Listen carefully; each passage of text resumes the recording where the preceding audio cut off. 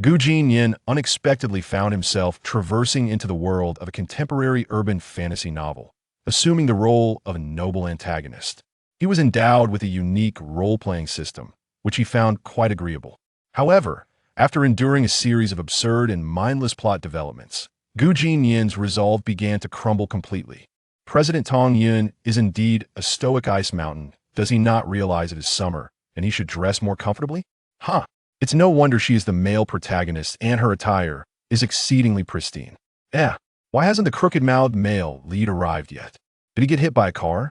Speaking of which, Chapter 1. Let's experience it one more time. The plot commences. Jinnian, you shameless fiend, untie me at once, or I shall make my grandfather cough. A shrill scream echoed through the air. Upon hearing this furious voice, Jinnian, holding a glass of red wine, opened his eyes. In a lavish room, a unique fragrance wafted through the air. He glanced ahead and beheld a poised beauty seated on the floor, bound by ropes, with a few disheveled strands of hair cascading over her delicate forehead. Despite her disheveled state, her beauty was undeniable, and her tragic appearance only enhanced her allure. She was enchanting, evoking sympathy and admiration. Her slender waist was captivating, and beneath her professional skirt, her long, elegant legs flailed helplessly, showcasing a strikingly aesthetic silhouette. Nonetheless, Jinnian had no intention of acknowledging her instead. His eyes widened as he surveyed his surroundings. Goodness, the scene before him was all too familiar. The woman glaring at him with fury was none other than Lin Jixen, the esteemed princess of the Lin family in Tongyun City and ranked 6th on the Tongyun beauty list. She hailed from a prestigious lineage, a true paragon of elegance. Moreover, she was the goddess in the hearts of countless successful men throughout Tongyun City. Undoubtedly, this striking woman was a radiant presence. With his composure somewhat frayed, Jinnian inhaled deeply, striving to stabilize his emotions, though his countenance had darkened significantly. The system explained, "Host, I regret to inform you that although you have completed the plot in your previous life, your own impulsive actions have led Lin Jixen and the other female protagonists to develop affections for you." What on earth? Upon discovering the reason, Jinnian was utterly speechless. To his astonishment, it was not only Lin Jixen who had developed feelings for him, even the other female protagonists. This is utterly ridiculous. These female leads are absurd. I am the antagonist, and yet you harbor such affections for me. From the above grievances, it is clear that Jinnian is not a native of this realm. He is a traveler from Lanxing who serendipitously found himself within a novel titled Urban Master Descends from the Mountain. The title clearly indicates that this is a quintessential urban fantasy narrative, characterized by a path of ostentation and face-slapping. Moreover, due to the author's inclusion of a harem element, this book garnered considerable praise on Lanxing. What with the Ice Mountain president, the cold and elegant assassin, the obedient maid, and the stunning campus belle, there is no doubt, nor need to question, that these female protagonists are all associated with the crooked-mouthed Yichun. After all, having the protagonist's halo, it is only natural for him to attract such admiration from numerous women. However, what befuddles Jinnian is that despite the abundance of beautiful women in this narrative, the crooked-mouthed Yichun has not even laid a finger on a single female. Led.it is utterly preposterous. The narrative merely masquerades as a harem while being devoid of substance. To not be infuriated, one must truly consider the readers to be fools. It is simply shameless. Jinnian found this utterly incomprehensible. His traversal into this story undoubtedly bestowed upon him the role of the antagonist. In Tongyun, he wielded immense power, commanding winds and rains. Moreover, he possessed an exceptionally appealing visage, one must admit. It is infuriating. Yet, this remarkably capable handsome lad found himself portrayed as Lin Jixen's devoted admirer. Devoted admirer, mind you, is not a flattering term. Of course, being a traveler, Jinnian must possess a golden finger. As the saying goes, no system, no traversal. His system is known as the antagonist role-playing system. As the name suggests, it requires him to adeptly embody his character and navigate the plot smoothly. As for the rewards, Jinnian was uncertain. He had inquired previously, but the system remained silent. This indicates that the system is rather cunning, adept at building anticipation. Initially, when he first traversed, Jinnian felt a thrill of novelty, and he was highly motivated to engage with the plot. However, after experiencing this repetition numerous times, he began to feel wearied. For some reason, Jinnian felt as though the system was merely presenting him with empty promises, which was quite disheartening. Do you have any idea how many lives I have repeated? 20 lives. I have been Lin Xian's devoted admirer for 20 lifetimes. System. Host. Do not be upset, let's try once more. This time, I believe you can complete the task. Before Jinnian could refuse, the system's cold voice continued. Ding. Host motivational reward. 10 years of cultivation. Side quest reward. Unknown. Main quest reward. Unknown. After hearing the voice in his mind, Jinnian felt a surge of excitement. Ah, abundant wealth? He can even cultivate? This reward is simply too enticing. Time passed, and Jinnian slowly uttered 2 words. Let's do it. There was no way to refuse. The reward was far too alluring. Without further ado, he plunged right in. Oh, at that moment, Jinnian suddenly sensed a subtle change within his body. Clenching his fist, he felt a surge of power. 10 years of cultivation truly packs a punch. Indeed, this feels remarkable. Meanwhile, as Jinnian closed his eyes to savor the newfound strength, the bound beauty on the floor glared at him with furious eyes. Jinnian naturally felt her gaze. Gradually opening his eyes, he sighed in resignation and prepared to proceed. As their eyes met, in that fleeting moment, Jinnian entered the zone and began to contemplate the plot. The ensuing narrative was simple yet clicked. It revolved around unrequited love, leading to impotent rage and the preparation to commit outrageous acts against Lin Xian. In essence, it was a matter of today's deeds leading to tomorrow's offspring. Then, the crooked-mouthed male lead would burst in like an Ultraman, knocking him unconscious with a single kick. Afterward, Lin Xian would become utterly smitten, declaring that she would marry no one but the crooked-mouthed one. This familiar self-sacrificing behavior in the narrative would make even a dog shake its head in disbelief.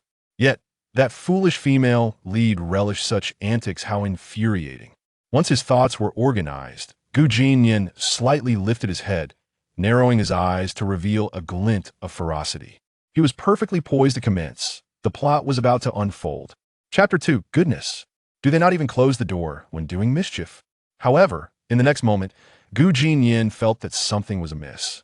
According to the previous lives at this juncture, that woman should have delivered her lines by now. Jinnian, how shameless you are. If you dare to do anything to me, my grandfather will never let you go. Just as stated above, Jinnian had even memorized his opponent's lines. He could undoubtedly be regarded as a competent antagonist.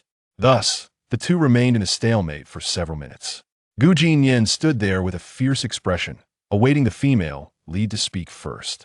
Yet, for some inexplicable reason, 5 minutes passed without a word from the girl before him, who stared at him as if rendered mute. Stop gaping and hurry up with your lines. If you don't deliver your lines, how can I proceed with the plot? The scene before Jinnian was making him anxious. In the next moment, a smile flickered across Jinnian's mind as if he had recalled something. No wonder this silly female lead was silent. She had forgotten to smash the wine glass. With this thought, Jinnian swiftly picked up the wine glass on the table and hurled it to the ground. Instantly, the previously quiet room was filled with the sound of shattering glass, as expected. Once the glass hit the floor, Lin Xian appeared startled, her beautiful eyes reflecting fear as she stammered, Jinnian, how shameless you are. If you dare to do anything to me, my grandfather will never let you go. Familiar lines, a faint smile graced Jinnian's lips. He couldn't help but exclaim, TSK. This plot is indeed meticulously crafted, not a single detail can be overlooked. Subsequently, Jinnian, embodying the essence of the leading man, darkened his expression and strode towards the enchanting figure before him. Seated on the floor, Lin Xian felt a surge of panic as he approached her step by step. Her emotions were a tumultuous blend. Fear intensified her struggles, and she cast wary glances at Jinnian. She instinctively shifted backward. Now, just within reach, Jinnian's lips curled into a wicked smile. He extended a hand towards Lin Xian, exuding an aura as if he intended to enforce his will upon her. Gu Jinnian, what exactly do you want? Get away from me. Her voice trembled. After all, as a woman, it was exceedingly difficult not to feel fear in such a situation. In the next second, she continued to retreat, her movements slow and cautious, resembling a pitiful swan. Well, Gu Jinnian observed the scene with great satisfaction. At this moment, the scenario was identical to the original plot, without a single deviation. Then, seeing that the time was ripe, Gu Jinnian entered character and began to recite his lines. At this point, how can you still be oblivious? Lin Jixian, I have previously declared that you are mine. Today, I shall enforce my will upon you, and once the deed is done, let us see how you escape my grasp. His voice was chilling, laced with fury, simply perfect. There was not a hint of flaw to be found. Continuing with a grim demeanor, he approached Lin Jixian. At this moment, Lin Jixian remained curled in the corner, her beautiful eyes filled with terror, not daring to move an inch. However, just as Lin Jixian was completely bewildered, a voice that sounded distinctly disdainful echoed in her ear. Absurd. Why hasn't the crooked-mouthed Yi Chen arrived yet? I'm about to take decisive action, aren't you the least bit anxious? Sigh, it's exasperating. Despite being an admirable young man, why must the author force me into the role of the foolish female lead's devoted dog? If being a devoted dog weren't bad enough, I'm also an incredibly sentimental one. I can't take it anymore. I feel nauseous. Why is this girl staring at me? Go away. I have no interest in you. Go consult your crooked-mouthed friend. Lin Jixian looked astonished, her mouth agape. Like a bolt from the blue, it completely disrupted her thoughts. At this moment, Lin Jixian's beautiful eyes appeared somewhat dazed, her brow furrowed, clearly still reeling from the earlier surprise. Who is speaking? The voice was so clear and resonant, it couldn't possibly be a hallucination, could it? Yet, herein lies the conundrum. In this vast room, there were only the two of them. She hadn't seen Gu Jinnian make any motion to speak. So then, whose voice was it? Lin Jixian gazed cautiously at Gu Jinnian, attempting to uncover the source of the mystery. Their eyes met. For some inexplicable reason, Lin Jixian's heart raced unexpectedly. Could it be that her anxiety led to an auditory hallucination? She inhaled softly, trying to steady her emotions, preparing to negotiate with Gu Jinnian. However, just as she gathered her composure and was about to speak suddenly, the previous voice reemerged. All right, so the crooked-mouthed one still hasn't arrived, huh? I'll give you one more minute. If he doesn't come, I won't concern myself with the aftermath. Today's actions will lead to tomorrow's fatherhood. Sigh. However, I really can't bring myself to act. I have no genuine interest in this woman. Absurd. What kind of rubbish novel is this? The plot may be glitch, but why is the male lead so unreliable? Do you even understand the concept of punctuality? Ridiculous. Lin Jixian widened her eyes. She had pinpointed the issue. If the first occurrence could be dismissed as a possible auditory hallucination, this time there was no mistaking it, because the previous voice had been so vivid and powerful. Heartfelt thoughts, a novel term, emerged in her mind. Could it be that she was able to hear Gu Jinnian's inner voice? What an extraordinary revelation. Taking a moment to calm her thoughts, she quickly processed the previous voice. From Gu Jinnian's inner musings, she gathered that the world she inhabited was likely a fictional one. She had read novels before and had some understanding of such matters. Wait, who was this crooked-mouthed character he mentioned? The male lead. And what of herself? The female lead? Was she merely a construct of someone else's imagination? As these thoughts swirled, Lin Jixian found herself no longer struggling. Her beautiful eyes remained fixed on Gu Jinnian, unblinking. At that moment, Gu Jinnian made a move. He turned and walked to the door, entering a passcode. With a crisp sound, the door to the room swung open. This scene left Lin Jixian utterly dumbfounded. Good heavens! Do they not even close the door when committing misdeeds? Chapter 3. Understand that intimidation may lead to dire consequences. After completing his sinister tasks, the deranged Gu Jinnian once again approached Lin Jixian. Surely now, the moment has arrived? The door has been opened for you. Upon reflection, it dawned on him that this crooked-mouthed protagonist was indeed hypocritical. He only made his entrance at critical junctures, demonstrating a complete lack of integrity. Enough, I must return to my duties. At this moment, Gu Jinyan's inner voice emerged once more, clearer than in the previous two instances. Lin Jixin furrowed her brow, a tumult of emotions swirling within her. Although Gu Jinyan had yet to utter a word, she was now entirely convinced that the voice emanated from him. But if that were the case, did this mean she was truly in the realm of a novel? If so, what was her identity? Merely a vessel created by another? No, she possessed an independent mind and her own character. She was far from a mere puppet. Lin Jixin bit her cherry lips, her beautiful eyes glistening with unshed tears, exuding an air of vulnerability. Simultaneously, Gu Jinyan was making his move, his face darkened, a deranged smile lurking at the corners of his mouth as he stepped closer to her. Little did he realize that Lin Jixin had already overheard his inner machinations. Faced with this scenario, she blinked slightly. Though she understood that this man harbored no malice toward her, being a woman, she still felt a twinge of fear regarding the situation. With his approach, her anxiety intensified. Lin Jixin parted her lips, seemingly about to speak, clearly wishing to confront Gu Jinyan. Stop right there. I can hear your thoughts. There's no need for pretense. Yet, for reasons unknown, the words remained lodged in her throat, as though something had stifled them. This was unbearably distressing. Was it true? Had she indeed been crafted into existence? Why else could she not voice her thoughts? In a moment of defiance, Lin Jixin summoned her strength and sat up from the floor. Frowning, she strained to speak once more. Unsurprisingly, silence ensued, leaving Gu Jinyan utterly bewildered. What is wrong with this woman? Is she in such a hurry? You are the one in a hurry. Your whole family is. Lin Jixin's face fell, her once exquisite cheeks losing their luster, rendering her even more pitiable.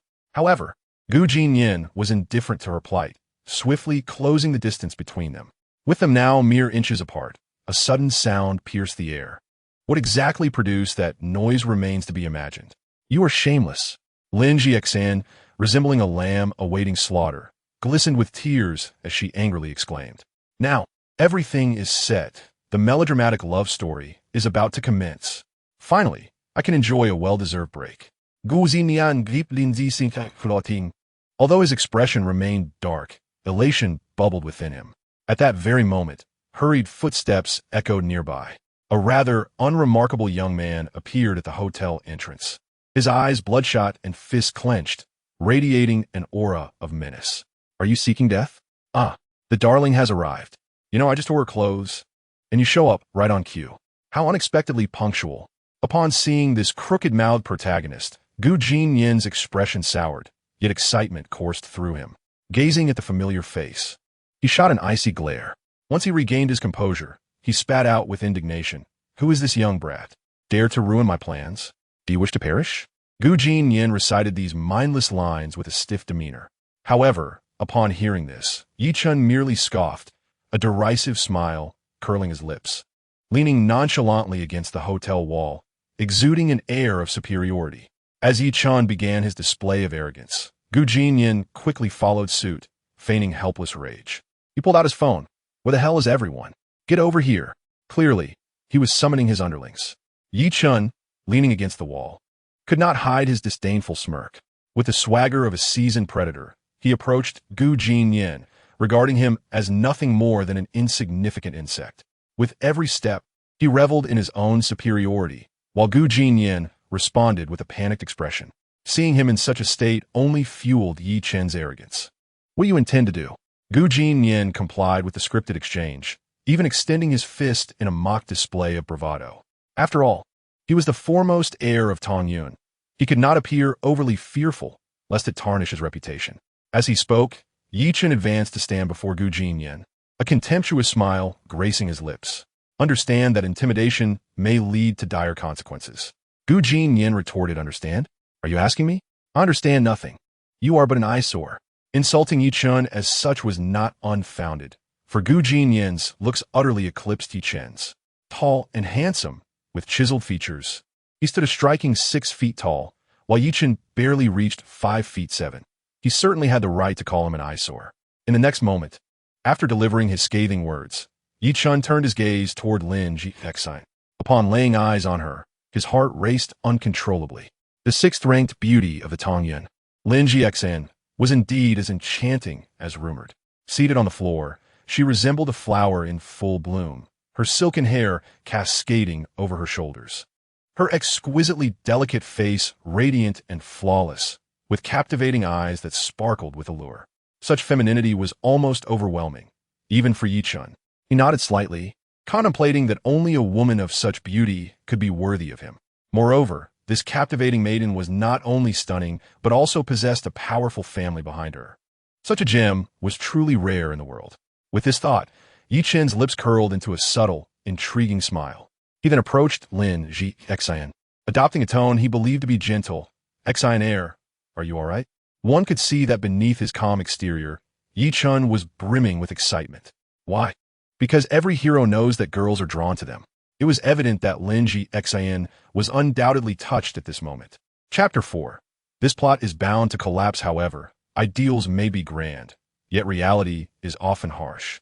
Lin Ji Xian, after merely glancing at Yi-chun upon entering, had not looked at him again. She had ignored him entirely. This was a term from Lanxing. Ignored. Yi-chun's heart jolted momentarily. This was utterly absurd. At this moment, Lin Ji Xian's crystalline eyes were fixated on Gu Jinnian, filled with trepidation, but even more curiosity.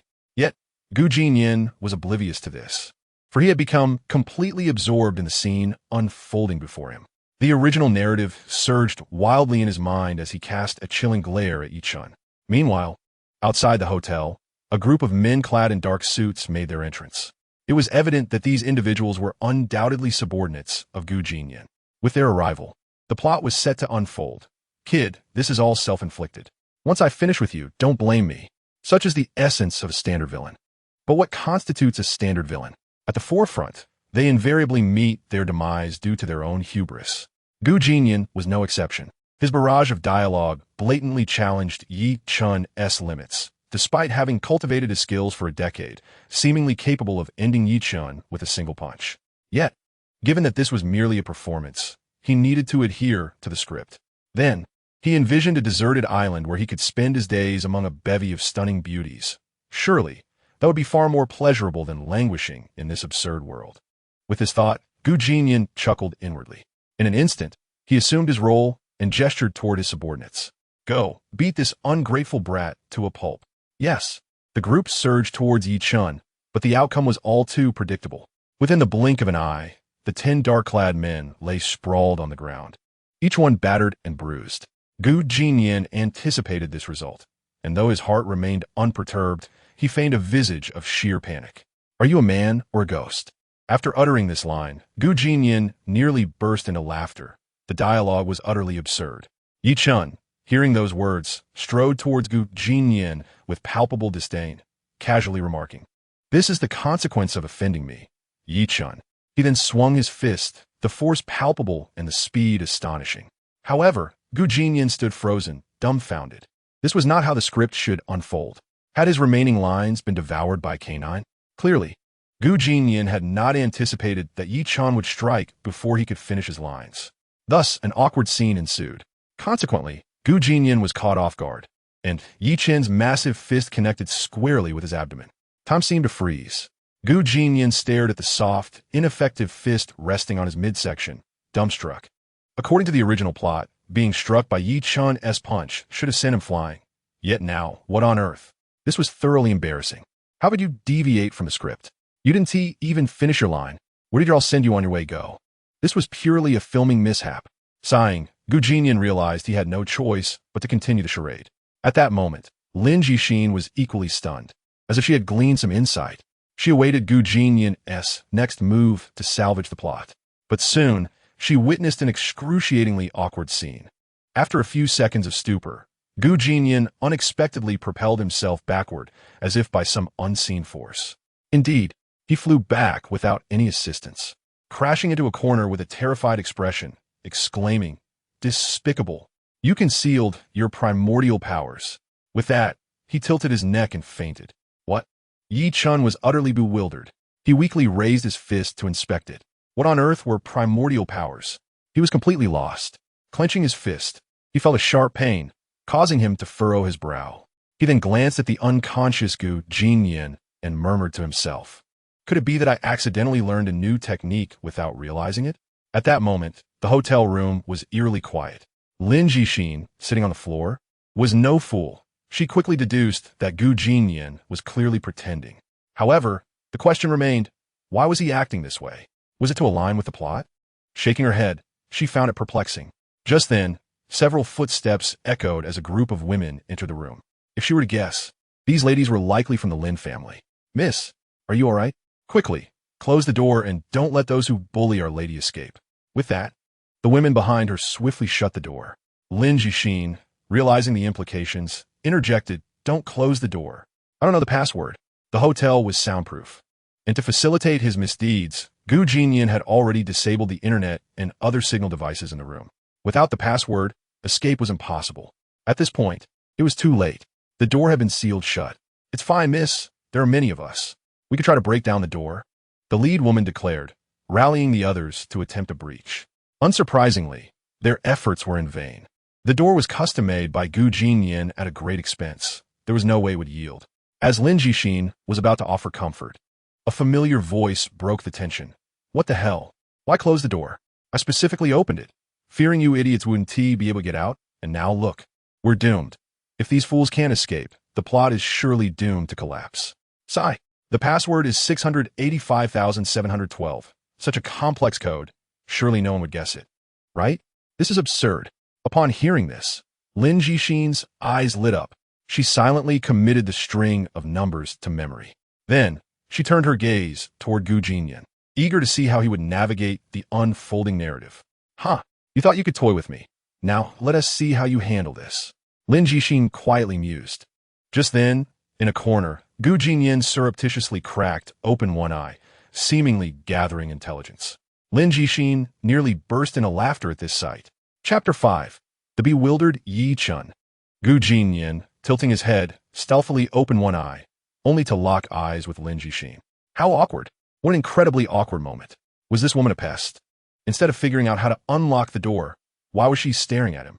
Utterly ridiculous. Fortunately, Jinnian reacted quickly and shut his eyes just in time to avoid detection. What fright. Witnessing this, Lin Jixin found herself both amused and exasperated, thinking, "This rascal is indeed a skilled performer." The next moment, she approached the door and began inputting the password. With a crisp sound, the heavy door swung open. Jinnian was left in a state of utter confusion. What is happening? How does this foolish female lead know the password? Well, this works out. Now, these fools can escape, and the plot can return to its rightful course. Lin Jixin felt a surge of anger upon hearing that voice. "You are the fool." Meanwhile, Yi Chun, noticing the door had opened, confidently addressed the female bodyguards. "The nefarious individual who kidnapped your young mistress has already been subdued by me. Please apprehend him." After delivering this information, he glided over to Lin Jixin with a face full of concern. "Exiner, how are you? Are you hurt?" However, Lin Jixin merely cast a cold glance at him, remaining silent. The female bodyguards, who had initially stood before her, began to head towards Jinnian. Upon reaching him, the youth's striking visage became evident. Recognizing who he was, the bodyguards exchanged bewildered glances. They were well aware of Jinnian, the foremost young master of Tongyun, who not only possessed a formidable background, but was also remarkably handsome, and he doted on their young mistress. They could never have anticipated that it was Jinnian who had kidnapped her. Nevertheless, since the situation had escalated, they resolved to bind him first. Just as they were about to act, Lin Jixin interjected. "Stop. He did not kidnap me." "What? Huh?" The bodyguard were taken aback, and even Yi Chun, standing nearby, was stunned. After a deep breath, Yi Chun immediately responded. "Exiner, when I entered earlier, you were indeed tied up, and that scoundrel even tore your clothes." Upon hearing this, the bodyguards were astonished. Tying someone up and tearing their clothes? Was it really just a game? Yi Chun's insistence on this matter had its reasons. The chairman of Lin Corporation had already consented to marry Lin Jixin, making it imperative for him to take this seriously. Lin Jixin, however, displayed an expression of considerable impatience. "The clothes were merely accidentally torn, and he did not kidnap me. That's all there is to it. Moreover, we have only just met. Do not call me Exiner. Refer to me as Lin Jixin or Miss Lin. Thank you." Had she not heard Jinnian's thoughts beforehand, she might have felt touched by Yi Chun's rescue. However, that sentiment had entirely dissipated. Upon hearing Lin Jixin's words, Yi Chen's mouth twitched. Lin Jixin continued. What happened today was merely a misunderstanding. I have known Gu Jinnian for 3 years, and we are already friends. It is normal for friends to joke around. This declaration left the bodyguards incredulous as they cast doubtful glances at the unconscious Gu Jinnian. Your mistress claims this is a joke, yet she was tied up and her clothes torn? And to think they were engaged in wrongdoing without closing the door? Is this how jokes are made? However, one thing they did believe was that their young mistress and Gu Jinnian were indeed friends, for he was undeniably handsome, even in unconsciousness. Indeed, this was merely a misunderstanding, not a kidnapping, but rather a playful jest. This scene left the male lead, Yi Chen, momentarily speechless. He then approached Lin Jixin with skepticism, his lips twitching as he glanced at Gu Jinnian and cautiously said, Hexa, are you still shaken by the fright? Did that scoundrel threaten you in any way? You need not fear. I will protect you. Upon hearing this, Lin Jixin's expression darkened instantly, her beautiful eyes narrowing as she directed her utmost disdain at this self-righteous man. I warn you once more, please refer to me as Lin Jixin. Furthermore, I am not familiar with you and do not require your protection. Her voice was sharp, and she nearly pointed a finger at him in reproach. Without another word, she exited the hotel, ignoring Yi Chen. Today had been overwhelming, and she needed a solitary place to gather her thoughts. The bodyguards quickly followed suit. While Yi Chen shot a fierce glare at Gu Jinnian before stepping out of the hotel, his expression one of confusion. Being the favored child of fortune, his demeanor was naturally magnanimous, and he felt no inclination to engage in conflict with such a person. Moreover, there was another reason. Gu Jinnian seemed to possess some influence. Currently, he was in the process of amassing strength, so he could not afford to act rashly. Once the time was ripe, he would take his life without hesitation. Moments later, the hotel room fell silent once more. After everyone departed, Gu Jinnian opened his eyes. Expressionless, he sat on the bed, refilling his glass with red wine while pondering. He could not quite grasp why things were different this time. Based on experiences from previous lives, when he had kidnapped Lin Jixin, she would have been eager to kill him once Yi Chen rescued her. Why was it today that she defended him, claiming they had known each other for 3 years and were friends? This was absurd. While it was true they had known each other for 3 years, when had they ever been friends? It was utter nonsense. Gu Jinnian downed a glass of red wine and seemed to find an answer to his bewilderment. Perhaps Lin Jixin was defending him out of fear of his family's influence. For now, that was the only conclusion he could draw. Chapter 6, the fourth of the Tongyun Beauty Rankings. Lu Ruoyun. Outside the hotel, on the road to the Lin family, Lin Jixin walked ahead, clad in a luxurious and alluring outfit, her graceful figure capturing the attention of single men along the roadside. She was simply breathtaking. However, Lin Jixin paid them no mind, having grown accustomed to such attention. Xinia, Vite. At that moment, Lin Jixin heard someone calling her name from behind. She halted, turned around, and upon recognizing the caller, Lin Jixin blinked her striking eyes and coldly stated, This is the last warning. Do not call me Xina. I am not familiar with you. Yi Chen, what do you intend to do? Hearing her cold and heartless words, Yi Chen could not help but twitch his lips, feeling utterly helpless. No matter how one looked at it, he had come specifically to rescue her. It was disheartening that she showed no gratitude and even displayed a sour demeanor towards him. How frustrating. Please do not block the way, and do not seek me out in the future. Lin Jixin coldly admonished as she bypassed him without so much as a glance. Yi Chen did not attempt to stop her. The truth is, he found himself quite drawn to women with such a disdainful attitude towards him. The colder she was, the stronger his desire to conquer Lin Jixin became, a feeling that he found quite appealing. Watching her retreating figure, Yi Chen unexpectedly chuckled. He smirked, his eyes narrowing into slits as he laughed. Why did he laugh? Naturally, he had his own interpretation. She was indeed a woman of contradictions. Was she afraid that I would be retaliated against by Gu Jinnian? As expected of the male lead, he had his own insights. Yi Chen believed that after confronting Gu Jinnian today, the Gu family would undoubtedly retaliate against him fiercely. Lin Jixin had deliberately distanced herself for this very reason, refusing to allow anyone to seek her out. How foolish she is, Yi Chen thought with a charming smile, shaking his head in self-satisfaction before turning to depart. Meanwhile, Gu Jinnian exited the hotel and drove into the outskirts. His purpose for coming here was, naturally, to advance the plot. At that moment, a crisp ringtone echoed through the air. Gu Jinyan's lips curled into a smile, as if he had been anticipating this call. And he answered it, holding the phone to his ear. On the other end, a cold voice resonated. Jinnian, come to the office and explain yourself. Without waiting for Gu Jinyan's response, the call was abruptly terminated. Gu Jinyan gazed at his phone, a bitter smile gracing his features. The caller was Lu Run, the president of Lu Group in Tongyun City, and also Gu Jinyan's aunt, though they were not related by blood. Nevertheless, the Lu and Gu families had been close for generations, and Gu Jinyan had been raised under Lu Ruyun's watchful eye. Thus, referring to her as aunt was not amiss.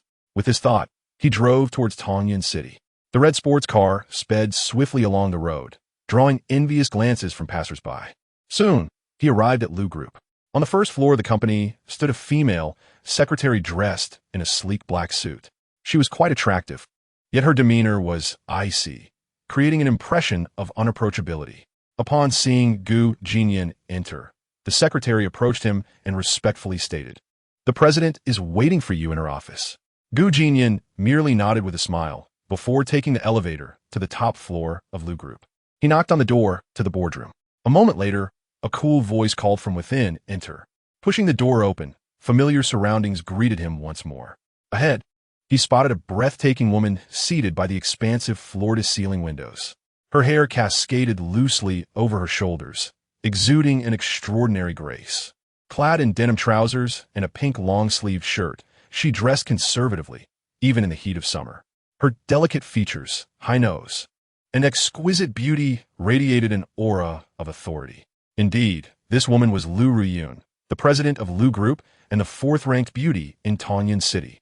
Although she held the fourth position, it was well understood that had she opted for a light makeup look and a shift in her personality, she would undoubtedly have claimed the top spot. Yet, Lu Ruyun remained indifferent to this so-called beauty ranking. Honestly, if my aunt could dress differently, I would willingly accept any disruption to the plot. Moreover, in this scorching summer, why dress so heavily? A simple dress paired with black stockings would be far more appealing. A touch of makeup and a swipe of lipstick, and the title of the most beautiful woman in Tongyun would surely belong to you. Alas, she lacks adaptability. Truly a hopeless case. Lu Ruyun's expression faltered as she lifted her head. What was that noise? The mention of the top beauty? Lipstick? Black stockings? Such crudeness. Furrowing her brow, she dismissed it as a mere figment of her imagination. Taking a deep breath, she looked at Gu Jinyan. "Who permitted you to sit?" Upon raising her gaze, she found Gu Jinyan lounging on the sofa with his legs crossed, inciting her ire. She reprimanded him immediately. Lu Ruyun felt an overwhelming sense of helplessness towards this nephew, who, despite lacking any blood relation, was still someone she had raised. If left unchecked, who knew what mischief he might conjure next? Today he dared to kidnap Lin Jixin. Tomorrow, he might resort to more heinous acts. By then, it would be too late for discipline. Though they were not related by blood, Gu Jinyan was still a child she cared for deeply. Gu Jinyan stood from the sofa, scratching his head. "Aunt, did you summon me to explain something?" He recalled that in his previous life, this stunning woman had confined him for half a month upon learning of his kidnapping Lin Jixin, and had even withheld food from him. How infuriating! However, it was all part of the narrative. Despite the unpleasantness, Gu Jinyan had not resisted. Now, he found the confinement less daunting. Meanwhile, Lu Ruyun glared at Gu Jinyan, her patience wearing thin. A palpable aura of authority surged towards him, more potent than before. "My aunt is such a conservative ice queen, always quick to anger. I can't recall ever seeing her smile since I started remembering things." Lu Ruyun. Chapter 7. Aunt, have you been eating too many sour plums? Are you all right? Lu Ruyun furrowed her beautifully shaped brows, her expressive eyes widening in disbelief. That voice had returned. If the first instance had been a figment of her imagination, this time she felt compelled to investigate. She glanced around, searching for anything amiss, but found nothing unusual. Could it truly be a hallucination? Perhaps her exhaustion had led to these auditory illusions. She could only entertain such thoughts. With a resolute mindset, she set aside her work, preparing to chastise the irresponsible young man before her. However, just as she was about to speak, that voice echoed in her ears once more. "In truth, the woman I admire most in this story is my aunt. Not only is she beautiful, but she is also immensely capable. Yet, in this mindless narrative, it seems that beauty and ability matter little. In the end, she will be taken by Yi-chun, won't she? Gu Jinnian, scratching his head, gazed at Lu Riyun with feigned trepidation, while internally lamenting. Alas, Lu Riyun, what a splendid woman, independent, strong-willed, and possessing a wisdom unmatched by ordinary women. She was a true, six-sided warrior, excelling in every aspect. Logically, such a woman would never be interested in the crooked-mouthed Yi-chun. Yet this narrative was devoid of logic. A woman of such extraordinary caliber would, in the later stages of the story, genuinely fall for Yi-chun and with unwavering devotion. This revelation nearly drove Gu Jinnian to despair. Based on the original plot, the elderly members of the Lu family should soon take action. Alas, my aunt's power within the company is about to be undermined, and she remains blissfully unaware of it. How pitiful. That voice repeated itself again. Lu Ruiyun was no fool. Once or twice could be dismissed, but by the third occurrence, she began to sense something was amiss. It seemed she could hear Gu Jinnian's thoughts. Had he just mentioned that the Lu family elders were planning something? What did it mean to be deprived of power? Suddenly, Lu Ruiyun's heart jolted as if she had grasped a vital realization. Recently, the Lu group underwent a significant transformation, with a majority of its long-standing employees being reassigned. Under the influence of the elder members of the Lu family, they were entirely replaced with new staff. Initially, Lu Ruiyun perceived no irregularities in this situation. However, upon hearing Gu Jinnian's heartfelt sentiments, she began to sense something amiss. There is something fishy. When he expressed pity for me, was it regarding this matter? Lu Ruiyun extended her delicate hand to massage her forehead, overwhelmed by the multitude of issues at hand. Subsequently, she spoke in her characteristic cool tone. Did you kidnap that girl from the Lin family? Without hesitation, Gu Jinnian nodded. Yes. Lu Ruiyun, taken aback by his straightforwardness, felt a twinge of helplessness and continued in her calm voice. Let us sit down and think of a solution together. Gu Jinnian's lips twitched. Think of a solution? What kind of solution? I'm utterly bewildered. That line wasn't in the original script. Aunt, please refrain from adding drama to yourself. It's challenging for me. According to the original plot, upon hearing that I had kidnapped Lin Jixin, shouldn't you have slapped me, scolded me harshly, and then confined me for half a month? Why are you inviting me to sit down? Not only that, but you also want to brainstorm solutions with me? Aunt, have you lost your senses? Are you all right? Lu Riyun persisted. The Lin family is not to be trifled with. You have kidnapped their granddaughter. They will surely seek retribution. We must devise a solution. Upon hearing this, Gu Jinnian fell silent, utterly confused. His mind was a whirlwind, unsure of how to respond. This is bad. It seems the plot has derailed. Not only did I avoid being scolded or punished, but even the tone of my aunt's voice has turned gentle. If this isn't a derailment, what is? Sigh. It seems to have little impact on the overall plot. Perhaps it isn't truly a derailment. Gu Jinnian exhaled, contemplating this. He then sat back on the sofa, continuing to recite his lines from the original script, albeit while seated. Aunt, I will bear the consequences of my actions alone. If the Lu family seeks trouble, let them come for me. Gazing at Lu Ruiyun's exquisite face, Gu Jinnian felt a stir within. This charming visage, despite having seen it countless times, still left him wanting more. As he spoke, his gaze inadvertently drifted downward, his eyes surveying the scene. Aunt's legs, wow, truly captivating. No matter how I look, it never seems enough. By the way, how does she manage to have no excess flesh on her calves? It's simply remarkable. Hearing this, a rare blush graced Lu Ruiyun's eternally composed face. Being stared at by him, uttering such words, made it difficult to maintain her composure. Subsequently, she internally cursed and pulled her legs back, striving to regain her tranquility as she continued in her cool tone. I have prepared a generous gift. This afternoon, you will accompany me to the Lu family to apologize. Indeed, the original plot dictated that only after the apology would I be confined. Gu Jinnian felt a surge of joy. However, though elated, he dared not display it outwardly. His expression darkened, feigning reluctance as he continued his lines. I will not go. Let them do as they please. There is no way I will apologize. Gu Jinnian adopted a haughty demeanor akin to a spoiled rich heir, exhibiting a thoroughly obstinate attitude. He would not apologize, regardless of the consequences. At that moment, Gu Jinnian resembled a master thespian. His delivery was seamless, revealing no flaws. perfectly embodying the image of a rebellious young master. However, Lu Riyun heard different thoughts.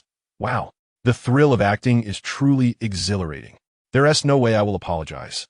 For once I do, the plot will collapse. If I don't go, the Lin family will surely send Yi Chen to deal with me. At that point, Yi Chen will have the opportunity to showcase his true character in front of Lu Riyun. I wonder how my aunt will react upon seeing him. By the way, in the original plot, Lu Riyun developed feelings for Yi Chen upon their first meeting.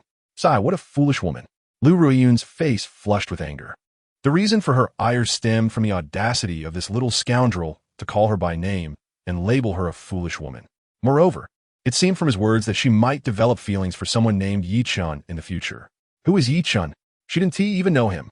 Furthermore, as the esteemed first female CEO of Tongyun City, would she easily harbor feelings for a stranger? Her face flushed crimson. In short, she was utterly infuriated. Chapter 8. Lin Jixin's Rebellious Psychology. Clenching her delicate fists, Lu Riyun shot a glance at the sulking Jinnian and, with a hint of resignation, said, "You may leave for now. I need to think of a solution." Upon hearing this, Jinnian's lips twitched once more. What is this woman doing? Is she really sending me out just like that? The issue remains unresolved. Aunt, I implore you, do not add drama to yourself. It's difficult for me. Though he mentally complained, he had no choice. Since she had asked him to leave, he naturally could not linger in the office any longer. Then, I shall take my leave. With a bemused expression, he turned and exited. As he stepped out, Lu Riyun heard Jinnian's thoughts again. Lu Riyun, please do not add drama to yourself. Why are you not adhering to the script? Oh well, the plot hasn't completely derailed. Yi Chen will eventually come. That essay wrap. Thus, Jinnian exited the office with a smile. As he descended in the elevator, several female employees from the company whispered among themselves upon seeing him joyfully emerge from the president's office. This was the first time they had witnessed him smiling after leaving the president's office. Unbelievable. They had heard he had kidnapped the Lin family as granddaughter today. Surely, the president would not let him off so easily. Alas, the president seems to be indulging this fellow more and more. It's only a matter of time before something goes awry. Shoo, lower your voices. Don't let the president hear. At the top of the Lu group. Once Jinnian had departed, Lu Riyun leaned on her desk, lost in thought. She had temporarily set aside her work, which was quite normal, considering she had just heard Jinnian's inner voice. Such an unbelievable and astonishing occurrence had truly taken place, making it hard to believe. After an indeterminate time, Lu Riyun finally regained her composure. She extended her delicate hand to retrieve her phone, swiftly dialing a number. Once connected, she altered her demeanor, her expression turning cold. Qinshu, investigate Lu Qingshan and the other company elders to see if they are secretly conspiring. Also, check if the Lin family has someone named Yi Chen. Understood, came the reply from the other end. After hanging up, Lu Riyun's emotions remained unsettled. Her brows furrowed. At that moment, even the work she usually adored seemed unappealing. Closing her eyes, all she could envision was Jinnian's figure. What does that little scoundrel intend to do? Sigh. It appears that he knows far more than a mere nephew should. As an aunt, I still know too little about him. Furthermore, it seems he harbors certain feelings toward me. As she contemplated this, a fleeting blush crossed Lu Riyun's face, and she vigorously shook her head, unwilling to think further. She then forced herself to calm down and turn back to her work. In the Lin family estate, within an upscale villa, Lin Jixin, clad in a pink nightgown, stood on her tiptoes, resting on the bed while gazing blankly at the floor. It is uncertain what she is thinking. One moment she displays anger, and the next, a delightful smile graces her face. Her capriciousness is quite pronounced. The only one capable of ensnaring the illustrious Lin de Xiaojia's heart in such a tumultuous manner is, for now, Jinnian. To speak candidly, the sentiments of that scoundrel have somewhat wounded Lin Jixin's pride. From his inner thoughts, it is evident that he harbors no affection for her. Yet, a conundrum arises if he does not like her. Why did he exert such effort to please her over the course of 3 years? The term Tingyu, which Lin Jixin is not unfamiliar with, carries a derogatory connotation.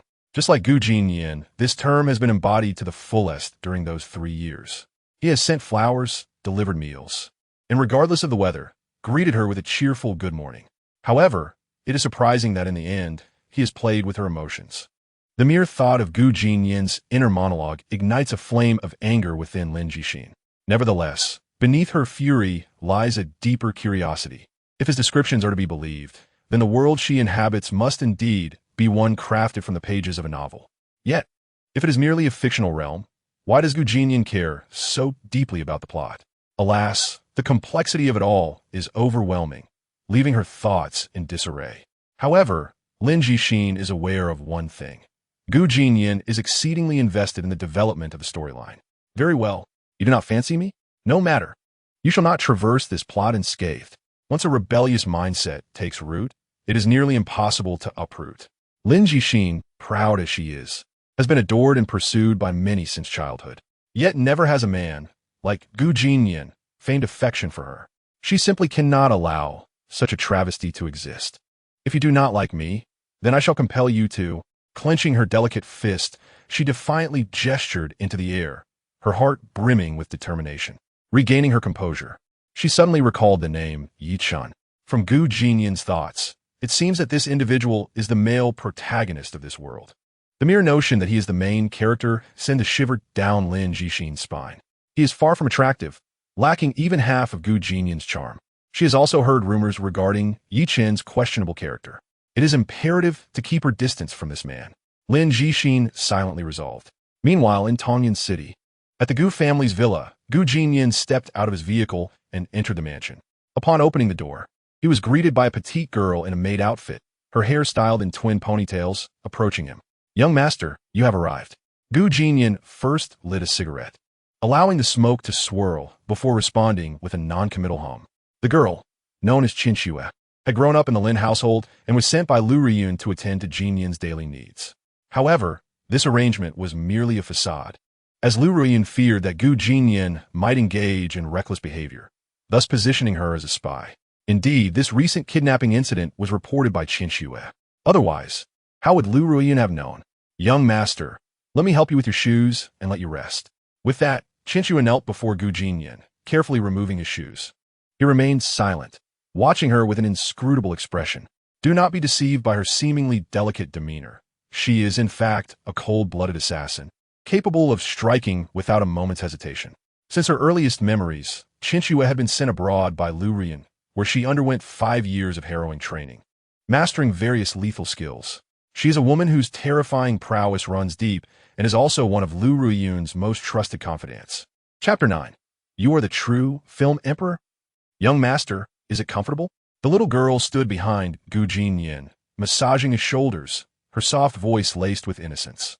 "Oh dear, could you refrain from speaking in such a high-pitched tone? It is quite unbearable," Gu Jinyan thought with resignation. He did not respond, but merely nodded. It was not that he was unwilling to converse with her. Rather, the plot dictated that he held a prejudice against this little maid, making him reluctant to engage. The vast villa was enveloped in silence as Gu Jinyan closed his eyes, seizing the moment to check the system for any rewards. Just as he shut his eyes, a crisp system notification echoed in his mind. Ding! The main storyline has been completed by 1%. Reward: 1 year of cultivation. 1 year of cultivation? Not bad. Gu Jinyan mused, feeling quite satisfied. For him, this cultivation was of paramount importance, serving as the foundation for his survival in the early stages. "Young master, let me feed you some fruit," Qinxue said, offering him a cherry. Gu Jinyan opened his eyes, yet his thoughts were elsewhere. Tomorrow, Yi Chen's undercover agent is set to make an appearance, and there will be a heroic rescue scene awaiting me. How exciting. Let's call it a day for now. I shall retire for the night. The night swiftly passed. As dawn broke, the little maid Qinxue had already prepared breakfast, eagerly awaiting her master's arrival. After a hearty meal, Gu Jinyan took Qinxue out. Today, a significant performance awaited him, necessitating an early arrival. "Young master, where are we headed?"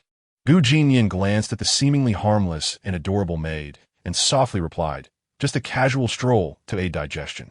It has been a while since I took you out. Let's buy you something along the way." Hearing this, Qinxue's heart remained indifferent, yet her expression radiated enthusiasm. "Thank you, young master." Gu Jinyan, observing her excitement, could only shake his head in exasperation. In truth, this woman is the true film emperor. Despite her reluctance to accompany him, she feigned enthusiasm flawlessly, betraying no hint of discontent. Such remarkable acting.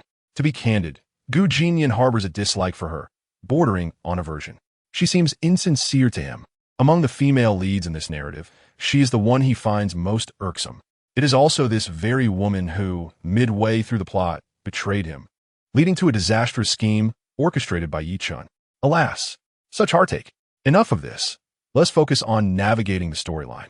The two walk down the street, Gu Jinnian aimlessly rummaging through his pockets. Within mere minutes, no fewer than 10 passersby had approached him, striking up conversations. It is inevitable. As a quintessential antagonist, his looks rival the likes of Guanxi, exuding an extraordinary charm and physique. With every gesture, he emanates an irresistible masculine allure. His tousled hair and deep-set eyes resemble the stars, and even the simplest of winks would render most women defenseless. Yet, who would have thought that such an extraordinarily exceptional man is merely Lin Jixin's devoted admirer? The thought alone makes Gu Jinnian feel nauseated. Truly, the absurdity of novels is undeniable. However, such is the nature of fiction. Antagonists cannot be without their flaws. If the antagonist is flawless in every aspect, how can the protagonist's stature be accentuated? This is indeed a craft. Just learn from it. With a long sigh, Gu Jinnian continued on his way. Time seemed to have slipped away, and it felt as though it was already noon. The streets were becoming increasingly crowded. Gu Jinnian stifled a yawn, fatigue settling in as he checked the time on his Patek Philippe. It was about time. That undercover woman should be making her entrance soon. As he walked, he arrived at a secluded corner, and the clock struck 12. Accompanied by a little girl, he entered a narrow alleyway. Chen Xue glanced around, utterly perplexed by his intentions. Suddenly, a piercing scream echoed through the alley. The sound was sharp, clearly born of fear. "Help!"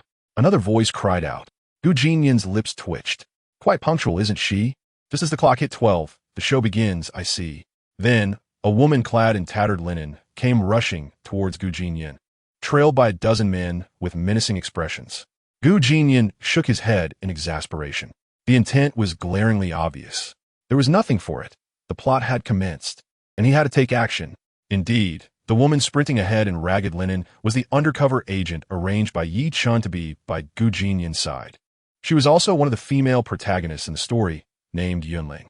The name was quite poetic, yet her background was tragically grim. Her parents had been killed by Yi Chun in an unfortunate incident. Yet, out of a sense of guilt, she apprenticed under him. Isn't that ironic? Under Yi Chun's meticulous guidance over the years, Yunling had become an exceptionally skilled assassin, one of his right-hand individuals. What a pitiful woman. Her nemesis was right beside her, and she remained oblivious. Gu Jinnian couldn't help but feel a pang of sympathy. However, despite his empathy, he would take no action. After all, this was merely a fictional realm. Her plight was of no consequence to him. In the next moment, the narrative unfolded. With a swift motion, the disheveled Yunling knelt before Gu Jinnian. "Save me. I'm scared. Those men intend to harm me," she cried, tears streaming down her face and soaking his sleeve. This scene rendered Gu Jinnian momentarily insecure. Goodness, look at her acting. It seemed that everyone performed better than he did. "Yunling, oh Yunling, it appears that you're the true actress here. No, rather, the leading lady. This is absurd. I can hardly believe this is making me feel inadequate. Let us not dwell on that. Let us continue with the plot." However, while Yunling's performance was commendable, there were still flaws. Although her expression conveyed fear, her eyes were oddly calm. Caught me off guard, didn't you?" Yunling widened her eyes in confusion. Chapter 10. On-set mishap. Yunling's beautiful eyes widened. Who spoke just now? She was in the throes of her performance, only to be abruptly interrupted. This left her feeling quite distressed. Picture a woman, weeping like a wilting flower, suddenly frozen in shock. How incredibly awkward. Gu Jinnian was momentarily taken aback. What is happening? Has she gone dumb from crying? This is ridiculous. In her awkward state, Yunling attempted to salvage the moment, but just then, that infuriating voice reappeared. This time, she was utterly stunned. Being so young, the voice completely unsettled her. As she knelt, Yunling peered around, evidently seeking the source of the sound. What a coincidence! Just as she searched, the voice echoed again nearby. What the hell? How can this woman be so easily flustered? I just praised her acting, and now she falters? Hey, what are you dawdling for? Continue with your lines. Sigh. It seemed Yunling was no longer dependable. Her gaze had turned vacant. Yunling, what is this voice? Is it emanating from Gu Jinnian? Surely, I am not mistaken. That voice was undoubtedly his. Astonishment washed over her. Was that his inner voice? What a surprising revelation. Indeed, Yunling was momentarily paralyzed. Behind her, the 10 fierce henchmen were equally bewildered. Is this a joke, Gu Zhishe? Everyone is waiting for you to deliver your lines. And here you are, lost in thought. Gu Jinnian was quite handsome, and it was not unexpected for her to be distracted. But must she be so oblivious to her surroundings? What on earth is happening? The henchmen exchanged confused glances, utterly at a loss for how to proceed. Not only Gu Jinnian awaited their lines, but so did the 10 subordinates. This was absurd. At that moment, Gu Jinnian finally spoke. With a stern expression, he pointed into the distance and coldly commanded, "You all, hurry and leave." Though it was merely a brief statement, the simplicity of his words provided a palpable sense of relief to the 10 henchmen. The young man before them appeared as a beacon of hope. They immediately fell into their roles, rushing towards Gu Jinnian, fists raised, ready to strike. Yunling was beyond saving. They could not afford any missteps, or they would fail to report back to Yilauda. "Brat, you're courting death." Their momentum was strong, yet their punches were a beat too slow. After all, their purpose for confronting Gu Jinnian was to assist Yunling in infiltrating the enemy ranks, so they could not truly engage in combat. "Watch out, young master." With a whoosh, 2 swift movements later, when they opened their eyes again, they were astonished to find all 10 henchmen sprawled unconscious on the ground. Yes, it was the little girl, Qinxue, who had acted. They could never have anticipated such a formidable ally beside Gu Jinnian. At that moment, Yunling regained her senses and glanced back, her heart tightening. An instinctive feeling told her that Gu Jinnian was not an ordinary person. An inexplicable fear began to well up within her. Meanwhile, Gu Jinnian stood there, somewhat helpless, surveying the chaos around him, unable to suppress his thoughts. Upon reflection, it seems nothing has collapsed. As long as I take her in, it's not a failure. Huh, I truly am a genius. Plot? What plot? Yunling, kneeling on the ground, remained in a daze, unable to recover for quite some time. Though she was unaware of the plot, she grasped one thing. Gu Jinnian seemed to have deduced her identity. But how could that be? She had never met him. After all, moreover, if he had recognized her, why would he still come to her aid? Clearly, Yunling was bewildered. Yet, despite her confusion, she resolved to continue her role as an undercover agent. She could not let Yi Gij down. No matter how arduous or perilous the path ahead, she would persevere. In the alley, Yunling remained kneeling on the ground, while Gu Jinnian squatted down, coldly inquiring, "Are you all right?" Their eyes locked, and in that moment, Yunling understood she had to utter something. "Thank you for saving me. I am at a loss for how to repay your kindness." Her voice trembled as she spoke. Although her words were correct, her gaze was not. It starkly contrasted with the feeble look described in the original script. However, there was no need to dwell on that. As long as she delivered the lines correctly, was that not sufficient? Then, observing her eyes, Gu Jinnian continued coldly, "As long as you are unharmed." After speaking, he feigned to turn to leave. 3, 2, 1. Gu Jinnian silently counted in his mind. Upon reaching 1, a commotion indeed arose behind him. "Please don't go. I am afraid alone." One must admit, Yunling's acting was commendable. This little girl, indeed a future film queen. Her performance makes me envious. Yunling listened dazed. To Gu Jinnian's thoughts, her fists clenched. He truly knew who she was, even her name. A profound sense of crisis surged within her. Meanwhile, Gu Jinnian was not idle. Once he turned back, he immediately immersed himself in the scene, coldly asking, "Do you wish to follow me?" Yunling bit her cherry lips, her form trembling slightly as she nodded in response. "I have nowhere to go. Please take me in, young master." It was evident this was a test of character. With Yunling's tender appearance, who could resist?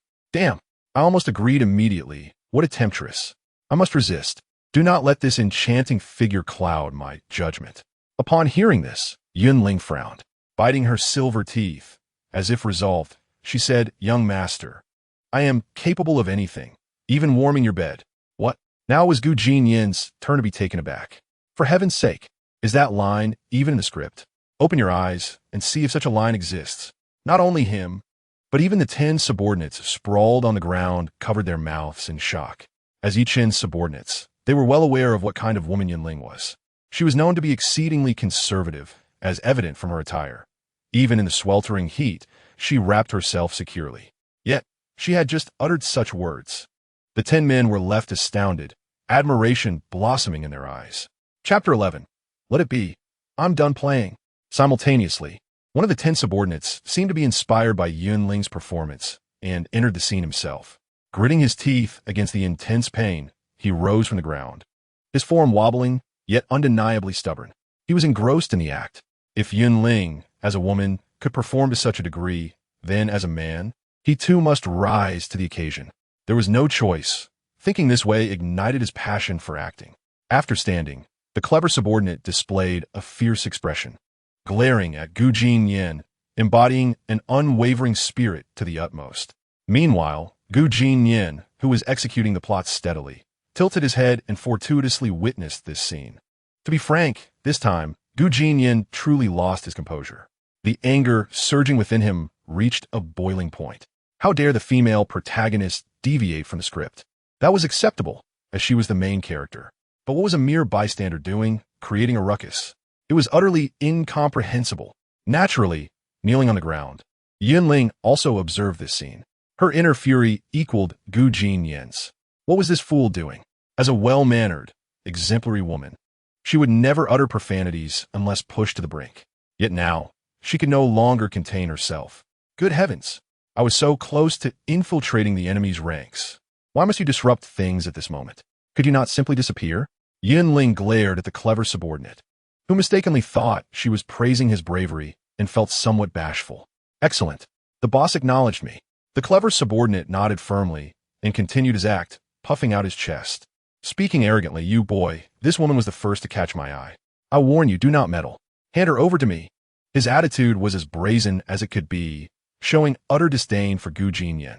After delivering this line, the clever subordinate was immensely pleased. Look at my acting. How about it? Yunji, sure. I didn't embarrass you, right? Ha ha. I'm truly a genius. Yunling, you absolute fool. Speechless, Yunling thought. I am exhausted.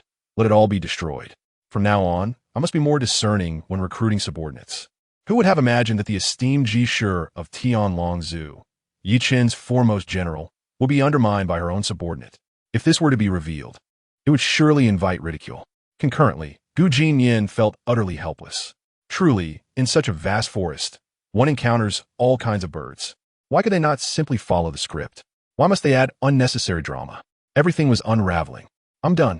Is it necessary for every being, human or ghost, to add drama? Fine, you wish to do so? Then I shall withdraw. Let be. Is it not incomprehensible? You, a mere bystander, why must you seek attention? I am exhausted. If it collapses, so be it. I can always start anew. After all, I've already lived 20 lifetimes. One more is no loss. If you enjoy adding drama, I shall remedy this flaw. Upon hearing this inner monologue, Yunling's heart tightened. What did this imply? He no longer wanted her? Indeed, she had guessed correctly. Jinnian truly decided to abandon the game. The next moment, he completely ignored Yunling and walked past her, turning to the clever subordinate with a cold voice. Very well. As you wish, this woman is yours now. Take her away. He had given up. Whatever happens next, let it be. At worst, he could simply restart. After all, he had already done so 20 times. The clever subordinate was stunned into silence. His expression, once filled with rage, transformed into one of utter shock, as if he had crashed. Meanwhile, Yunling was utterly distraught. This was disastrous. Her subconscious warned her that the mission seemed to have failed. Qin Shui, let us depart, Jinnian stated coldly. This scene caused Yunling to panic. She wished to pursue him, but upon looking up, realized Jinnian had already distanced himself. Suddenly, Yunling turned around, her gaze darkening. You caused this mess. With a single strike, she sent the clever subordinate flying.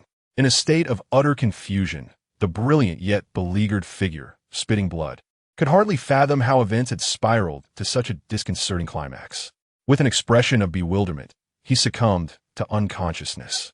Subsequently, Yunling addressed her 9 subordinates. Yes. After they departed, the alley fell silent once more. Standing there with grace, Yunling contemplated the recent events, seemingly grasping the reason behind Jinnian's intense anger. It was indeed bothersome to unwittingly complicate matters for oneself. After a deep breath, she set off in the direction where Jinnian had vanished. Clearly, she was unwilling to abandon this task. As it had been entrusted to her by Ego, it simply could not end like this. At the Gu family's retreat, Jinnian reclined on the sofa, while the little girl, Qin Shui, knelt beside him, offering him fruit. Presently, Jinnian furrowed his brow, wearing an expression of helplessness. The plot had undoubtedly derailed, straying far from its original course. In the original storyline, Jinnian had rescued Yunling and taken her as a servant to keep by his side. But now, he wondered when the system would reset. With his eyes closed, he posed the question internally. A moment later, a clear voice resonated in his mind. Host, the plot has not collapsed. Thus, it will not reset. Not collapsed? How is that possible? It has veered off course entirely. He thought, exasperated. Please do not worry. Host, it seems Yunling will come looking for you. Huh? I didn't even save her this time. Why would she come seeking me? The system reassured him. The system's intuition is rarely wrong. Simply continue following the plot. With the system's assurance, Jinnian chose to refrain from further protest. Very well, then, I shall proceed with the plot. It appears I have my own scene to enact tomorrow. I must visit the Lin family. It is Lin Jixin's birthday, and I must bring a gift. After the incident of the kidnapping, he believed Lin Jixin would harbor intense resentment towards him. Let her hate me. The more she loathes me, the more the plot will flourish. Qin Shui, Jinnian called out to the little girl. She responded, What is it, young master? Though puzzled by the request to buy diamonds, she did not dwell on it and stood up, preparing to go. Just as she was about to leave, a voice called out from behind, Oh, Qin Shui, ensure the diamond is large. The more expensive, the better, understood? Yes, young master. After Qin Shui departed, Jinnian sat up, and an unexpected smile graced his lips as he mused. Little Lin, go ahead and refuse me. Do not let me down. Who was this little Lin? She was none other than Lin Jixin, the 6th-ranked beauty on the Tongyun list. Chapter 12. I shall not grant your desires. At the crack of dawn the following day, Jinnian set off with Qin Shui. Inside the crimson sports car, he fiddled with the diamond in his hand, admiring its grandeur for a considerable time. The diamond was quite substantial and undoubtedly valuable. He then called out to the little girl, extending his hand to gently grasp her icy fingers, causing a ripple of surprise to surge through her. What was he up to? Qin Shui felt a surge of anxiety. Ever since she had come to be by Jinnian's side, he had behaved rather decently, without crossing any lines. Yet now, as she felt his warm grip around her hand, an unfamiliar sensation washed over her. To be frank, Qin Shui held no admiration for this spoiled young master. He possessed neither talent nor sense, and he was a constant source of trouble. Aside from his handsome appearance, he lacked any redeeming qualities. Deep down, she genuinely despised him. Were it not for Lu Ruiyun instructing her to care for Jinnian, she would have likely walked away long ago. Unbeknownst to Jinnian, she regarded him with disdain, wishing to withdraw her hand. Yet, she also felt a strange thrill. Was he finally revealing his true nature? Was he plotting something untoward? With this thought, she bit her lip, bracing herself. If he dared to act against her, she would ensure he learned a profound lesson. Although she was currently Jinnian's maid, her duties were limited to attending to his daily needs and did not extend to any inappropriate conduct. Moreover, Qin Shui genuinely loathed this young master. Thus, should Jinnian attempt anything, she would undoubtedly retaliate fiercely. Lu Ruiyun had also advised her that if Jinnian harbored any ill intentions, she was to respond with force. As Qin Shui awaited his move, Jinnian suddenly spoke nonchalantly. All right, your hand is warm now. Here, help me hold this diamond. What? Qin Shui exclaimed internally, a multitude of question marks flashing before her eyes. Warming her hand was merely a ruse to get her to hold the diamond? How absurd. Nonetheless, she could not deny the diamond's beauty. As she gazed at the gem resting in her palm, she felt a surge of admiration.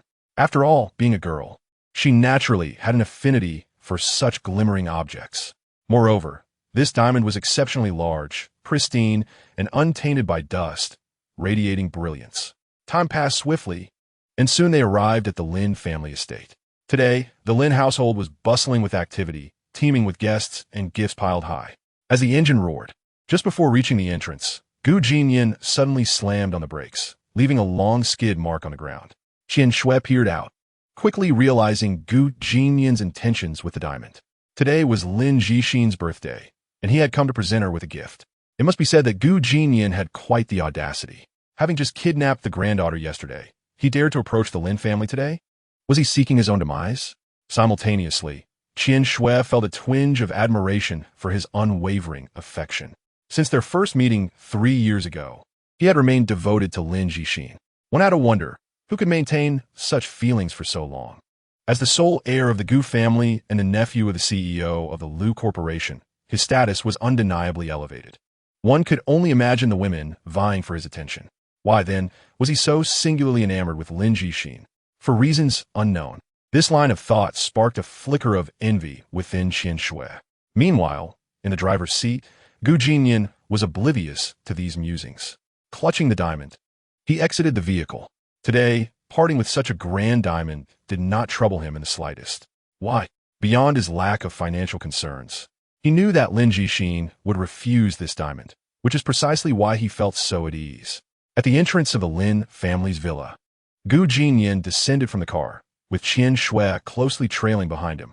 After all, the individual beside me had kidnapped someone's granddaughter just yesterday. Who knows what unforeseen events might transpire? Yet, Gu Jinnian, standing next to me, thought little of such matters as he paused before the grand gates of the manor. Cradling a diamond, with his eyes shut, he began to mentally organize the unfolding narrative. All right, the plot is about to commence. Next, I merely need to present this diamond to that wretched woman. After all, she won't accept it, and I won't feel a twinge of regret. Then, I shall be ignored by Lin Jixin and subsequently expelled from the Lin family. Tisk, after kidnapping that woman yesterday, she must loathe me now, right? Ha, little Lin, refuse me with all your might. By the way, there's also Yi Chun. This time, you mustn't let me down. Unleash your leading man charm and capture that wretched woman at once. All right, that is sufficient. It's time to begin. Upon concluding his mental rehearsal of the upcoming events, Gu Jinnian prepared to step into the manor. However, just as he was about to take a step, he noticed Qian Shui beside him, staring at him with wide eyes, as if she had seen a ghost. What the hell? Get lost. Qian Shui.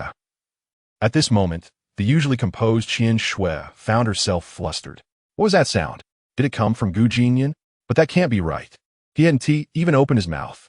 Before she could comprehend the situation, a crisp sound of footsteps resonated from within the manor. Indeed, the owner of those footsteps was none other than Lin Jixin. She had been entertaining guests at home, but was drawn outside upon hearing Gu Jinnian's thoughts. To her surprise, it was indeed Gu Jinnian who had arrived. Consequently, Lin Jixin deduced that she could only hear his thoughts when he was near her. The very notion of that man as thoughts enraged her. He repeatedly referred to her as a wretched woman. Did he truly despise her that much? Fine. You wish to follow the plot, do you? I shall not grant you your desire. That diamond of yours, I shall claim it. Moreover, you eagerly anticipate my expulsion from the Lin family? I absolutely refuse. Chapter 13. The most profound confession. Indeed, after being insulted in such a manner, how could Lin Jixin not be furious? Yes, you are aware of the plot, but what gives you the right to think that I would let you manipulate me? What infuriated her further was his desire for Yi Chun to win her over swiftly. What a joke. That ugly fellow, would I ever take a liking to him? The more she heard Gu Jinnian's thoughts, the more she developed an aversion towards Yi Chun.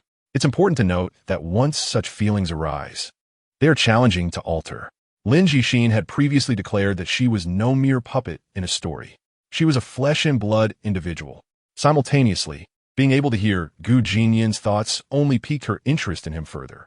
This was not a favorable development for Gu Jinnian, who merely wished to navigate the plot smoothly.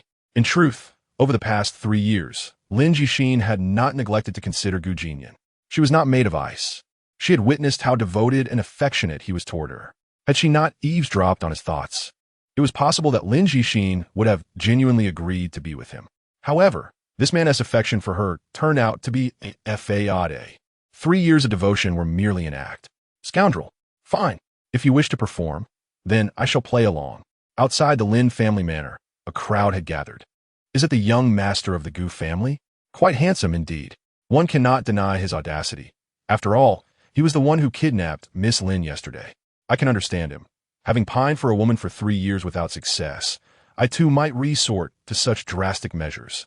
Yet, I cannot fathom why the young master of the Gu family, who holds such a prominent position and is reportedly the nephew of Lu Ren, is not favored by Miss Lin. The onlookers began to murmur amongst themselves. Gu Jinnian heard their discussions, but paid them no mind, for the plot was about to unfold. At that moment, Gu Jinnian glanced ahead and spotted the crooked-mouthed male lead, Yichun. Upon seeing him, Gu Jinnian couldn't help but chuckle inwardly. Truly, as the male lead, he was punctual, far more so than I. After all, he is the protagonist. Then, Gu Jinnian intended to enter the manor while holding the diamond. However, upon looking forward, an unexpected sight greeted him. Lin Jixin was approaching him. Today, she wore a light blue gown, which accentuated her exquisite and stunning visage. Of course, that was not the most critical aspect. The most crucial part was that she was not supposed to appear yet. Was there a mistake? I haven't even entered the manor, and she is already out here? This is bad. The situation seems off. I knew that undercover woman refusing to accept the diamond would disrupt the plot. See, I was right. No, I must escape. I can't handle this anymore. Perhaps I should return after her birthday celebration. However, as much as he thought that, the pressing question was how to leave. With so many onlookers present, departing now would certainly raise eyebrows. This is disastrous. The atmosphere is about to turn awkward.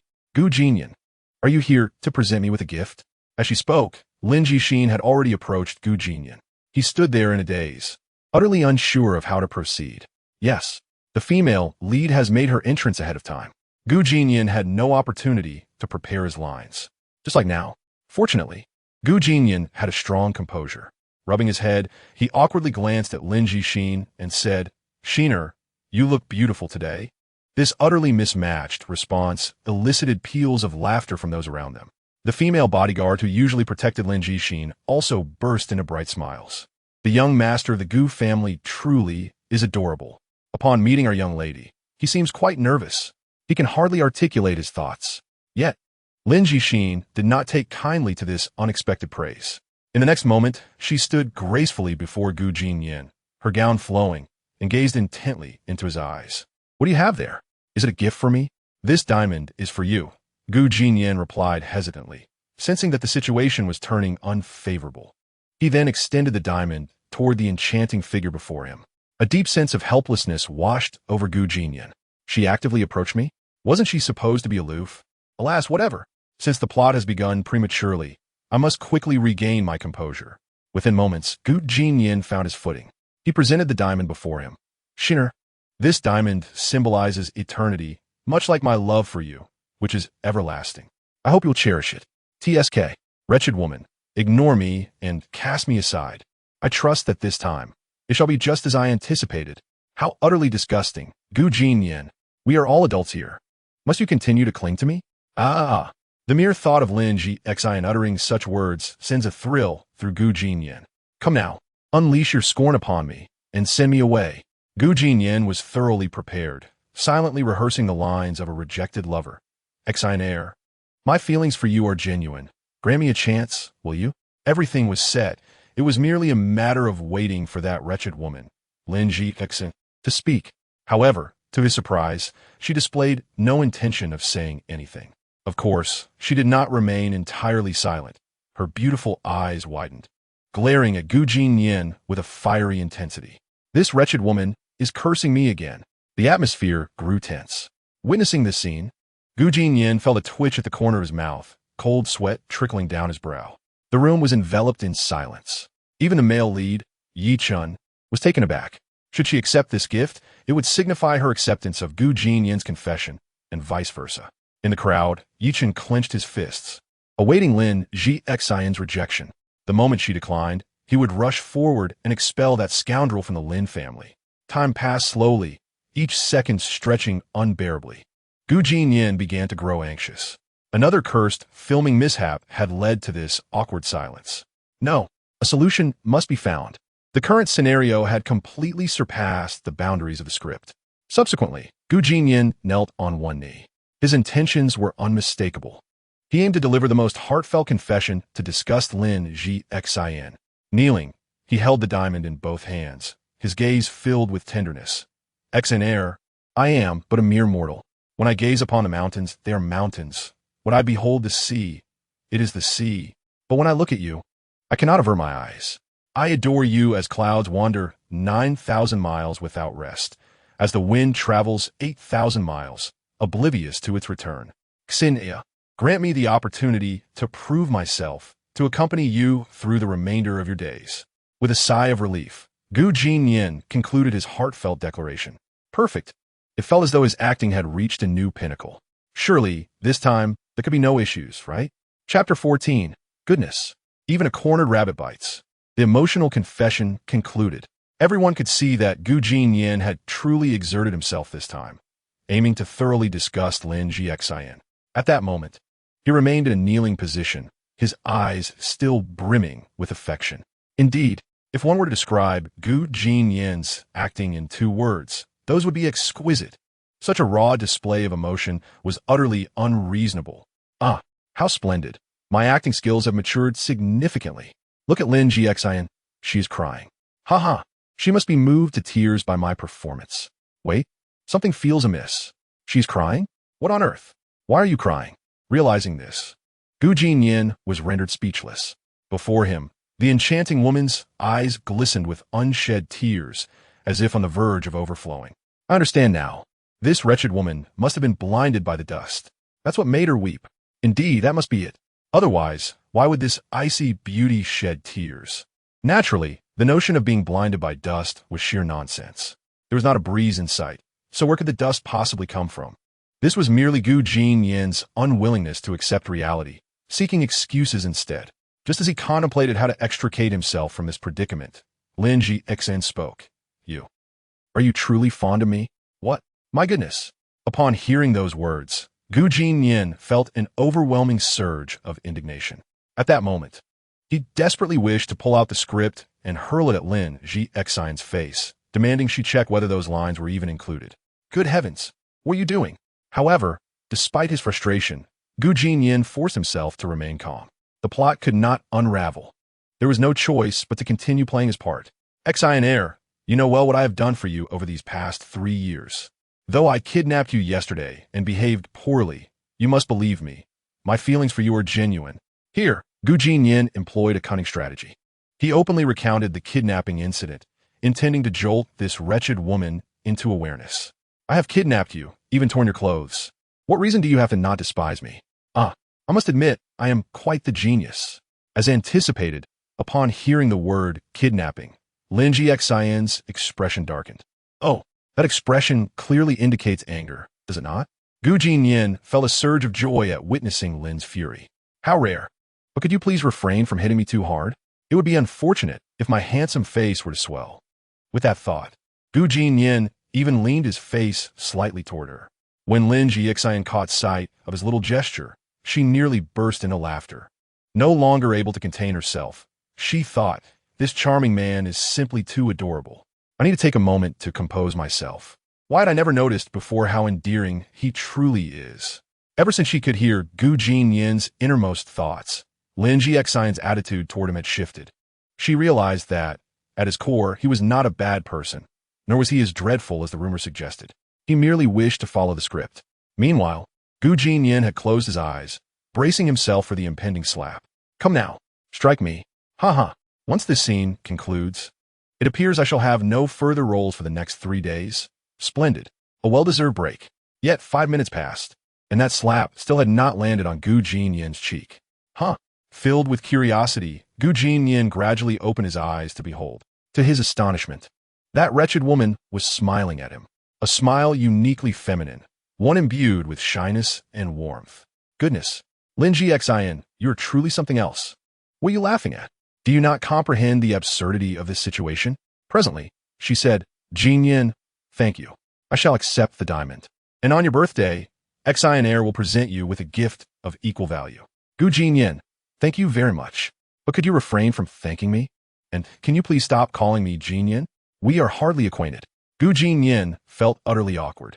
If Lin Jixian accepted his gift, did that not imply she agreed to his confession? Did she consent to being his girlfriend? Jinnian refused to believe it. Jinnian, are you suggesting you will be my girlfriend? Lin Jixian gently shook her head. We still have many misunderstandings to resolve, so I would prefer to start as friends and develop slowly from there. Is that acceptable? Is that acceptable? Are you asking me? Of course not. I am the antagonist, the villain. What need have I for friendship with you? And develop slowly? Are you out of your mind? Very well. Since you are so heartless, do not blame me for being ungrateful. In order to maintain the integrity of the narrative, I can no longer concern myself with the consequences. This time, I refuse to believe you will drive me away. How infuriating. A rabbit that is cornered bites. You think I am easy to bully just because I remain calm? Come on.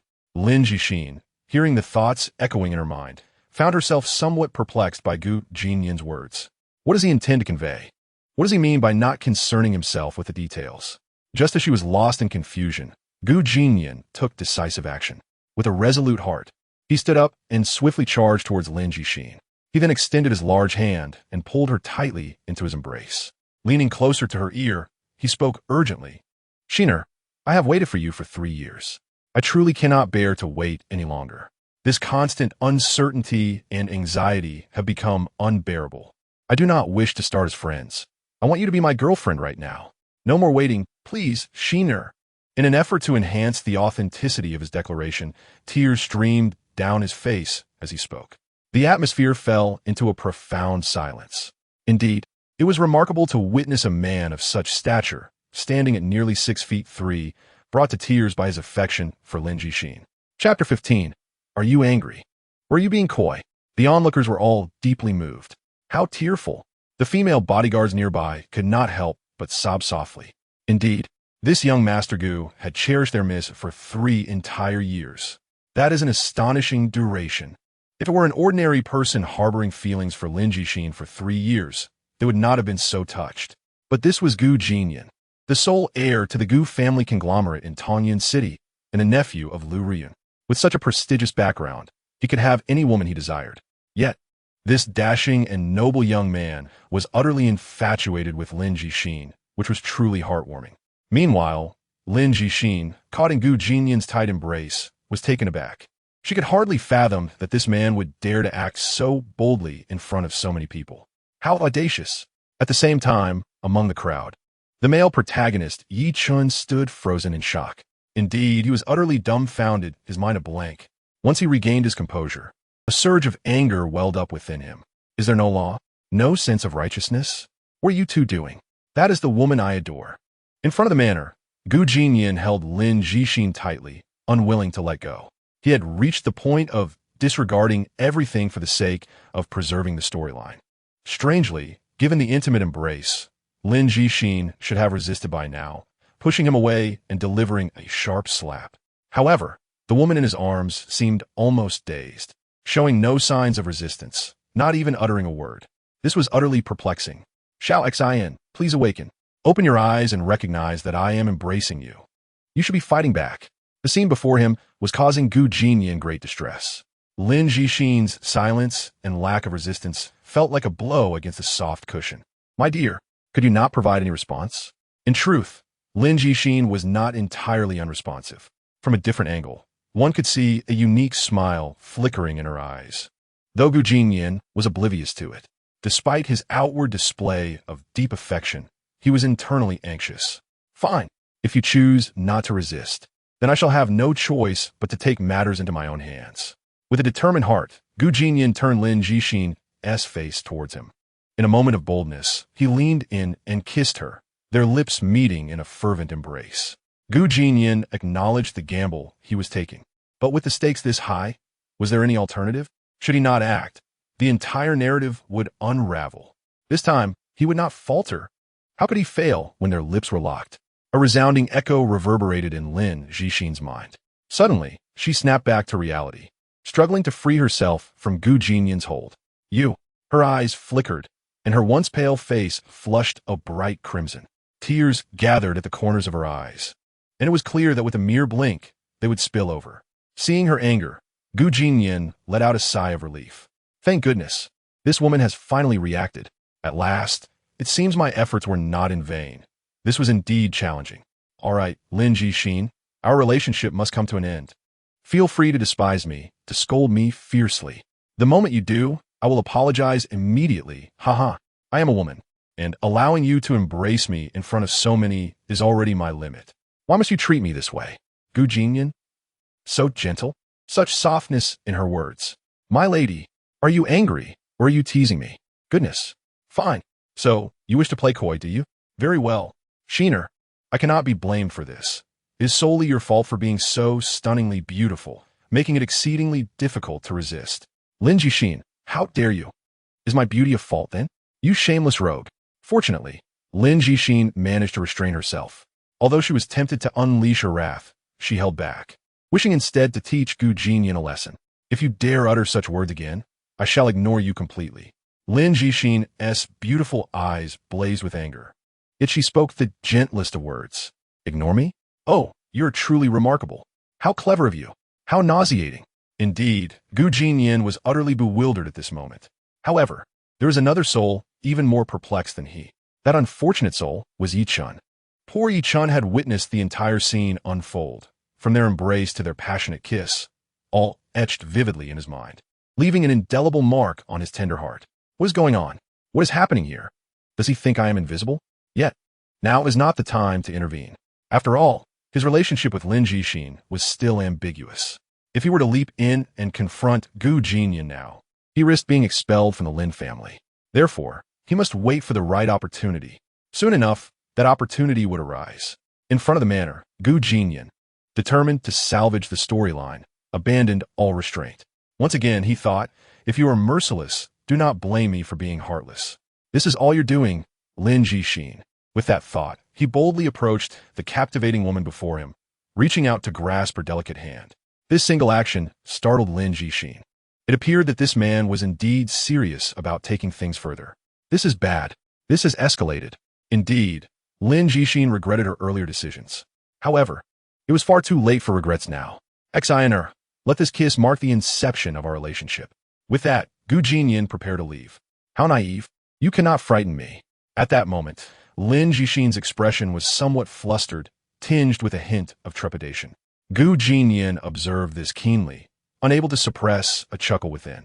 Yet, just as he intended to proceed, a disdainful and cold voice interrupted from behind. Gu Jinnian, it appears your injuries from yesterday have healed. Indeed, the speaker was none other than the male lead, Yi Chun. He had finally awaited his moment to strike. Lin Jixin was undeniably his designated woman, and he could not allow her to be bullied any longer. Chapter 16. How did good intentions end up being misconstrued? After all, he is the male protagonist. He truly takes action when necessary. This delighted Gu Jinnian immensely. Alas, how could I forget that crooked-mouthed protagonist? After all, Yi Chun is indeed the male lead in the story. Witnessing the woman he cherishes being mistreated, how could he refrain from making an appearance? Meanwhile, Lin Jixin, upon hearing the voice, furrowed her brows. Gazing at the suddenly appearing Yi Chun, she felt an overwhelming irritation. Was it not clear enough what she had conveyed? Why had he returned? Standing beside her, Gu Jinnian was unconcerned with such matters. In the current scenario, Yi Chun's arrival was undoubtedly a significant boon for him. Without a moment's hesitation, Gu Jinnian coldly remarked, I must say, you possess quite the audacity. Having just attacked me yesterday, you now willingly present yourself. Do you truly fear nothing? In the original narrative, he had been expelled from the Lin family by Lin Jixin, and, at that time, Yi Chun had not made an appearance. Thus, Gu Jinnian's words were entirely improvised. Nevertheless, despite being off the cuff, they seemed rather effective. A savior. For the first time, I find Yi Chun to be incredibly handsome. Xin, I shall not entertain this any longer. As long as Yi Chun intervenes, I shall feign fainting, allowing Qinxue to escort me away from this troublesome place. Is this not a splendid resolution? Qinxue, am I involved in this? Lin Jixin, listening to these thoughts, cast a glance at Gu Jinnian's seemingly indifferent yet inwardly joyous visage, feeling a surge of anger. This fellow truly possesses remarkable acting skills, she mused.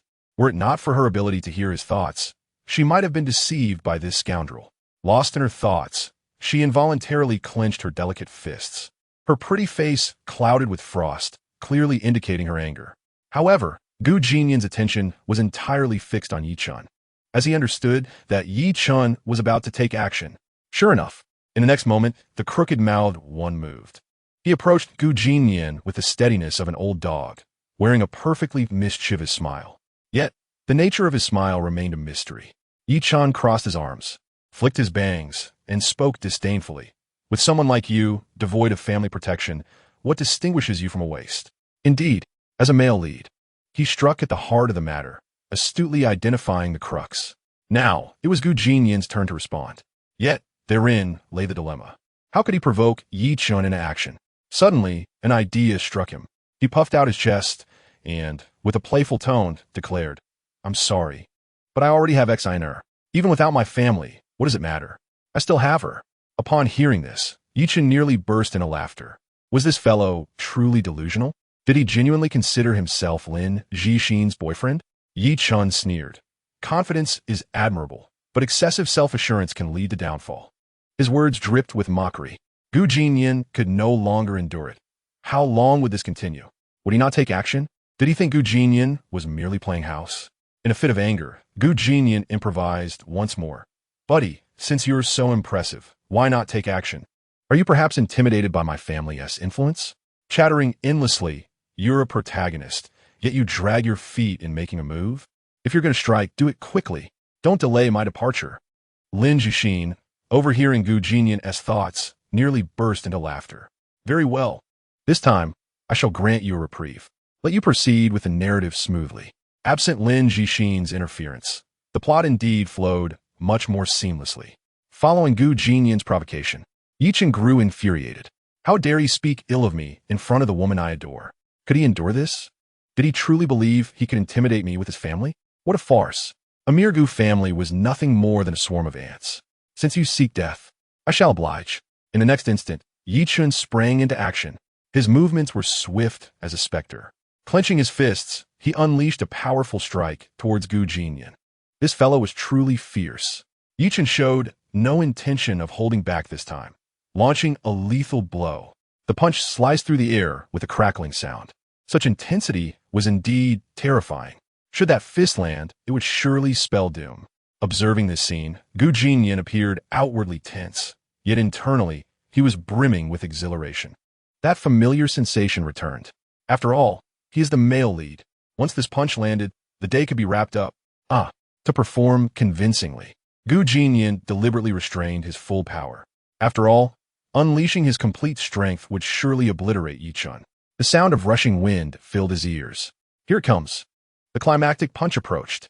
Yet, unexpectedly, just as the fist was about to collide with Gu Jinyan's face, the petite figure of Qinxue stepped forward. With a nimble stride, she positioned herself in front of Gu Jinyan. Bang! A resounding crash echoed.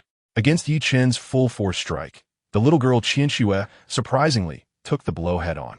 Then, transforming her hand into a palm, she forcefully waved her fair hand. Yi Chun clutched his chest, stumbling back several steps, retreating to a distance of 1 meter.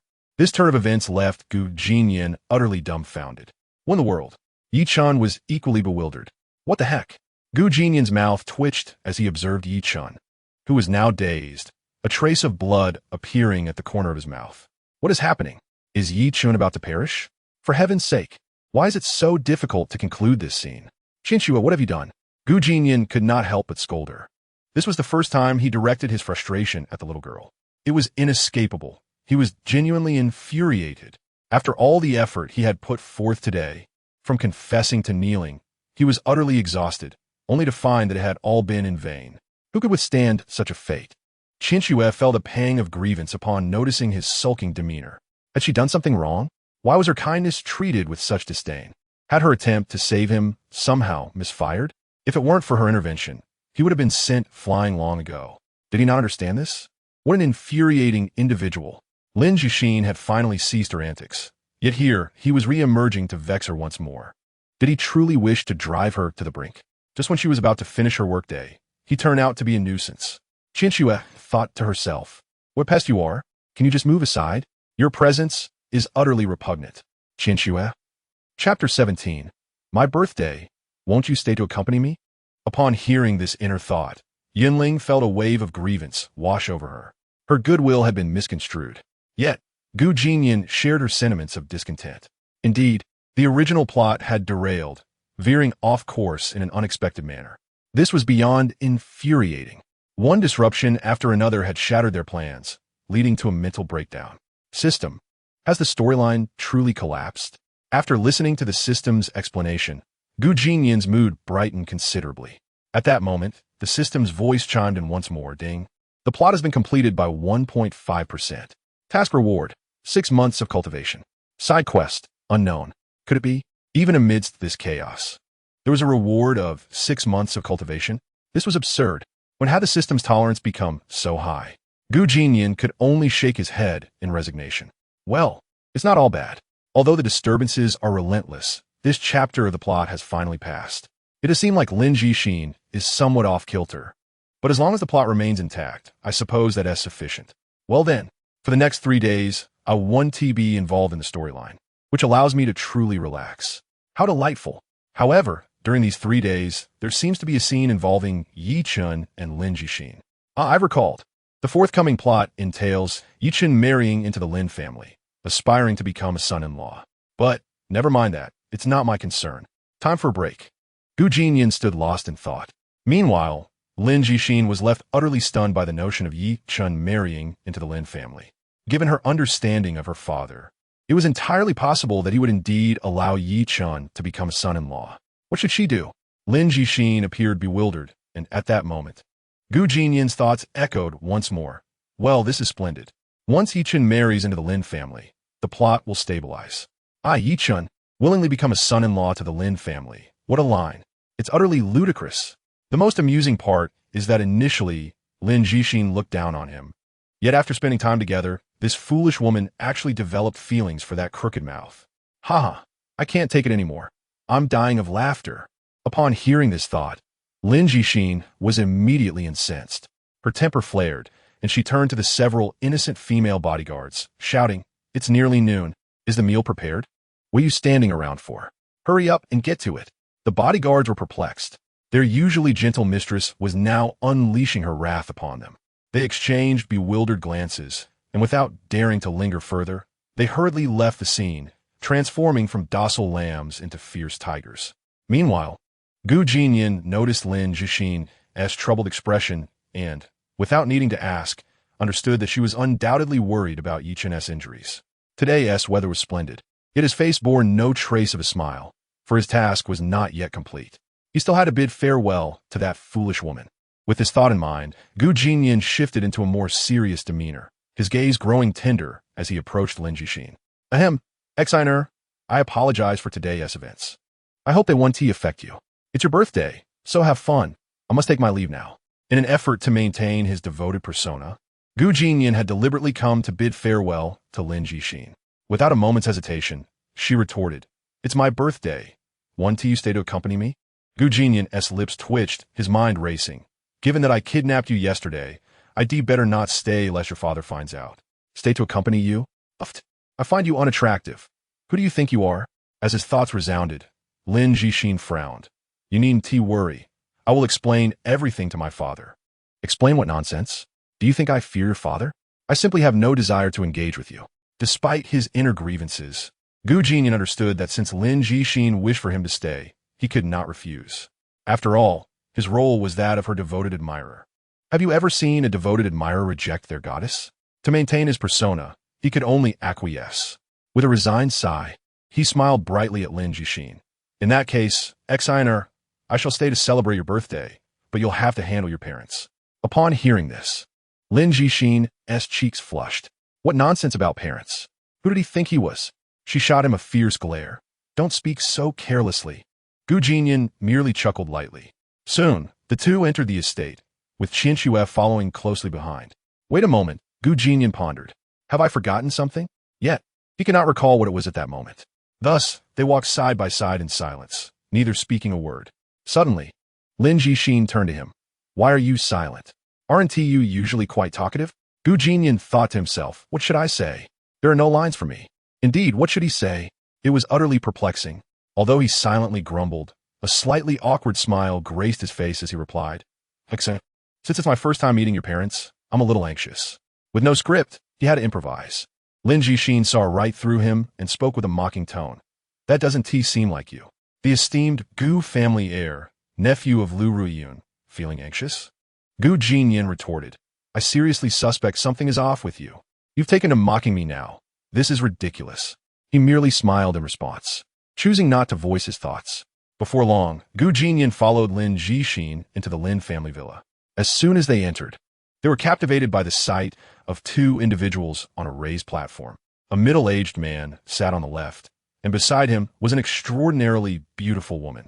Judging by her appearance, she appeared to be in her 30s, clad in a delicate lavender gown that accentuated her alluring figure.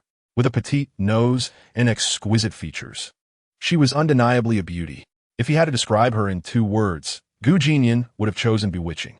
Indeed, this woman was incredibly enchanting, with a slender waist reminiscent of a beautiful serpent. At that moment, the woman felt an intense gaze upon her, compelling her to glance forward. By chance, her eyes met Jinnian's. Chapter 18, Please Don't Intrude Upon Us. The woman on stage, upon seeing the young man, felt a flicker of surprise within her heart. Clearly, she had not anticipated his presence here. Jinnian, she naturally recognized him, for he was the one who had kidnapped Xin. Moreover, it was rumored that this young lad had pursued Xin for a full 3 years without success. She was well aware of these matters. He was indeed handsome and possessed a commendable demeanor. Lin Yan's lips curled slightly upwards. As Jinnian noticed the woman smiling at him, he couldn't help but mutter to himself, surely, this must be Lin Yan, the sister of that troublesome woman. TSK. There's a distinct allure about her, quite captivating. Seated elegantly in her chair, Lin Yan suddenly furrowed her brow. Then, she turned her gaze back to Jinnian. Was that voice just now his? Overcome with astonishment, Lin Yan took a long, appraising look at Jinnian. After confirming that no one was observing her, she winked at him and bit her lip. Her mesmerizing eyes, coupled with the gesture of biting her lip, left Jinnian utterly entranced. What a bold one you are. You truly have some audacity, playing tricks on me in front of so many people. Aren't you afraid of being discovered? TSK. But I like it. At that moment, Lin Yan rose to her feet. After casting one last glance at Jinnian, she departed from the villa, leaving her destination a mystery. Jinnian watched her retreating figure, a hint of regret washing over him. Though Lin Yan is a bit fiery, she is rather pitiable.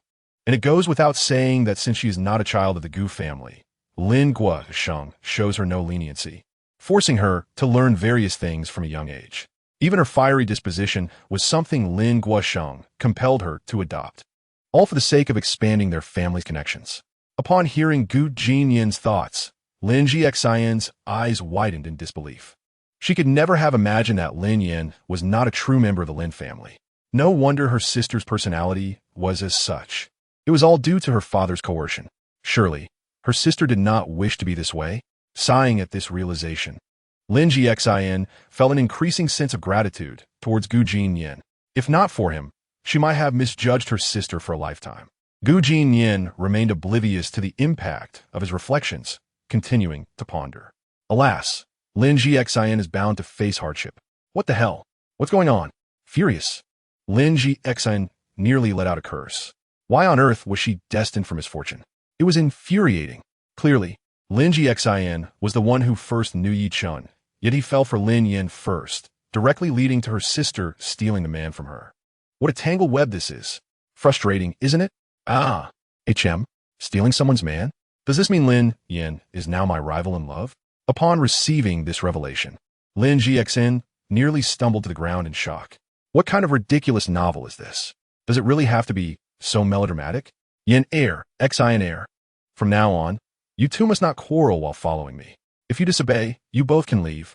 I can't believe it. And Lin Xian must obediently assure him, Brother Chun, Xin knows all about it. This troublesome woman is trying to make me laugh myself to death, only to inherit my fortune. Isn't she? After absorbing these thoughts, Lin Xian looked at Jinnian with a mixture of anger and seriousness. What is wrong with this woman? Why is she looking at me like that? Jinnian, perplexed, asked, Xin, why do you look at me like this? What kind of question is that? You're so beautiful that I can't help but smile upon seeing you. That's only natural. Utter nonsense. Outrageously shameless. Lin Xian ignored Jinnian, silently leading him further into the villa. Jinnian could only shake his head helplessly as he followed closely behind her. Soon, under Lin Xian's guidance, they arrived at the back of the villa, where Lin Guosheng sat on a garden bench, flanked by Lin Yan in a light purple gown, gazing intently at Jinnian. It was evident that she had overheard his previous thoughts, and now she was completely certain that the voice belonged to him. It seemed to resonate within her heart. Oh, that gaze is utterly enchanting. Fiery woman. Could you please stop looking at me? I can hardly withstand it. Lin Jixian thought to herself. What a pathetic display.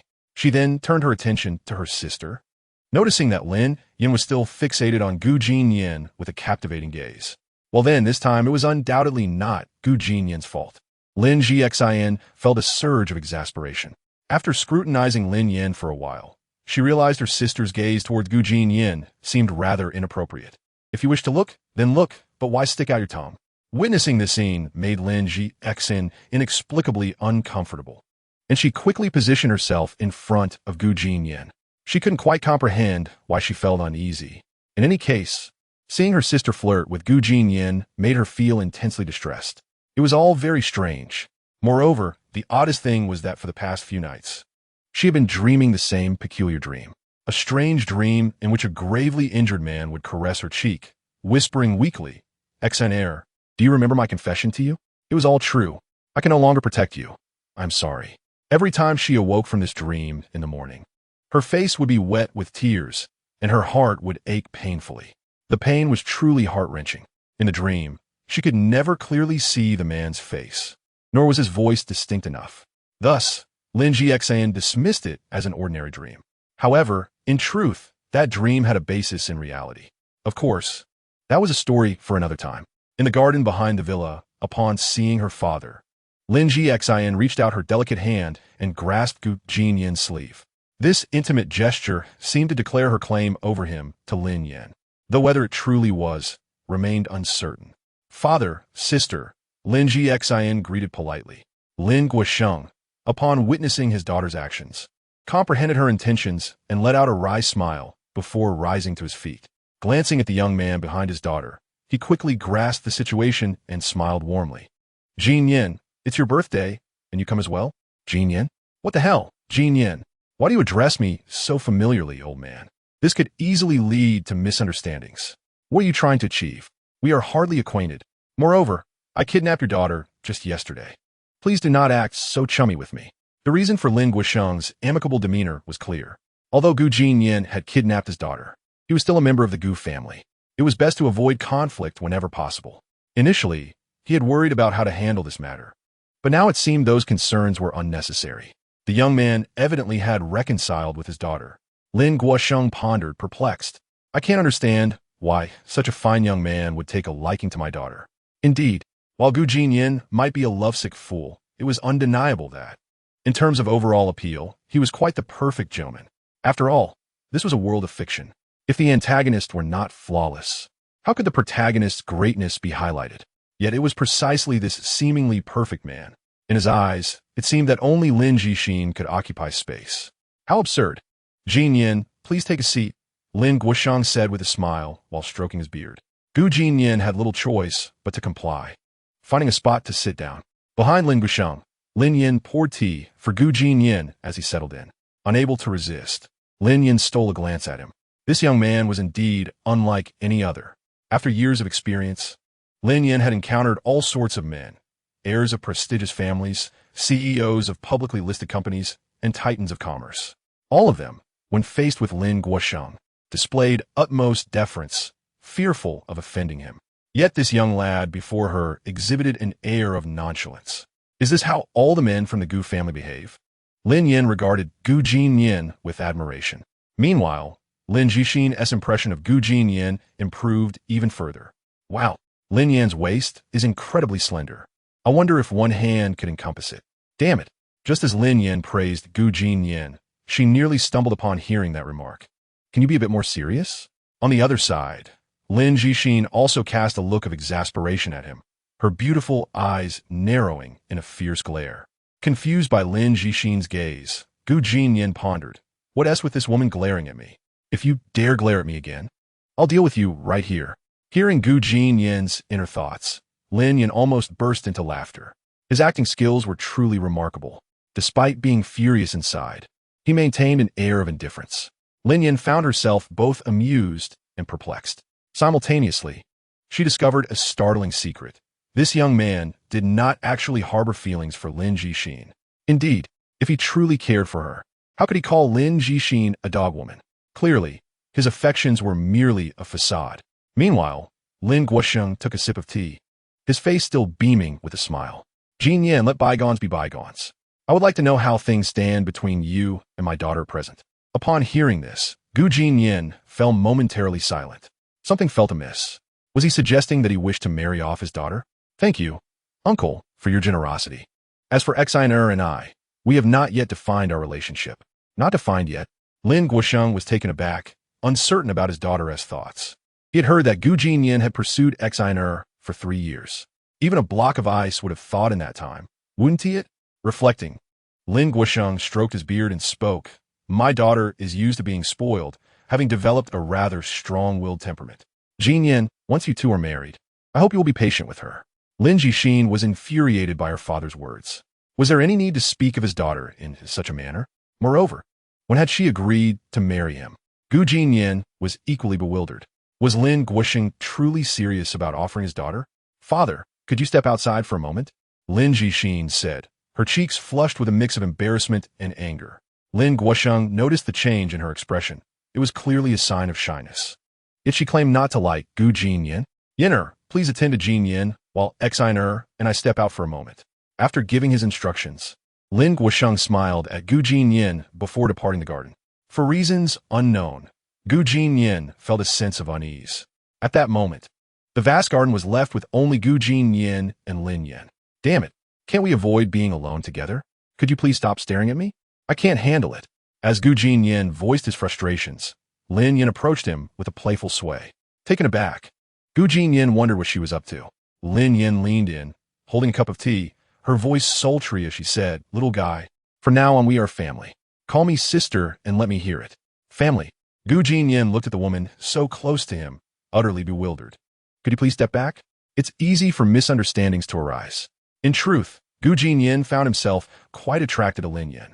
Her open personality was refreshing, far more engaging than Lin Jixin's demeanor. Moreover, Lin Yan possessed exceptional skills in navigating social situations, making interactions with her quite delightful.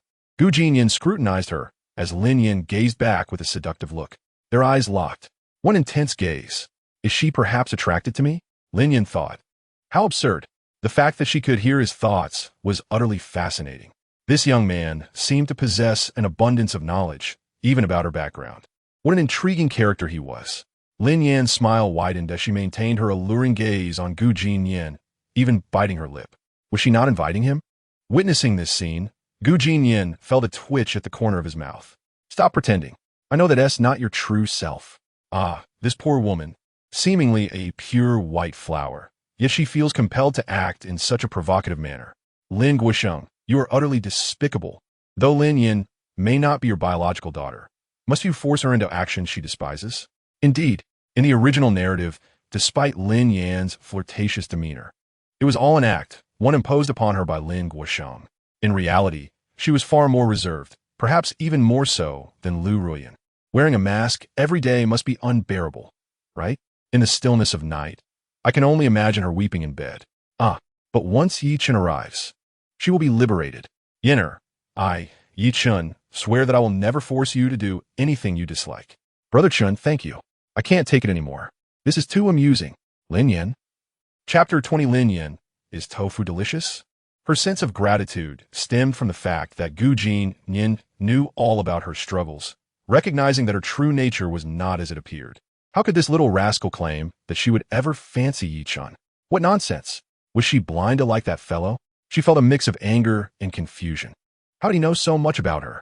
At the same time, Lin Yan harbored significant grievances against Gu Jinnian, for he had repeatedly labeled her as flirtatious. As a woman, she naturally took offense to such terms. Very well, if that is how you wish to play, then I shall show you. With a slight smirk, she ran her delicate fingers through her hair and, swaying her hips, sat beside Gu Jinnian. You think I'm flirtatious? Let me show you what that truly looks like. She fixed her gaze on him, her alluring eyes unwavering. Their eyes met. This was Gu Jinnian's first time appreciating her beauty up close. To speak falsely would bring down the heavens. This woman was genuinely stunning. Indeed, very captivating. Fortunately, Gu Jinnian is not lacking in charm. With tousled hair and clad in a tailored black suit, He possesses an extraordinary handsomeness that captivates from every angle. Suddenly, a ray of sunlight graces Gu Jinyan's face, enhancing his already striking features to an even greater height. In that fleeting moment, Lin Yan found herself momentarily entranced. Initially intending to tease Gu Jinyan, she was unexpectedly captivated by him instead, which irked her greatly. Noticing the increasing allure in her gaze, Gu Jinyan felt a surge of impatience and could not resist calling out her name, Lin Yan. As soon as he uttered her name, Lin Yan snapped back to reality and playfully chided, "Do not call me by my name so casually. I am much older than you. Is that not a breach of etiquette?" Gu Jinyan scratched his head, acknowledging her statement. Despite her beauty, she was indeed 30 years old. Addressing her by her name directly seemed rather impolite. However, in the next moment, as Gu Jinyan began to agree with her, Lin Yan chimed in, "From now on, just call me Yenner." Gu Jinyan thought to himself, "What on earth? Truly, you are something else. Do not flatter yourself. Do not flatter yourself. And you want me to call you Yenna? What are you thinking? You are 30. I am 20. Are we even in the same generation? If I were to see you on the street, I would be lucky not to call you Andy. And yet you want me to call you Yenner?" Seeing him stare at her in confusion, Lin Yan felt a surge of joy and quickly explained, "The way you address me is not crucial. You may call me Yenner or sister. It is entirely up to you." As she spoke sweetly, she leaned closer to Gu Jinyan, playing with her hair and lightly biting her cherry lips, showcasing the allure of a 30-year-old woman to its fullest extent. Gu Jinyan cast her a helpless glance, muttering under his breath, "What a temptress." Although he spoke softly, Lin Yan still caught wind of his words, filling her heart with pride. This woman is truly exceptional. Her figure, voice, and appearance are all top-notch. No wonder she could entice Lin Jixin. Ah, indeed, being so close, it would be harmless to indulge a little, as long as it does not disrupt the storyline. Lin Yan pondered, "Indulge? What is that about? And why would he envy Yi Chun? Could it be that I will truly become Yi Chen's woman in the future? I hope not. Who is Yi Chun? I am well aware that during our interactions, his gaze has never strayed from my thighs. He is the epitome of a lecher. How could I possibly like someone like him? Moreover, he is rather ordinary in appearance. It is difficult to develop any affection for him." Lin Yan could not fathom how Gu Jinyan was aware of these matters. The more she thought about it, the more intrigued she became by this young man, and her gaze towards him brightened. At that moment, Gu Jinyan made a decisive move. He resolved to indulge in Lin Yan's allure. After all, indulging would not affect the plot. Why not seize the opportunity? With that in mind, Gu Jinyan stealthily extended his hand toward Lin Yan's waist. Just then, Lin Yan, sitting beside him, spoke up, "Little one, may I ask you something?" Please. Feel free to ask. Is tofu delicious?" Gu Jinyan was momentarily taken aback by her question. True to her nature, Lin Yan had noticed his subtle movements. What a frightening woman. Caught off guard, Gu Jinyan felt embarrassed but maintained his composure, replying, "Of course, tofu is delicious. Do you enjoy it, sister? Would you like to taste this piece of tofu?" Gu Jinyan was utterly bewildered. The two locked eyes, and he found himself unnerved by her alluring gaze. Was she implying that he should taste her? Goodness, this woman is truly something else. Is she attempting to toy with my emotions? Lin Yan retorted in her mind, "I am not the one toying with emotions. You are the one harboring ulterior motives." Meanwhile, outside the villa, Lin Jixin, still conversing with her father, felt a sudden urgency upon hearing Gu Jinyan's thoughts. Toying with emotions? What are those two doing in the garden? Exiner, tell your father the truth. Do you like Gu Jinyan? At that moment, as Lin Jixin felt overwhelmed, her father's voice echoed in her ears. Upon hearing that name, a wave of irritation washed over her, and she exclaimed, "I do not like him." Lin Guoxing responded, "Then why the rush? As a father, I can see that you likely do have feelings for him, yet you are too proud to admit it." Sighing deeply, he continued, "I cannot say much about this matter. It is entirely up to you. Sometimes, pride is not important. I can tell that Jinnian genuinely likes you. Do not let his feelings go to waste. Truly like me? How could that be possible? She might be uncertain of others' feelings towards her, but she is certain that Gu Jinyan does not like her and may even harbor some disdain. The affection he displays is merely an act." With this thought, Lin Jixin's mind became a whirlwind of confusion. Her delicate fingers intertwined and fidgeted rapidly.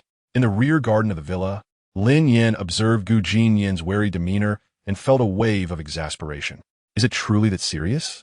To be toyed with by me is a privilege. you know? Are you aware of how many men desire me? Gu Jinnian feigned calmness as he sipped his tea, casting furtive glances at the seemingly aggrieved Lin Yan. What on earth? Why is this woman unhappy? I have not provoked her, have I? Upon hearing his thoughts, Lin Yan's heart fluttered with delight, her beautiful eyes sparkling as she awaited his consolation. As expected, Gu Jinnian soon made a move. With an awkward smile, he gradually inched closer to her, saying, Lin Yan, you. Lin Yan feigned shyness, lowering her head, anticipating Gu Jinnian's comforting words.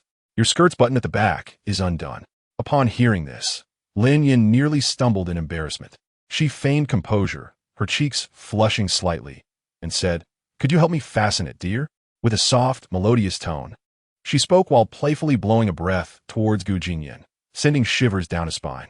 Dear, we are not that familiar yet. Such an intimate term is not for you to use. Gu Jinnian thought to himself, this woman is undoubtedly a temptress.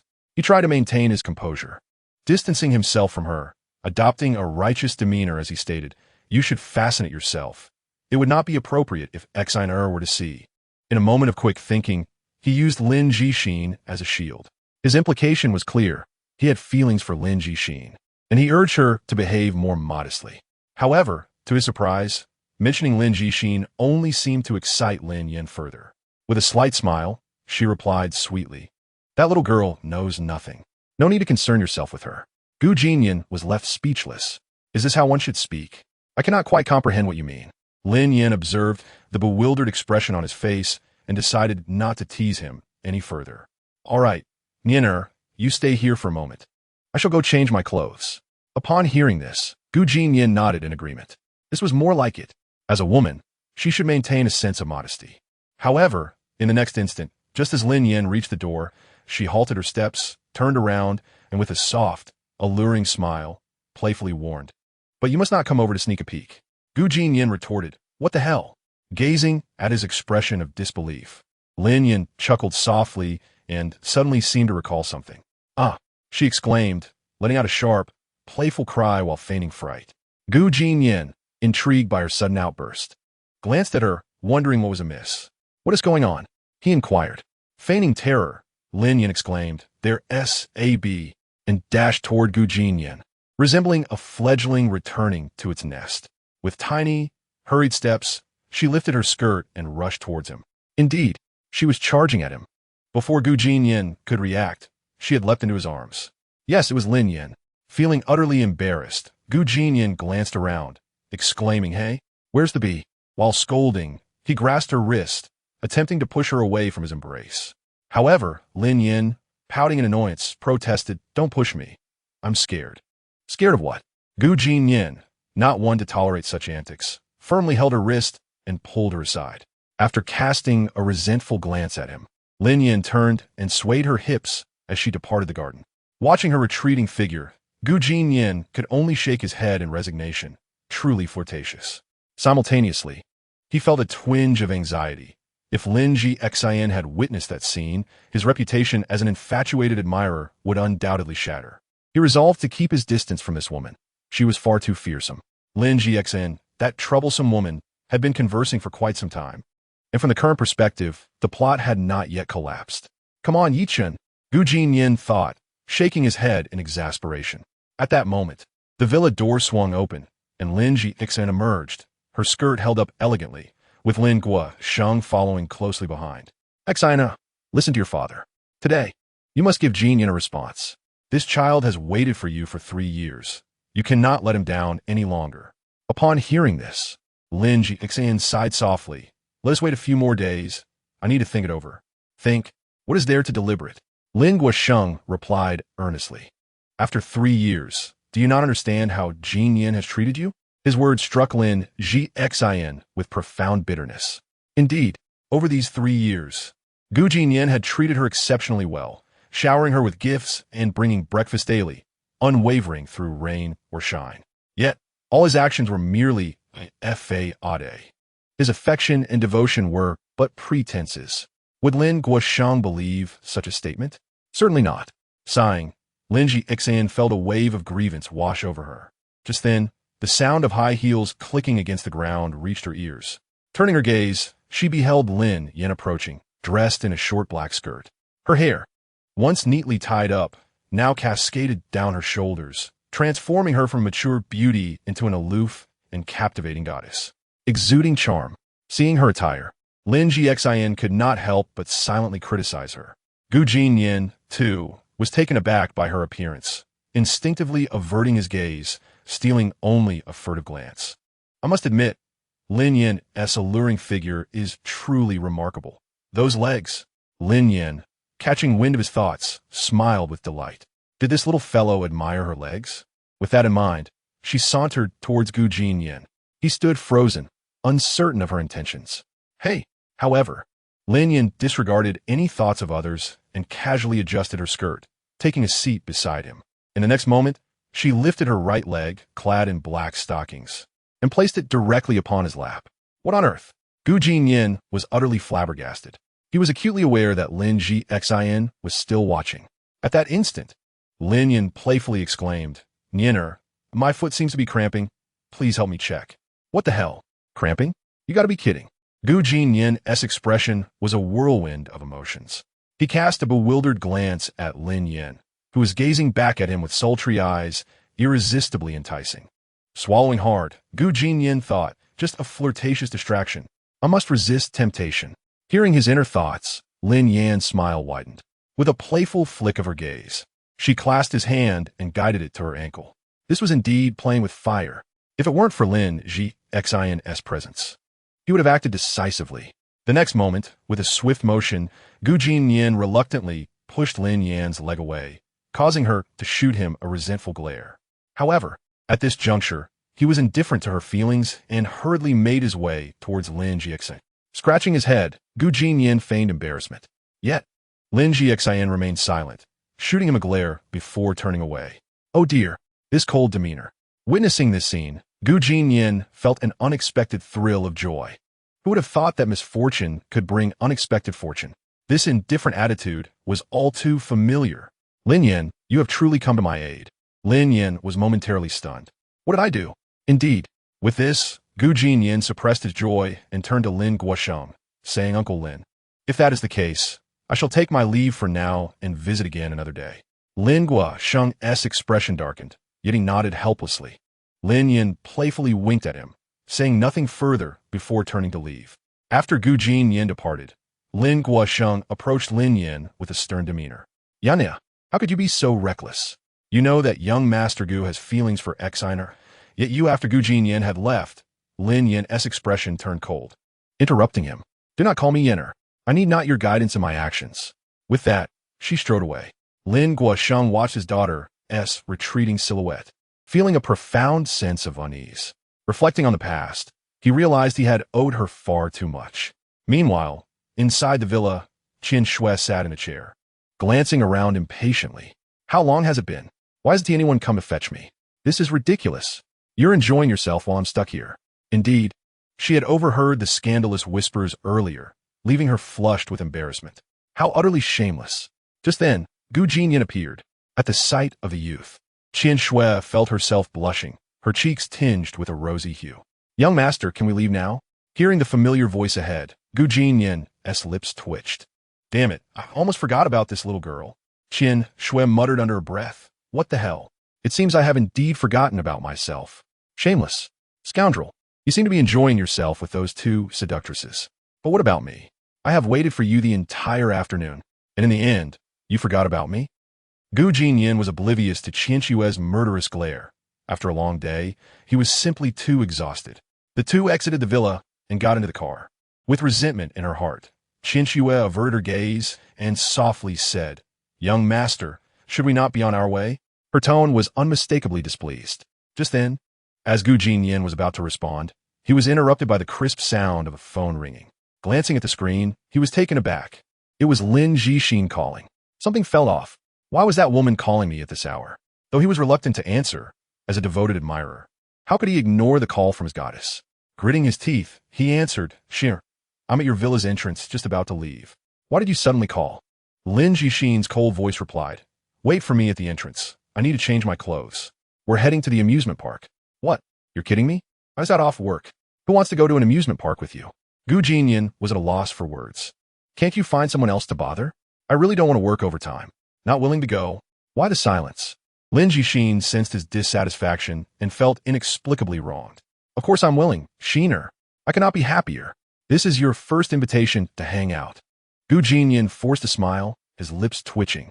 Indeed, he was overjoyed, so much so that it felt like he could die from it. Humph. You like to put on an act? Very well. I shall see how long you can maintain that facade. After hanging up, Chinchua glanced at him knowingly and asked, Young master, was it Miss Lin who called you? Knowing his thoughts, she understood he could not escape, and she found delight in his misfortune. Gu Jinnian nodded, his face resting on the steering wheel as he lamented, I have to go to the amusement park for overtime. Why do you call it overtime when you're going to the amusement park? Chinchua smiled slightly. Gu Jinnian wore a face of despair, but this only delighted Chinchua further.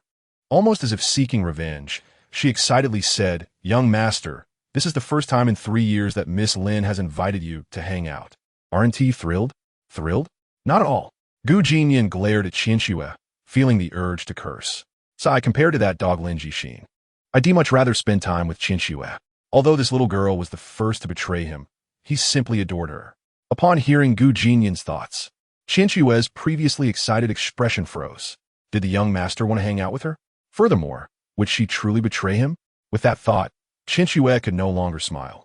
Of course I'm happy that Sheener invited me out. Upon hearing this, Chinchua's smile faded. At that moment, Gu Jinnian suddenly remembered something and asked, by the way, when that dog Sheener arrives, where will you go? Chinchua was momentarily stunned. Right? If they were both going to the amusement park, where would she go?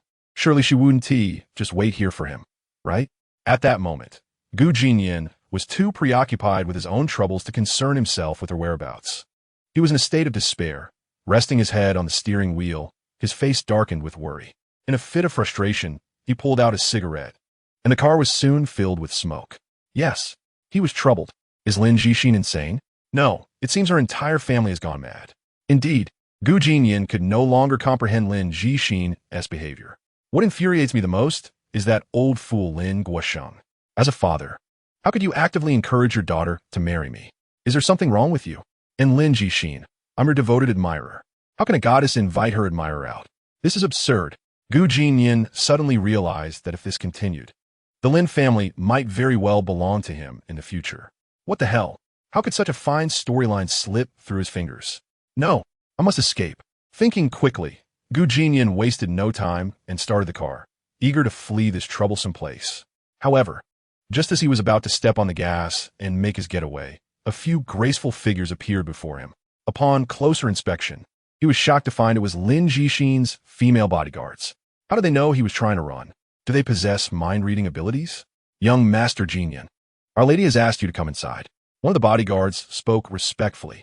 Damn it, what the predicament? With no other choice, Gu Jinnian had to feign happiness as he exited the car. After getting out, he instructed Chinchua, call my aunt and have her send someone to pick you up. Once he had given her that directive, he felt a little more at ease before following the bodyguards back into the Lin estate. Chinchua watched him leave, a hint of disappointment in her eyes. Inside the estate, Gu Jinnian walked with a furrowed brow. Upon reaching the villa door, he saw Lin Jixin approaching him.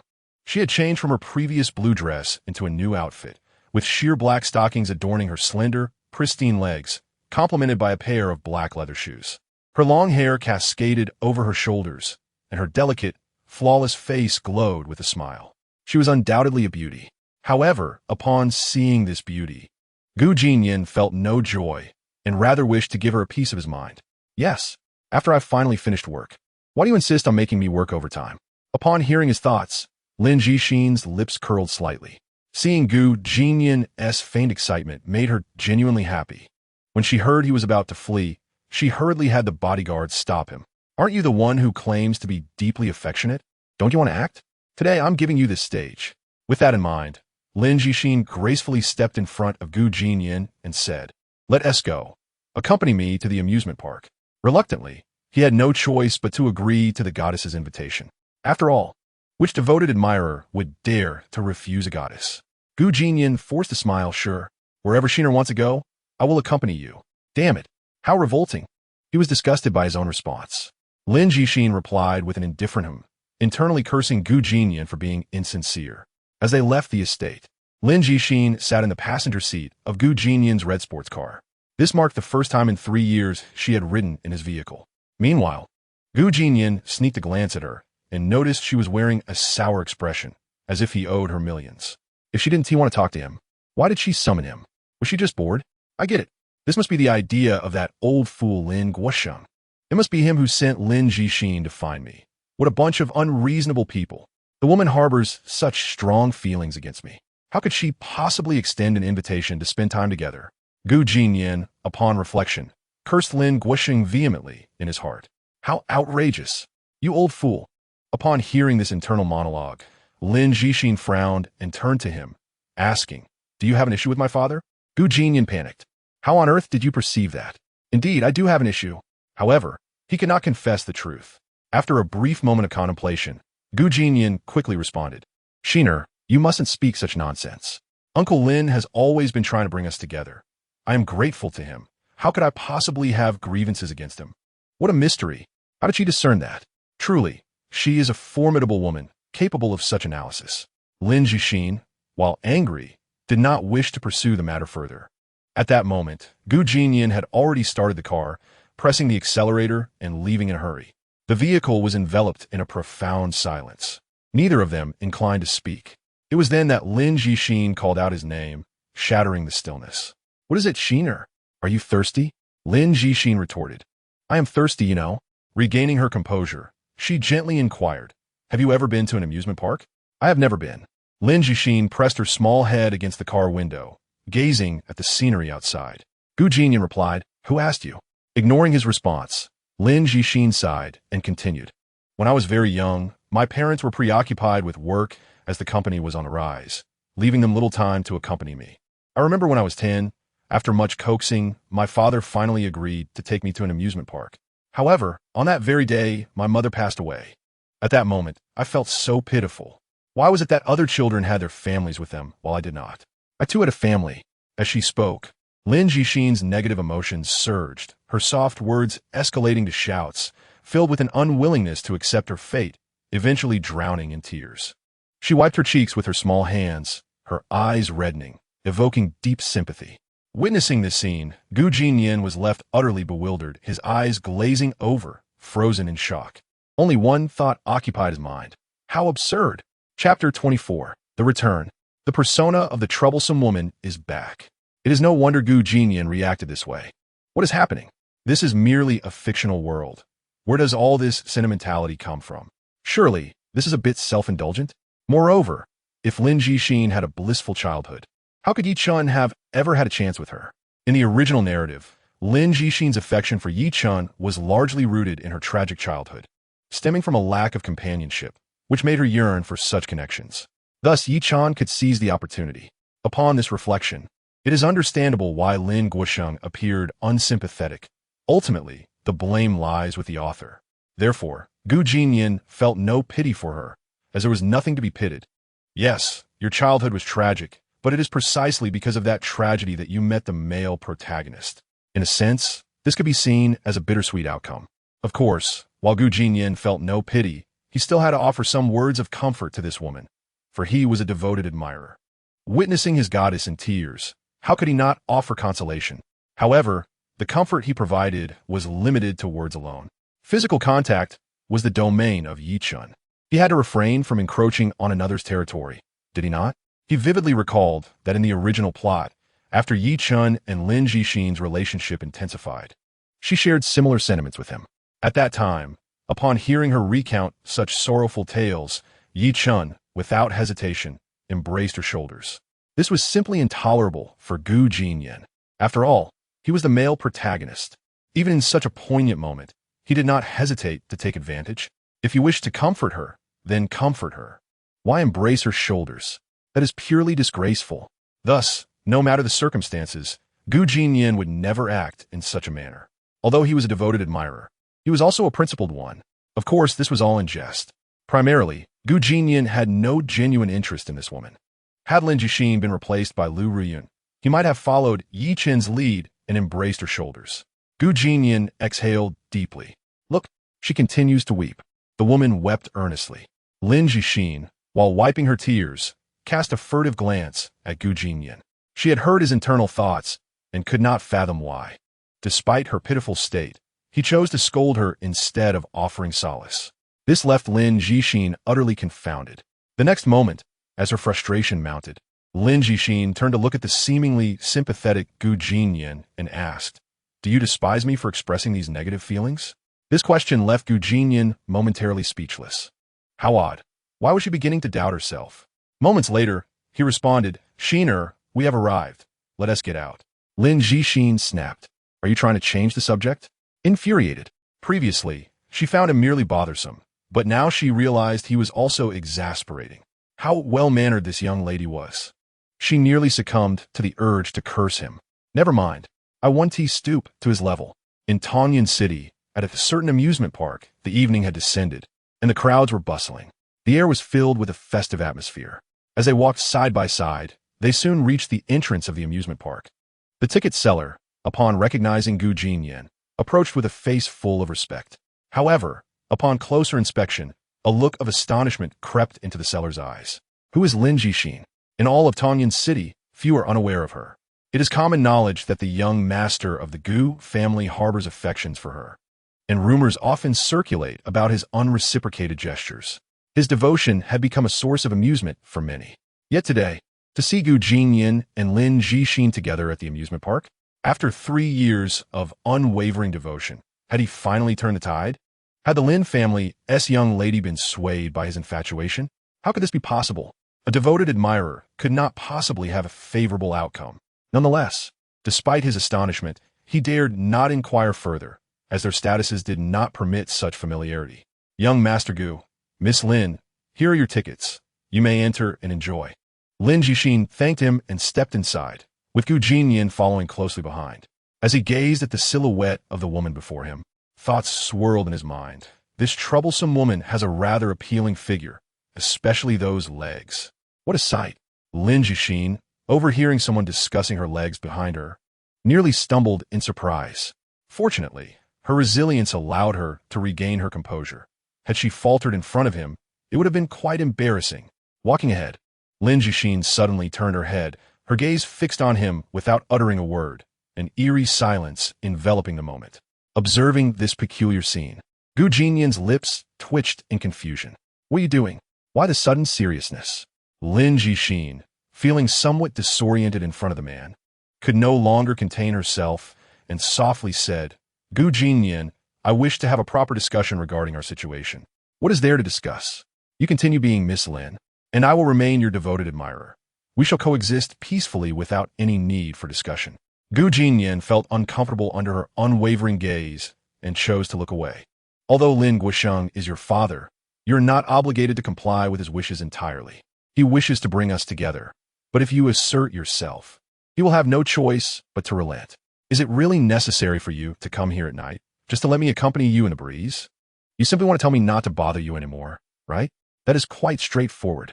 Hurry up and say it. Once you finish, I can leave work." Lin Jixin furrowed her brow, temporarily disregarding his inner thoughts, and organized her words. "Over the past 3 years, I have noticed all the things you have done for me, and I want to take this moment to express my gratitude. Furthermore, it seems that we are not truly compatible. So what? You are indeed the heroine. Choosing to reject me in an amusement park, you certainly know how to play the game. By the way, after being rejected, what expression should I wear? Anger? Heartbreak? Or should I weep bitterly? This is so difficult. Forget it. I will just adapt to the situation." Gu Jinnian directed his gaze towards her, his emotions brewing internally. The moment Lin Jixin spoke, he was prepared to deliver an exquisite performance of sorrow as a final act. Hearing Gu Jinnian's inner monologue, Lin Jixin cursed him silently, then turned to him with a serious demeanor. "Therefore, I would like to request more time to contemplate this matter thoroughly. After all, this is a significant decision in life, and it cannot be taken lightly. Is that acceptable?" Gu Jinnian remained silent, for he had already immersed himself in his role, utterly furious. Shiner, you should just give up. Even if you reject me, I will still." "Wait, what?" Gu Jinnian was momentarily stunned, realizing something was amiss mid-sentence, and became awkwardly silent. "You fool, are you toying with me?" Chapter 25. Lin Guosheng. "You are utterly inhumane." Indeed, Gu Jinnian was fully engrossed in his performance. So, is this what you wanted to convey? Absurd. Upon hearing his thoughts, Lin Jixin bit her lip and continued to inquire, I wish to take more time to consider. Gu Jinnian, you're still asking? Of course not. My patience is running thin. His internal fury surged, but he quickly donned a resolute expression, shaking his head, and solemnly stated, Sheener, I regret that I cannot fulfill your request. I have waited for you for 3 years and truly do not wish to wait any longer. I want you to be my girlfriend right now. It is unacceptable to avoid pressure. You wanted to consider, but I demand you make a decision now. Initially, Lin Jixin felt a flicker of emotion upon hearing Gu Jinnian's words, but upon listening to his inner thoughts, her expression froze. This scoundrel, he is mocking me once again. Why utter such heartfelt words when he clearly does not harbor feelings for me? What amusement could he possibly derive from this? Seeing his feigned sincerity, Lin Jixin's anger escalated, and she marched towards Gu Jinnian, lifted her foot, and kicked him. Go to hell, you bastard. I, Lin Jixin, vow never to agree to be your girlfriend. With that, she turned on her heel and left without a moment's hesitation, leaving Gu Jinnian standing there in a daze, utterly bewildered. What is happening here? Why is this woman so furious all of a sudden? I have never witnessed such a reaction before. I was terrified. I thought the plot was about to unravel, but it turned out to be a false alarm. Haha. Well, having been completely rejected by this fierce woman, I will have nothing to do for the next 3 days. Time for a break. You bastard. How can such a person exist? Do you truly despise me so much? Fine. Do not expect me to pay you any more mind. This scene did not go unnoticed by the ticket seller, who chuckled upon witnessing Lin Jixin's angry departure and glanced towards Gu Jinnian, as if to say, you had your chance, yet you failed miserably. Indeed, I have been foolish. How could a devoted admirer expect a favorable outcome? At that moment, Gu Jinnian casually reached into his pocket, appearing quite relaxed, and retrieved a cigarette from his bag, tossing it towards the ticket seller. I'm leaving now. It was evident that he was in good spirits. The ticket seller flashed a flattering smile. Young Master Gu. Take care. Observing his retreating figure, the seller couldn't help but wonder why he seemed so happy despite Lin Jixin's departure. Is this how wealthy individuals enjoy themselves? Lin family estate. Inside the villa, it was now completely dark outside, with twinkling stars and a gentle breeze that brought comfort. At the dining table, Lin Guosheng and Lin Yin sat across from each other in silence, quietly consuming their meals. Just then, a female bodyguard entered. Lin Guosheng frowned upon hearing her words. What time is it? Why summon Sheener to see me? He waved his hand dismissively. Yes, sir. After the bodyguard exited, Lin Jixin entered with slightly heavy steps. Her hair was somewhat disheveled, her eyes dim, and her face devoid of a smile, presenting a rather miserable appearance. Indeed, she had genuinely been infuriated by Gu Jinnian. Coupled with the overwhelming recent events, she found herself unable to process everything, resulting in her current state. Upon seeing his daughter approach like a lost soul, Lin Guosheng's heart sank. What has happened? Then, a look of realization crossed his face, and he thought, you beast. Gu Jinnian, you are truly inhumane. Have you no compassion for my delicate daughter? Sheener, where's that scoundrel Gu Jinnian? Lin Guosheng nearly exploded with rage as he urgently inquired.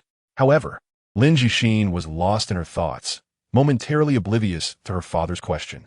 Seeing her vacant expression and disheveled hair, Lin Guosheng's anger flared. Gu Jinnian, I will make you pay. Why must you torment my Sheener to such an extent? You brute. Observing this scene, Lin Yin furrowed her brow. Could it be that this young man resorted to force to provoke Lin Jixin's disdain? At that moment, Lin Jixin regained her composure, her beautiful eyes meeting her father's troubled gaze, and she hurriedly explained, only to turn and leave immediately after. Lin Guosheng, after hearing his daughter's words, was uncertain whether to believe her. Still, recalling Gu Jinnian's unwavering dedication to his daughter over the past 3 years, he could not dismiss her explanation entirely. Indeed, that young man has treated Sheener so well. How could he possibly act so cruelly? There must be a misunderstanding. Yet, why did Sheener appear so sorrowful? Is she truly unwell? Alas, as a father, he could not pry further. Why in her? Please take the opportunity to have a heart-to-heart conversation with your sister and subtly gauge her intentions. By the way, find a suitable time to visit the G family and inquire about that young man as future plans. A visit to the G family.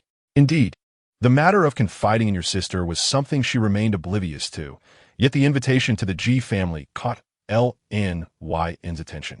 Such an unusual occurrence startled L.N.Gu.Sh.ing. How curious it was. Why did Y.N. react so strongly at the mention of the G family? At that moment, L.N.Y.N., sensing her earlier indiscretion, hastily fabricated an excuse. She had been lost in thought and would visit the G family tomorrow, bringing along a small gift. L.N.Gu.Sh.ing, not pondering too deeply, nodded in agreement. It was getting late, so she should rest early. With that, he departed from the dining table and ascended the stairs. At this moment, the first floor of the villa was left with only L.N.Y.N., whose eyes sparkled with excitement, a pleasing smile curving her lips. Indeed, she had no interest in a heart-to-heart with her sister. What truly captivated her was the visit to the G family to see that young lad. The thought filled her with an even greater sense of anticipation. Chapter 26. The G family should disappear. In Jinnian City, at the G family villa, it was now around 10 o'clock at night. After a long day of toil, Jinnian finally concluded his work, reclining comfortably on a leather sofa with his legs crossed. Meanwhile, the little girl Jinnian soon knelt on the rug, peeling grapes for him. Jinnian stared at the ceiling, feeling as though something was amiss. After some restless contemplation, he realized the absence of Y.N.Ling. According to the original storyline, she should have been there to massage his legs at this moment. However, an unforeseen event had occurred. The little undercover agent, Jinnian, had taken her into custody, leaving things rather awkward. Nonetheless, it was of little consequence. The plot would not unravel. That woman would surely come seeking him again, and he could deal with her then. As Jinnian mused, he turned his gaze toward Chi-In-Su on the floor. For some reason, he felt her gaze upon him was peculiar. Previously, her eyes held nothing but indifference. Yet now they sparkled with something more. How could one withstand this? He inwardly lamented, remarking that being handsome was, after all, not always a blessing. With a deep sigh, he softly said, "You may go now. After a long day, I wish to rest." Chi-In-Su quietly acknowledged him, rising from the rug and turning to leave, casting one last glance back without uttering another word. Once the little girl departed, Jinnian reclined on the sofa, beginning to review the events of the day. He could not deny that what transpired was indeed absurd. The plot was testing its limits, especially with that troublesome woman, L.N.Z.H.X.N., whose unpredictable behavior left him speechless. Most infuriating was her audacity to invite him out. Although Jinnian understood this was all part of L.N.Gu.Sh.'s scheme, it still vexed him greatly. Furthermore, there was L.N.Y.N., who was blatantly flirtatious, attempting to entice him right before her sister. Such behavior was utterly inappropriate. In the original storyline, he had no dealings with that provocative woman. Yet this time, it was utterly outrageous. Was his acting ability declining? Had these women detected his flaws? Impossible. After all, he had played this role for 20 lifetimes without revealing any weaknesses. Well, it was best not to dwell on it, as long as the plot remained intact. Wait, something felt off. At that moment, Jinnian seemed to have an epiphany, suddenly opening his eyes wide, revealing a complex expression. Where was YCHN? Yes, where was he? He recalled that YCHN had been sent flying by Chi-In-Su and had seemingly coughed up blood. Surely he hadn't perished? Jinnian could only feel anxious. This was simply absurd. The male lead had been struck and bloodied at the female lead's birthday party. Can you believe it? Tomorrow, YCHN was supposed to negotiate becoming a son-in-law at the LN family. But given the current circumstances, would he even make it on time? He should be fine. After all, he was the male lead, and whenever it came to matters involving L&HXN, he would undoubtedly be punctual. While Jinnian was preoccupied with thoughts of YCHN in a small cabin on the mountainside of Jinnian City, a young man clad in a short-sleeved shirt sat upon a sofa, his complexion pale and devoid of color, emanating a ghastly whiteness. Indeed, this individual was none other than the male lead, YCHN, who had been injured at the LN family. Before him stood a slender figure clad in a white dress. Y.N. Elling, without a doubt. YDG. Ellinger has failed to complete the task you entrusted her with. Please punish me. YDG. The lights flickered as YCHN slightly opened his eyes, and upon seeing the young woman before him, A tender expression crossed his face. I have heard about it. This matter is not your fault, so do not dwell on it. You may try again tomorrow. Ynling bit her cherry lips, expressing concern. What about you, YDG? Are you truly going to become a son-in-law at the LN family? YCHN nodded slightly. Now is the time to build strength. I must find a powerful family to serve as a stepping stone. Moreover, he had been struck by love at first sight for XN. As he mentioned LSHXN, his eyes sparkled with fervor. Ynling observed his expression, seemingly about to speak, yet after a long pause, she refrained from voicing her thoughts.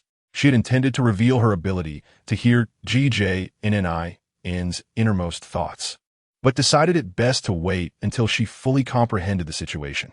At that moment, a melodious voice, reminiscent of a golden aureole, floated into the room. Shortly after, a veiled woman entered and stood before YCHN. Who was it that harmed you? Being Ying will seek vengeance on your behalf. If GJNNIN were present, he would instantly recognize this woman, for she was the one who had slain him with a single sword stroke at the climax of the story.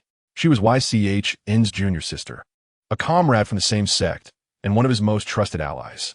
Ynling and YBing were effectively utilized to their fullest potential by YCHN, one as an undercover agent and the other as an assassin, a combination that was decidedly formidable.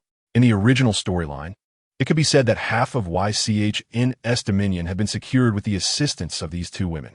Upon hearing the question, YCHN shook his head gently. This matter is of no concern to you for now. Once Ynling successfully infiltrates the G family, we shall take our revenge. YBing appeared perplexed, while Ynling sighed. It's a long story. YCHN waved his hand, signaling an end to the discussion. By the way, there's a maid by GJNNI inside whom I sense is suspicious. Once you infiltrate the G family, investigate her identity. With that, Ynling and YBing exchanged glances before taking their leave.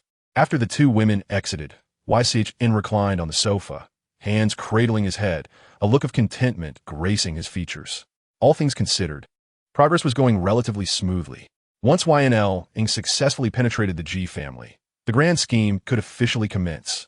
The G family was destined to vanish. YCHN smirked wickedly as he murmured, though the specifics of his smile remained a mystery. While the current trajectory of the plot appeared chaotic for GJNNIN, it was undeniably favorable for YCHN. The saying goes, the bird that sticks its head out gets shot. Jinnian has repeatedly emerged to provoke. Therefore, his existence has become unnecessary. To dare to flaunt in front of the male lead, it seems he is courting death. As long as Yunling succeeds, with an inside and outside collaboration, the Gu family's fate will be sealed. At this moment, Yichen would not regard Gu Jinnian with any importance. He is preoccupied with one matter, Lin Jixin.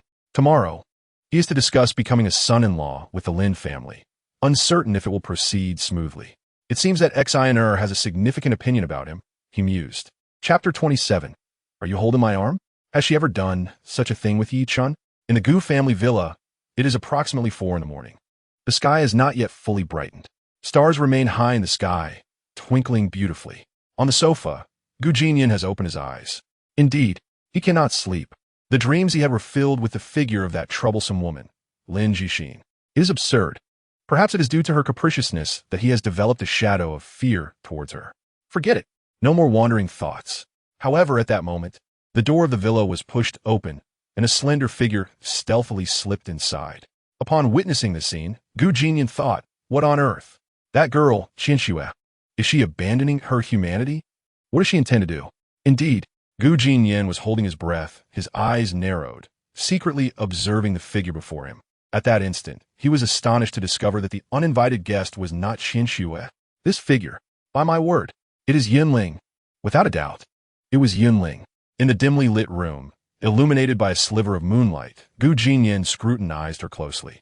Yes, tall and slender, with perfectly straight calves and an extraordinary aura. Who else could it be but Yunling? Goodness, this woman has indeed come to find him. But the timing is rather off, isn't it? In this darkness, you just waltz in? What are you thinking? Is there a protocol for being an undercover? Do you find this reasonable? Never mind, since she has come, let us see what she intends to do. Gu Jinnian, squinting slightly, feigned sleep. I do not see anything. I know nothing. I am asleep, engaging in self-hypnosis. Meanwhile, the stealthy Yunling seemed to sense something, glancing at Gu Jinnian with her beautiful eyes. Crouching beneath the sofa, she cautiously gazed at him. After confirming that Gu Jinnian was truly asleep, she sighed in relief. I was terrified, thinking he had woken up. She had exerted great effort to infiltrate the Gu family. If discovered, all would be in vain. Then, Yunling made a movement. She removed her shoes and socks, carefully lying down on the sofa. To be precise, she had now nestled beside Gu Jinnian. Gu Jinnian? What are you doing? What on earth is this? In the middle of the night, you come to reward me? Please, do not cling so closely, all right? And that foot of yours, can you refrain from wrapping it around my arm? Simultaneously, at the Liu Corporation, at a desk, Liu Riyun sat with her hair flowing loosely, resembling seaweed. Mature and captivating. In front of her sat another woman, dressed in a Lolita-made outfit, delicate and charming. It was, without a doubt, Xiao Xue. How did Lin Guoxing respond to Yi Chen's visit yesterday? Did he cause any trouble for him? No, he did not. Xue's gentle voice carried respect. Not only did he refrain from causing trouble for the young master, but he also seemed to hold him in high regard. Liu Riyun's eyes widened in surprise. Lifting her delicate hand to sip from her cup, she asked, "Is there such a thing?" Xue nodded. Moreover, not just Lin Guoxiang, but the two young ladies of the Lin family also seemed to harbor some special sentiments towards the young master. Special sentiments? Liu Riyun frowned, utterly perplexed. What sort of game are the Lin family playing? Yi Chen had kidnapped Lin Jixin a few days ago. Logically, Lin Guoxiang should have been furious. Why now does it seem he is wary of the Gu family's power? Continue to observe the Lin family and ensure Yi Chen's safety. Understood. After a moment, Liu Riyun slowly rose, her slender figure fully revealed as she walked to the window. Bathed in moonlight, she appeared extraordinarily beautiful. A smile graced her lips as she softly said, "I have watched Yi Chen grow. Although we share no blood ties, I have long regarded him as my own. Therefore, it is imperative to protect him. If anyone places him in danger, there is no need to report to me. Simply eliminate them." These words, laden with murderous intent, were spoken with such tranquility that they were unsettling. This woman is truly remarkable. Xue understood that these were her sincere thoughts and did not hesitate to agree. Rest assured, Sister Yun, as long as Xue is here, no one can harm the young master. Liu Riyun turned to glance at her, saying nothing, merely nodding and gesturing for her to leave. After Xue departed, Liu Riyun stared at the crescent moon, seemingly lost in thought. Whatever came to her mind brought a gradual smile to her lips. Yi Chen, do not blame your aunt for her indifference. It is all for your own good. Now that your aunt is here to protect you, after you carve out your own path, then you will come to protect me. At the same moment, in the Gu family villa, Gu Jinnian felt a growing agitation. Indeed, with a girl lying beside you in the dark, you would be annoyed too. The air was filled with the floral fragrance of the woman, lingering at his nostrils. Gu Jinnian could not fathom what this woman was trying to accomplish. Is she trying to embarrass me? Waking up to find a stranger beside me would indeed be awkward, wouldn't it? This is truly ridiculous. Clinging so closely is one thing, but using her foot to press against my leg? This posture, she has never behaved this way with Yi Chen, has she? At this moment, holding Gu Jinnian, Yunling felt somewhat anxious. It was her first time being so close to a man. Being a woman, her modesty was naturally heightened. Although reluctant, she could not afford to care much in order to complete the task assigned by Yi Chen. Yunling thought simply to hold this guy until dawn. If he asked how she got in, she would say nothing. Acting pitiful is her forte. With the bright moonlight illuminating the room, Yunling cautiously opened her eyes, biting her cherry lips as she glanced at Gu Jinnian. Subsequently, her delicate face flushed. What a handsome visage, even more so than Yi Chen. This was Yunling's thought at that moment. Quickly, she shook off this unwelcome notion from her mind. Then, she slightly propped herself up and carefully took one of Gu Jinnian's hands. Gu Jinnian? What are you doing? Have you lost your mind? Do you wish to torment me? What the heck? Why are you taking the opportunity to touch my hand? How shameless. In response, Gu Jinnian chose to feign sleep, curious to see what this woman intended. Shortly after, Yunling made a move. In the next moment, she placed Gu Jinnian's hand upon her slender waist. The original pose of Yunling embracing Gu Jinnian transformed into one where it appeared Gu Jinnian was now holding Yunling. This is outrageous. Truly, you are remarkable. Chapter 28. The contest between the film emperor and the film empress. Upon witnessing this scene, Jinnian was left utterly stunned. Indeed, she is the female lead. Such cunning. After her maneuver, I have become the villain instead? Well, it seems I've always been the antagonist. So, in that case, why not take advantage of the situation? Besides, this was willingly offered to me. If I do not engage in a little fun, it would seem I lack manners. With this thought, Jinnian suddenly exerted force, pulling Yunling into his embrace. Yunling emitted a soft sound as her small head rested against his shoulder, her beautiful eyes wide open in astonishment. How could she not be shocked? This fellow, has he truly awakened? Feigning sleep? A terrifying thought crossed her mind. However, the next moment, she heard a soft snore beside her. Lifting her head slightly, she glanced at Jinnian, who still had his eyes closed, and she sighed in relief. That was frightening. Though the position felt somewhat awkward, it was just right. She decided to endure it until dawn. However, just as Yunling was lost in thought, a large hand behind her suddenly brushed against her lower body. What is he trying to do? Before she could contemplate further, the supposedly sleeping Jinnian was already making his move. A crisp sound echoed. As for where the sound originated, we shall leave it to the imagination. Upon hearing the noise, Yunling's delicate face turned crimson, as if it might bleed. Tears began to slide down her cheeks. Indeed, she was crying. It was utterly absurd. The sting from that slap was simply too painful. Oh no, has he discovered my true state? Why else would he strike me so forcefully? Though the slap felt somewhat pleasant, it was undeniably painful.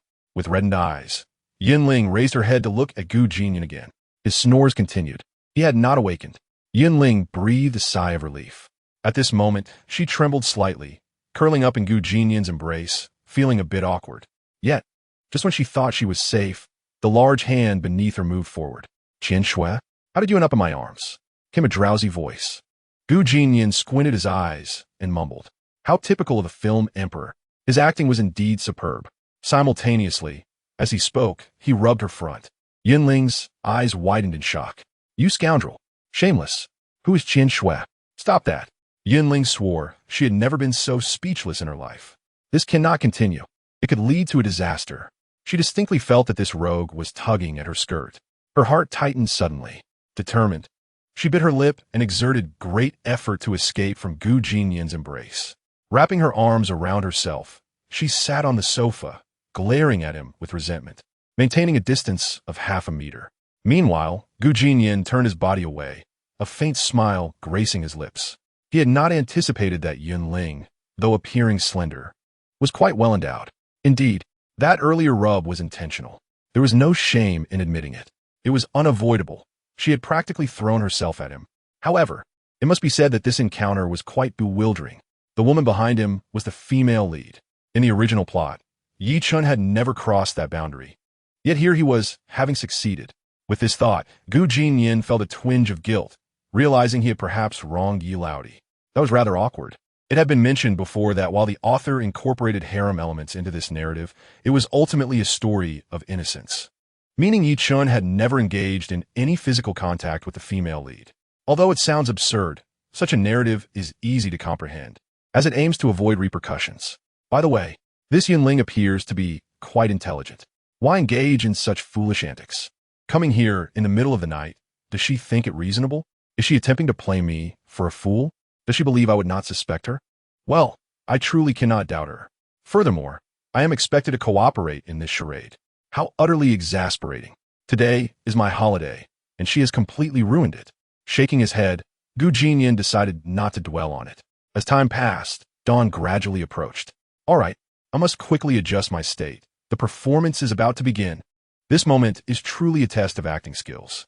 Now, the contest between the film emperor and the film empress commences. Jinnian began.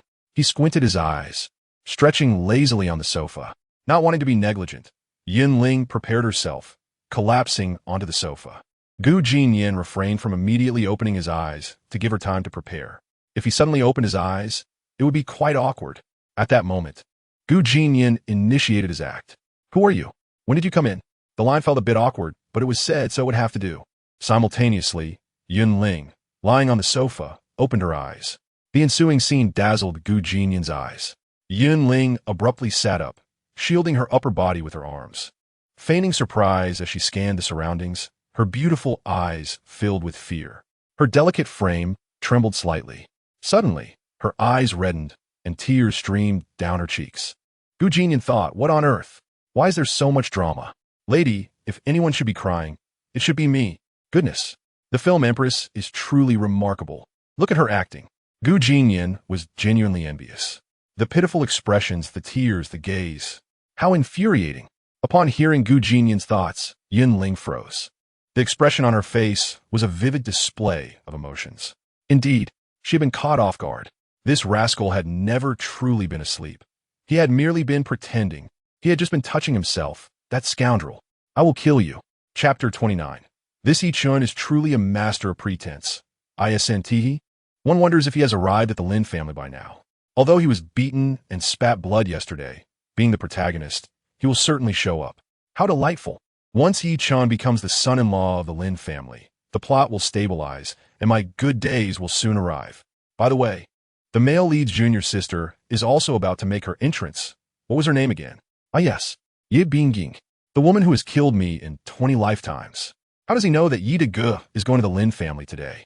And he is even aware of Bingying's situation? Could it be that this fellow truly possesses prophetic abilities? 3 questions surged simultaneously in Yunling's mind, leaving her somewhat flustered. Uncle Lin, I trust you are aware of my capabilities. With my presence, the Lin family shall surely ascend to new heights. Ha ha! Truly the male lead, radiating confidence. Then comes the amusing part. That vile woman Lin Jixin was initially reluctant, yet through daily interactions, she unexpectedly developed feelings for Yichun. How utterly foolish. Now, this is interesting. Oh, has the little spy become frozen? Why are you staring at me with those dog-like eyes? Upon hearing this inner monologue, Yunling felt a tightness in her chest. She hurriedly adjusted her emotions and spoke with a slightly trembling voice. Where is this place? How did I end up here? Oh dear, pretending are we? And how did you get here? You snuck in, didn't you? Although she thought this in her mind, she could not voice it aloud. Jinnian played along, feigning surprise. Are you the woman from the alley? Yunling leaped forward, tightly embracing his leg, tears streaming down her face. Young master, I finally see you again. At this point, she no longer cared about the details. Just playing the fool would suffice. If asked how she arrived, she would simply act dumb. Moreover, this fellow undoubtedly knows her true identity. Although unaware of why he hasn't exposed her, given the current situation, it seemed relatively safe. He appears to be inclined to follow the plot, hence refraining from revealing her identity. Very well. If that is the case, I shall accompany you to the end. I must admit, this is the first time I played a role where my identity is known from the outset. It is quite thrilling, to say the least. At this moment, Jinnian gazed down at the pitiful woman, a slight smile gracing his lips as he gently stroked her head. Regardless of how you got here, since we have met twice now, you shall remain by my side from now on. Grateful for the young master's kindness. Ling will surely take care of you diligently. It is that simple. Jinnian did not wish to complicate matters. Initially, he considered checking the surveillance for realism, but remembering this is merely a fictional world, he decided against it. Sometimes, being a bit mindless is more reasonable. The first rays of morning sunlight fell upon Jinnian's handsome face as he stretched luxuriously. Indeed, things are looking up. After so many exhausting days, I can finally rest properly. What a relief. At that moment, the villa door swung open. Qian Shui appeared, carrying a lunchbox, ready to enter the villa. Just then, a gust of wind blew, and the villa door suddenly swung shut uncontrollably. Fortunately, Qian Shui was light on her feet and dashed inside just in time. My goodness, she nearly got caught outside. Young master, it's time for breakfast. Qian Shui called out, her voice sweet as she beamed. Then her gaze lifted, and she paused. The little lowly looked momentarily stunned, glancing at the kneeling Yunling. When did this woman come in? With a gaze full of hostility, she softly inquired, young master. Why is she here? Jinnian waved his hand dismissively. No need to concern yourself. I have kept her by my side, and she will assist you from now on. Very well. Naturally, Qian Shui did not dare to defy Jinnian and agreed. However, her eyes remained wary of Yunling, sensing that this woman did not seem to be of good character. Meanwhile, Yunling ignored her gaze, continuing to kneel and massage Jinnian's legs. Her eyes red and pitiful. What a master of disguise. After casually eating a bit, Gu Jinnian closed his eyes. Yes, his primary concern now is still Yi Chun. Based on the timeline, Lin Guosheng has likely agreed to let Yi Chun become the son-in-law, right? Alas, what can one do? After all, the male lead is indeed exceptional.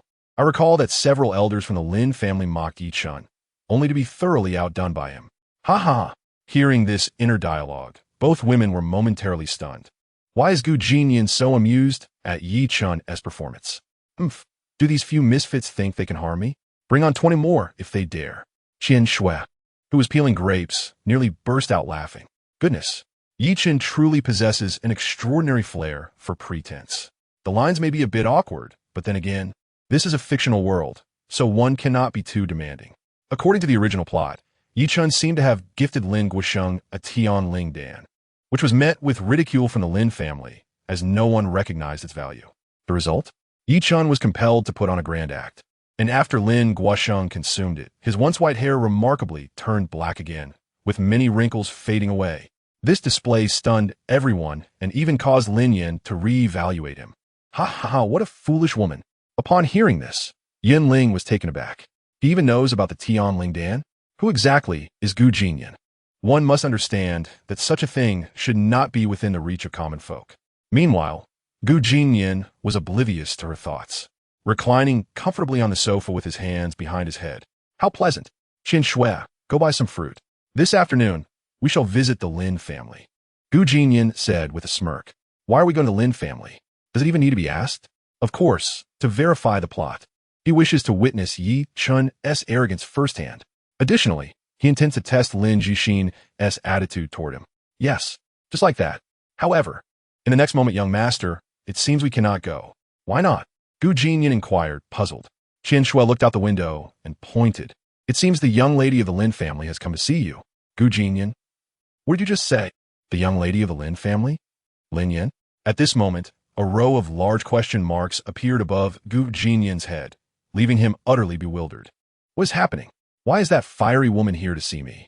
Shouldn't she be at the Lin family, chatting and drinking with her brother-in-law? That brother-in-law being Yi Chun, of course. How absurd. Scratching his head, he led the two women outside. Upon looking ahead, lo and behold, it truly was that fiery woman. Could it be that something unexpected occurred with Yi Chun? Did he fail to become the son-in-law? Impossible. Setting aside the male lead identity, he also possesses the Tianling Dan. It cannot be a failure. Then what could be the reason? As Gu Jinnian pondered, Lin Yan, clad in a pink tank top, stood firmly before him. Her attire today is absolutely refreshing. A delicate camisole paired with sheer white stockings, and on her feet, a charming pair of bear-patterned canvas shoes. Her exquisitely beautiful face is lightly adorned with makeup. Oh my, she is truly a captivating enchantress. Lin Yan tucked her disheveled hair behind her ear, revealing a sweet smile. And with a syrupy voice, she said, "Little one, did I arrive a bit unexpectedly? I hope I haven't disturbed you." Upon hearing her voice, Lin Yan felt a pang of grievance. Am I being dismissed? You little rascal. Do you have any idea how many outfits I changed just to see you? You heartless one. Why the silence? Am I not welcome? Lin Yan smiled softly and spoke gently. Gu Jinnian quickly adjusted his demeanor, donning a warm smile, of course. You are welcome. Please come inside. What a disingenuous scoundrel. Witnessing his beaming smile, the three women couldn't help but silently curse. Despite his inner disdain, he always managed to present a facade of joy. Could he possibly be afflicted with a serious ailment? Perhaps multiple personalities? How terrifying. Inside the villa, Qian Shui and Yun Ling, being perceptive, discreetly excused themselves, leaving only Gu Jinnian and Lin Yan seated on the sofa. Clearing his throat, Gu Jinnian noticed the atmosphere was somewhat awkward and mumbled, "What brings you here unexpectedly? Aren't you busy at home?" Busy? Not at all. My dear brother, Yi has become the son-in-law of the Lin family. As the elder sister, how can you be gallivanting about? Lin Yan blinked her eyes and shifted closer to him. As she inched nearer, Gu Jinnian couldn't help but swallow hard, feeling a mix of irritation. Please, don't come near me. You have quite the scent. Lin Yan conveniently disregarded his inner thoughts, her lips curling into a smile as she spoke sweetly. If it weren't for that scoundrel's interruption today, I would have come to see you before you even woke up. What a pity. Ah, you are lamenting? What the hell? Is that even a reasonable thing to say? Gu Jinnian was at a loss for words. Wait a moment. Did she mention an interruption? Is that scoundrel Yi Chen? Gu Jinnian leaned back slightly, probing. Who is this person with such audacity? Lin Yin furrowed her brow, pretending to be angry. It's Yi Chen, of course. Oh, it's him. So it is him. Gu Jinnian felt a surge of excitement and released a breath of relief. However, in the next moment, she mentioned him with rage, almost exploding with fury. Lin Yin seemed to recall something, her fists clenched, ready to unleash her wrath. Oh, you're just putting on an act. A woman of double standards. If others don't know you, do I? Damn it, you're the first to fall for Yi Chen, dear sister. What are you pretending for? So, after seeing Yi Chen's Tianling Dan, are you now looking at him with new eyes? Ha ha, silly woman. Lin Yin? What Tianling Dan? What elixir? I don't understand. This scoundrel keeps insulting himself. Where did I act foolishly? Initially upset, she became even more irritated upon hearing Gu Jinnian's taunts. In the next moment, Lin Yin lost her composure and exclaimed, Bastard! Gu Jinnian, what's the matter? Startled, he shivered at her outburst. That idiot actually went to our house to propose this morning, claiming he wanted to be our family's son-in-law. Something is off. It's more than a little off. Seeing her demeanor, Gu Jinnian felt an inexplicable panic rise within him. Cautiously, he asked, what happened next? Did he get a response? Lin Yin, fuming, replied, response? That idiot didn't even finish his sentence before I kicked him out. He didn't even get to see Xi in air. After finishing her sentence, she gave Gu Jinnian a thumbs up. Her expression was adorable, but huh? What? At that moment, Gu Jinnian's expression was nothing short of spectacular. Initially, it was one of confusion, but after Lin Yin finished speaking, it transformed into disbelief. Lin Yin, you are utterly inhumane. What the hell? That damned woman. I truly want to strangle you. You've ruined my grand plans. Do you know that? Now the plot is bound to collapse. Yi Chen won't become a son-in-law. Can you believe that? I exerted so much effort, only to have this wretched woman sabotage it? Well done, Lin Yin. Well, since it's all going to reset anyway, I'll definitely have you today. Upon hearing his unmistakably furious thoughts, Lin Yin's heart tightened. Is he that angry? Did I do something wrong? She did not believe she was at fault. If given another chance, she would still expel Yi Chen from the Lin family. Little one, what are you about to do? However, at that moment, Gu Jinnian's demeanor shifted entirely. The smile that once adorned his face vanished, replaced by an expression of cold indifference. He remained silent, his actions speaking louder than words. The sound of something being torn apart echoed. Soon after, a glimmering sight was unveiled. Lin Yin found herself pinned beneath him, her brow slightly furrowed, though her eyes betrayed no fear. Perhaps it was because of her affection for Gu Jinnian. Little one, Gu Jinnian disregarded her, as it was all going to reset anyway. There was no need for further dialogue. The sound of tearing fabric resonated once more. The final piece of concealment was stripped away, revealing a beautiful scene in its entirety. Lin Yin turned her head away. With a flick of her hair, her cheeks flushed a rosy pink. A tear slipped down her delicate cheek, cascading to her neck. Scattered upon the floor lay Lin Yin's favorite pink camisole. Chapter 31. What the hell? Inside the villa, 3 hours had already passed. Gu Jinnian, with a cigarette in his mouth and a frown on his brow, sat on the sofa. Beside him, Lin Yin wore a man's coat, tightly wrapping herself within it while her delicate pink feet peeked out. Amidst the swirling smoke, the earlier confrontation seemed to have drained their energy. Lin Yin's cheeks were flushed, and she breathed softly, remaining silent for an extended period. Gu Jinnian sat there in a daze, his tightly knitted brows reflecting the turmoil within his mind, utterly speechless. Indeed, he was vexed. Why? Because the rice had already been cooked, and the system informed him that the plot had not collapsed. This is outrageous. Originally, he thought he could restart, but now he mused, well, this is interesting. I inadvertently placed a green hat on the male lead. I feel quite sorry for Lin Yin. I wonder how she'll react. Regardless, I must stabilize my character for now and think of ways to compensate her later. Sigh, this is so frustrating. Suddenly, Gu Jinnian turned his head, his face darkening as he addressed Lin Yin. Put on your clothes and leave. The nature of the debauched young master resurfaced. It's no wonder he acted this way. Everything he did was for the sake of maintaining his persona. Yes, he is Gu Jinnian, the sole heir of the Gu family, the most notorious playboy in Tongyun. To summon the wind and the rain is one thing. Yet to believe that possessing this woman would alter his disposition, how could that be possible? Alas, Lin Yin, do not blame me for my lack of compassion. All actions are taken with a narrative in mind. However, for now, be gone from my sight. And so it was, are you not leaving? Do I need to force you out? Jinnian cast a cold glance at her and reprimanded her sharply. In that moment, Lin Yin wore no expression upon her visage.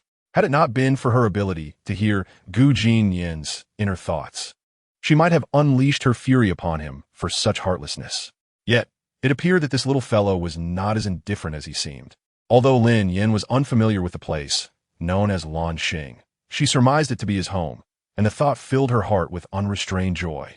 In the next instant, without further ado, Lin Yin, now 30 years of age, was no longer the weeping, tempestuous young girl of yore. Extending her delicate hand, she retrieved the pink camisole from the ground, paying no heed to Jinnian's gaze as she donned it anew. I'm leaving, she stated simply, her voice sincere and melodious, devoid of the previous falsetto. After uttering those words, she awkwardly made her exit, limping slightly as she walked. Meanwhile, Jinnian pressed his fingers against his temples while seated on the sofa. Indeed, he had never envisioned himself in such a predicament, nor had he anticipated the absurdity of this life. It was as if the entire world had descended into chaos. The host need only strive diligently. The system chimed in upon detecting Jinnian's unstable mindset. What the hell? For heaven's sake, I have already placed the male lead in a compromising position. Enough of this. He resolved to dismiss such thoughts. The system assured him that all was well, so he would carry on. Yet, a pressing concern arose. Should Yi Chan fail to become the son-in-law, how then might he proceed with his dark transformation? In the original plot, it was only after witnessing Yi Chen's ascension to that role that he began to show signs of corruption. Forget it for now. Complete corruption would have to await Lin Xian's marriage to Yi Chan. I trust the male lead will take action. After contemplating the narrative for a brief moment, Jinnian reclined on the sofa, closed his eyes, and drifted into slumber, hoping that upon awakening, all would return to normal. However, though he slept, the two young ladies of the Gu family could not remain at ease. Yin Ling inquired, "Are you still intent on darkening your heart?" Qian Shui added, "Has the male lead been cuckolded?" Upon hearing Jinnian's inner thoughts, it was Yin Ling who felt the most affected. She pondered whether to inform Brother Yi of this news, but was uncertain how to convey it without provoking his ire. "Brother Yi, your future wife has shared a bed with another man." With that thought, Yin Ling vigorously shook her head, deciding it best to withhold the information for the time being. Meanwhile, Qian Shui promptly retrieved her phone and messaged the distant Lu Ruoyun. "Sister Ruoyun, I must inform you that the young master seems to be in trouble. He has taken the eldest daughter of the Lin family." Before long, she received a call from Lu Ruoyun, instructing her to summon him to the company for an explanation. Clearly, she was irate, and the consequences could be dire. At that moment, Qian Shui was in a state of panic as she hurriedly pushed open the villa door and rushed inside. In her frenzy, the little girl leaped onto Jinnian's lap, exclaiming, young master, Sister Ruoyun wants you to come to the company. Wake up." Jinnian, still groggy from sleep, suddenly felt a weight upon him. Upon opening his eyes, he was astonished to see Qian Shui in such an undignified position. What on earth? Is this truly an acceptable posture? And what is the hurry? Wait a moment. Did you just say that Annie wants me at the company? Upon receiving this news, Jinnian instantly became alert. He lifted the little girl from his lap and stood in contemplation. What could Annie want from me at this hour? Oh no, I understand. That wretched woman. Has she betrayed me again? Has she disclosed my affair with Lin Yin? Having clarified his thoughts, Jinnian wasted no time in dressing, striding purposefully out the door. As he departed, he turned to Qian Shui, who was in a fluster, realizing she had been discovered. Yet, there was little choice. Even if the young master chose to reprimand her, the matter must be addressed. After all, she was the eldest daughter of the Lin family, and one could only speculate what repercussions might follow from their entanglement. Qian Shui, with a look of distress, began fiddling with her fingers. Meanwhile, Jinnian drove in a state of vexation. Indeed, how could he not feel troubled? This day was meant to be a respite from his usual burdens. Without Lin Xian and the constraints of the plot, it should have been a delightful reprieve. Yet, the few days of freedom had been dashed. He wondered how Auntie would respond upon learning of this affair. Would he be confined? The very thought of confinement sent a shiver down his spine. I can't believe it. This is absurd. Regardless, I shall face whatever questions arise with fortitude. Upon arriving at the Lu Corporation, Jinnian parked his vehicle and strode into the building, where he was met by the same impassive secretary. "The president is waiting for you in the office," she stated in a flat tone. By heavens, is this woman a robot? Could she not exhibit even the slightest hint of emotion? Jinnian dismissed such thoughts, feeling a twinge of anxiety as he boarded the elevator, ascending to the top floor. Upon reaching the door, he knocked thrice. "Enter," came a response. Jinnian took a moment to steady himself before pushing the door open. "Annie, what brings you here so unexpectedly?" As he spoke, he settled onto the sofa, crossing his legs in a nonchalant manner, feigning indifference. "Oh my, it has only been 3 days, and Auntie has become even more beautiful," he mused. However, no matter how lovely she appears, her cold demeanor ensures that no one dares to approach her. Speaking of which, why is Annie's attire so revealing today? She is wearing short sleeves, yet still clings to long pants? What misstep? She simply does not know how to present herself properly. Just as Lu Ruoyun was about to erupt in anger, hearing his inner thoughts extinguished her fury. "This little rascal, does he truly dislike seeing me in long pants? I changed into short sleeves specifically for him."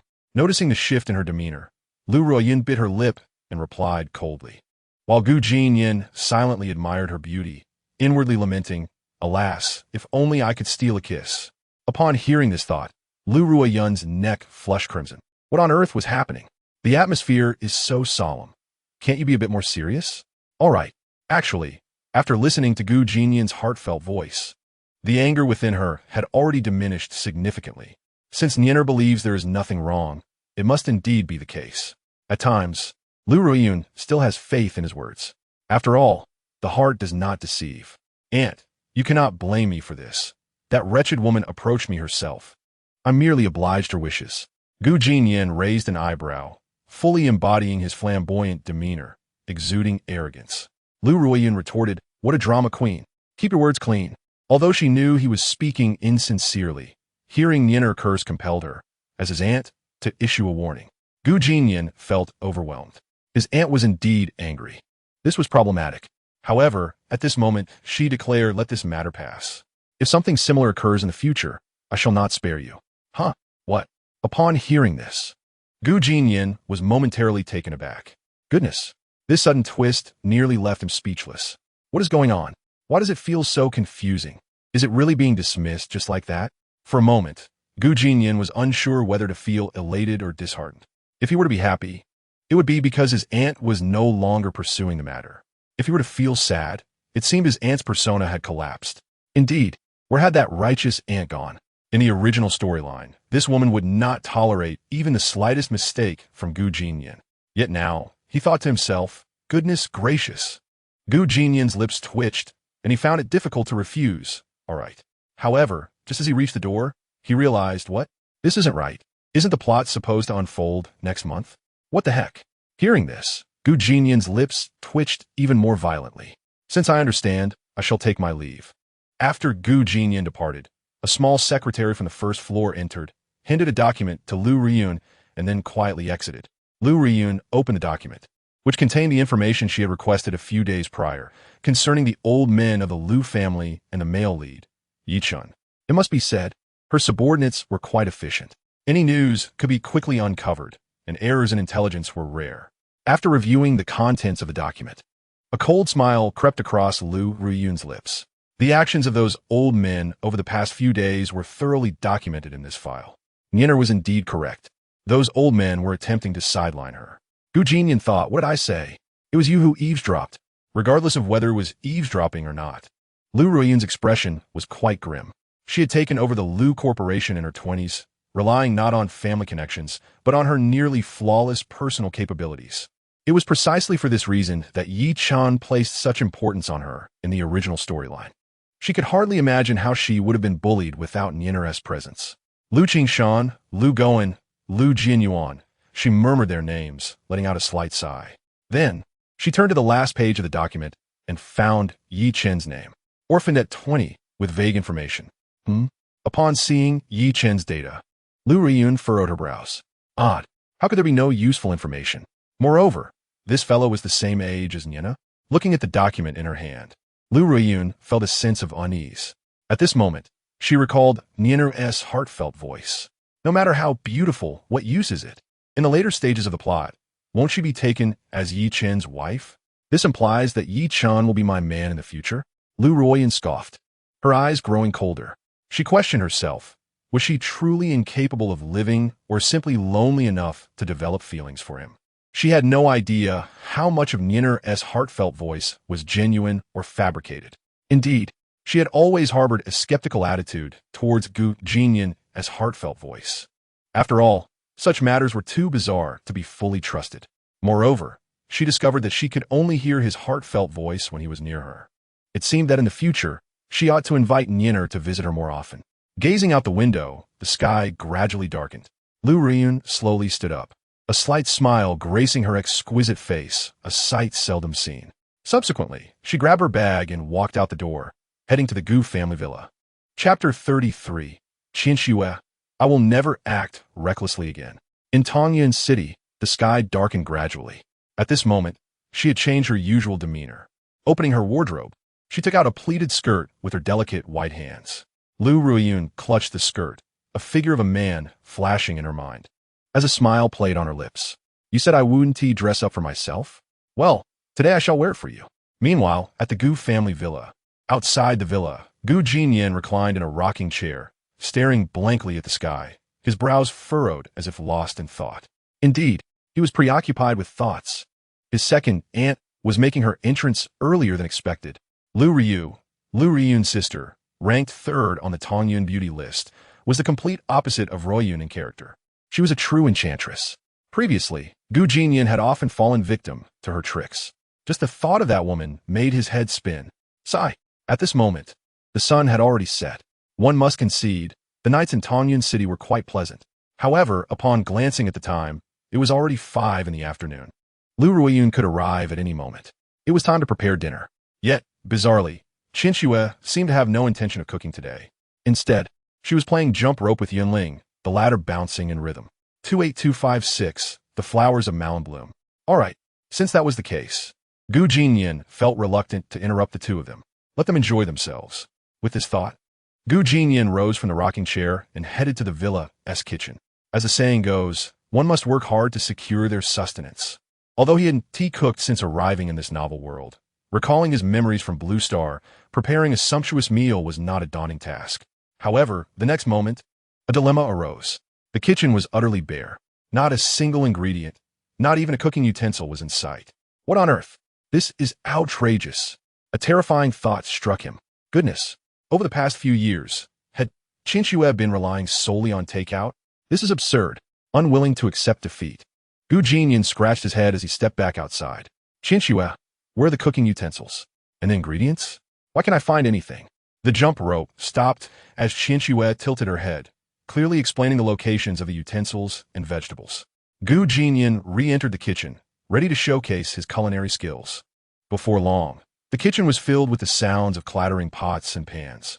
Outside the villa, the two girls paused their play upon hearing the commotion. Qinxue looked towards the kitchen, her brow furrowed. Is it wrong for us to do this? The young master has never cooked for himself in all these years. Yunling inquired. Are you feeling sorry for him? Qinxue quickly shook her head. I'm just worried he might make a mess of the kitchen. It's definitely not out of pity for him. To save face, she begrudgingly spoke an untruth. Originally, she had merely intended to teach Gu Jinnian a small lesson. However, under the instigation of Yunling, she decided to strike. It is important to note that Qinxue is merely a small maid, lacking the qualifications to show any disrespect towards the young master. I will go prepare dinner for the young master. You may entertain yourself, she declared. Upon hearing this, Yunling grew anxious but found herself unable to intervene, as she too was currently a maidservant to Gu Jinnian. With this thought lingering, she followed Qinxue towards the kitchen. At that moment, the roar of an engine suddenly echoed from outside the villa. Qinxue instantly recognized the visitor and promptly rushed out to greet them. Yinjie, what brings you here? Qinshue's voice trembled slightly, expressing her respect. Meanwhile, Yunling's expression tightened as she also bowed slightly. Lu Ruiyun emerged from the car, her gaze sweeping over Yunling. Upon encountering this unfamiliar woman, Lu Ruiyun's face remained impassive, her countenance icy. For some reason, she felt that this woman was somewhat off. However, she dismissed the thought, since this woman was present. It must be the wish of Jinnian heir, and thus there was no need for concern. Sensing the awkward atmosphere, Qian Shui stepped forward, her voice quivering. Yunjia, are you here to see the young master? Lu Ruoyun's lips curled into a slight smile as she surveyed her surroundings. Yes, where is Jinnian heir? Why is he not here? Upon hearing this, Qian Shui froze in place. Yin Ling, observing this, nodded silently. Indeed, as rumored. Lu Ruoyun seemed to dote on Gu Jinnian. Their relationship appeared to be that of aunt and nephew. Aunt-nephew relationship? They seem quite suited, don't they? Gu Jinnian thought. How could they be suited? Why is no one speaking? Where is Jinnian heir? Lu Ruoyun's voice grew cold as no one responded. This startled Qian Shui, who quickly bit her lip and mustered the courage to reply. Yunjia, the young master, is in the kitchen cooking. Cooking? Lu Ruoyun shot her a glance, her tone indifferent. Are you saying Jinnian heir is in the kitchen cooking? Yes, yes. Qian Shui stammered. How absurd.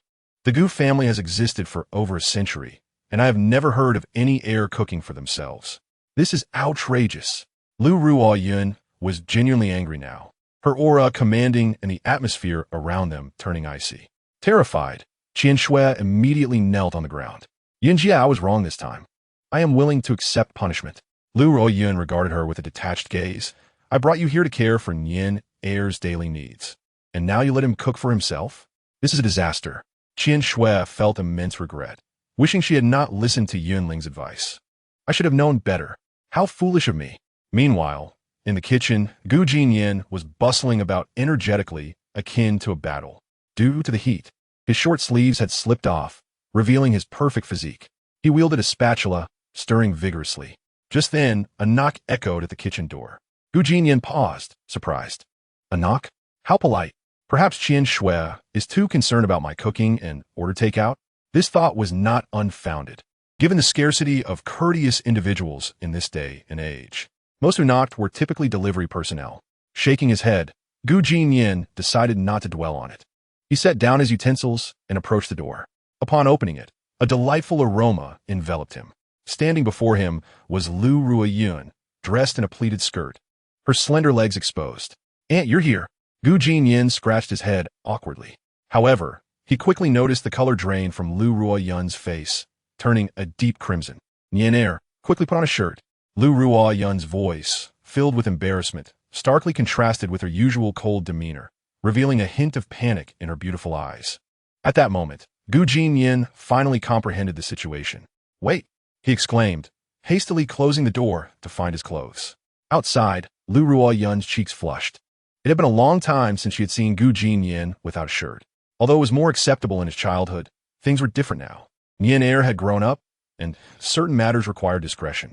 After a brief interval, Gu Jinnian's voice came from within. Aunt, you may come in. Lu Ruoyun exhaled and entered. Upon stepping inside, she was taken aback. The kitchen was in utter disarray. Has a battle occurred here?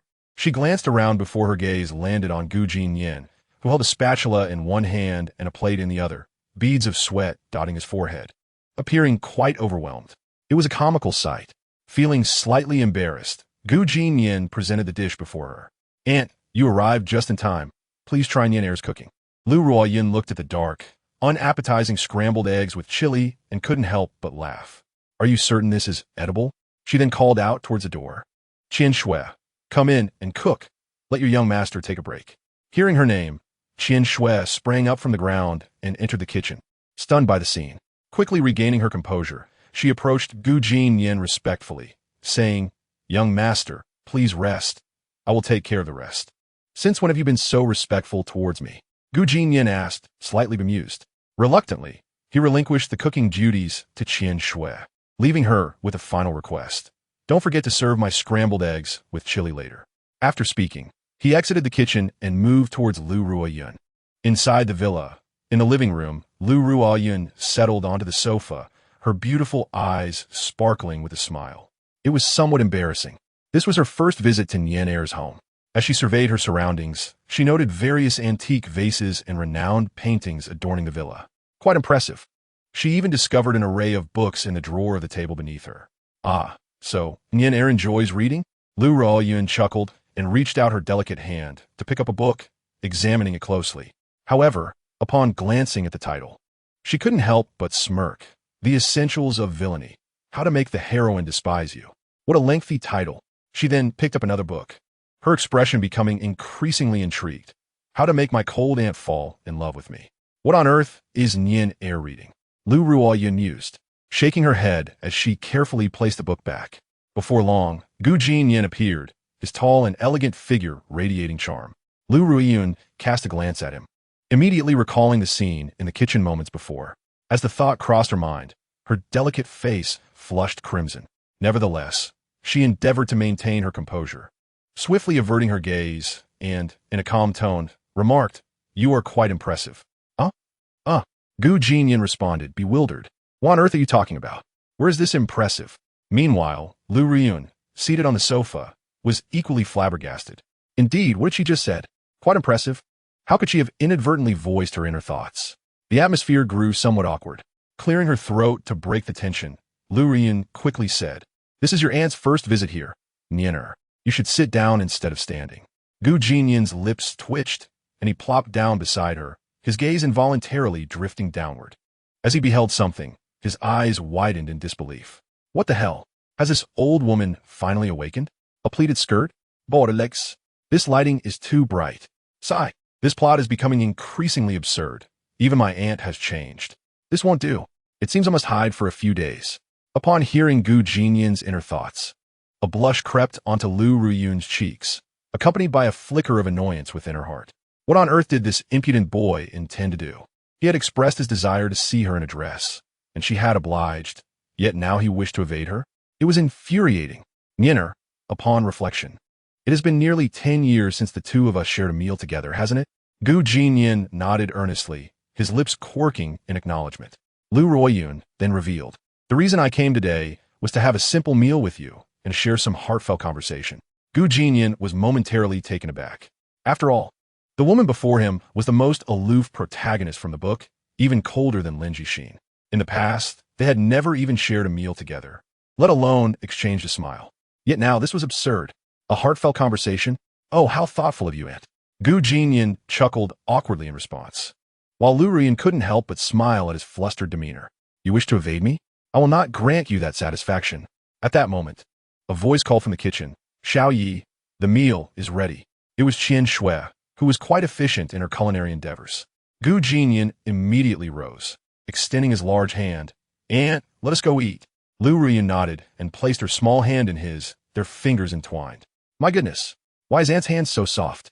It feels almost boneless. Is this the first time I've held her hand since I became aware? How tender. Upon feeling this sensation, Lu Ruoyun's hand trembled slightly. Gu Jinnian turned his head in confusion. "What is the matter, Aunt?" He had distinctly felt her hand quiver. Nothing. Let us go, Jinnian." Lu Ruoyun exhaled softly, her voice trembling slightly. Moments later, Gu Jinnian escorted his aunt outside.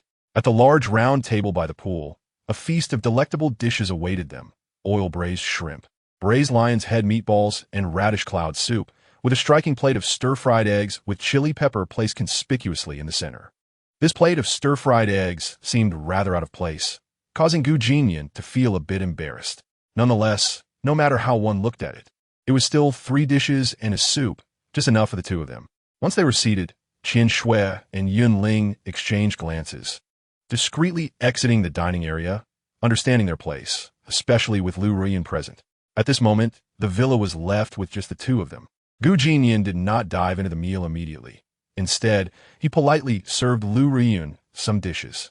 Observing his earnest demeanor, Lu Ruoyun couldn't help but smile, genuinely amused. Indeed, she was smiling, and it was a smile filled with affection. How could she not? Gu Jinnian was exceptionally handsome, particularly when he was earnest in his endeavors. He was utterly charming, making it difficult for her to suppress her laughter. "Jinnian, you need not serve me. I cannot eat so much." Her tone was a stark contrast to her previously aloof demeanor, now imbued with warmth. It was not an act. Her gentleness was sincere. Upon hearing this, Gu Jinnian paused and chuckled softly. "All right, Aunt, do eat." Lu Ruoyun felt a warm flush creep onto her cheeks as she lowered her head, murmuring an acknowledgement. She was not a child. Why should she require Jinnian to serve her? As she gazed at this young man, a peculiar sensation stirred within her, a feeling she had never experienced before, one that was difficult to articulate. Wait, Aunt. Yes? What is it, Nyenner? The chopsticks in your hand have been used by me. Let me get you a new pair. Lu Ruyan shook her head. No need. I'm not a stranger. I don't mind. Gu Jinnian thought to himself, absurd. How can you not mind? What's going on? You are the protagonist. Have you ever seen a protagonist who doesn't mind the antagonist? This is simply outrageous. In truth, Lu Ruyan herself was uncertain whether she should mind. Logically speaking, Jinnian was her nephew, and she had no reason to feel disdain. Forget it. What does it matter? Let us eat. Consequently, Lu Ruyan used Nyenner's chopsticks to pick up a large shrimp and placed it in her mouth, completely disregarding the stir-fried eggs with chili pepper. I must say, Qian Shui's culinary skills are indeed commendable. With her around Nyenner, I can rest easy. However, Gu Jinnian felt a pang of discomfort as Lu Ruyan had sampled all the dishes on the table except for his stir-fried eggs with chili pepper. How picky she is to overlook my stir-fried eggs. You truly are something else, Xiao Lu. Xiao Lu? After a moment of contemplation, Gu Jinnian smiled as he lifted a piece of the dark stir-fried egg with his chopsticks, presenting it to Ruyan. Aunt, this is my first time cooking. Do try it and tell me how it tastes. Lu Ruyan responded, Are you trying to be funny? Chuckling, she said, Nyenner, do not forget to eat yourself. Lu Ruyan laughed awkwardly, attempting to join him in this culinary gamble. Thus, both lifted their chopsticks, placing the chili peppers in their mouths. What a surprise. The bitterness overwhelmed them. Did he use herbs to stir-fry this? Lu Ruyan could no longer contain herself, quickly grabbing a glass of water from the table and gulping it down. She nearly choked, downing 3 large cups in quick succession. Gu Jinnian stared at her in astonishment. What the hell? Am I invisible? You didn't even ask me to fetch you some water? Is it really that awful? Xiao Lu, you clearly do not regard me as a person. Do you need me to fetch you more water, Aunt? Despite his internal complaints, he maintained a respectful facade. Beside him, Lu Ruyan felt a tad embarrassed. She had drank too heartily, causing some water to spill on her neck, her hair slightly disheveled. After tidying herself, a smile graced her exquisite face. No need to trouble yourself, Nyenner. I was merely thirsty before, but I am much better now. Thirsty? You were thirsty, yet you spat out my stir-fried eggs? Did you think I didn't notice? This is ridiculous. Upon hearing his inner thoughts, Lu Ruyan felt a wave of embarrassment wash over her. Unexpectedly, she was discovered by Nyenner, but there was nothing to be done. It was simply too unpalatable. Without further thought, Lu Ruyan lowered her head and continued her meal.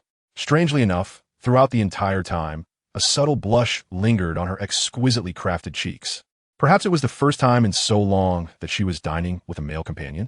Although Gu Jinnian was her nephew, the young man before her had grown up, and they shared no blood ties, making the situation somewhat peculiar. Nyenner, is there any wine at home? Lu Ruyan, sensing the unnatural atmosphere, forcibly changed the subject. Gu Jinnian was momentarily taken aback. What did she mean? Drinking wine? Very well, I shall indulge you. Soon, Qian Shui brought several bottles of baijiu to the table. Gu Jinnian stared blankly at the 3 bottles of baijiu before him. This girl truly lacked understanding. What on earth was she thinking? And 52 degrees? Lu Ruyan, however, felt no discomfort. She picked up a bottle and stood to pour wine for Gu Jinnian, an action that startled him. Lu personally pouring wine? Staring at the poised beauty before him, Gu Jinnian could not help but swallow hard. I cannot bear it. Lu is simply too beautiful. I adore her. No, such thoughts must be banished. She is Yi Chen's woman, and I am destined to be her adversary. Resist temptation.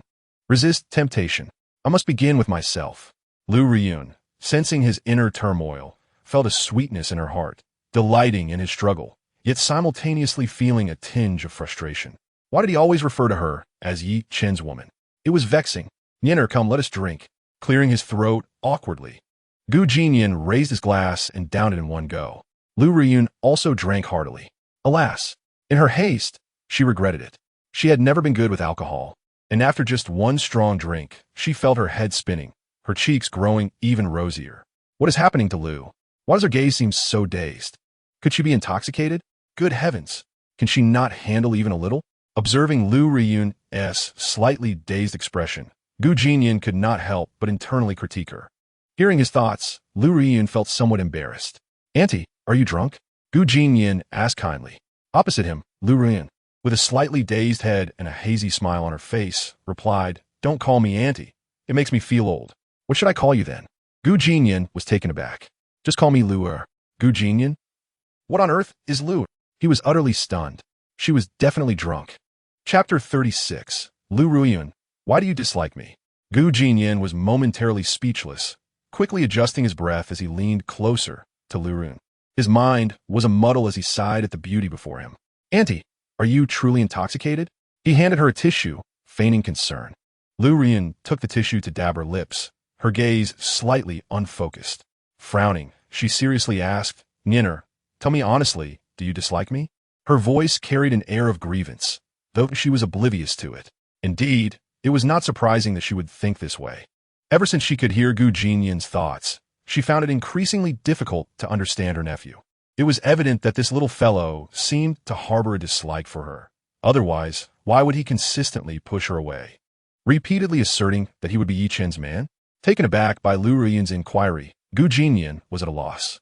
He could not fathom why she would ask such a question and had no idea how to respond.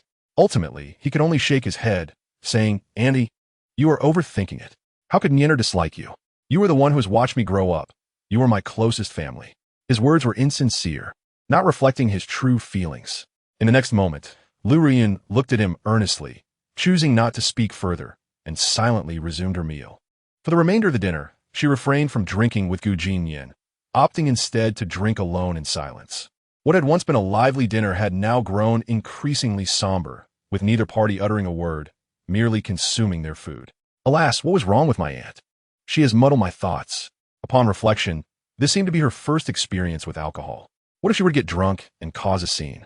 However, it was perhaps beneficial for her to let loose occasionally, given the immense pressure she faced daily. In fact, this woman was quite pitiable, having inherited the company at 20. She had borne an extraordinary burden ever since.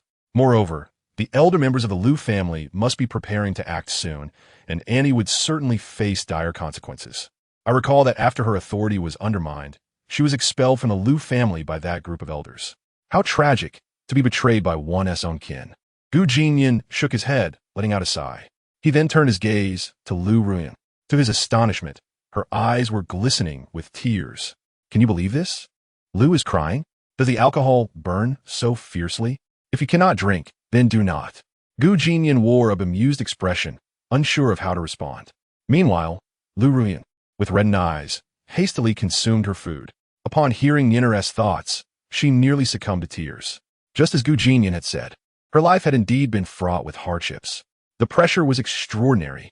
Regardless of her capabilities, she was still just a woman. Did you think her demeanor was genuinely so frigid? It was merely a fade. Her outward coldness was merely a means of self-protection. And at this moment, she could no longer maintain the pretense.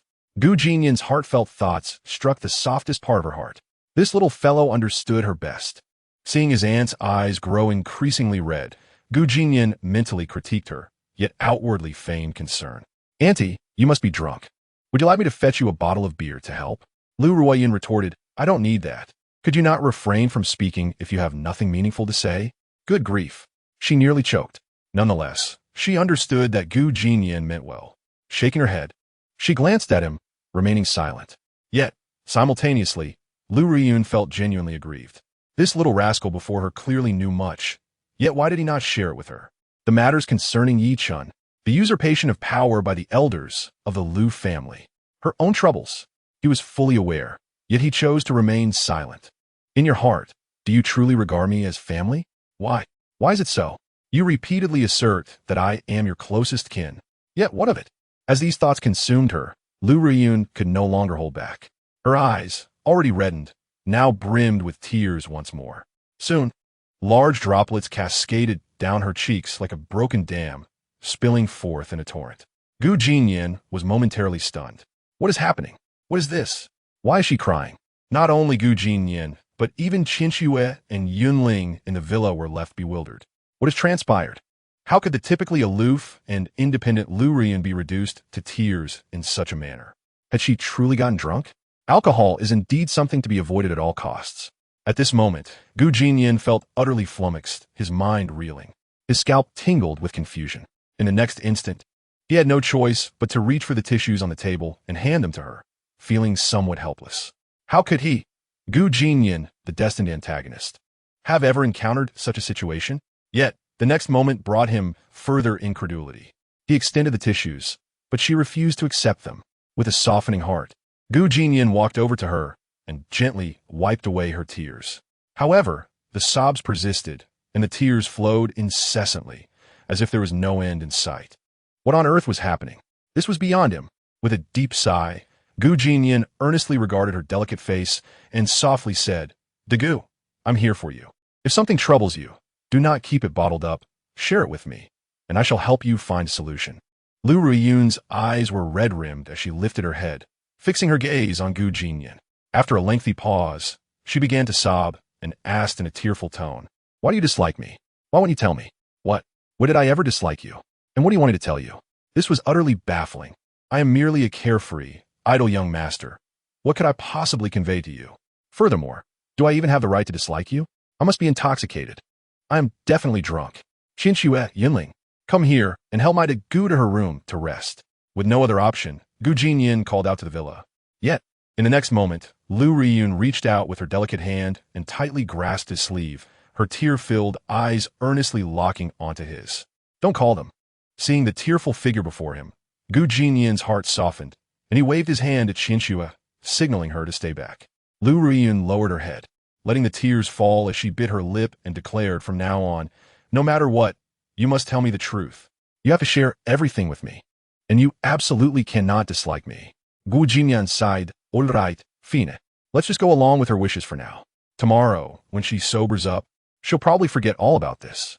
Upon hearing his agreement, Lu Ruiyun ceased her crying, her eyes sparkling with joy as she continued. "There's one more thing I need you to promise." Jinnian shrugged. "Go ahead." Lu Ruiyun tugged at his sleeve. "You must promise me first." "Oh, come on. Why add that? Just say what you need to say without all this childishness." It was rather perplexing, to say the least. Chapter 37. Oh my. Little Lu is quite the fierce tigress. There was no escape. Lu had already resorted to charming him. He simply had to agree. "All right, I promise," he relented. Upon hearing this, Lu Ruiyun's lips curled into a radiant smile, as warm as a gentle spring breeze. Who could possibly resist such a charm? At that moment, Lu Ruiyun spoke again. "I want you to marry the eldest daughter of the Lin family by the end of this year." Jinnian was taken aback, his face reflecting utter astonishment as he stared wide-eyed at Lu Ruiyun. "What did you just say?" Indeed, he was flabbergasted. "Is she serious? The eldest daughter of the Lin family? Has she lost her mind? Does she want to ruin my reputation?" Upon hearing Jinnian's thoughts, Lu Ruiyun was in high spirits. "Aren't you the one who wants to follow the storyline? Aren't you the devoted admirer of Lin Jixin?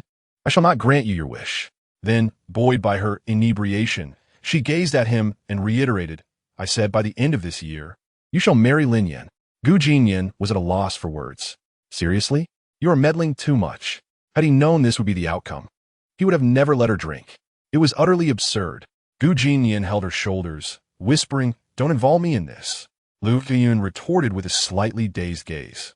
"People my age already have children, so you must marry Lin Yan." Jinnian felt a twitch at the corner of his mouth. How could this little Lu, in her drunken state, be so unreasonable? And how dare she judge him?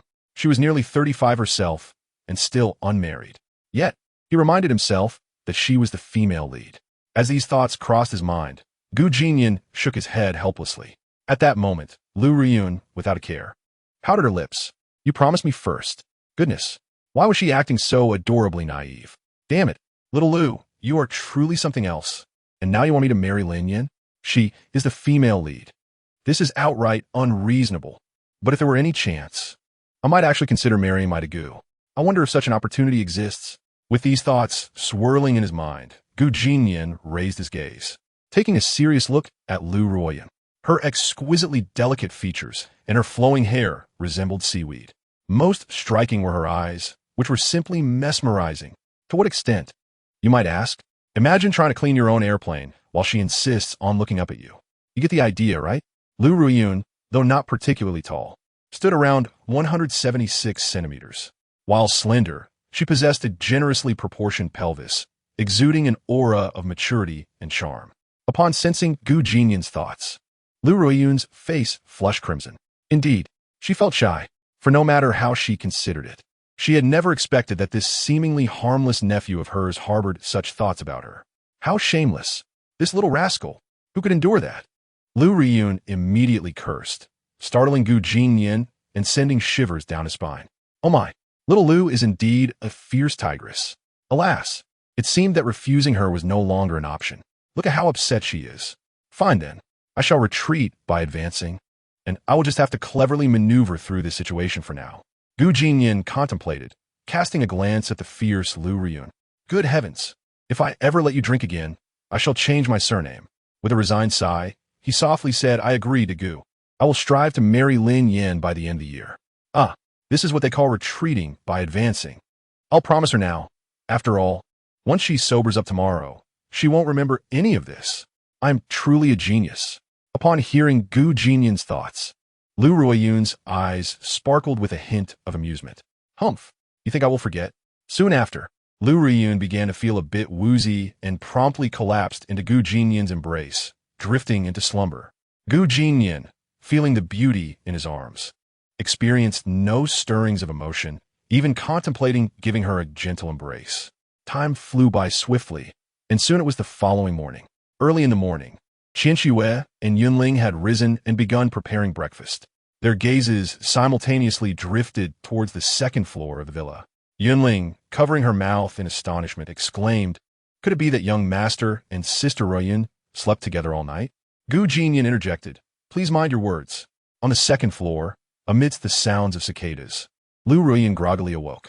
Gu Jinnian sat on the sofa, watching her. Upon seeing her awake, he gently inquired, Gu, how did you sleep? From his tone, it was evident that he felt quite helpless, for he had not slept well at all the previous night. Indeed, this dignified and elegant CEO had transformed into a completely different person, especially in her revelry. She had kept him occupied throughout the night, and he found himself unable to escape her grasp. There was nothing to be done. He had simply held her all night long. After the dawn broke, I finally managed to extricate myself. Truth be told, if it were merely a hug, it would have been inconsequential. However, the most outrageous part was that Xiao Lu not only embraced me, but also wept. She cried uncontrollably, with tears and snot flowing, utterly absurd. At this moment, Lu Riyun rubbed her neck and opened her beautiful eyes. Upon closer inspection, her eyes were still red, with droplets of tears lingering within. When she heard Gu Jinnian call her name, she lifted her gaze. Oh my! The sight of her drowsy expression was simply enchanting. It carried an aura of delightful innocence. Beautiful yet adorably silly, truly captivating. Gu Jinnian nearly lost his composure. The stark contrast was striking. He transformed from a dignified CEO into a charmingly naive beauty. On the bed, Lu Riyun gazed for quite some time, and as she became more alert, a flurry of panic crossed her previously composed face. Oh dear! Gu Jinnian found this scene amusing. Do you feel an itch in your neck? Ha ha! Lu Riyun, with wide eyes and a slightly flustered tone, asked, Nyener, is your neck uncomfortable? Why do you keep rubbing it? Gu Jinnian replied, I woke up with a stiff neck. I have no idea where this woman found the strength. She wrapped her arms around my neck, rendering me utterly immobile. I nearly suffocated. It's absolutely ridiculous. Dear aunt, who would have thought you possess such strength? Once you embrace, you refuse to let go? I almost couldn't catch my breath. Gu Jinnian scratched his head, feeling helpless. Upon hearing this, Lu Riyun's cheeks flushed crimson. Indeed, it was quite embarrassing. Gradually regaining her composure, she attentively assessed her own body. A wave of relief washed over her. Thankfully, nothing more outrageous had transpired. Her innocence remained intact. With a look of sincere apology, she turned to Gu Jinnian, her previously flustered expression now calm. Sigh, she mused. This alcohol should never have been consumed. She felt a bit dizzy, struggling to recall many of the events from yesterday. So frustrating. No matter how hard Lu Riyun tried, she could not piece together the memories. At that moment, she heard Gu Jinnian's inner voice. Ha! Just as I suspected, the dear aunt is a fool. Although she is sobered up, she has forgotten everything. This is splendid. I have successfully escaped. You still wish for me to marry Lin Yan? You must be joking. This is interesting. Upon hearing Gu Jinnian's thoughts, Lu Riyun's eyes sparkled. Memories began to resurface. Yes, yesterday, she had suggested he quickly marry the eldest daughter of the Lin family. Yet at this moment, Gu Jinnian remained blissfully unaware that his innermost thoughts had been overheard. Wow. What luck! I have witnessed another side of Shaolu. It turns out that the esteemed CEO, after a few drinks, can indeed act foolishly, crying and making a scene. How amusing. Such a child at heart. Sigh. Even her tears are beautiful. How fortunate for Yi-chun. Wait, something feels off. Why am I even concerned about her beauty? I am a villain here. All right, enough pretending. I am envious of Yi-chun. I admit it. After hearing Gu Jinnian's musings, Lu Riyun felt a wave of sweetness envelop her. Although she had received countless compliments in the past, this was different. This was the heartfelt sentiment of Nienner. It felt extraordinary, filling her with joy. In the next moment, she decided not to dwell on it further. Lu Riyun gently rose, intending to leave the bed. However, in the next second, she sensed a draft on her upper body. Instantly, her eyes widened. She turned to Gu Jinnian and quietly inquired, "Nienner, where's my coat?" Gu Jinnian chuckled helplessly. "Now, you remember? It's over there," he said, gesturing toward the head of the bed with a nonchalant expression. "You can put on yourself.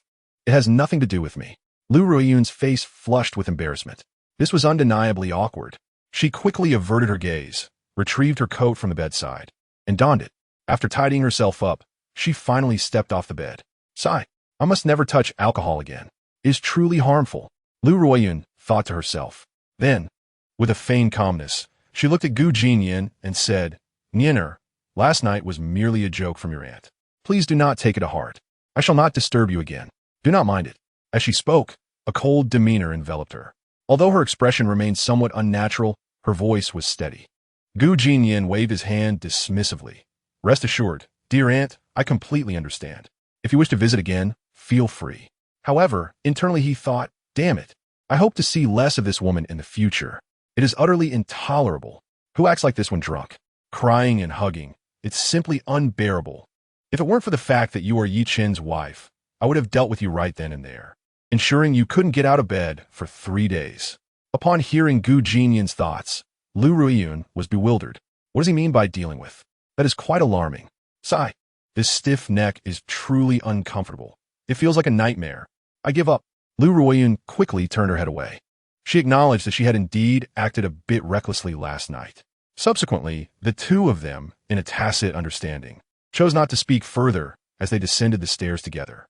Upon reaching the hall, Gu Jinnian thoughtfully prepared a cup of strong tea for her, clearly intended to help her sober up. Lu Ruiyun accepted the teacup with her small hands, sipping it delicately. With a few stray strands of hair falling over her pristine forehead, she realized she had risen too late to groom herself properly. Then, she casually tucked her hair behind her ears and gazed at Gu Jinnian, softly asking, "Nienner, did you promise your aunt something last night?" "Oh no, something feels amiss. The situation has changed." She remembers now? Damn it, she remembers. This makes no sense. How could she still recall after drinking so much? I see. She's trying to trick me. Lu Ruiyun exclaimed. Could you refrain from using such foul language? At that moment, Gu Jinnian feigned ignorance and replied, "Dear aunt, you must still be intoxicated. Last night, we merely exchanged pleasantries. When did I promise you anything?" Upon hearing this, Lu Ruiyun nearly exploded with rage. However, given the circumstances, she decided to show no mercy. With a smirk, she said, "Is that so? Just a casual chat, you say? Yet in my hazy state, I seem to recall you mentioning something about marrying your aunt?" Gu Jinnian stood frozen in disbelief, staring at Lu Ruiyun with wide eyes. Did I actually say that? Good heavens! This revelation shattered his confidence. No, wait. Upon further reflection, Gu Jinnian quickly realized. This woman has quite the cunning mind. She is attempting to extract information from me. Truly worthy of her title as CEO, she possesses a remarkable knack for this. Nienner, did you also drink too much? How else could you say such things? Gu Jinnian, feeling embarrassed, said, "Dear aunt, I just remembered that last night. I indeed promised you something." Lu Ruiyun smiled inwardly. "Look at you, thinking you can outsmart me. Is that so? Forget it. Since aunt has forgotten, it shall not count. Let us go, Nienner, and first try on the wedding dress with aunt." "What? Try on a wedding dress? This is absurd. Aunt, I just remembered. I truly recalled. What a terrifying woman. So cunning. I am infuriated. Should I just beat her up? Never mind. After all, I have 10 years of cultivation now. What if I lose control?" With this thought, Gu Jinnian hastily spoke. "Aunt, did you not say last night that I should marry Lin Yin as soon as possible?" Yet at this moment, Lu Riyun appeared as if she had not heard him, her face frozen in shock. Just now, it seemed she had heard something extraordinary. 10 years of cultivation. Niner is also a person of cultivation. Of course, Gu Jinyan's thoughts were not just his own. Even the two young girls outside, Qian Shui and Yunling, also caught wind of it. They were equally astonished. Chapter 39. Could it be that I have truly developed feelings for that scoundrel? Indeed, Gu Jinyan's thoughts resonated with them. It was truly difficult not to feel astonished. What is cultivation? The three women were not ignorant of it. Even Qian Shui and Yunling, both skilled practitioners of ancient martial arts, had certainly heard of it. However, what truly shocked them was that Gu Jinyan possessed 10 years of cultivation. He is merely 20 years old. How could he have such fortune? Meanwhile, Lu Ruoyun silently committed this matter to memory. After glancing at him, she picked up her bag and walked out. I am leaving now. Do not forget what you promised, Aunt. Marry Lin Yin as soon as possible before the end of the year, and absolutely do not harbor any dislike for me. After uttering these words, she left Gu Jinyan dumbfounded, sitting there in bewilderment. What is happening? Is she leaving just like that? Truly remarkable. Just a moment ago, we were laughing together, and now she simply walks away? She is indeed the CEO, decisive and resolute. And is it possible that Xiao Lu is simply bored? Why is she pushing me to marry? She certainly meddles too much. This is absurd. In truth, Lu Riyun's intentions were quite simple. The reason she urged him to marry Lin Yin quickly was to secure Gu Jinyan's heart. This fellow's temperament is fickle. Settling down sooner would be beneficial. Moreover, the primary reason was that through Gu Jinyan's thoughts, she sensed he seemed eager to leave this place. But regardless of where he goes, Lu Riyun did not wish to let him depart. Thus, she resorted to this strategy, compelling him to marry Lin Yin. Once he has children, once he has a family. Then, outside the villa, Qian Shui stood before the car, respectfully opening the door for Lu Riyun, stealing a glance at her. Goodness! At this moment, CEO Lu appeared as if a gentle spring breeze was caressing her. With a smile in her eyes, her hair cascading over her shoulders, her cheeks flushed. She resembled a bashful young woman. To be honest, Qian Shui was taken aback. Over the years, she had never seen Riyun Jie display such demeanor. It was indeed somewhat unsettling. Who would have thought that after living together with the young master for a night, her personality would change? Just look at her sheepish demeanor. Is this still the aloof and cold CEO, Tongyun? Incredible. Love truly possesses a magical power. No, wait. Qian Shui shook her head vigorously, suddenly coming to a realization.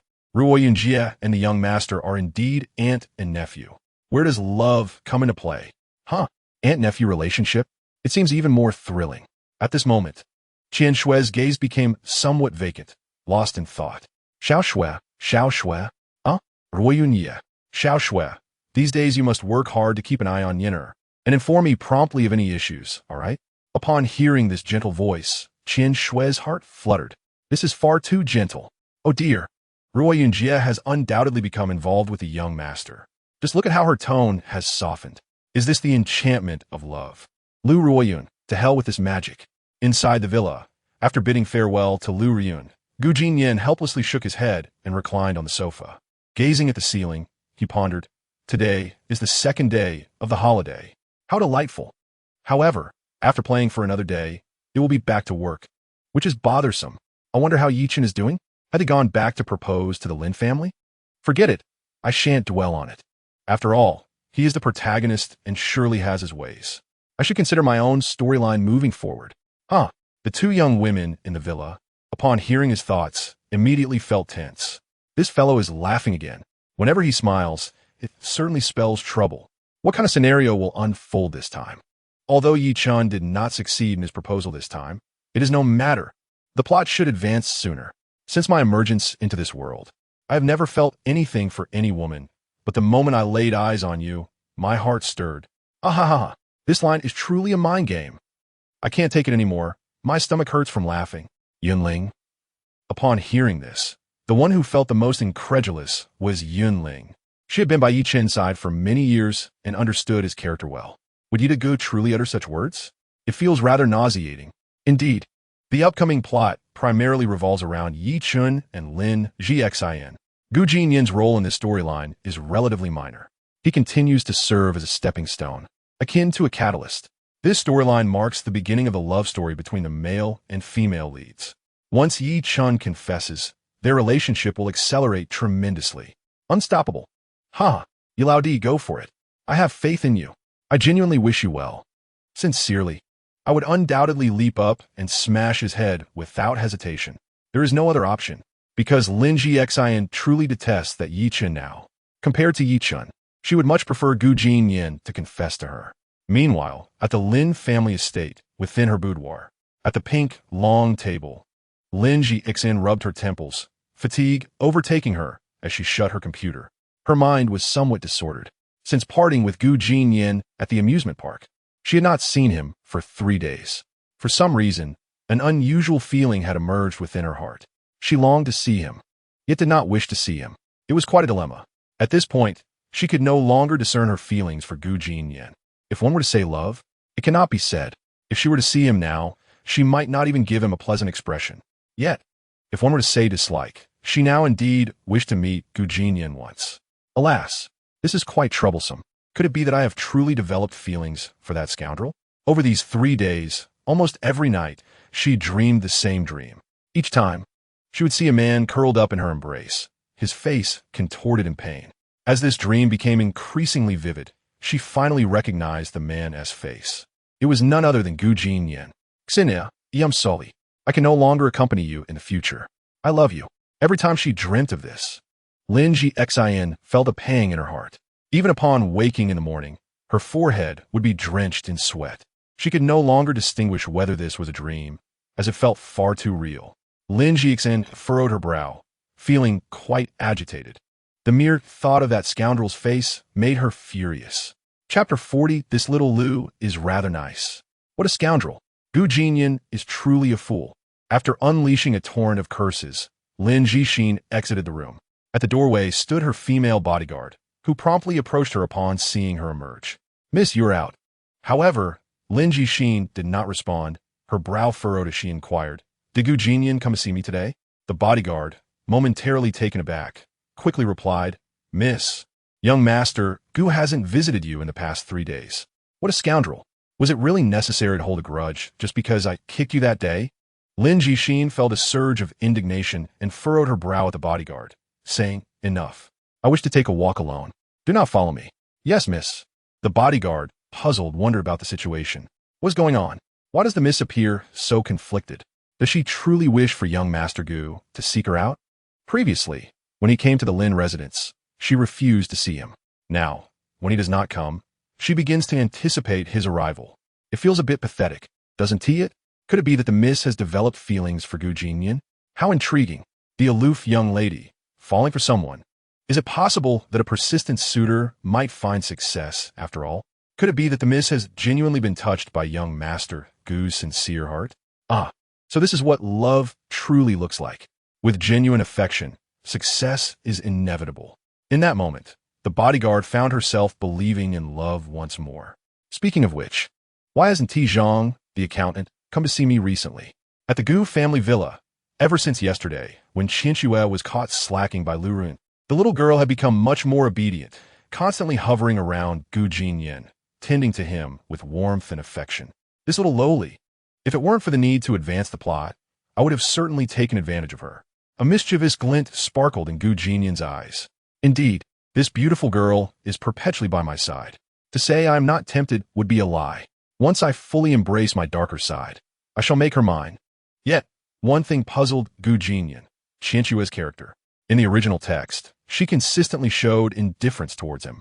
How could she be so clingy now? Is this all part of Lu Ruiyun's deliberate scheme? With this thought, Gu Jinnian experienced a moment of clarity. No wonder. This was all little Lu's idea. Realizing this, Gu Jinnian rose from the sofa. There remains but a day of holiday. I must cherish it. After he stood, Qinshue leaned over to adjust his clothing. Observing her demeanor, Gu Jinnian felt speechless. I preferred your previous indifferent attitude. How absurd. You are one of Yi Chen's harem members. I cannot bear such tenderness from you. Hearing Gu Jinnian's inner thoughts, Qinshue pouted. Is being kind to you a crime? Must I wear a cold face to please you? Soon, Qinshue accompanied Gu Jinnian to the poolside, where a large papaya rested on the table. Good heavens! Why is this papaya so enormous? Could be a new variety? It appears to be about the same size as Chinchue. It must be quite sweet. Upon hearing this, Chinchue nearly slipped into the pool. What do you mean it's the same size as me? What are you implying? However, the next moment, as her gaze lowered, she found the answer. You scoundrel. How shameless. Her cheeks flushed as she silently scolded him. At that moment, a vehicle pulled up outside the villa. Curiosity piqued, Jinnian approached. Upon closer inspection, he recognized the visitor as the secretary from Lu's group. Before Jinnian could speak, he was stunned by what he saw. 5 young women, all stunningly beautiful, emerged from the car. What on earth is happening? Both Jinnian and Chinchue were taken aback. Jinnian greeted the secretary with a smile, asking softly, "What brings you here, secretary?" The secretary, expressionless, replied, "These young ladies have been arranged by President Lu to accompany you and provide care." Jinnian waved his hand dismissively. "I appreciate your aunt's goodwill, but I prefer solitude. Too many people overwhelm me. Please take them away." The secretary showed no intention of leaving. "Young Master Gu, these beauties were specifically chosen for you by President Lu. If you refuse, I will have trouble justifying it." Jinnian glanced back, exasperated. None of them can compare to Chinchue. Hearing this, the secretary turned to look at Chinchue, who blushed and lowered her head. "Oh, why bring me into this?" After a moment of contemplation, Jinnian continued, "All right, secretary, I will personally explain to my aunt the reasons behind this. Please take them away." The secretary, although somewhat reluctant, nodded and eventually led the 5 women back to the car. Watching as the vehicle departed, Jinnian sighed with relief. He understood Lu Riyun's intentions. She simply did not want him stray. This little Lu is rather considerate indeed. "Master, why didn't you accept them? They are all beauties." Jinnian scoffed. "Those are beauties?" Even if Yunling came with a crooked smile, she'd still be more attractive in them. Haha. Meanwhile, in the kitchen, Yunling pondered, "Is this about me? Enough about that. Go check if Yunling's meal is ready. I'm starving." "Yes, master." After watching Chinchue leave, Jinnian smiled to himself, contemplating, the holiday is coming to an end. The day after tomorrow is Yi Chen's confession day. It should be going well, after all. Such an important event should not face any mishaps. Once the confession succeeds, Yi Chen's plans will officially commence, and I shall finally be able to rest. Should I intentionally drop some hints for Yunling? That way, she can report my every move to Yi Chen. This would make her job easier. Yes, that's the plan. Yunling. Chapter 41. Jinnian. I should thank you. Indeed, Yunling was bewildered. What do you mean by deliberately exposing my flaws? Do you not regard me as a person at all? Goodness, you are quite considerate. But there is no need for such mockery. That is just plain insulting.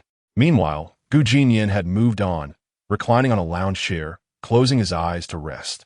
On the other side, Yi Chen, having been expelled from the Lin family, regained his determination, confidence gleaming in his eyes, his mouth curved in a charming smile. "Master, when shall I make my move?" Yi Bingying, clad in a black veil, stood gracefully, softly inquiring. She held deep admiration for this elder brother before her. However, rather than mere admiration, it is more akin to affection. The two individuals grew up together in the mountains, and, as the saying goes, familiarity breeds affection. Yi Bingying harbored such sentiments for Yi Chen. Yi Chen, with a gentle gaze, looked at her and said, "There is no rush. After my confession in a couple of days, you may act." The mere mention of the word confession sparked a glimmer of murderous intent in Yi Bingying's beautiful eyes. Indeed, it was a murderous intent. She felt an overwhelming urge to eliminate Lin Zhixin. The reason was quite simple: jealousy. After all, they had grown up together, and it would not be an exaggeration to call them childhood sweethearts. Their bond was profound.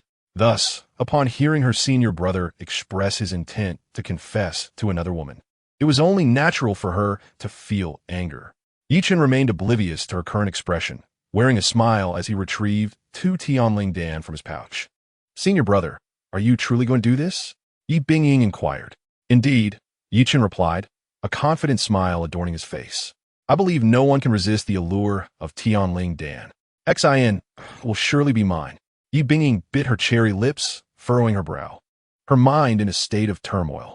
Although the Tianling Dan was not a supreme elixir, it was undoubtedly something that everyone coveted in this mundane world. It appeared that her senior brother was genuinely smitten this time. Bingying arranged for a theme park and find someone to decorate it. We shall confess at 7 o'clock the night after tomorrow. Understood. Once she departed, Yichun leaned back on the sofa, his hands supporting his head, confidence radiating from his face. The plan was about to unfold, and he would undoubtedly overturn the entire Tongyun. He possessed ample confidence regarding the forthcoming confession. With the Tianling Dan in hand, he believed that even if Lin Jixin did not agree, his father, Lin Guosheng, would have to reconsider. Furthermore, he was not limited to the Tianling Dan. He also possessed ancient martial arts skills and had long mastered the Ghost Gate 13 Needles and Chimen Duanjia. With such capabilities, how could he be unworthy of Lin Jixin? Indeed, Yichun felt no error in his assessment. In this mundane world, how many possessed ancient martial arts skills? It was precisely this that bolstered his confidence. Just as Yichun closed his eyes to rest, footsteps echoed in the air. Subsequently, several men clad in black entered through the door. The leading man, with a respectful demeanor, spoke, "Master, the Yunling steward has successfully infiltrated the Gu family." Yichun nodded slightly, his eyes betraying no emotion. He was well aware of Yunling's capabilities and harbored no concerns about her potential failure. The next moment, Yichun stood up, puffing out his chest with a smile, and declared, "Gentlemen, our plan is about to commence, and I will soon be at odds with the Gu family. If any brothers wish to withdraw at this moment, I, Yichun, will not impede you." Upon hearing this, the expressions of several subordinates flickered with hesitation. They were not ignorant of the Gu family's influence. Rumor had it that the young master of the Gu family had significant connections with the Lu group. If they were to become enemies with the Gu family, it was highly likely they would find themselves in dire straits. Fortunately, these subordinates were not easily intimidated. "Master, since we have pledged our allegiance to you, we shall not retreat. What the Gu family? Let us obliterate them. Fight. I have long held a grudge against that fool Gu Jinnian. Yes, he is merely a brash young lad relying on his family. Let us eliminate him." The group clamored, thumping their chests loudly. Yichun glanced over, feeling quite pleased with this display. "Haha, I did not expect that Gu Jinnian would incite such public outrage. How splendid. What use is it to have the Gu family backing you when so many wish to see you perish? Ha ha ha. You think to vie for XINR with me? Dream on. Master, we have found several beautiful women for you. What do you think?" Yichun's lips twitched upon hearing this. "Testing the waters, are we? Let me tell you, it is not happening. Yi family's iron decree. No one is permitted to engage in such lowly acts. Send them away at once. Additionally, find them respectable work." Yes, the subordinates, upon hearing this command, were filled with admiration. Truly, the master was a paragon of integrity. Time flew by swiftly, and soon the day of the confession arrived. On that clear morning at the Gu family's villa, Qinshue and Yunling were preparing breakfast. Meanwhile, Gu Jinnian lay on the sofa, staring vacantly at the ceiling, embodying a look of despair. The holiday has ended. How utterly distressing. The inner thoughts resonated in the kitchen, causing the two women to pause. Does this imply that the young master is preparing to act? Indeed, the 3-day brief respite had concluded, and the plot was about to unfold once more. All right, tonight at 7 o'clock, Yichun will confess to Lin Jixin. He has likely already arrived at the Lin residence. I must say having the Tianling Dan in hand is remarkably advantageous, allowing for an unimpeded journey. Enough about him. After all, he is the child of fortune. I should focus on my own storyline. By the way, what is my storyline for today? I recall. Upon learning that Yichun intends to confess to Lin Jixin, I am to cause a scene at the Lin family. As Qinshue sliced the vegetables, her face turned pale upon hearing this inner monologue. What does your darkening transformation have to do with me? How shameless. Beside her, Yunling couldn't help but smile, finding it quite amusing. Indeed, every time she heard Gu Jinnian's inner thoughts, she felt an urge to laugh. It was quite entertaining and even helped her temporarily forget her mission. Once Tongyun was overturned, she would plead with Brother Yi to spare his life. Such a delightful character must remain by her side. Gu Jinnian, do I have to thank you? After a simple breakfast, the three exited the villa. The weather was splendid, with bright sunshine and a clear sky. Gu Jinnian was in high spirits, perfectly suited for advancing the plot. Chapter 42. The darkening approaches. Outside the villa, as the two women waved goodbye, Gu Jinnian drove away, heading towards the Lin family. However, just as Gu Jinnian drove off into the distance, a red business vehicle suddenly appeared behind him. The owner of this vehicle was none other than the secretary from the Lu group. If he was not mistaken, this woman was likely sent by Lu Ruiyun to ensure Gu Jinnian's safety. She had concealed herself so well that Gu Jinnian had yet to notice her presence. In Tongyun City, at the Lin family estate, on the first floor of the villa, Lin Guosheng, Lin Yin, and Lin Jixin were gathered for breakfast. Lin Guosheng's furrowed brow indicated that something significant was likely to transpire that day. After taking a sip of wine, he set down his glass and spoke gently. Xian, has Jinnian come to see you in recent days? The tone was amiable, and the atmosphere was cordial, merely a casual exchange between father and daughter. Upon hearing that scoundrel's name, Lin Jixin immediately frowned, clearly displeased. Observing this, Lin Guosheng felt a twinge of concern. This was not a good sign. Could it be that the two had quarreled? What the predicament? After all, Gu Jinnian was the sole heir of the Gu family, and Lin Guosheng had hoped to forge a connection.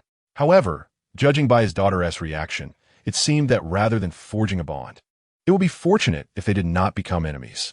Alas, Lin Jixin's temperament was no mystery to him as a father. Speaking further would be futile. I will find time to visit him, Lin Jixin replied, her head bowed. Lin Guosheng was taken aback. What did this mean? Was his daughter about to take the initiative? How bold of her! When had this little lady changed her disposition? Lin Jixin said little, simply eating her meal in silence. At this moment, her mind was filled with the image of Gu Jinnian, evoking feelings of both anger and grievance. For days had passed, a full 4 days without him seeking her out. Was it really necessary for a grown man to be so petty over a mere kick? Her heart was unusually troubled, and tears began to gather at the corners of her eyes. With that thought in mind, Lin Jixin picked up her chopsticks and began to devour her food, as if attempting to vent her pent-up frustrations. However, at that moment, a voice filled with exasperation reached her ears. Has Yi-chun not arrived yet? Damn! Did I come too early? Is this considered coming to work ahead of time? In that instant, Lin Jixin, who had been eating heartily, froze. Could it be that Gu Jinnian had arrived? Her heart skipped a beat as she turned her swan-like neck to glance out the window. Of course, Lin Yin mirrored her actions. Subsequently, the two of them, in perfect harmony, dropped their bowls and chopsticks with a loud crash. The dining table resounded with the noise. Lin Guosheng exclaimed, "What happened to you two? Not feeling well?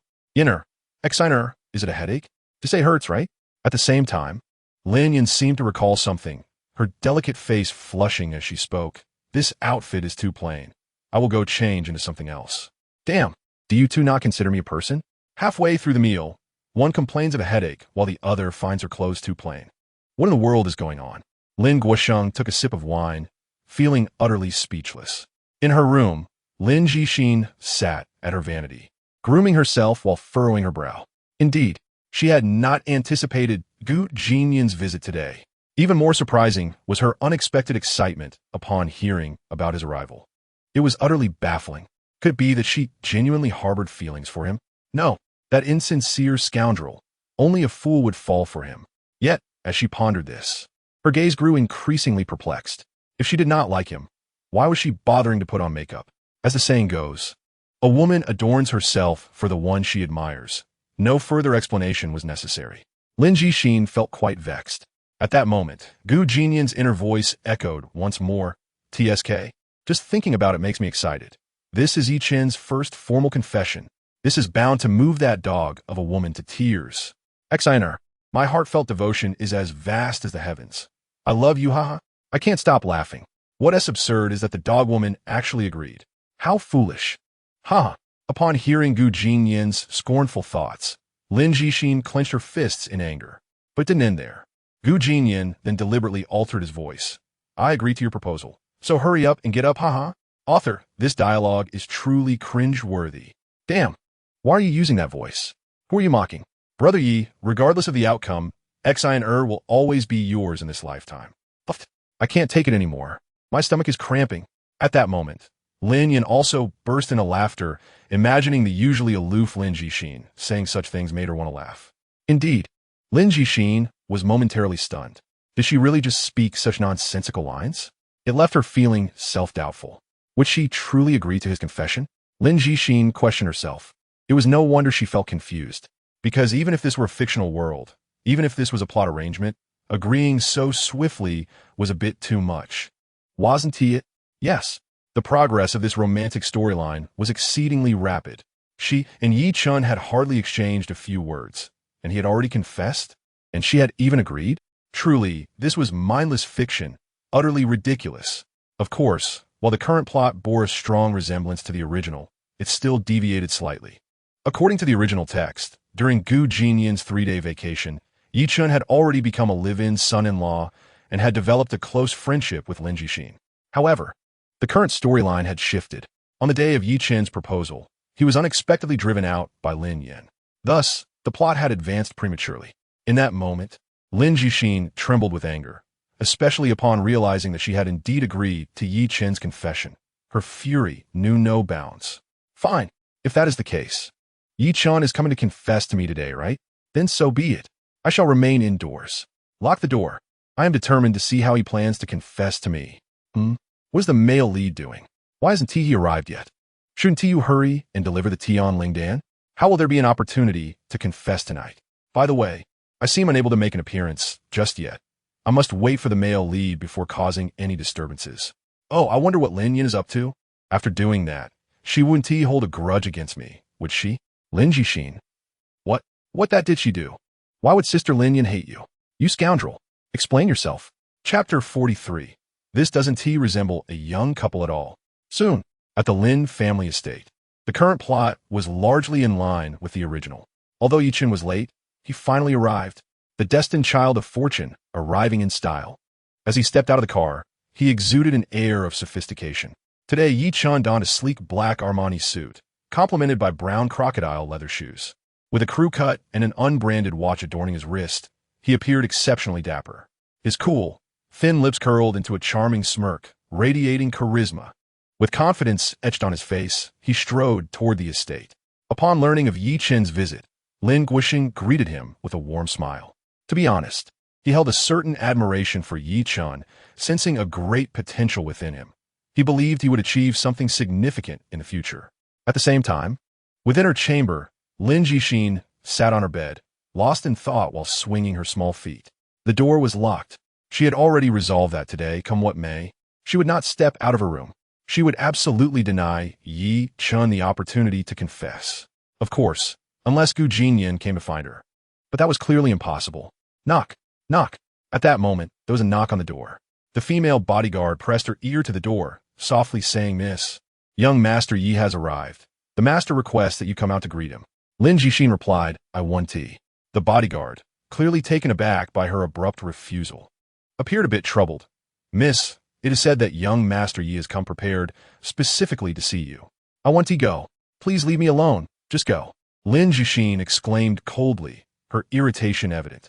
The bodyguard outside was startled, shivering at the unexpected outburst. Goodness, this was the first time witnessing the miss so furious. It was quite extraordinary. Could it be that she likes the young master? But it was evident that the miss held no feelings for him. How perplexing. Just then, as the bodyguard was about to leave, Lin Jixin's voice rang out again from within. "Go tell him to keep his distance from me in the future. Don't come to bother me unless necessary, or I'll have someone break his arms." The bodyguard. "Understood, miss." Since it was the miss's command, she naturally dared not defy it. She quickly made her way to the hall. On the first floor of the villa, Yi Chun and Lin Guoxing were having a delightful conversation, almost like brothers. Upon seeing the bodyguard descend the stairs, Yi Chun smiled and eagerly exclaimed, "Your miss hasn't tea." "Shut up, you scoundrel." "Yi Chun, what is going on here?"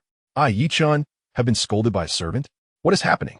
"Keep your distance, and do not disturb our young lady again. Otherwise, I shall find someone to remove your arms," the female bodyguard declared with fervor, taking a deep breath afterward. One must admit, her words were truly cathartic. Yi Chun stood there, utterly stunned.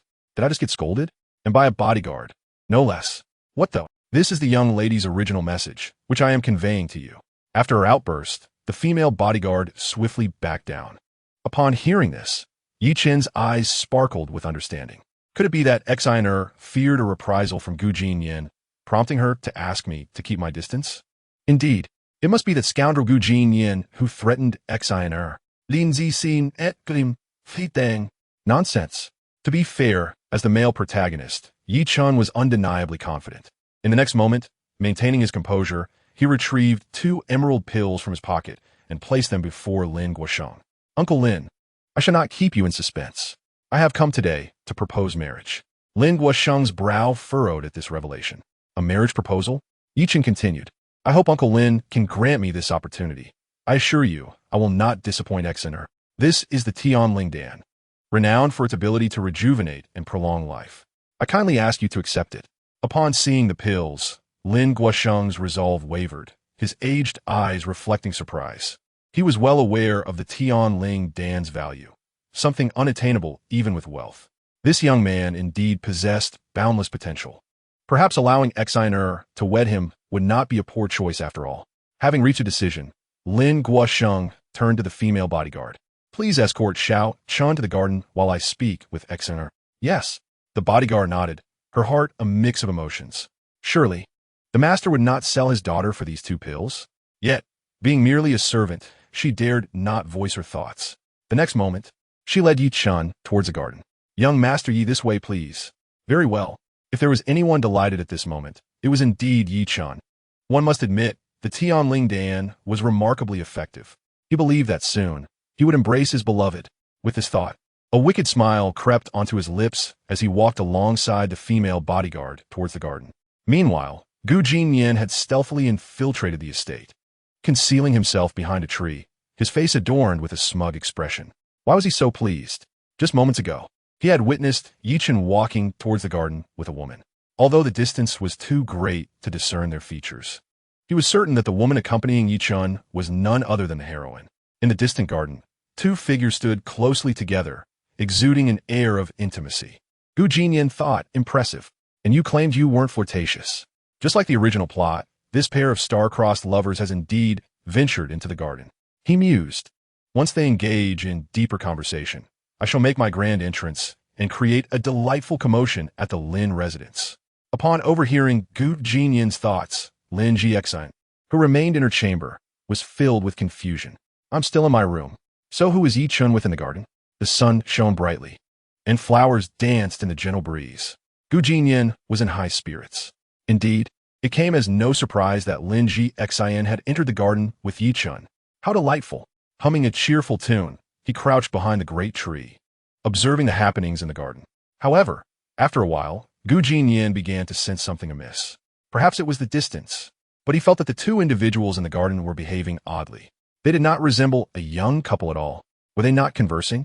And why were they standing so far apart? What on earth? They were just walking side by side, and now they are at least 2 meters apart. What are they doing? Can't they simply chat? Why is there no conversation at all? Unbelievable. Yi Chun, there are many mosquitoes here. Allow me to spray some insect repellent on you. Oh, thank you. Huh? Why are you here? Jinnian turned in shock to see Lin Yin squatting behind him. How did you know I was here? I spotted a sneaky figure entering the estate from afar. I never expected it would be you. Jinnian, exasperated, cursed under his breath before redirecting his gaze toward the garden. Lin Yin, intrigued, also glanced in that direction and then turned to Jinnian, asking, were you watching? Jinnian replied, observing the star-crossed lovers, of course. Just look at your sister. She appears to be having a splendid time with another man. Wait, you mean the woman in the garden is my sister? And she is with a man? Huh. It seems all the women in the Lin family share the same fate. Lin Yin retorted, are you implying that I am included in this? Of course. Why are you not staying in your room, instead of seeking me out? Speak. Are you attempting to alter the plot? Goodness. The current narrative has indeed derailed. The 2 people in the garden seem like strangers with this development. What reason do I have to create chaos at the Lin residence? Moreover, with Lin Yin here as an obstacle, I cannot act freely. I must leave. After all, there is a confession ceremony tonight. Yes, that will be it. As for you, the gas in my home may be leaking. I must take my leave. Without finishing his sentence, Jinnian hastily exited. Lin Yin watched him flee, a smile appearing on her lips as she chuckled softly. What a little scoundrel. With a laugh, she turned her gaze back toward the garden. Was that woman truly Lin Jiexin? Something fell off. Perhaps it was simply the distance? Never mind. That little scoundrel had mentioned a confession ceremony at 7 o'clock. We shall see then. At the same time, outside the estate, in a red sports car, Jinnian, cigarette between his lips, frowned as he exhaled clouds of smoke. The interior was hazy, as he chose not to open the windows. Indeed, he was troubled. After all, today marked the first day back at work following his break. Was it truly unraveling? He felt a knot in his chest. Glancing at the time, he noted that there were less than 8 hours until 7 o'clock. Where should he go? The engine roared to life as he pressed the accelerator, speeding away. Inside the Lin family estate, in her room, Lin Jixian had just finished conversing with her father. The father-daughter duo had an unpleasant exchange regarding Yichun. Look, the young lady stood by the window, simmering with frustration, her small fists clenched tightly. She was in a state of agitation. Regardless, she was resolute. Even if it meant her demise, Lin Jixian would not see Yichun. Let him remain wherever he pleases. Where on earth did that scoundrel go? Would he still come looking for me? The image of Jinnian flashed through her mind. Just as she finished her thought, a knock echoed at the door. Lin Jixian's heart raced. Could it be him? Come and find her. In the next moment, she tiptoed to the door, steadied her breath, and spoke in a calm voice. Who is it?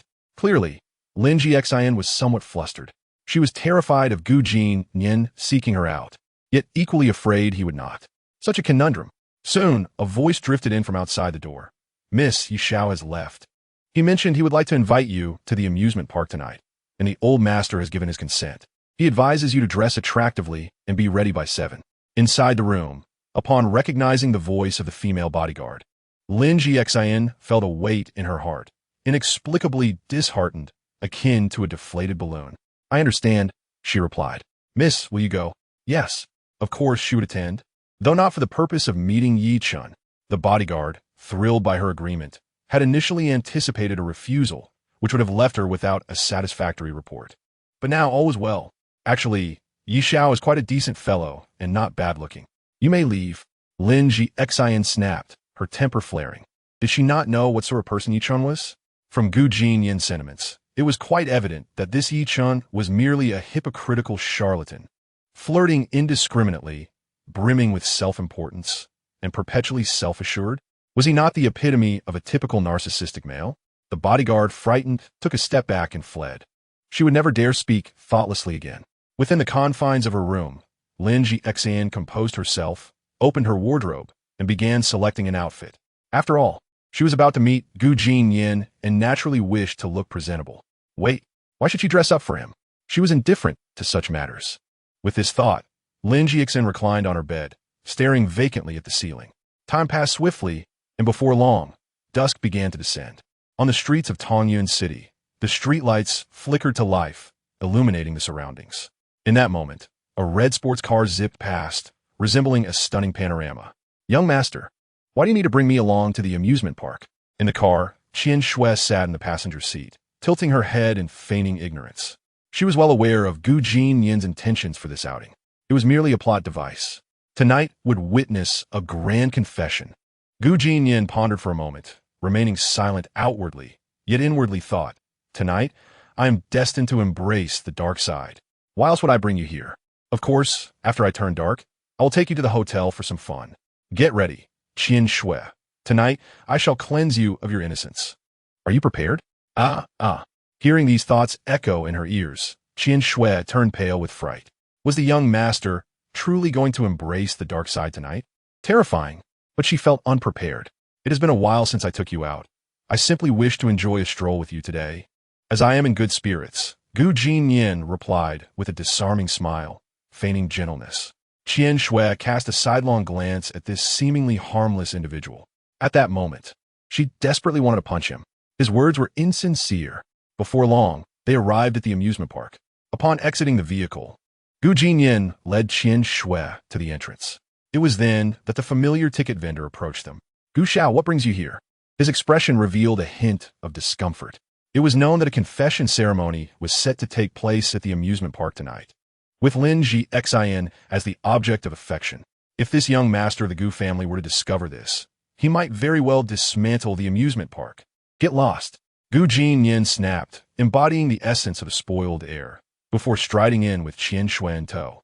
The ticket vendor dared not obstruct them, his expression a vivid tapestry of emotions. This was bound to be entertaining. Inside the amusement park, the air was filled with sparkling lights, and the ground was adorned with an array of plush toys, radiating charm. The male lead, Yichun, had arrived early, clutching a bouquet of flowers, standing proudly amidst the petals. Dressed in a stylish black trench coat, he exuded charisma. Beside him stood a young woman, his junior, Yi Bingying. Goodness, wearing such a thick coat in this summer heat. Isn't it uncomfortable? Never mind him. The scene is just as scripted, and the confession is about to commence. Tonight, I am set to embrace the dark side. Suddenly, at the confession stage, Yi Bingying frowned, glancing around before asking, "Senior brother, did you hear anything just now?" "I didn't hear anything. Have you been under too much stress lately, perhaps hallucinating?" Upon hearing this, Yi Bingying frowned further, remaining silent. She did not believe the sound she heard was a mere figment of her imagination, for it had been too vivid. It was as if someone was whispering in her ear. In a haze, she thought she heard the words confession, dark side, and qian shui. It was utterly perplexing. With a watchful gaze, she scanned her surroundings, but found no one in sight. At that very moment, beneath a distant pirate ship, Jinnian and qian shui crouched, peering out toward the confession stage. Their position was quite concealed.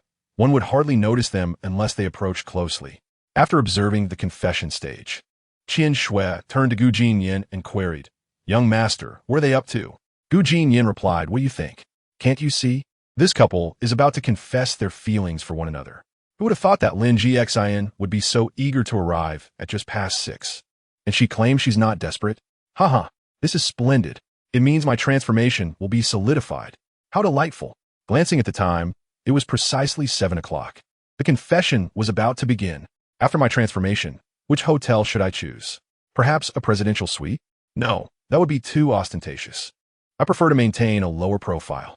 Qian shui, are you ready? Haha, make some space. You two move aside.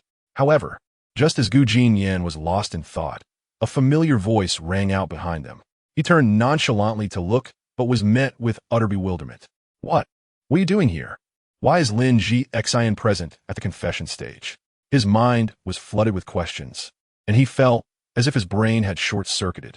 His voice trembled slightly as he asked, "What are you doing here? Didn't Yi Chon have an appointment with you?" "Indeed, but I have no intention of meeting him." "Why on earth would you avoid him? What do you intend to do?" "Well, now is not the time for such considerations. Can someone please tell me who that woman at the confession stage is?"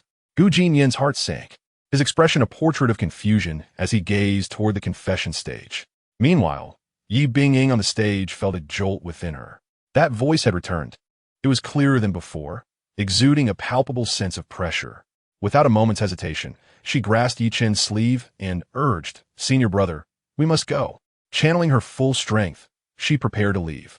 The figures of the two individuals swiftly vanished from sight. In the blink of an eye, they had departed from the amusement park and found solid ground several miles away. Yi Chun, perplexed, furrowed his brow and inquired, "Bingying, what is the meaning of this?" "Shi Xiao, I assure you with my life, had we not left the amusement park just now, we would have encountered grave danger." "Danger? Could it be that the Gu family has arrived?" Yi Chun did not doubt Bingying's words. He knew his little junior sister well. If she proclaimed danger, it was not to be taken lightly. With a frown, he instructed Bingying, "Send someone with substantial gifts to the Lin family to explain the situation. Inform them that I have caught a chill and must postpone my confession."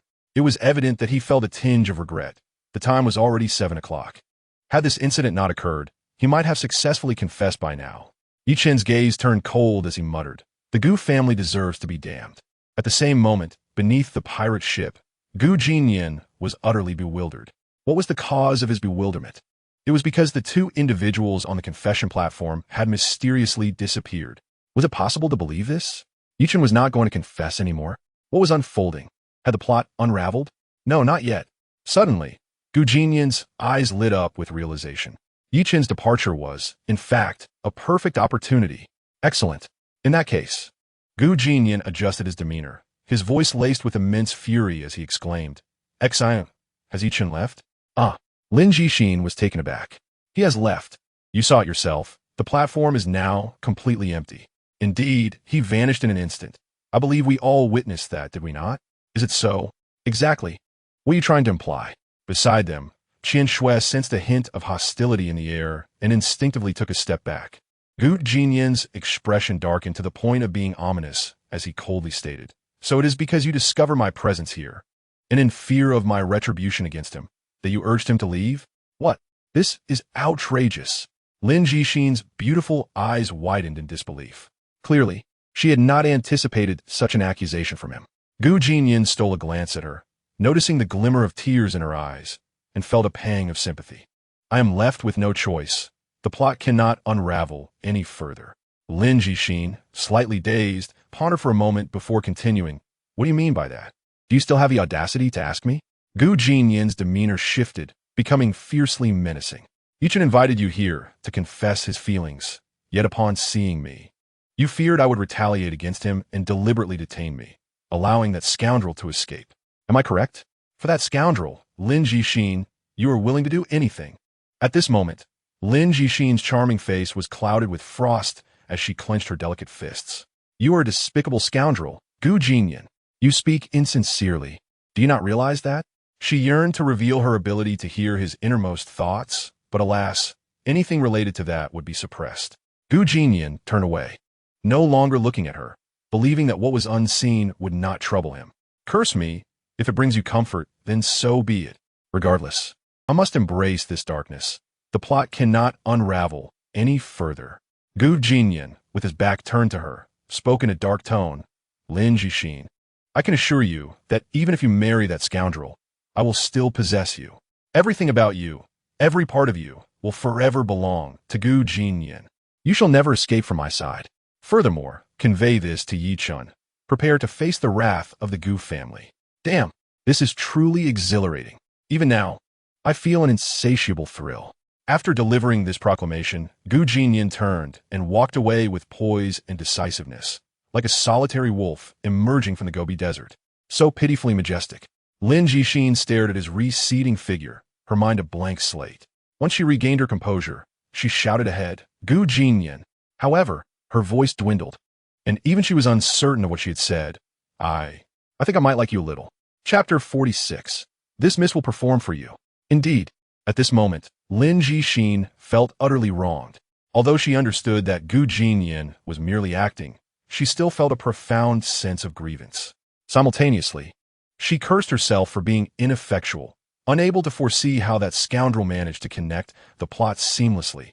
Initially, she believed she could dominate the situation, but it was evident now that she was powerless. Standing nearby, Qian Shui cast a sympathetic glance her way, sighed, and then turned to leave. Meanwhile, the fleeing Gu Jinyan had already entered his vehicle. Gripping the steering wheel, he fell into deep contemplation. What an unexpected stroke of fortune. This plot has finally been salvaged. I nearly faced a catastrophe. Moreover, Lin Jixin is clearly up to something. Instead of seeking Yi Chun, she comes to me? What a ridiculous situation. And that foolish male lead actually fled? Can you believe it? It's utterly absurd. Forget it. No more thinking. I have embraced the darkness. Let whosoever be who they may. Although my descent into darkness feels somewhat contrived, such is the nature of the game. It is that scoundrel's fault for not adhering to the script. Having sorted through his thoughts, the vehicle roared to life, and Gu Jinyan sped away. Why do I feel as though I have forgotten something? Time to clock out. Qian Shui remarked, You are truly inhumane. You left me behind, on the roadside. The little girl watched the car's taillights fade into the distance, her anger boiling over. It was as though she had been completely disregarded. Yet in the next moment, a thought struck her, and a fleeting smile appeared on her previously fuming face. Indeed, that scoundrel had now embraced darkness. Perhaps it was a fortunate turn of events that he had forgotten about her. This way, she need not worry about being bullied by him tonight. Splendid. It seems she ought to take refuge for a couple of days. Simultaneously, in the office of the CEO of the Lu Group, the young secretary stood gracefully, her long hair cascading over her shoulders, exuding an air of maturity. Just moments ago, she had reported all the occurrences from the amusement park to Lu Run. Before her, at the desk, Lu Run pressed her forehead, her delicate brows knitting together as she softly asked, Xiao Ran, what is your take on this matter? Jiang Churen, without hesitation, replied with a stoic expression, Young Master Gu is a scoundrel.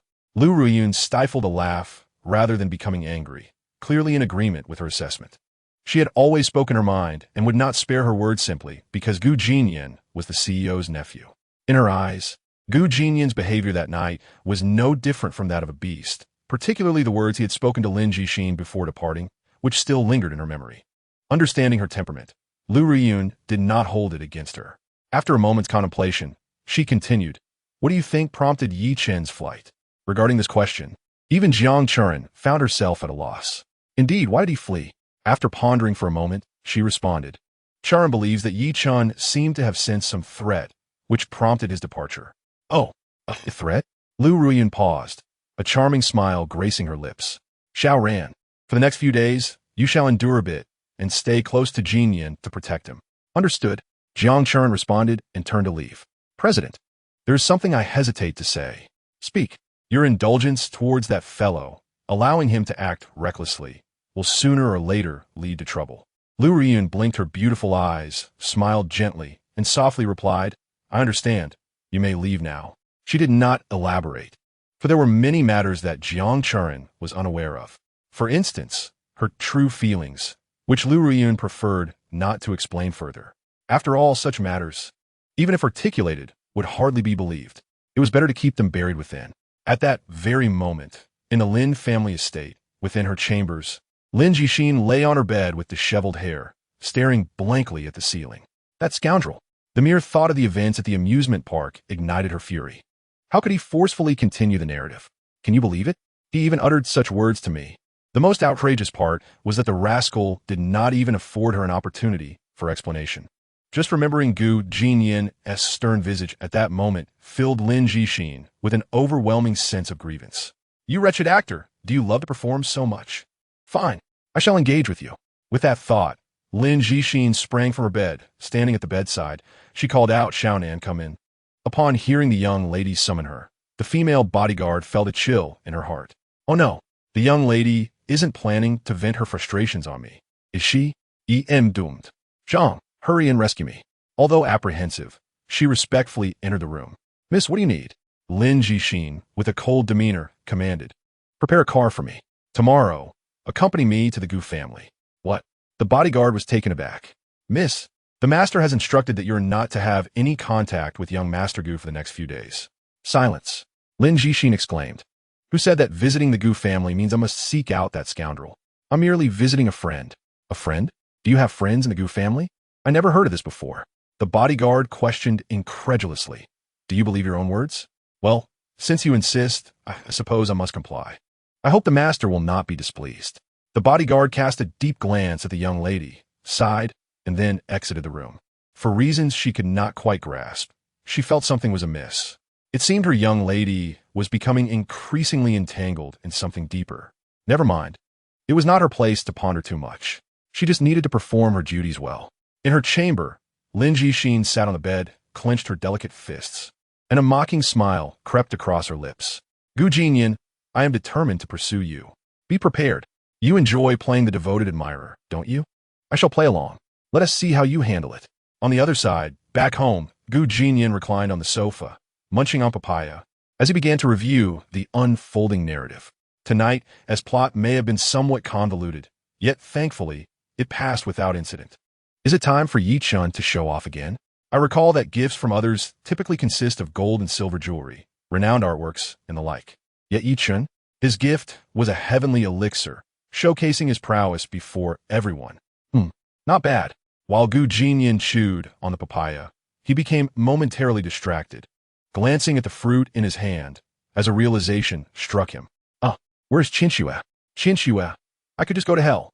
The following day, at the break of dawn, Gu Jinnian was enjoying a deep slumber when the ringing of his phone jolted him awake. Indeed, it was Lu Ruiyun, urging him to arrive at the airport early to pick someone up. "Qinxue, oh, I forgot, she's not here. Yinling, come here for a moment." He wondered where she had gone. She wasn't answering her phone. Absurd. "Qinxue, hiding from you." Soon, Yinling appeared in her maid outfit and asked, "What can I do for you, young master? I need you to fetch my clothes." "Certainly, young master. Where are your clothes? I will get them for you." Gu Jinnian pointed to the ground near his feet. "Oh, just by my feet, you can hand them to me directly." "Yinling, what the heck? It's right under your feet. You could just reach for it. Why call me?" She was almost exasperated. However, Gu Jinnian ignored her, closing his eyes to reflect on the day's plot. "Alas, I cannot escape. I must face that wretched woman again. How bothersome. In the previous story, Lu Ruiyun made my life miserable. I remember she has always looked down on me since childhood. It's absurd. How can two sisters born of the same mother have such contrasting personalities? Well, since I cannot evade, I shall face it with composure. A strained smile appeared on his handsome face as he dressed, groomed himself, and stepped out of the villa. He entered his sports car, and the engine roared to life as he sped away. The weather in Tongyun City was quite pleasant today, with bright sunshine and clear skies. Jinnian hummed a tune as he soon arrived at the airport. Lowering the car window, he surveyed the bustling crowd. In the distance, a few women were brazenly gazing in his direction. Jinnian paid them no heed. He exited the car and made his way inside. By sheer coincidence, he arrived just as Lu Riyun's flight was landing. Well, I suppose I shall wait. Jinnian shook his head helplessly, found a chair, and closed his eyes to rest. Soon, 10 minutes passed, yet there was still no sign of Lu Riyun. What the heck? She isn't coming, is she? This is ridiculous. Why is this wretched woman late? It was tea like this in previous lives. I'm done. You better show up soon, or I'll make you regret it. Just as Jinnian was lamenting, a striking figure appeared behind him. Handsome, could you share a ride with me? Her voice was sweet and clear, reminiscent of a lark. I can't. My wife doesn't allow me to ride with other women. With that, he closed his eyes again, presenting a demeanor that discouraged further conversation. What about your aunt? The woman persisted. Upon hearing those words, Jinnian's lips twitched, and he opened his eyes, turning to see a familiar face. Damn it. No wonder her voice sounded so familiar. It's that wretched woman. Wait. How did she appear behind me? It was tea like this in previous lives. Well, it doesn't affect the plot. She can appear wherever she likes. Second aunt. You've arrived, Jinnian said, scratching his head awkwardly as he stood and looked at Lu Riyun. To speak frankly, this woman was indeed beautiful. Distinct from Lu Riyun's mature charm. She wore a light blue plaid long dress, cinched at the waist with a vivid red belt, the intricate patterns clearly visible, lending an exquisite appearance as it loosely hugged her waist. Her hair was elegantly styled, exposing her delicate features to the air, with her brows and eyes resembling a picturesque painting, captivating beyond compare. Jinnian, who generally despised women in dresses, found himself unable to avert his gaze upon seeing Lu Riyun's attire. What could he do? She was simply stunning. However, one must acknowledge that Jinnian is, after all, a devoted admirer of Lin Jixin. No matter how captivating the woman before him may be, he resolutely forced himself to turn away. Subsequently, with their belongings in hand, the two entered the vehicle. Out of the corner of his eye, Jinnian stole a glance at her. Lu Ruoyu, the second princess of the Lu Corporation, younger sister of Lu Riyun and Jinnian's second aunt. Although she is Lu Ruoyun's sister, the personalities of the two sisters diverge greatly. Younggu has been subjected to quite a lot. It must be said that a woman's beauty holds considerable sway. Even when one wishes to scold her, it is difficult to do so harshly. This thought ignited Jinnian's frustration. Meanwhile, in the passenger seat, Lu Ruoyu flashed a smile, her beautiful eyes sparkling. Jinnian, seated in the driver's seat, sensed a hint of mischief in her gaze and promptly remarked, "How has your time abroad been?" "Not great. I had no man to keep me company, and it has been quite lonely," she replied. "What the hell? Listen to what you're saying." Indeed, this woman does not play by the rules. Jinnian was utterly at a loss for how to respond. Undoubtedly, the narrative had taken an unexpected turn. Could it be that Lu Riyu's sudden appearance was the cause? Jinnian was utterly baffled, unsure of how to proceed. Clearing his throat, he pondered how a woman as stunning as his second aunt could possibly lack male companionship. It could only be said that she has set her standards exceedingly high. Lu Riyu's enchanting eyes sparkled, and she laughed lightly, saying, "I should give you an elbow." Good grief. Absurd. Oh well, this woman is simply incorrigible. There isn't a shred of truth in her words. He decided to change the subject. "Auntie, you must be tired. Why not close your eyes and rest a bit? We will arrive at the company shortly." "Little one, after not seeing each other for so long, do you not wish to chat with me? What would you like to discuss, Auntie? Let us talk about your beloved. I have heard that you have pursued her for 3 years with no success. You must feel quite disappointed, I imagine." Jinnian retorted, "What the hell? Do you want to break through my defenses?"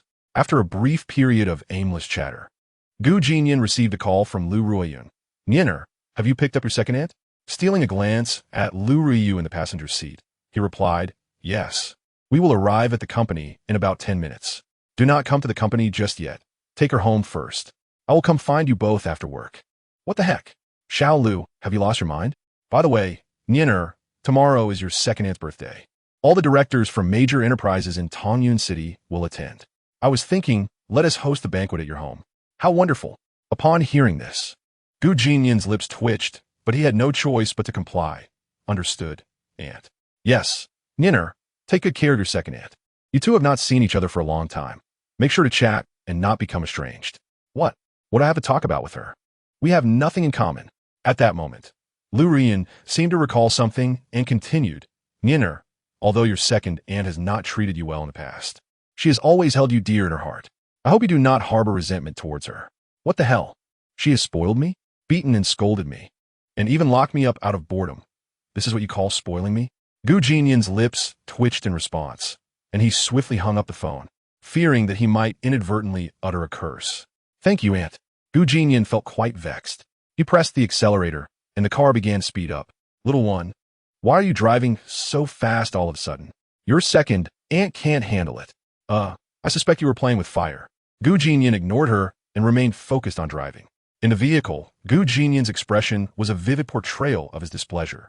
He felt an overwhelming sensation that this troublesome woman was attempting to entice him, yet he could not find the evidence to substantiate his feelings, leaving him quite uncomfortable. Well, let her be. It will not alter the storyline. Speaking of Qin Feng, he feels rather familiar. Alas, we are both pitiful souls, encountering one another in this plight. Upon reflection, this fellow is, like me, a man of misfortune. He treats Lu Ruoyu so well, yet in the end his efforts are in vain as the male lead. Yi Chun has intercepted him. How infuriating. Ah, what unfortunate brothers we are. As Jinnian contemplated this, he couldn't help but sigh inwardly. He genuinely felt pity for Qin Feng. After all, they shared the same plight, and naturally, they could empathize with one another. Hey, why are you removing your shoes? And why are your feet resting on my lap? Could you refrain from this? What if your admirer finds out? It would cause a misunderstanding. Wait, what am I saying? Quickly remove your feet from my lap. Otherwise, I shall give you an elbow. Jinnian thought to himself, though his outward demeanor remained awkward as he glanced at Lu Ruoyu. Perhaps the unspoken threat had an effect, as the next moment, Lu Ruoyu indeed withdrew her feet from Jinnian's lap. He breathed a sigh of relief. Thankfully, this insufferable woman had some sense. In the passenger seat, just as Jinnian felt the crisis had been averted, Lu Ruoyu spoke up. With her beautiful eyes blinking at him, she held out a pair of freshly removed white bear socks. Her voice soft. Here, take them and use them as you wish. I haven't washed them yet. Jinnian was left utterly bewildered. You haven't washed them, and yet you're proud of it? He stared at the pristine socks before him, unable to suppress the twitch of his lips. This scene, even in the Blue Star, would be considered quite outrageous. You want me to use them? How exactly? Can I at least take your stinky socks away? They reek, you know. Let me use them? What the hell? Jinnian feigned confusion, awkwardly saying, Annie, I don't quite understand your meaning. Are you asking me to wash your socks? Lu Riyu's gaze danced, her lips curving into a warm smile as she replied, Yes. But you can also wear them before washing. Dear aunt, are you aware that you are ruining your image? Please, let us not use that word anymore. At this moment, Jinnian gripped the steering wheel, too terrified to move. His mind was consumed with a singular thought. What the hell? Absurd. Lu Ruyu pouted her rosy lips and stared intently at Jinnian. Then, she extended her delicate hand and placed the two short bear socks into his pocket. Jinnian, shrinking his neck, remained frozen in place, his forehead adorned with dark lines. Little one, I've given you a reward. Now, you must assist me with something. Lu Ruoyu's voice was soft and gentle. However, upon hearing this, Jinnian was left utterly perplexed. What reward? You have only given me 2 stinky socks. Is this truly a reward? How delightful you are, Lu Ruoyu. Feigning calmness, Jinnian inquired, What does Annie wish for me to assist you with? I want you to be my shield. You know that Qin Feng has been persistently pursuing me, and it is quite bothersome. I need you to help me drive him away at tomorrow's birthday banquet. Upon hearing this, Jinnian's forehead bore even more dark lines. Be a shield? Drive away Qin Feng? This is not in the original storyline. No way. I must correct this. Jinnian's expression turned serious as he stated, But Annie, Qin Feng has treated you quite well. He has been so infatuated with you, waiting for you for such a long time. Have you truly not considered it all? I have not. How outrageous. Gu Jinnian, skeptical, pondered. Could it be that my second aunt has someone she fancies? Is that why she wishes to drive away Qin Feng? Indeed. Who? Lu Riyu's eyes sparkled as she glanced at Gu Jinnian, then feigned shyness, lowering her head. The eldest son of the Gu family in Tongyun City. Gu Jinnian exclaimed, I am not your plaything. This wretched woman is indeed unhinged. For the remainder of the time, Gu Jinnian refrained from conversing with her. Soon, they arrived at the Gu family villa. Yun Ling, perceptive as ever, took Lu Riyu to select a room. Meanwhile, Gu Jinnian was not idle. After all, tomorrow marks his second aunt's birthday. As an ardent admirer, how could he not invite Lin Jixin over at this moment? With that thought, he retrieved his phone and dialed Lin Jixin, who was far away at the Lin residence. The call connected swiftly. Without hesitation, Gu Jinnian declared, as the woman I cherish, you must attend my second aunt's birthday tomorrow. Moreover, let me reiterate, you are my woman for life. Keep your distance from Yi Chun, or I shall ensure he vanishes from this world forever. Beep, beep, beep. Having delivered his harsh ultimatum, Gu Jinnian hung up before Lin Jixin could respond. Indeed, the lines above are all verbatim from the original text. It is quite awkward, yet one cannot deny it serves merely to advance the plot. On the other end, though the call had ended, Lin Jixin's lips curled into a smile. You claim I am your woman? Very well, I shall not dispute that. Lin Jixin wore a teasing smile, her beautiful eyes shimmering, leaving one to wonder what thoughts danced through her mind. Are you ready, you scoundrel? Do you not love to perform? This time, I shall ensure you put on a splendid show. Sitting before the vanity, she began to experiment with makeup, preparing to create a stunning look that would surely captivate Gu Jinnian's attention tomorrow. Speaking of which, what should I wear? A formal gown? Never mind. Perhaps a little dress would suffice. That fellow should prefer me in a skirt, right? Meanwhile, at the Gu family villa, Gu Jinnian sat by the pool, gazing towards the villa's rooms. Upon spotting Lu Ruoyu, he couldn't help but sigh.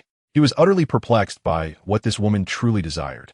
Just earlier, when she handed him her socks in the car, he nearly had a heart attack. It was utterly absurd, and now she wished to sleep in his room. He was utterly bewildered, feeling that the plot was spiraling into chaos, teetering on the brink of collapse. Chapter 49, Gu Jinnian, I am weary, let it all perish. At the Gu family villa, beside the pool, the villa door swung open, and Lu Riyu reappeared in a new dress, standing before Gu Jinnian. The original ink wash-long dress had been replaced with a soft lavender one. Standing before him, she lifted the hem of her skirt and, with sparkling eyes, asked, Little one, do take a closer look. Does this dress suit me? Gu Jinnian replied, My second aunt possesses an admirable figure, a natural clothing hanger. Anything she wears looks splendid. Is that so? Then why not let me try on that white shirt you are wearing? Lu Ruoyu regarded him with mischievous eyes, even playfully sticking out her tongue. Gu Jinnian retorted, Do not flatter yourself. You think you can wear my clothes? By the way, could you perhaps have a sense of boundaries? Is courtesy not a thing for you? At that moment, Lu Ruoyu appeared inexplicably aggrieved, staring intently at Gu Jinnian, clenching her delicate fist, yet remained silent. However, Gu Jinnian failed to notice her expression, forcefully shifting the topic. Indeed, my second aunt is exceptionally beautiful. With every gesture, she exudes feminine charm. It is no wonder Master Qin Feng from the Qin family is so enamored. If I were he, I would likely kneel at your feet. Just sweet words, but I truly have no interest in him. Why does my interest concern you? Tell Yi Chun to sort it out. While Gu Jinnian silently complained, he outwardly consoled her. Matters of the heart require time to nurture. Although my second aunt may not feel anything from Master Qin at present, engaging with him more might change her feelings. Furthermore, I have heard that Qin Feng is exceptionally talented, possessing both character and virtue. When he arrives tomorrow, my second aunt could certainly converse with him for a while. Lu Ruoyu pouted, but I have no desire to engage with him at all. Then you ought to leave. I absolutely do not wish to converse. Gu Jinnian's lips twitched. After all that talk, not a shred of my sincerity was acknowledged. Yun Ling, who was nearby slicing fruit, nearly burst into laughter upon hearing Gu Jinnian's inner thoughts, but she managed to suppress her amusement. Lu Ruyu blinked at him and provocatively asked, Little one, why does your face appear so unsightly? Are you feeling unwell? Would you like your second aunt to help alleviate it? Go away. You should leave. Is this how a second aunt behaves? No need for your concern. I merely woke up early today and feel a bit fatigued. I shall take a nap shortly. Then I shall sleep on the sofa to keep you company. You, can you not be serious? At nearly 30, do you lack any sense of boundaries? Do you think it reasonable to sleep together? Jinnian was genuinely flustered by her antics, his mind clouded with frustration. At that moment, Yunling approached respectfully, addressing Jinnian. Young master, the event setup team has arrived. Shall I let them in? Jinnian nodded, and soon, a dozen individuals entered, carrying ladders. As the venue needed to be prepared for the banquet tomorrow, Jinnian stared at the unfolding scene, feeling disoriented. Indeed, the plot seemed to be going awry. The banquet venue was chosen at the Gu family villa. This was not how the original text described it. He wondered if this would affect the subsequent development of the storyline. It was absurd. Meanwhile, Lu Ruyu blinked her large eyes at Jinnian. Little one, your second aunt will feed you fruit. Jinnian replied, I am weary. Let it all perish. The two sat by the pool, and Lu Ruyu regarded him with an odd expression, suppressing laughter. This little nephew of hers was so amusing. Every year it was the same. Why? Because she discovered something exceedingly interesting. She could actually hear Jinnian's thoughts. Initially, she thought it was a misunderstanding, but after several confirmations, she realized she could truly hear his inner voice. Moreover, she gleaned many intriguing insights from his thoughts. It was quite entertaining. Thus, Lu Ruyu frequently teased him, eager to uncover more fascinating tidbits. Time swiftly passed to midday. No matter what she said, this fellow would deflect her attempts to engage. It was quite vexing. It made Lu Ruyu begin to doubt herself. Could it be that her charm had waned? Clearly, in the presence of Jinnian, she felt a significant blow to her confidence. It was disheartening. Nevertheless, she had not walked away empty-handed. From his thoughts, she had gleaned some information, such as Yi Chun, the male lead, the plot crumbling, and so forth. She also learned that she was the female lead. Moreover, there was a male lead named Yi something Chun. It was all rather intriguing. However, the more she discovered, the more a sense of unease began to creep into her heart. If Jinnian's inner voice speaks the truth, does that mean I am merely a character shaped by others? In order to validate this notion, Lu Ruyu had intended to speak to Jinnian, wishing to reveal to him that she could hear his inner thoughts. This would spare him from uttering insincere words to her in the future. However, at the precise moment she was about to speak, she was inexplicably muted, as if someone had pressed a silent button. Not a single word could escape her lips. Despite finding the situation somewhat absurd, Lu Ruyu became increasingly convinced of her beliefs. This could indeed be a fictional world. She noticed that Jinnian seemed quite concerned about the trajectory of the plot. Furrowing her brow, she pondered.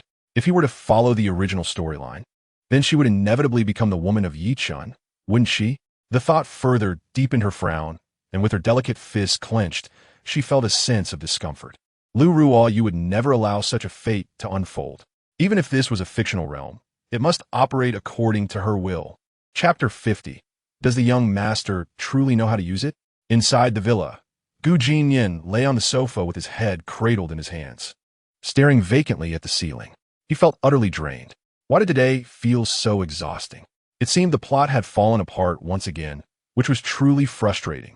He had initially thought that Lin Xian and Lin Yin were already outrageous enough, yet Lu Ruyu proved to be even more absurd. How could she, of all people, be a second aunt? Why did it always feel like this woman had ulterior motives towards him? Was she trying to toy with his emotions?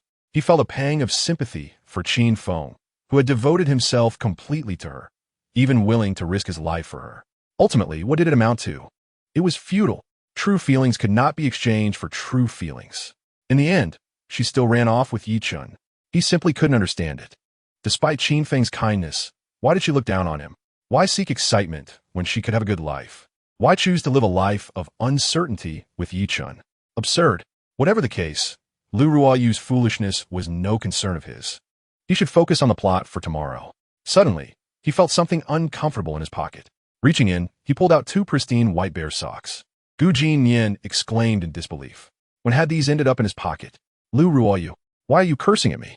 Outside the villa, Lu Ruyu innocently munched on fruit, perplexed by his outburst. As she did, Jinnian's inner voice echoed in her ears. This woman is just as brazen as Lin Yin. She actually stuffed socks into my pocket. At least Lin Yin could be somewhat restrained, but this audacious woman? She directly suggested I use her socks. How am I supposed to do that? Is she trying to flirt with me and toy with my feelings? Let me tell you, that's a pipe dream. As his thoughts spread out, the two female leads by the pool widened their beautiful eyes, gazing into the villa. Yin Ling was taken aback by this inner dialogue. Goodness, she hadn't realized Lu Ruoyu was so playful. Meanwhile, Lu Ruoyu's cheeks flushed bright red, and she lowered her head, too embarrassed to look up. Honestly, at that moment, she had not intended to give Gu Jinnian her socks. It was merely a spur-of-the-moment decision. She wondered if that little rascal would actually use her socks. How absurd. Do you really think Gu Jinnian, would be subjected to such tests? You must be dreaming. What am I even saying? This is utterly base thinking. Gu Jinnian shook his head vigorously, crumpling the socks into a ball and tossing them into the trash without a second thought. He closed his eyes and drifted off to sleep. Upon hearing his inner thoughts, Lu Ruoyu's face turned even redder, but she paid it little mind. Compared to the sock incident, she was far more concerned about her own storyline. From Gu Jinnian's inner voice, she learned that she might actually end up with Yi Chun in the future, thereby hurting Qin Feng's feelings. What kind of ludicrous plot was this? Was Yi Chun truly so charming that she found herself drawn to him? Ridiculous. And what about Qin Feng? While she acknowledged that he treated her well and was deeply devoted, she felt no romantic inclination toward him. Just because she might hurt his feelings didn't mean she should marry him against her will, right? Sigh. Perhaps she should find an opportunity to clarify her feelings with Qin Feng. Hopefully, he would abandon any notions he had about her. But could things unfold as she wished? Certainly not. Have you ever seen a devoted admirer willingly let go? At that moment of her distress, in a grass hut on the back mountain of Tongyun City, Yi Chun smirked at the few green pills before him. Dozens of Tianling Dan were prominently displayed on the table. Despite their small size, it was no exaggeration to say that even a single pill could stir up a tremendous uproar in the mundane world. Yet Yi Chun had not just one, but dozens. Such was the privilege of being the protagonist, supported by several mentors behind him. Brother, are you sure it's not a bit too extravagant to present these Tianling Dan as a congratulatory gift? Yi Bing-ing spoke softly, standing there with a delicate demeanor. Yi Chun smiled slightly. Tomorrow, when we visit the Liu family to present gifts, all the notable figures of Tongyun City will be in attendance. And Xian will also be there. It wouldn't do to arrive empty-handed. Yi Bing-ing understood that he wished to impress Lin Ji Xian, so she refrained from further protest.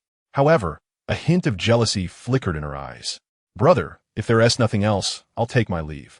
Hearing his junior sister's words, Yi Chun made no effort to retain her and waved his hand dismissively. Rest early tonight. We'll head to the Liu family together tomorrow morning.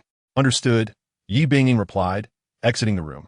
Once she left, Yi Chun rose from the sofa and gazed out at the scenery, lost in thought, his gaze growing increasingly cold. A smirk appeared on his lips, laced with mockery. Gu Jinnian, after tomorrow, the Liu family will no longer be your support, and Xian will also be the woman you are destined to lose. Gu Jinnian mused. If only you had acted sooner, I wouldn't have to endure all this fatigue. Time sped by swiftly. The next morning marked the birthday of the second miss of the Liu family. All the prominent figures in Tongyun City would be present to celebrate. The Liu family, alongside the Gu family, held significant status, so no one would dare to slight them. On this day, everyone of note in Tongyun City rose early from their slumber. Even those usually indulged rich heirs were up at dawn, preparing gifts to accompany their parents to offer their congratulations. At the Gu family's villa, the typically laid-back Gu Jinnian also rose early. There was no way around it. Today was Lu Ruoyu's birthday. After all, he couldn't sleep in, as his persona, though that of a self-absorbed young master, still required him to show some decorum. As Gu Jinnian adjusted his attire and prepared to step outside, he noticed a procession of luxurious sports cars slowly approaching the villa. At the forefront was none other than Lin Guosheng, the old fellow. Chapter 51. What if I regret it? Can I have another chance? This old man certainly arrived in a timely manner. Gu Jinnian couldn't help but scoff internally.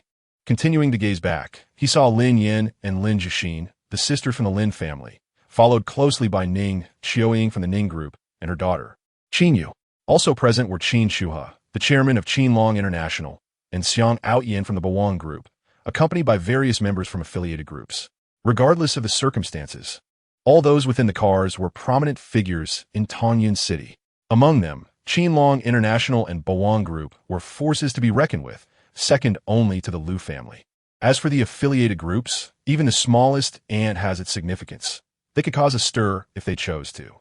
Outside the villa, the group disembarked with an air of sophistication. Lin Guosheng stood at the forefront, glancing at his daughter beside him.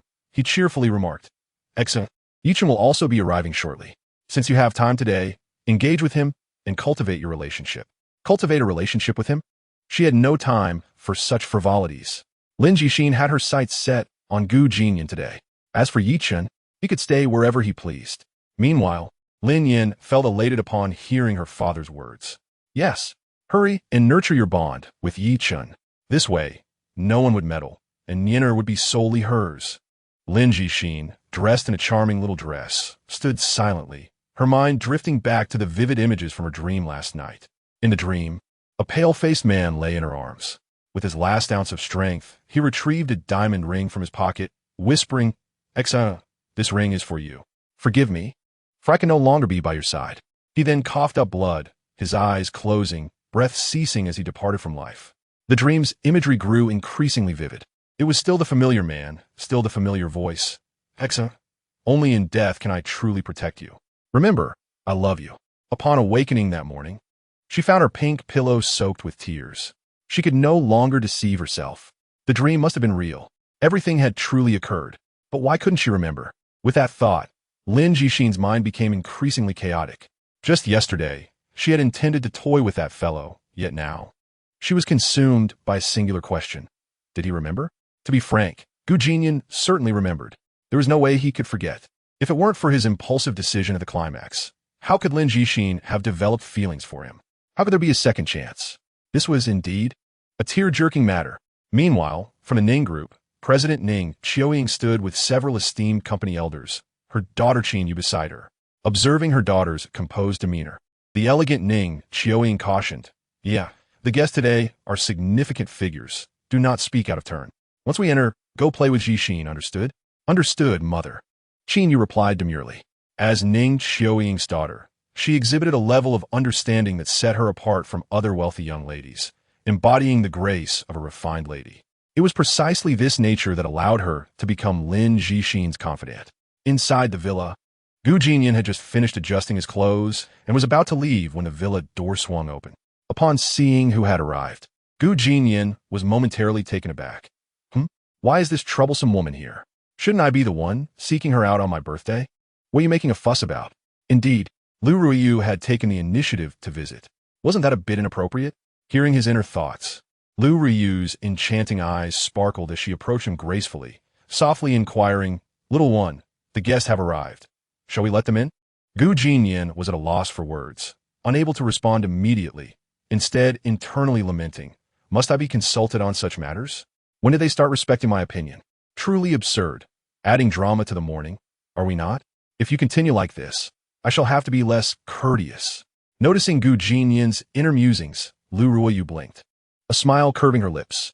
"I am curious to see how you intend to be less courteous." With that, she stepped closer, her elegant dress brushing against him. As she leaned in, "Little one, this is your home. I wouldn't dare act without your consent." As she spoke, she rose on her toes, the luxurious high heels creasing under her weight. The two were nearly face to face. "What the? Why are you so close? Be careful. We almost kissed." Gu Jinnian recoiled, plopping onto the sofa. A glance at Lu Ruiyu revealed a glimmer of mockery in her eyes. Clearly, this troublesome woman was doing it on purpose. At that moment, Yin Ling stood at the kitchen door, wide-eyed and bewildered. Indeed, she had just witnessed the entire scene. Goodness, they were about to kiss. How could this be? And it was Lu Ruiyu who initiated it. From her vantage point, she was positioned just right to misinterpret the situation, believing they had locked lips when, in fact, they had not. "Yin Ling, quickly open the door and welcome the guests. Do not lose your manners." Gu Jinnian, sensing the awkward atmosphere, hastily instructed Yin Ling. At that moment, Gu Jinnian felt somewhat vulnerable. Lu Ruiyu clearly intended to tease him, but hadn't she taken a bit too far this time? What if they had actually kissed? How would he handle it? This was absurd. Am I regretting this? Why did I hide earlier? Shouldn't I have faced the challenge head-on? Can we have a do-over? This time, I promise I won't dodge. Wait, what am I saying? Such indecent thoughts. Ugh. Lu Ruiyu, Chapter 52. Who was whispering in my ear just now? Meanwhile, outside the villa, Qianlong International's young master, Feng, stood with a wine glass in hand, merrily toasting with another man dressed in a suit. Onlookers began to speculate about the identity of the man, as anyone who could earn Feng's respect was certainly not an ordinary individual. Indeed, he was far from ordinary. The crooked-mouthed protagonist. Who could compare? Feng took a sip of his drink, a smile playing on his lips as he glanced at Yi Chun, who stood beside the frosty-faced Yi Bingying, and remarked, "Brother Yi, you are fortunate to be accompanied by such a beauty." Yi Chun turned his head, glancing at the expressionless Yi Bingying beside him, and waved his hand with a smile towards Feng, saying, "Young Master Qin, you have a forgetful memory. This is my junior sister, whom you have met before." "Oh, I see. No wonder she seems familiar." Feng, clad in a black suit, stealthily cast a glance at Yi Bingying before swiftly diverting his gaze towards Yi Chun, exclaiming with a smile, "Yi brother, I have heard whispers that you have been pursuing the second miss of the Lin family, yet have met with repeated failures. Is there any truth to this? Repeated failures? Qin Xiao, you must not heed the ramblings of others. Well, have I ever faltered? Indeed, with your prowess. How could you possibly falter? Haha, in that case, I wish you an early ascension to the role of the Lin family's dragon son-in-law. Should I encounter difficulties in the future, I trust you will lend me your support. Haha, should you find yourself in need, please do not hesitate to speak." Both of them, seasoned foxes in their own right, exchanged words that were half-truths, not to be taken at face value. Feng chuckled, "Lin brother, the time is nigh. We should enter. After you, Qin Xiao." With a gesture of courtesy, Yi Chun followed behind Feng, a smirk playing on his lips. It was not fear that prompted Yi Chun's demeanor, but rather a desire to conceal himself. Making an impulsive display could lead to dire consequences. At that very moment, within the villa, "Little one, come out with me."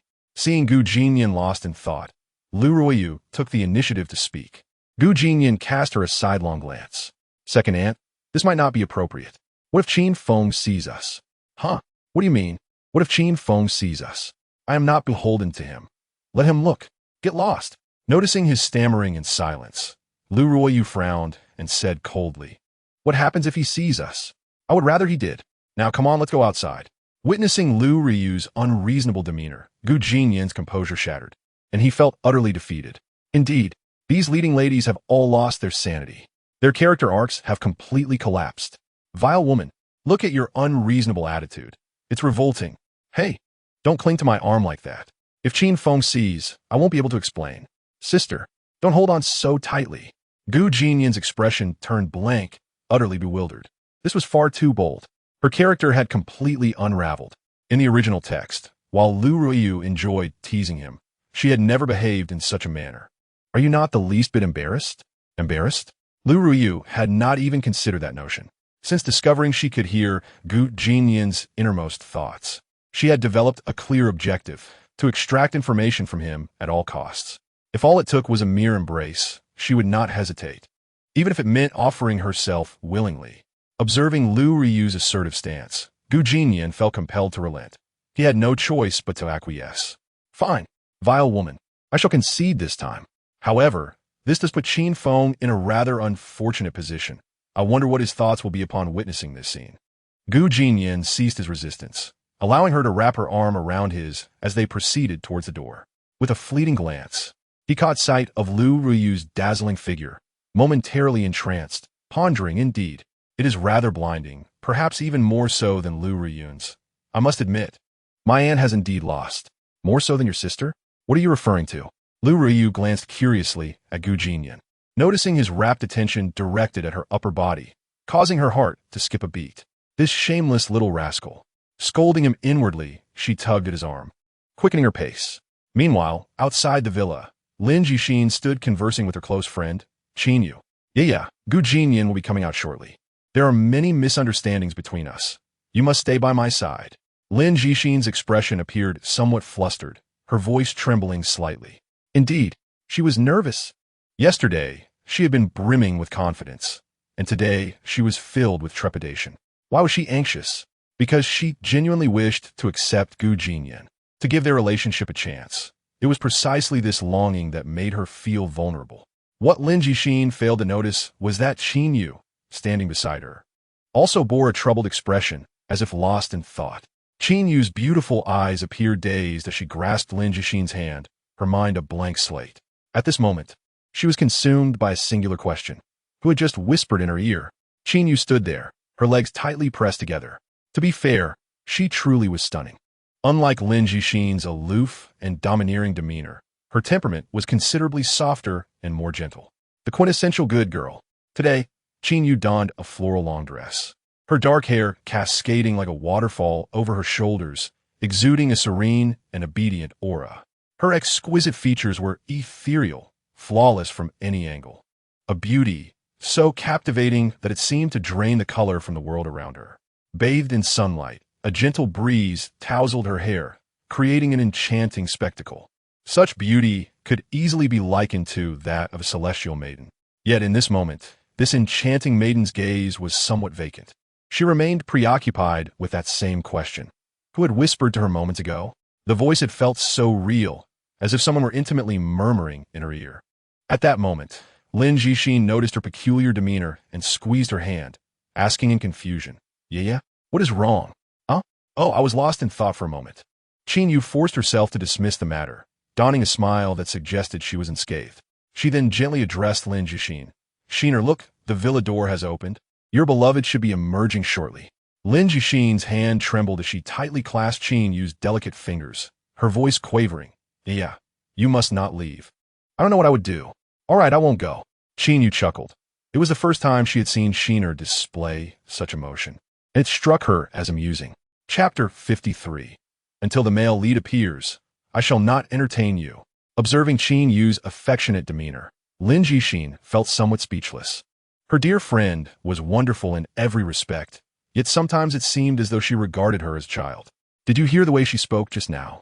As if soothing a child? It's utterly absurd. By the way, what was Jinnian doing in the room earlier? I overheard he was being embraced by someone. That shameless scoundrel. Does he not realize he should maintain distance from other women for my sake? How infuriating. Lin Jixin bit her cherry lips, a hint of jealousy and anger flickering in her eyes. At that moment, she was unaware that she was indeed feeling envious. Though little Sheener was the second miss of the Lin family, possessing a cool demeanor and avoiding conflict, human nature is inherently selfish, especially in matters of love. She could not bear the sight of the one she cherished getting too close with another woman. Just then, the villa door swung open, and Lu Ruoyu emerged, linking her arm with Gu Jinnian's as they stepped outside. The surrounding wealthy youths were left wide-eyed, gazing at the scene before them, clearly bewildered. Goodness, what is this? She has even linked arms? Though Lu Ruoyu was known for her open nature, she had never been this forward. Did I see that correctly? Lu Ruoyu is actually linking arms with a man? Was she not supposed to despise men? What's the issue? Look closely. The gentleman beside Miss Lu is her nephew, Gu Jinnian. They share a familial bond. What is wrong with linking arms? Is that so? But look at Lu Ruyu's expression. She is smiling, her eyes crinkled, resembling a lovesick girl. Is that truly normal? It turns out that Lu Ruyu does not despise men, but rather us unattractive individuals. Upon realizing this, the expressions of the group turned instantly sour. How infuriating. The comparison between individuals can be utterly disheartening. At this moment, outside the villa, a woman stood before a car with a vacant gaze. She was an exquisitely regal figure, exuding an air of elegance and sanctity with every movement. Her bright, piercing eyes emanated a formidable sense of authority, a gaze reserved solely for those of high status. Beautiful and capable, she inspired immense envy. In the next moment, this stunning woman spoke. Has Ye already entered? After a quick survey of their surroundings, several esteemed members of the company nodded in affirmation. Ning Xiaoying offered a slight smile and waved her hand. Let us proceed inside as well. At the entrance, a young girl named Yunling promptly opened the door and respectfully gestured. President Ning, this way please. Ning Xiaoying nodded slightly, refraining from further comment, as she gracefully stepped inside, making her way directly toward the villa's courtyard. Her delicate features bore no expression, appearing rather indifferent. However, upon closer inspection, one could discern a hint of astonishment lurking in her eyes. Indeed, it was quite shocking. Just moments ago, she had encountered something remarkably intriguing. Yes, it was indeed quite extraordinary. It seemed as though someone had been whispering in her ear. The dismissive tone was rather amusing. This curiosity stirred within Ning Qiuying, and she felt an overwhelming desire to uncover the identity of the speaker. Simultaneously, she was certain that the man who had spoken to her was within the Gu family estate. Within the villa, the plaza beside the swimming pool was bustling with a myriad of figures. Amongst such a crowd, even a random selection would reveal prominent individuals from Tongyun City. As they were all of equivalent status, they quickly mingled with one another, creating a harmonious atmosphere filled with laughter and joy. Meanwhile, Gu Jinnian, having distanced himself from Lu Ryu, chose not to join the revelry. Instead, he sought refuge in a small corner, seating himself in an inconspicuous spot. With his gaze lifted, Gu Jinnian glanced toward a short distance ahead. Lin Jixin, adorned in a pale pink checkered long dress, wore a light touch of makeup that perfectly showcased her frosty elegance. This attire was undeniably eye-catching. The many distinguished guests present could hardly tear their eyes away. At that moment, Gu Jinnian also noticed Qin Yu standing beside Lin Jixin. Unlike Lin Jixin, today Qin Yu had opted for a simple, unadorned appearance, exuding a fresh and unpretentious charm. It was no surprise that her beauty could rival that of Lin Jixin. Whereas Lin Jixin's demeanor was somewhat overbearing, Qin Yu appeared much gentler, embodying the essence of a delicate beauty. Of course, if Lin Jixin were to temper her attitude, it would not be impossible for her to stand alongside Qin Yu in terms of beauty. However, that was clearly an unrealistic expectation. That foolish woman would never alter her character unless the sun were to rise from the west. At that moment, Lin Jixin also noticed him. With a gaze filled with resentment, she directed her beautiful eyes toward Gu Jinnian. While pretending to engage in conversation with Qin Yu, she kept stealing glances at him. Gu Jinnian, having realized she was looking at him, promptly turned his head away, his expression darkening as he began to grumble internally. "What are you staring at me for? Do you expect me to come over and greet you? To inquire about your well-being? Dream on. It's not even my work hours yet. Until the banquet commences and the male lead appears, I shall not engage with you." Lin Jixin gritted her teeth. "You bastard." Qin Yu interjected. "How rude." Lin Jixin replied. "What is wrong with you, sister? What's going on?" This was quite awkward. Lin Jixin was perplexed, her face a picture of confusion. The bastard she had cursed was aimed at Gu Jinnian. But whom was Qin Yu referring to with her comment about rudeness? Lin Jixin shot her a bewildered look, blinking curiously at Qin Yu. Meanwhile, Qin Yu's cheeks flushed with embarrassment. Indeed, she was quite flustered. Her comment about rudeness had clearly been directed at the person whispering in her ear. It was all very perplexing. Moreover, what did she mean by male-led? At that moment, Qin Yu's mind was a whirlwind of confusion, but upon noticing Lin Jixin's inquisitive gaze fixed upon her, she quickly regained her composure. "Oh, I meant that you were chatting while looking around, which is quite impolite." Lin Jixin responded with a puzzled expression. "Do you truly believe that?" Well, if she didn't want to discuss it further, that was acceptable. After all, this girl was her close friend, and Lin Jixin decided not to probe any deeper. With a slight frown, she softly said, "I apologize. This time it's my fault." Upon hearing this apology, Qin Yu's expression shifted to one of discomfort. Indeed, you are lying." Alas, her silly friend could never keep a secret. Chapter 54. Under the watchful eyes of all, don't come over. On another note, Gu Jinnian shifted his gaze elsewhere. Just as he was about to observe what the other leading ladies were doing, suddenly, a slender figure dashed toward him. This petite silhouette weaved through the crowd, capturing the attention of all present. "Young master." The little girl in a maid outfit leaped toward Gu Jinnian with fervor. However, the next second, Gu Jinnian, seated in his corner, swiftly raised a hand to block her path. Predictably, the little girl's head collided with his palm. Her small feet pushed against the ground, yet she could not advance any further. Feeling wronged, Qin Yu stubbornly pressed forward. "Young master, you're cheating. If you have the ability, move your hand and let me try again." "What nonsense is this? Can't you be a bit more ladylike?" Fortunately, Yi Chun did not witness this scene. Otherwise, will he still dare to keep her around? Gu Jinnian's lips twitched as he gazed down at the little girl. Her cheeks flushed. With deliberate clarity, he stated, "Qin Yu, you seem quite..." "Young master, you're insulting me. I won't pay you any mind." Qin Yu retorted defiantly. After halting, she adjusted her skirt and sat beside Gu Jinnian, pouting and biting her cherry lips. She lamented, "Indeed, to see that scoundrel Gu Jinnian. I couldn't sleep a wink all night. I hurriedly made my way here, only to be dismissed and insulted. How utterly unfair. Gu Jinnian maintained a blank expression. Isn't this all you're doing? What is it to me? Indeed, how could you be so ungrateful? Gu Jinnian cast a sidelong glance at her, his eyes suggesting he viewed her as inconsequential.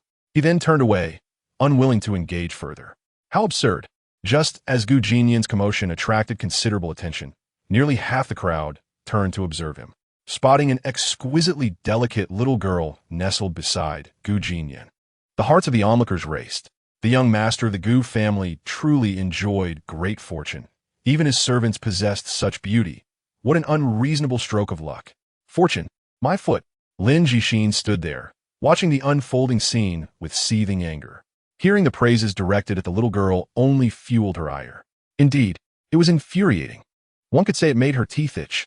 Lin Jixin clenched her teeth tightly, her voice laced with boundless indignation. Servants should maintain their station. Being so close is utterly inappropriate. How shameless of that vixen. Upon hearing these words, Qin Yu was, unsurprisingly, left in a state of shock. Goodness, my dear, are you feeling envious? Whatever happened to the aloof and disdainful Sheener who once held all men in contempt? After years of genuine friendship with Lin Jixin, this was the first time Qin Yu witnessed her in such a manner. Qin Yu was no fool. Considering those previous remarks, it was apparent that her sister had developed genuine feelings for someone. With this thought, Qin Yu followed Lin Jixin's gaze towards Gu Jinnian. To be honest, Gu's eldest son was undeniably handsome, particularly those deep, captivating eyes, simply stunning. Wait a moment. No. What am I saying?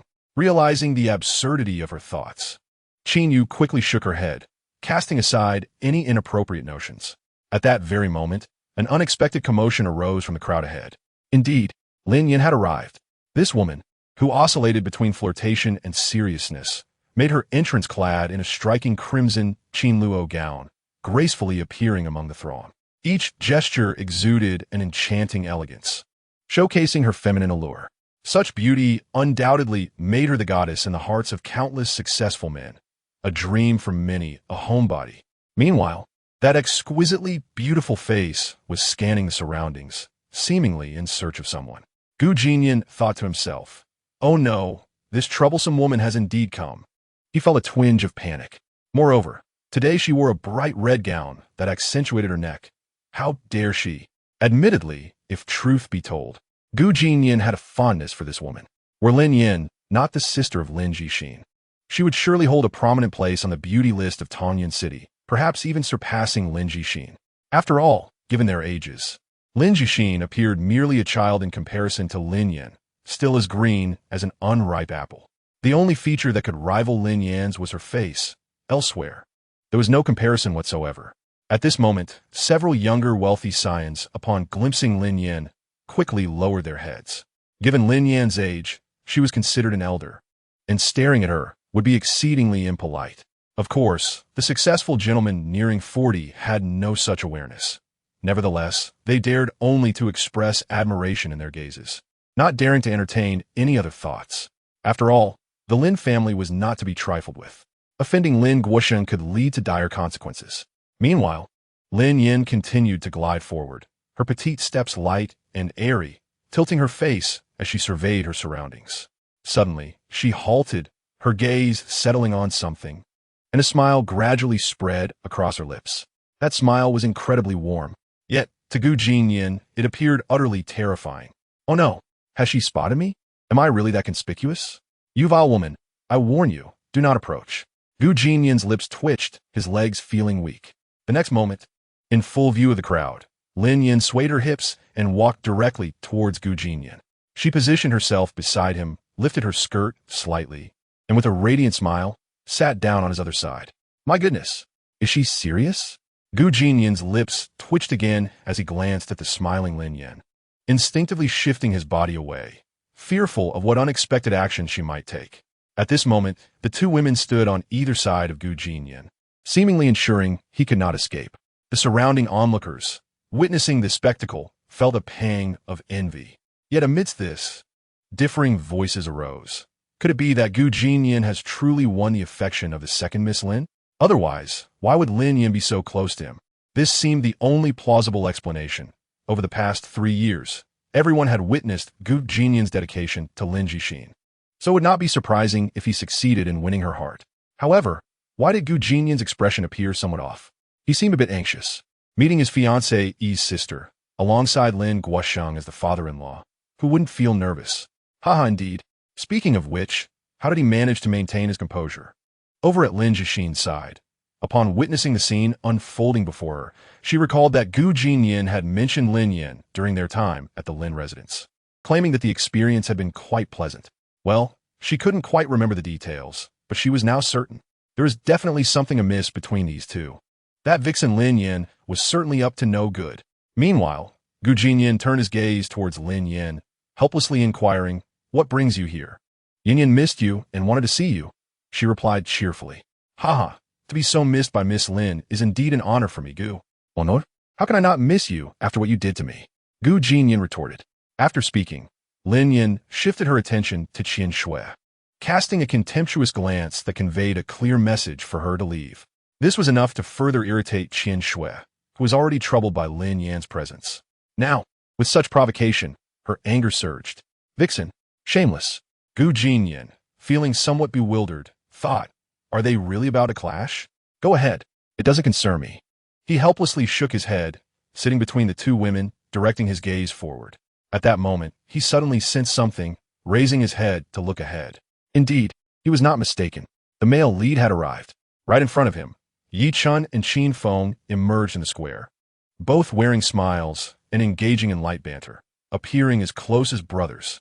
Trailing behind them was a woman clad in a black veil, Yi Bingying. The crowd did not recognize her, but they were well acquainted with Qin Feng, the crown prince of Qinlong International, a standout among the younger generation of Tongyun City. Though his reputation did not quite match Gu Jinnian's, he was nonetheless a well-known figure. At this moment, all eyes were on Yi Chun. Anyone who could engage in such jovial conversation with young Master Qin was surely no ordinary person. The crowd began speculating about his identity. Meanwhile, upon seeing Yi Chun appear, Lin Jixin's expression turned icy. She felt an overwhelming urge to expel him from the gathering. Indeed, why did Yi Chun have the audacity to attend the banquet? This must have been arranged by her father. With this thought, Lin Jixin cast a resentful glance at Lin Guosheng. How infuriating! However, while she was upset, Gu Jinnian was thoroughly delighted. At this moment, he was the most exhilarated of all. Glancing around, he noted that the guests had mostly arrived. How satisfying! The leading lady Lin Jixin, along with Qin Yu, Lin Yan, Qin Shui, Yin Ling, Yi Bingying, and his beloved aunts. Oh, and not to forget the yet-to-be-determined leading lady, Ning Qiying. Splendid. Is this not shaping up nicely? The scene of a scalp-tingling slap is about to unfold. Yi Chun's moment of glory is imminent. Is he finally going to embrace complete darkness? Xiao Qian Shui and Yun Ling. Are you two girls not already impatient? With this thought, Gu Jinnian cast a glance at the two women. Xiao Qian, impatient, you big-headed ghost. Yun Ling, do I have anything to do with this? Can you not stare at us with that look? At that moment, Qin Feng spotted Gu Jinnian in the corner and approached with Yi Chun, a smile gracing his lips. I presume this is the esteemed young master of the Gu family? I have long admired your name. Qin Feng's reputation precedes him, and upon meeting, one cannot deny his dignified presence. However, I must advise you, young Master Gu, to exercise caution when choosing friends. Some individuals may not be as honest as they appear. After speaking, Gu Jinnian deliberately glanced at Yi Chun standing nearby, the meaning behind his words unmistakable. The surrounding crowd began to murmur. Could it be that Yi Chun and young Master Gu have conflict? Otherwise, why would such words be uttered? Is this a veiled threat? Speculation ran rampant among the onlookers, eager to see the male protagonist suppressed. Such remarks could make the eventual backlash all the more painful. Yi Chun, upon hearing this, smirked and replied, "Exercise caution? TSK, young Master Gu seems to be implying something?" Qin Feng's expression darkened, yet being astute, he concealed his inner turmoil. Waving dismissively at Yi Chun, he turned to Gu Jinnian. "Young Master Gu, I need not your concern regarding my friendships. Yi Chun is a kindred spirit and one of my few friends. Should he encounter any trouble, I will surely offer my full support." Having made his point clear, Qin Feng turned to leave, his words indicating that Yi Chun is a person of significance to him. and any harm done to him would not go unpunished. Observing the retreating figures of the two, Jinnian's expression darkened, a tempest of anger, dissatisfaction, and resentment swirling within him, perfectly embodying the image of a frivolous young master devoid of guile. The onlookers couldn't help but comment on the situation. Indeed, this young Master Gu seems rather inexperienced, too young to know restraint. His emotions are laid bare, an unfavorable trait. It is surprising that he allowed himself to be provoked so easily. Meanwhile, Lin Gxin, overhearing the gossip, covertly glanced at Gu Jinnian, a smile curling at her lips. Indeed, she found it amusing and guessed that Gu Jinnian was also struggling to suppress laughter. How is it that he managed to keep a straight face? As if reading her thoughts, Gu Jinnian's internal voice resonated. Haha, this is delightful.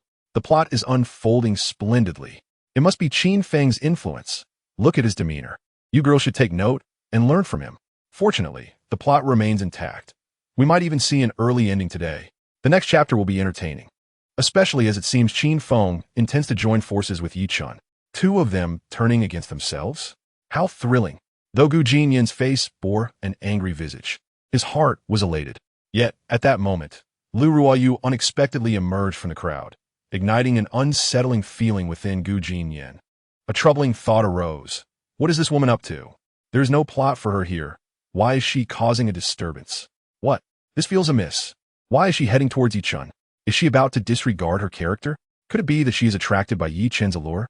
It must be. Ha! Truly a foolish woman. This is too amusing. Chapter 56. Lu Ruoyu is no mere puppet of the story. Gu Jinnian observed Lu Ruoyu's silhouette, a smile threatening to break free. As she appeared amid the throng, all eyes were drawn to her. Indeed, she is breathtakingly beautiful. Her figure alone could send many into a frenzy. However, her expression now seemed peculiar, her eyes shimmering as if lost in thought, a hint of mockery gracing her lips. Ruoyu, you have arrived. Qin Feng, enamored, trembled at the sight of his beloved standing before him. Meanwhile, Yi Chun couldn't help but scrutinize Lu Ruoyu, his gaze traveling up and down her form. Noticing Yi Chun's scrutiny, the mockery on Lu Ruoyu's face intensified. Under such a gaze, Yi Chun felt his heart flutter. Driven by confidence, he entertained a ludicrous notion. Could it be that I have become even more handsome? As for Qin Feng, seeing Yi Chun in a daze, he whispered, "This is the second young lady of the Lu family, the woman I adore." The crowd gasped, realizing that Yi Chun was not only friends with Qin Feng, but also had a connection to the Lu family. Whispers circulated, and curiosity about Yi Chen's identity grew, with some sharp-minded individuals contemplating whether to seize the opportunity to befriend him. Surely, this is Yi Chun? Have I misidentified him? Upon hearing Lu Ruoyu's words, Yi Chen's confidence soared, and he stood tall, displaying what he believed to be a charming smile. "Miss Lu, you recognize me?" "One honor," Lu Ruoyu replied. "With that face, it is hard not to recognize you." "Hard not to recognize?" Yi Chun was puzzled. The next moment, Lu Ruoyu appraised him with a smirk. "In this crowd, the most conspicuous one is undoubtedly you. Truly easy to identify." Lu Ruoyu showed no mercy, and her words left Yi Chun speechless. What does she mean? Am I that easy to spot? How rude. Lu Ruoyu did not care whether he took offense. She spoke her mind without reservation.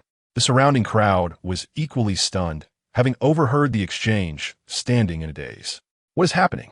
At that moment, if anyone were most bewildered, it would certainly be Gu Jinnian. A sense of foreboding grew stronger. Something feels off. This woman is surely about to create chaos for me. Qin Feng chuckled awkwardly, gazing at the woman he admired. "Ruoyu, this is my friend Yi." "Your friend? Oh, but what does that have to do with me?" Lu Ruoyu retorted, maintaining her mocking smile as she scrutinized the bewildered Yi Chun. "I've been quite clear. Are you still not leaving? Must I summon someone to escort you out?" Upon hearing this, Yi Chun was taken aback. Yet, being the protagonist, he managed to maintain composure, forcing a smile as he nodded. "You all continue your conversation, Qin Feng. I will take a stroll over there." With that, he turned, his face darkening as he walked away, fists clenched, as if to release the anger boiling within him. He had no intention of leaving the Lu family yet. The grand performance had yet to begin. After Yi Chun departed, Lu Ruoyu glanced at Qin Feng standing before her, her thoughts in disarray. With a casual glance, she commanded, "Come with me." Upon hearing these words, Qin Feng's previously awkward demeanor vanished without a trace, and he cheerfully followed behind her, observing Lu Ryu departing with Qin Feng, seemingly to discuss a matter. Gu Jinnian exhaled deeply, feeling a sense of relief. As long as Yi Chun was not expelled, the narrative would remain intact. Yet, he could not fathom the intentions of that wretched woman. It nearly frightened him to death. Contemplating this, Gu Jinnian lifted his gaze towards Lin Jixin, only to find that the foolish girl was also watching the scene unfold. A smirk appeared at the corner of his mouth as he mused. Although there had been a slight mishap earlier, it was fortunate that they had navigated through it unscathed. Now that the male lead had made his entrance, according to the original plot, it was time for him to transform into a sycophant and fawn over Lin Jixin. Upon hearing his inner thoughts, Lin Jixin was momentarily taken aback. What a charming fellow you are!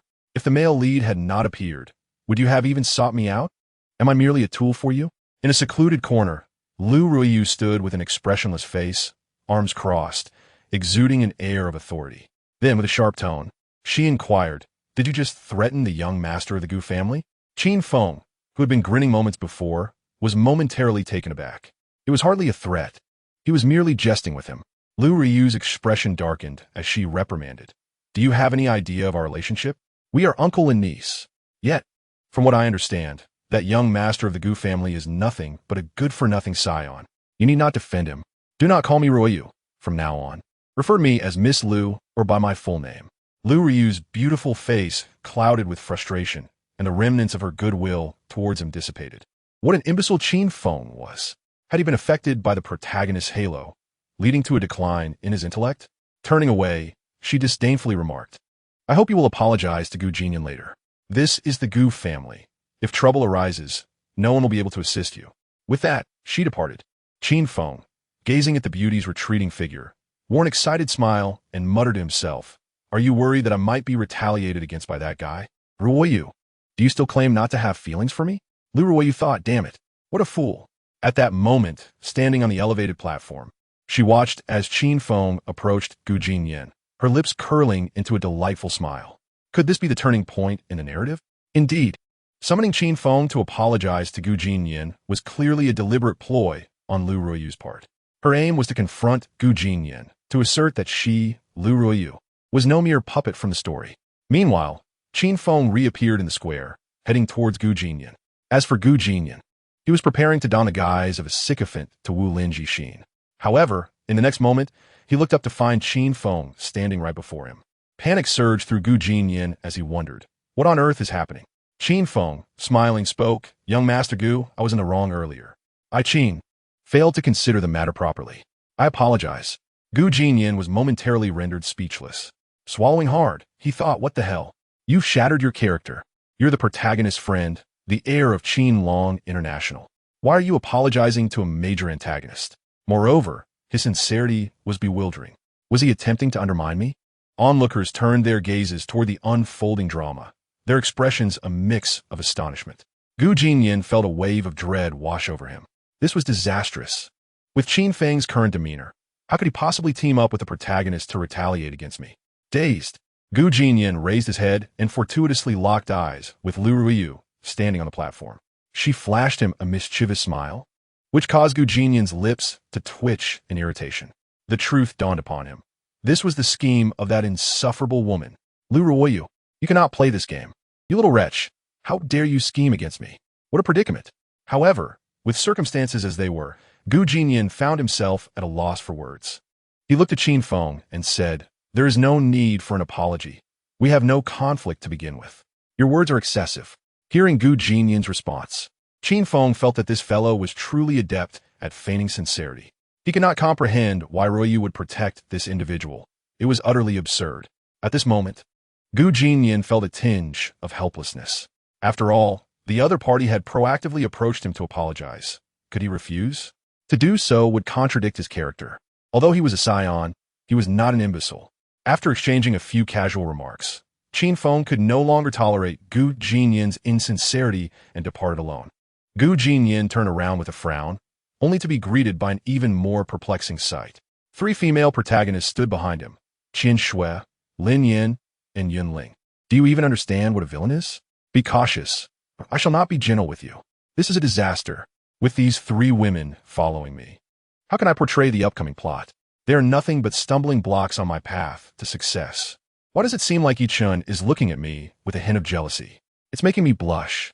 With these thoughts racing through his mind, Jinnian chose to ignore the three women behind him and focused ahead. At that very moment, Yi-chun, sitting in the corner, stood up and began to walk towards the direction Jinnian was gazing at. Without a doubt, both of them had their sights set on Lin Jixin. The plot was about to unfold. Jinnian naturally noticed Yi-chun's figure and deliberately slowed his pace. As he engaged Lin Jixin in delightful conversation, he would interject, thus igniting the tension. This would only serve to deepen Yi-chun's animosity toward him. Chuckling to himself, Jinnian found amusement in the thought. However, fate had other plans. Just as he was about to stride towards Lin Jixin, he felt two delicate hands tugging at the hem of his garment. What the hell? Turning around, he was confronted with the sight of Qian Shui and Lin Yan, who had simultaneously grasped his clothing. Unbelievable. Here, I feel a bit scared being here alone. Don't go. Stay with me a little longer. Scared of what? Did you really believe that flimsy excuse? What were you afraid of? Jinnian thought with irritation as he glared at Qian Shui. Upon meeting his gaze, Qian Shui's cheeks flushed inexplicably. Truth be told, she herself was unsure why she couldn't let him go.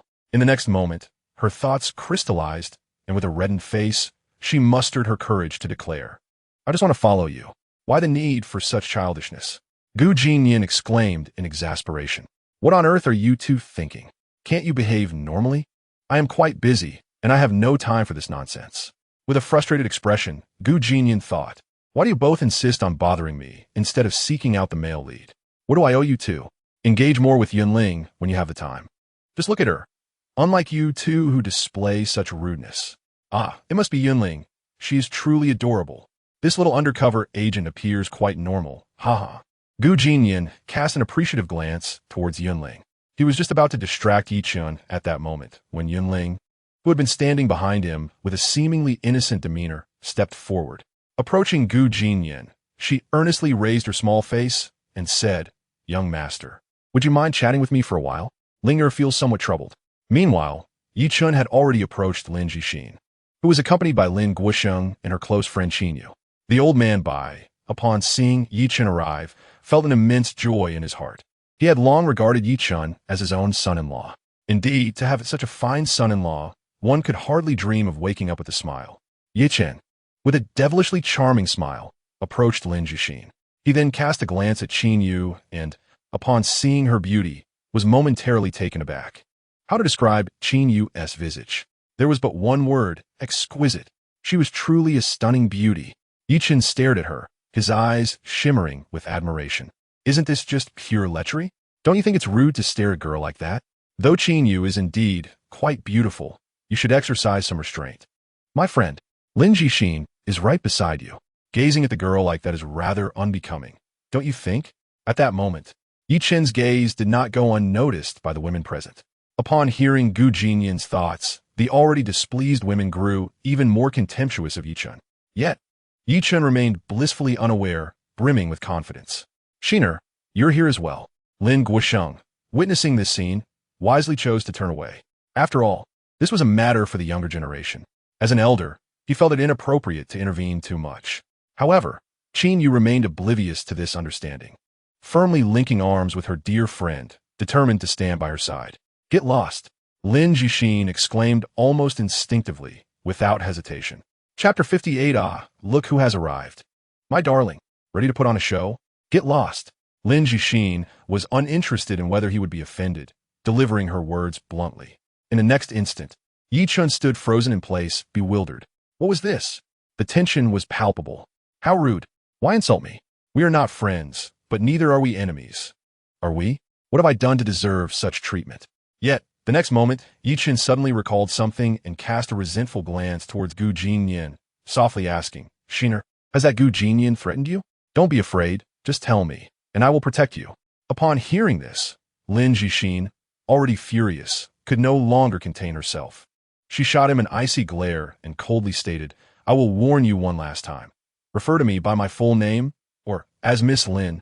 No one has ever threatened me, nor do I require your protection. Furthermore, I hope you can disappear from my sight in the future. Just seeing you makes me feel nauseous. Lin Jixin showed no mercy and at this moment, she was indifferent to whether the person before her was the protagonist. Yichun was utterly dumbfounded. He simply could not comprehend why she harbored such disdain for him. Had he committed some heinous act? Why did she loathe him so? It was truly disheartening. The next moment, Yichun had initially intended to explain himself, but upon meeting Lin Jixin's disdainful gaze, he reconsidered. In such a scenario, it was wiser to retreat. Should this woman lose her temper and strike him, it would indeed become quite amusing. With so many onlookers, if the situation escalated, it would be utterly embarrassing. After a moment of contemplation, Yichun's expression darkened, feigning calmness as he remarked, "I understand." He then turned away, directing a chilling gaze towards Gu Jinnian. Upon making eye contact, Gu Jinnian felt a shiver run down his spine, as if he were being scrutinized by a predator. Gu Jinnian thought to himself, "This little glare exudes a murderous intent." It startled me. Wait a minute. Did Yichun just hit a wall? It seems Lin Jixin is unwilling to engage with him. Huh? Furrowing his brow, Gu Jinnian glanced at the furious Lin Jixin. Good heavens! Was this an opportunity that had presented itself? Well, this foolish woman is angry. If I were to foolishly approach and act like a sycophant, wouldn't she just berate me mercilessly? In this way, the plot will seamlessly continue. It may even accelerate my descent into darkness. It's simply perfect. With this realization, Gu Jinnian's eyes brightened. I am truly a genius. I can't concern myself with anything else. Yichun is unreliable now. I must rely on myself. To hasten my transformation and keep the storyline intact, I have no choice. Hey, Qinxue, Yunling, be good and wait for me. The actor has arrived. Prepare to perform. Taking a deep breath, Gu Jinnian immediately entered the role of the sycophant, turning swiftly to stride toward Lin Jixin. The three women behind him scoffed several times in their hearts. This fellow is truly shameless. Gu Jinnian was now fully embodying his role. The upcoming scene would test his acting skills, requiring utmost focus. In this brief moment, he rapidly crafted a simple script in his mind. As the sycophant Gu Jinnian, he would greet Lin Jixin with exuberance. This was the first act. The second act would involve being scolded, followed by a show of frustration. While it sounded simple, executing it would prove challenging. Joy, anger, and exasperation needed to transition smoothly. This meant amplifying his excitement while tempering his anger. After all, he was Lin Jixin's sycophant. No matter how furious he felt, he must restrain himself and not genuinely frighten her. Look, young Master Gu is approaching second Miss Lin. What do you think will happen? Will he be scolded? Surely, a scolding was inevitable. Hadn't they noticed Lin miss his current foul mood? Being reprimanded was a certainty. What was Gu Jinnian thinking? Approaching her at such a time? It was merely an invitation for trouble. Hadn't they just witnessed Yichun being dismissed? No wonder he hadn't won over Lin Miss after 3 years of flattery. He had no discernment. In the face of Gu Jinnian's self-imposed predicament, the crowd regarded him with disdain. Yet, despite their contempt, they dared not show it outwardly. After all, his status was undeniable. Even if they looked down upon this debauched young master, they had to feign respect. Before long, Gu Jinnian arrived before Lin Jixin, a warm smile gracing his lips as he politely nodded at Qinyu beside her. After a fleeting glance, he swiftly redirected his attention to Lin Jixin. Noticing this, Qinyu found her impression of the young man greatly improved, and she was mildly surprised. After all these years, she had yet to encounter a man who could overlook her beauty. Look at this. Didn't he just collide with a pillar? Was it Gu Jinnian who wished to ignore her? Certainly not. The woman is indeed extraordinarily beautiful. How could one possibly overlook her? However, he finds himself in a predicament. His persona is that of Lin Jixin's devoted admirer, and he can only harbor affection for her alone. Thus, how could he possibly cast his gaze upon other women? In the next moment, Qinyu graciously smiled and nodded in his direction. Subsequently, she glanced at Lin Jixin, noting the joy reflected in her sister's eyes, and couldn't help but shake her head. So, upon the arrival of her beloved, you are filled with joy, aren't you? Witnessing this scene, Qinyu discreetly excused herself. Lin Jixin gazed intently at the man before her, her thoughts solely fixated on Gu Jinnian. She was so absorbed that she didn't even realize Qinyu had departed. Such is the nature of love, blind to all else. Oh, my dear, you've arrived, ready to put on a show, haven't you? Oof. I shall see how you intend to perform. At this moment, the corners of Lin Jixin's mouth curled into a slight smile as she exchanged glances with Gu Jinnian. Meanwhile, Gu Jinnian had already adjusted to the situation, embodying the essence of a devoted admirer. With excitement, he grinned widely, gazing at her with affectionate eyes. "Shin, when did you arrive? You didn't even let me know. Otherwise, I would have come to find you much sooner." Lin Jixin retorted. "Do you dare say you didn't see me just now? What are you pretending for?" Chapter 59. To continue as a devoted admirer, or to ignore her. You gotta be kidding. Lin Jixin felt an irritable surge within her. Yet, despite her simmering frustration, her lips still bore a warm smile. Gu Jinnian observed Lin Jixin's demeanor, noting how her anger had dissipated, replaced by a gentle smile. He couldn't help but twitch his lips in confusion. Why is she smiling now? What a perplexing situation. Something is amiss. Has this woman gone awry? You were just furious. What has changed now? Damn it. How am I supposed to act? This is utterly bewildering. At this moment, Lin Jixin spoke, her warm smile still in place. I arrived early this morning. Worried you might be busy, so I didn't seek you out. By the way, you wouldn't hold it against me, would you? Of course not, Sheener. I'm delighted you're here, he replied. Since there are so many people, why don't we find a quieter corner to spend some time alone? This is toxic, purely toxic. As the female lead, why are you smiling at me while showing disdain for the main character? Does that seem reasonable? Huh, regardless. You wouldn't agree to spend time alone with me, would you? I must be a genius. Once you reject me, I'll make my exit without a moment's hesitation. After I leave, you can enjoy your time with the male lead. I sincerely wish you both a lifetime of happiness. So, dear Sheener, feel free to refuse me. All in your favor. All right, Sheener, if you're unwilling. Let be. What? Huh?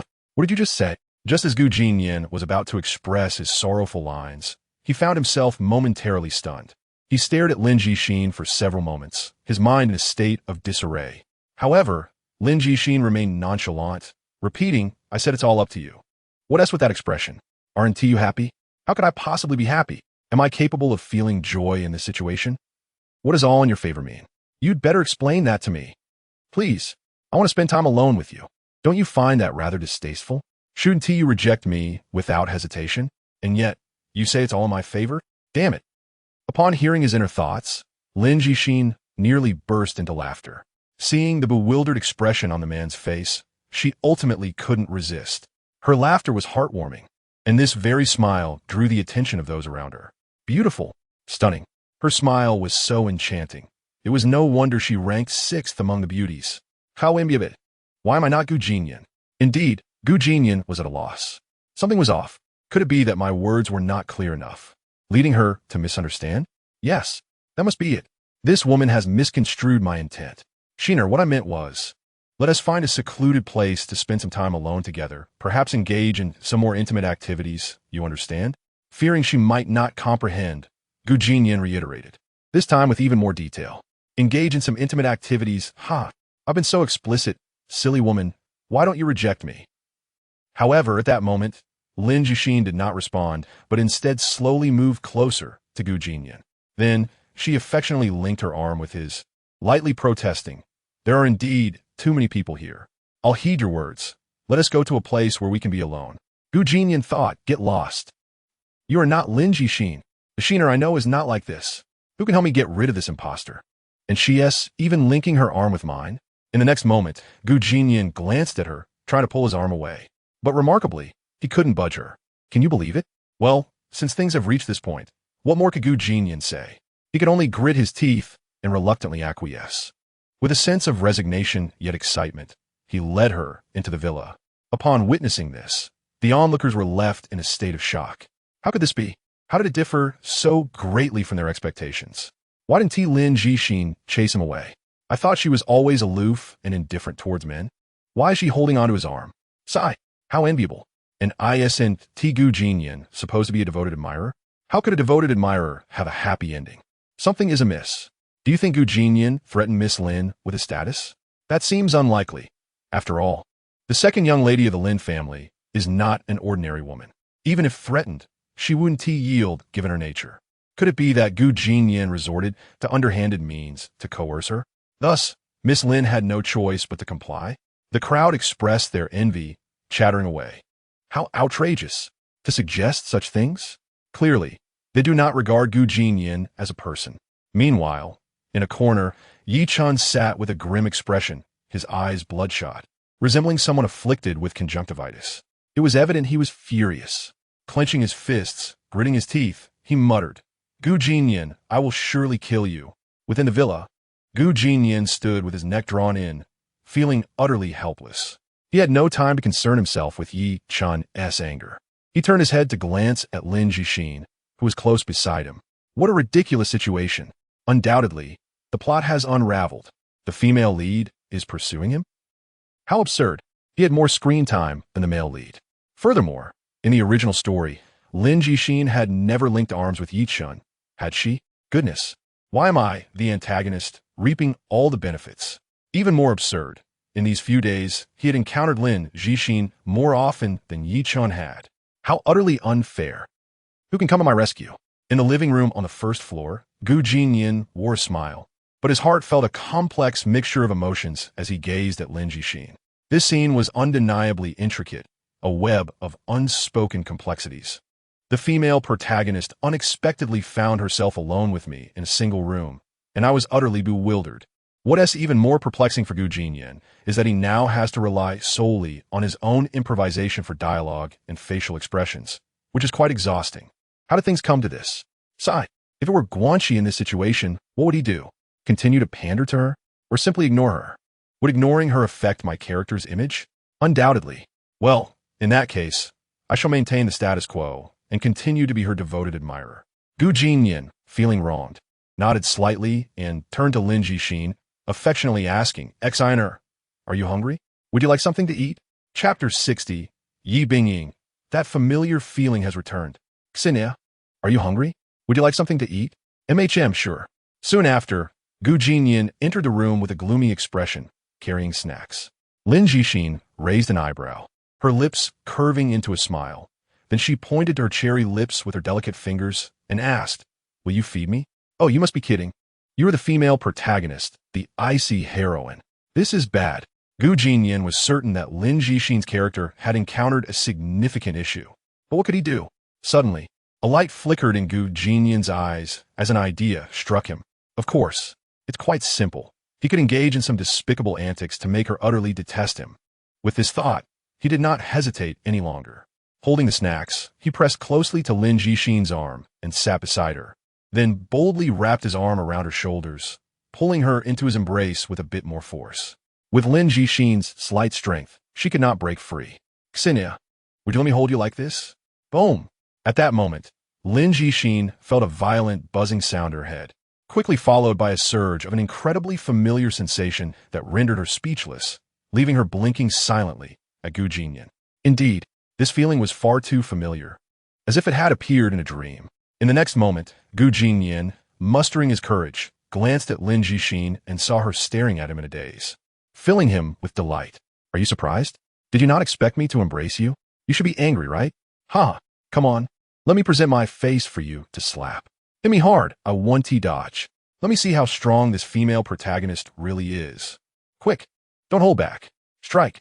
Gu Jinnian's inner thoughts resonated in the ears of the other female protagonists outside. The first to react was naturally Lin Yan, who immediately sat up from her chair and gazed curiously into the villa. From the sound of his thoughts, it seemed Gu Jinnian might be getting hit. That simply wouldn't he do. After all, he is her precious treasure, and she could not bear to see him harmed. Just as she was about to go inside, Lin Guosheng, that old man, approached with a displeased expression.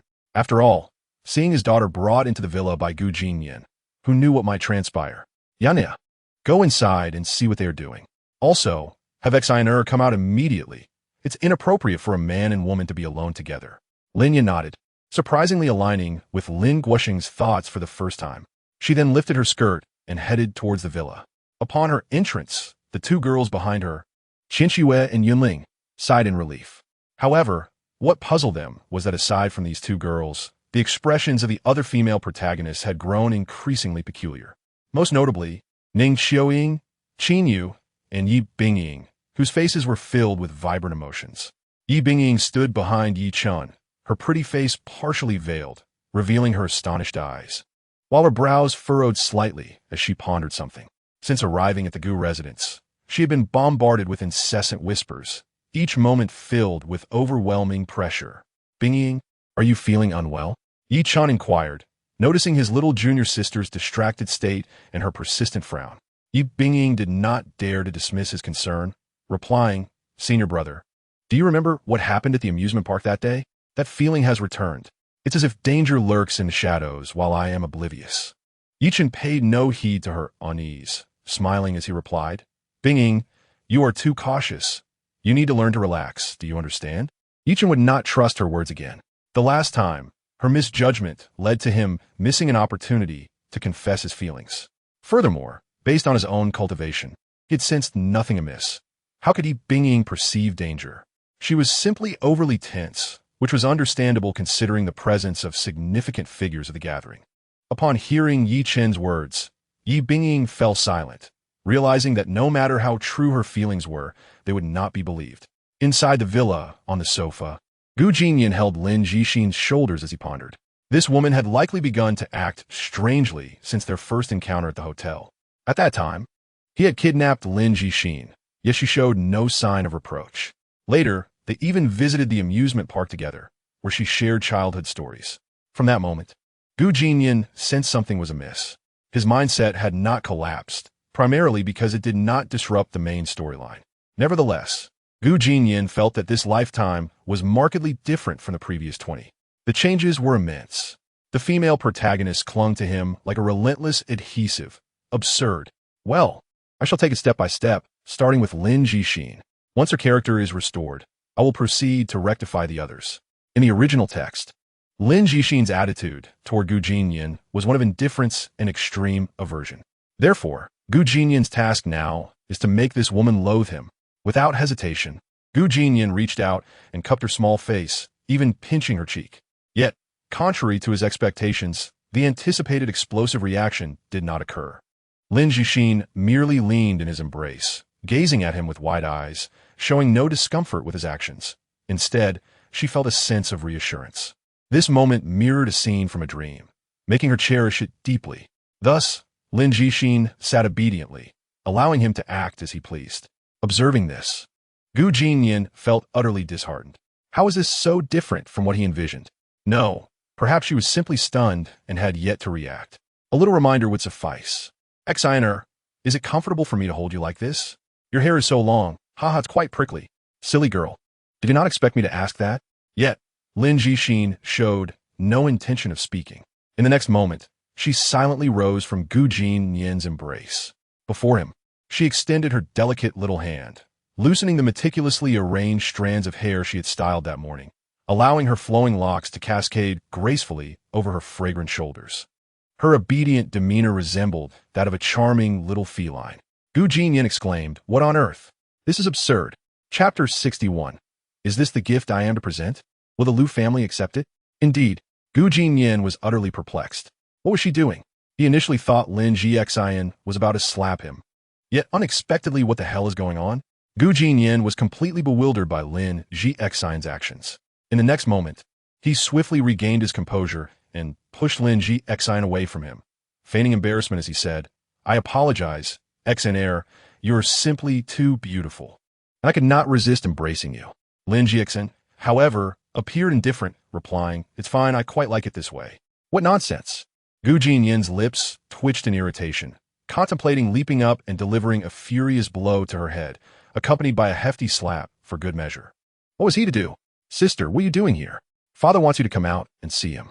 Just as Gu Jinnian found himself in a dilemma, a charming voice floated over. Upon hearing this voice, Gu Jinnian's heart soared with joy. A savior had arrived. He quickly turned to Lin Jixin and said, Xiner, in that case, you should leave for now. We absolutely cannot continue like this. Fortunately, Lin Yin had come. Had she not appeared, Lin Jixin might have had a child by this time next year. Subsequently, Lin Jixin did not further trouble him. Nodding, she left the room. Once the three of them exited the villa, they heard the commotion outside growing increasingly lively. Qinlong International presents a jade treasure. Ning Group donates 500 diamonds and 1,000 taels of gold. Upon hearing this, Gu Jinnian's eyes widened. Yi Chun is about to show off. Oh my, How is Ling Guosheng so close to Yi Chun? And he even looks at him with admiration? Huh, old Bai Deng's character is finally normal. So he has finally recognized Yi Chen's exceptional qualities? I believe I also have a provoking line to deliver. Damn, wait for me, Yi little brother. After I finish provoking you, you can show off. With this thought in mind, Gu Jinnian hurriedly dashed over, eager not to miss the unfolding drama. Behind him, Lin Jixian could not contain her laughter, bursting into giggles. This is too amusing, my stomach hurts from laughing. The surrounding crowd, noticing her delightful laughter, turned their gazes toward her. Countless eyes were fixed upon her. Goodness, she was laughing too beautifully. In that instant, realizing everyone was looking at her, Lin Jixian immediately closed her mouth, feeling a bit awkward and embarrassed, and swiftly hid behind Gu Jinnian, resembling a child who had committed a misdeed. Gu Jinnian turned around to see Lin Jixian fiddling with her small hands, her head lowered as she concealed herself behind him, and his composure shattered. What are you doing? After laughing like a fool, why are you hiding behind me? Is she a simpleton? Gu Jinnian expressed his exasperation. Meanwhile, Yi Chun stood to the side, clutching the Tianling Dan, his anger escalating upon witnessing this scene. His face darkened considerably. However, being the protagonist, he maintained his composure. At that moment, Lin Guosheng spoke up, Xiao Chun, do not be angry. It is your turn to present your gift. Old Bai Deng regarded Yi Chun with admiration. He had already envisioned the astonished expressions on everyone's faces when Yi Chun unveiled the Tianling Dan. Upon hearing this, Gu Jinnian chuckled inwardly. What is this? Is Yi Chun upset? Is he angry because Lin Jixian went into the villa with me? Oh, come on. Don't be so petty. What is yours will always be yours. Why be angry? Besides, I really did not do anything to your wife. I merely embraced her and pinched her cheek. Don't be angry now. Be good. Hearing these thoughts, Lin Jixian could not help but laugh again. This guy is truly mischievous. He has taken all the advantages and still claims to have done nothing. Wait, did you just call me your wife? Never mind. Let him say what he likes. I'm indifferent to it. With that thought, Lin Jixian raised her lips, casting a happy glance at Gu Jinnian, before shyly lowering her head. Gu Jinnian sensed something and turned to look at Lin Jixian with confusion. Did this silly woman just laugh again? Or did I mishear? Never mind. What does it matter? Yi Chun is about to present his gift. The real show is about to begin. In the next moment, under the watchful eyes of the crowd, Yi Chun, confidently holding a cloth bag, strode to the stage with an air of assurance, his charming smile radiating charisma. He then raised the cloth bag high, preparing to present his gift, but at that very moment, a sharp voice rang out. Who allowed you to come up here? Get down at once. At this, the crowd gasped in surprise. All eyes turned towards the approaching figure of a woman, graceful and exquisitely beautiful. It was Lu Ruoyun. Gu Jinnian was momentarily taken aback. What? Why is my dear aunt here? For goodness sake, at such a time, could you please refrain from causing trouble? If you send Yi Chun down now, how will he show off? I give up. Upon hearing these thoughts, Lu Ruoyun's face flushed, and she cast a gentle glance at Gu Jinnian. What does he mean by dear aunt? Xiaonian, how can you say such things? Meeting Lu Ruoyun's gaze, Gu Jinnian shivered involuntarily. I suspect my dear aunt is trying to seduce me. All right, this is not the time for such thoughts. I should focus on Yi Chun. Speaking of which, would he really step down now, would he? As Gu Jinnian stared in shock at the stage, Yi Chun made his move. He was not angry. Instead, he opened the cloth bag in his hand, and instantly, 10 vibrant Tianling Dan rolled out onto the table. Then, Yi Chun smiled confidently. This is the gift I am presenting. Will the Lu family accept it? Witnessing this scene, Gu Jinnian exhaled in relief. After all, he is the male lead. You are the one causing trouble. When it comes to showing off, I must yield to you. Look at those old fellows down there. Their eyes are turning red. Huh, the Tianling Dan is indeed impressive. How about it, dear aunt? This is the Tianling Dan. Will you not accept it? Wait, I have yet to deliver my lines. Give me a moment. Let me finish speaking before you accept. Clearing his throat, Gu Jinnian puffed out his chest and disdainfully addressed Yi Chun on stage. What? Are you out of money to buy a gift? Just these few worthless pills. Trying to fool us? It seems you have come here to stir trouble. Someone throw this kid out. Huh, what a ridiculously awkward line to deliver. Someone, throw this kid out. I can't take it anymore. This is hilarious. At this moment, Gu Jinnian wanted to laugh. But the prominent figures present were even more eager to laugh. Could there really be someone who does not recognize the Tianling Dan? The young master of the Gu family truly has a limited perspective, especially Lin Guosheng, who cast a glance at Gu Jinnian and couldn't help but shake his head. His expression seemed to convey the message. Fortunately, old Lin, awoke in time and did not hand over my daughter to her. Otherwise, I would certainly be filled with regret. Chapter 62 Yi Chun. From now on, I shall protect you. All right, the lines have been delivered. Please commence your performance. Gu Jinnian stood there with a disdainful expression, his heart filled with mockery. On the high platform, Yi Chun stood with his hands clasped behind his back, a smile gracing his lips, and he remained silent in the face of Gu Jinnian's provocation. Instead, he fixed his gaze unblinkingly on Lu Ruyun. He possessed great confidence. Once the Tianling Dan was presented, he believed that this beautiful maiden would surely be charmed. But why was Lu Ruyun so exceptionally enchanting? A mere glance was enough to make one forget everything else. Her beauty was breathtaking. Yi Chen's eyes sparkled as he fixated on Lu Ruyun. At that moment, Lu Ruyun, ignoring Yi Chen's inquiry, turned her beautiful eyes towards Lin Guosheng and said, "Old Lin, I would like to use these 10 Tianling Dan as a betrothal gift. I wonder if you would consent?" The crowd gasped in astonishment. Gu Jinnian's expression also turned vacant, his mind filled with questions. What is happening? That line was not in your script. Do not add lines for yourself, please. You just received the Tianling Dan, and you're already passing it on? Are you not considering Yi Laodi at all? Lin Guosheng's face also froze momentarily. Using Tianling Dan as a betrothal gift? Did that imply a marriage alliance? This was quite a dilemma. He did not wish to offend either the Lu family or Yi Chun. At that moment, Yi Chun, who had originally appeared composed on stage, also began to feel anxious. What does this mean? Do they take me for a mere tool?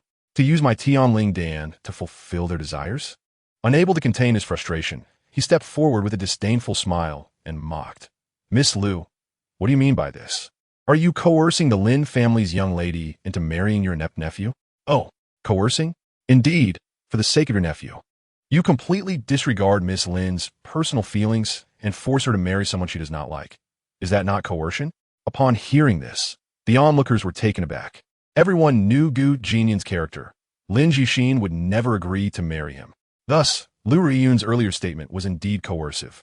Simultaneously, the spectators couldn't help but break out in a cold sweat for Yi Chun. After all, this was someone else's territory. If things escalated, would they not be in a precarious situation? And indeed, the next moment, Lu Ruyun's charming face turned cold. An exceptionally intense aura radiated from her, creating a palpable pressure that made Yi Chun swallow hard. Just as Lu Ruyun was about to unleash her fury, Qin Feng unexpectedly appeared from somewhere. "Miss Lu, please do not be angry. I believe Brother Yi was merely speaking thoughtlessly. I hope you can forgive him." What the heck? Qin Feng's mindset was in turmoil, feeling slightly overwhelmed. He had never intended to speak on Yi Chen's behalf. After all, at such a moment, who would want to be the scapegoat? Yet inexplicably, his body had moved as if it had a mind of its own, and he had stepped forward. Who would dare believe that? Gu Jinnian. I believe it. Because this is the charm of the protagonist's halo. Thoughtless words? Seeing Qin Feng mediating. A smirk appeared on Lu Ruyun's lips as she expressionlessly regarded Yi Chun. "Since the young master of the Qin family is backing you, and today happens to be my sister's birthday, I shall not hold this against you. You may leave." Upon hearing these words from his precious aunt, Gu Jinnian felt a surge of joy. The face-slapping plot was about to commence. Glancing around to ensure no one was paying attention to him, he quietly stepped forward. Meanwhile, on stage, Yi Chun sported a wicked smile. "I am here to present a gift. On what grounds should Miss Lu ask me to leave? Has the Lu family invited you? What qualifications do you have to attend this banquet?" Lu Ruyun's tone was commanding. As soon as she spoke, the crowd felt her reasoning was sound. They began to chatter. "Indeed, if you were not invited, what qualifications do you have to attend the banquet? Just a moment ago, I thought this fellow was someone of substance. But it turns out he thinks he can act arrogantly just because he has the backing of the young master of the Qin family? What a joke. Such a person does not deserve to be here. He should leave." Seeing this scene, Qin Feng was left speechless. This was bad. Having just defended Yi Chun, would he also suffer the repercussions? Meanwhile, Gu Jinnian was reveling in his amusement. The atmosphere had been sufficiently stirred, and it was time for the male lead to put on a show.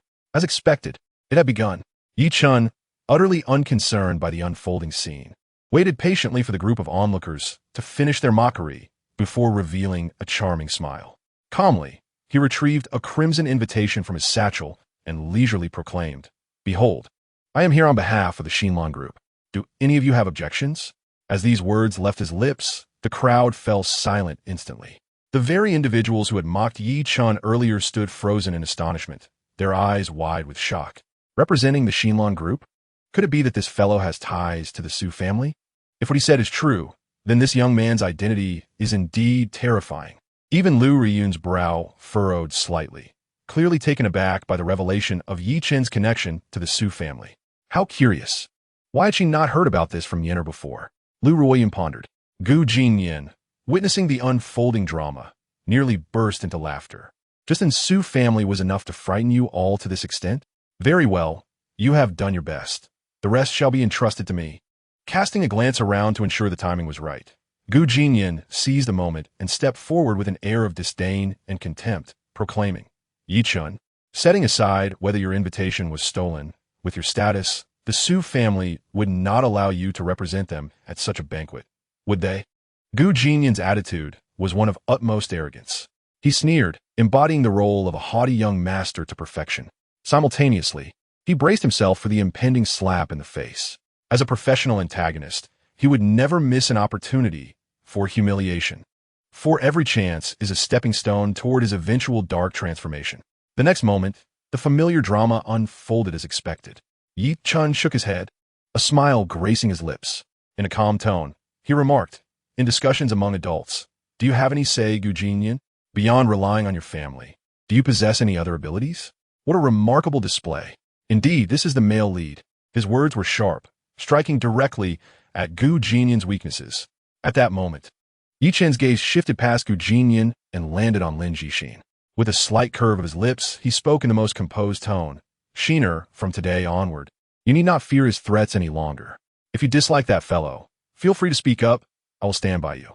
Moreover, since the Lin family cannot protect you, I shall take on that responsibility from now on." Gu Jinnian could not help but cast an admiring glance at him. After all, he is the male lead. How unfortunate for you. Chapter 63. Lin Jixin. I am not afraid of his threats. In fact, I rather like him. Shiner, from today onward, you need not fear his threats any longer. If you dislike that fellow, feel free to speak up. I will stand by you. Moreover, since the Lin family cannot protect you, I shall take on that responsibility from now on. Now, this is intriguing. Truly, the protagonist shines. Upon hearing these words, would that foolish woman not be utterly moved? Gu Jinnian gazed at Yi Chun with eyes filled with admiration.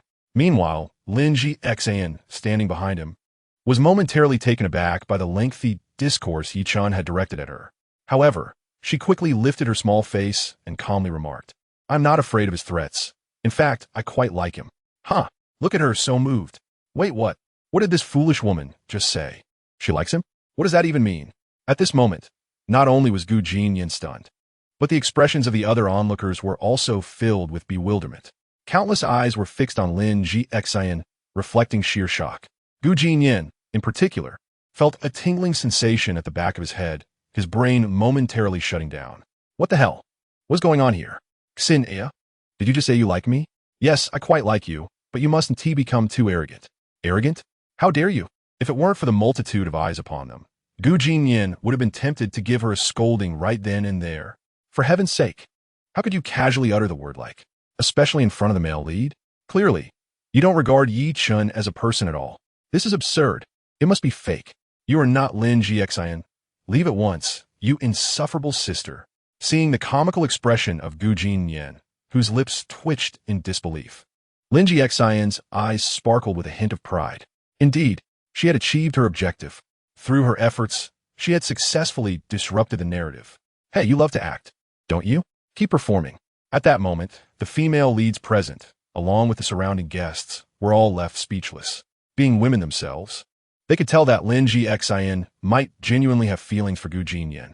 As for Yi Chun, the foolish fellow still naively believed she had been threatened. Wasn't this pure self-deception? It was evident that the storyline had been altered to some extent. Lin Jixin did not harbor disdain for Gu Jinnian otherwise. Why would such a proud beauty choose to spend time alone with him at the villa? The question arose, Did Gu Jinnian know that Lin Gxin liked him? Perhaps he already did, but was unwilling to accept this reality. With this thought, Lu Ruoyun cast a glance at Gu Jinnian, noticing his bewildered posture as he stood there with a retracted neck, which made her involuntarily want to laugh. He was quite amusing. Everything that had transpired today presented Lu Ruoyun with a glimmer of hope. The narrative could indeed be altered. This meant she could take control of her own life. Things were becoming increasingly intriguing, particularly with Gu Jinnian. This little fellow was simply too entertaining. On the stage, Yi Chun was gazing at Lin Gxin, his mind racing with thoughts. The reason Xin Air said she liked Gu Jinnian could very well be that she was coerced by that guy. Alternatively, it was possible that Lin Gxin feared retribution from Gu Jinnian, thus deliberately uttering such insincere words. Truly, the protagonist has his own logic. In a male lead's perspective, the woman he cherished must also harbor feelings for him. Such confidence stems from being the main character. It was absurd. Xinia, I understand that you are under immense pressure, which may have compelled you to say such insincere things. I assure you, I will not mind, and I will swiftly demonstrate my capability to protect you. At that point, you will be able to accept me wholeheartedly. After saying this, Yi Chun descended from the stage and retreated to a corner. Watching his nonchalant departure, Gu Jinnian and Lin Gxin were both left standing in place, their expressions a mixture of confusion. You won't mind? Who cares whether you mind or not? Lin Gxin decided not to dwell on it. He could think whatever he wished. Ignoring him would suffice. That guy was undoubtedly a bit unwell. Gu Jinnian thought, are you kidding me? She just said so much, and you don't find it moving? How can you still insult her? I believe you are the one who is unwell. This is my first visit to your home, Gu Jinnian. Will you accompany me around? Lin Gxin's eyes glimmered with mischief as she coldly spoke. Aren't you supposed to be the best actor? Keep performing for us. Come on, act. Gu Jinnian felt his mouth twitch in response. Accompany you around? Your character has completely collapsed. What do you mean by that? Huh. The banquet is about to commence, and I have many matters to attend to. I must check on my second aunt. I shall take my leave. After uttering this, he turned and walked away without a hint of hesitation. Lin Gxin gazed at his retreating figure, her voice icy, yet her eyes sparkled with amusement. Wait for me. I will accompany you. Get lost. Who needs your company? Initially intending to quicken his pace to shake her off, he reconsidered, realizing that this would not align with his devoted persona, and thus abandoned that thought. Forget it.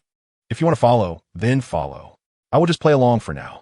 Thus, the two walked side by side toward the corner. Ahead, Qian Shui and Yunling approached.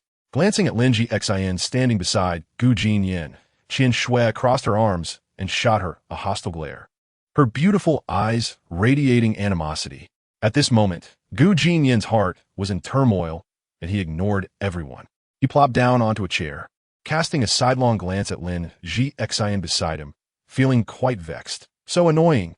Damn it, that foolish woman, Lin Gxin, must be trying to mess with me. How could she say she likes me in front of Yi Chun? What the hell? Yi Chun finally had a chance to act cool, and now it just ends like this? Instead, I'm the one who benefits the most. Wait, I understand. Lin Gxin might be afraid that Yi Chun's talents will overshadow my own, so she deliberately professed her feelings for me in front of him. This way, she could protect him. No wonder. Why hadn't I thought of this sooner? I never expected Lin Gxin to be so cunning.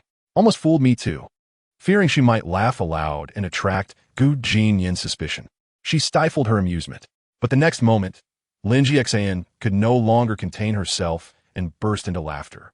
Just then, the villa's door swung open, revealing Lu Ruoyu, elegantly dressed. Chapter 64. Ah, so there are still normal people around. How delightful. The villa door opened, and Lu Ruoyu made her grand entrance. Dressed in a striking red gown, her delicate features adorned with subtle makeup, she exuded an irresistible feminine charm with every movement. Standing there, with her captivating gaze fixed ahead, one could only wonder what thoughts occupied her mind. Eventually, her attention landed on Yunling, who stood beside Gu Jinnian. From Gu Jinnian's inner thoughts, it seemed this woman held a rather unique identity. The fact that Yunling was an undercover agent was known to the other female leads who accompanied Gu Jinnian. They had initially contemplated whether to remind Gu Jinnian about this. However, upon reflection, they realized there was no need for such reminders. They had learned this through Gu Jinnian's thoughts. Since he seemed unconcerned, why should they worry? Nevertheless, Lu Ruoyu still wished to test her. Until she could ascertain whether Yunling posed any threat to Gu Jinnian, she would remain uneasy. Should she discover any ill intentions on Yunling's part, even if her identity was that of a female lead, she would not hesitate to eliminate her. Chu Ren gently called out in a calm voice. Soon after, a slender figure emerged from the room, respectfully saying, "Here, please bring in the woman named Yunling who is beside Jinnian to see me." However, Jiang Chu Ran displayed a hint of hesitation and respectfully voiced, "Sister Oh, the banquet is about to begin. Wouldn't it be better for you to go out and say a few words first?" Lu Ruo, you wave her hand dismissively. "There's no rush. First, go and find that person for me." Once Jiang Chu Ran stepped out of the villa, Lu Ruo, you gazed out the window, a warm smile gracing her lips. Compared to Jinnian's safety, this banquet held little significance for her. She had always considered this birthday banquet to be rather unnecessary. Merely a gathering of excessively hypocritical individuals pretending to offer congratulations. Their outward expressions and inner thoughts were discordant, which she found utterly distasteful. Fortunately, she had Nian Air accompanying her, which brought her some comfort. Glancing in the direction of Gu Jinnian, her eyes shimmered with tender affection. Meanwhile, outside the villa, Gu Jinnian, seated amidst the female leads, furrowed his brow as he looked into the villa. Indeed, he was momentarily taken aback. Forget it. No matter what, she has to come out eventually. I should focus on the upcoming developments instead. The time is almost ripe. The banquet is about to commence. Soon, Lu Ruo will make her appearance, and then Yi Chun will surely begin to flaunt. And then what? Seeing him show off will stir my jealousy, and I'll start to berate him. Haha. At that point, Yi Chun will act like a paragon of virtue in front of Lu Ruoyu, and that insufferable woman will think I'm narrow-minded. Then, we'll exchange a few sharp words, and I'll end up grounded for a week. This way, I can embrace my dark side. Surely, this time, failure would not be an option. With this thought, Gu Jinnian couldn't help but glance at Lin Jixian. As long as this foolish woman didn't cause any trouble, success seemed assured. At that moment, Lin Jixian was also smiling at him. For some reason, seeing her radiant smile made Gu Jinnian's first instinct not to admire her beauty, but rather to give her a hard slap. How absurd. He now felt that this woman was truly asking for a beating. Noticing the fierce glint in Gu Jinnian's eyes, Lin Jixian couldn't help but smirk. "Oh, you like to play me, do you? Come on, keep playing me. If I don't make you doubt your existence today, I'm not the cold and aloof girl." Unbeknownst to Gu Jinnian, Lin Jixian harbored such malicious thoughts. After giving her a doting smile, he turned away. Judging by the current situation, the narrative seemed to be on track. Although it appeared to be somewhat unraveling, it was not excessively so. Gu Jinnian felt tired but could still accept it. However, there was one thing he simply could not tolerate: the throng of female leads surrounding him. Why were they all gathering around him instead of following the plot? Gu Jinnian looked at them helplessly. Qin Shui, Lin Yin, Lin Jixian. Wait, something was amiss. Where was Yunling? Meanwhile, Lin Jixian was grappling with her own dilemma. Where was her dear friend, Qin Yu? Truly, she was a good friend, yet it dawned on her only now. How careless of her to forget about Yu while playing around with this jerk. Surely, she wouldn't be scolded for being ungrateful, would she? Forget it. Whatever. If she was scolded, so be it. She hadn't even thought to say goodbye before leaving. What a foolish girl. Qin Yu, you absolute jerk. On the other side, Gu Jinnian had searched the square thoroughly, even scouring every nook and cranny, yet he still couldn't find Yunling's figure. Leaving him puzzled. Could it be that Yunling want to tip off Yi Chen? So this is the life of a female lead. What mess you've caused. Oh, but there are still some female leads whose personas haven't collapsed. Ning Qiuing, Qin Yu, and Yi Binging. Look at those three, and then look at you all. Your personas have crumbled into disarray, utterly unbearable. TSK, it seems there are still some normal people around. How delightful. However, just as Gu Jinnian finished his compliment of the three, he was preparing to find a place to rest when Qin Yu and Ning Qiuing approached him. In terms of status, Qin Yu was Lin Jixian's best friend, while Ning Qiuing was Lu Ruoyu's friend. Gu Jinnian, being Ruoyu's nephew and the banquet being held by the Gu family, meant that both women should come see him out of courtesy. Qin Yu's visit was purely out of politeness, but Ning Qiuing's intentions were far more profound. She felt an exceptionally strong inclination that Gu Jinnian was the person she had been searching for all along. The voice she heard earlier was likely his. With this thought, a bright smile appeared in Ning Qiu's beautiful eyes. The next moment, she and her daughter Jinnian walked over, their steps light. The hem of her short skirt swaying gently, and her long hair flowing, capturing the attention of many onlookers and stirring countless hearts. Meanwhile, Jinnian stood frozen, startled by the two approaching women. What did this mean? Chapter 65, Jinnian, stop. This cannot be said. At this moment, Jinnian stood there in a daze, an unsettling thought arising within him. No way. Surely they aren't here to find me. Are they? Yes. As he watched the two women getting closer, Jinnian's mindset exploded. Damn it. I already have enough female leads around me.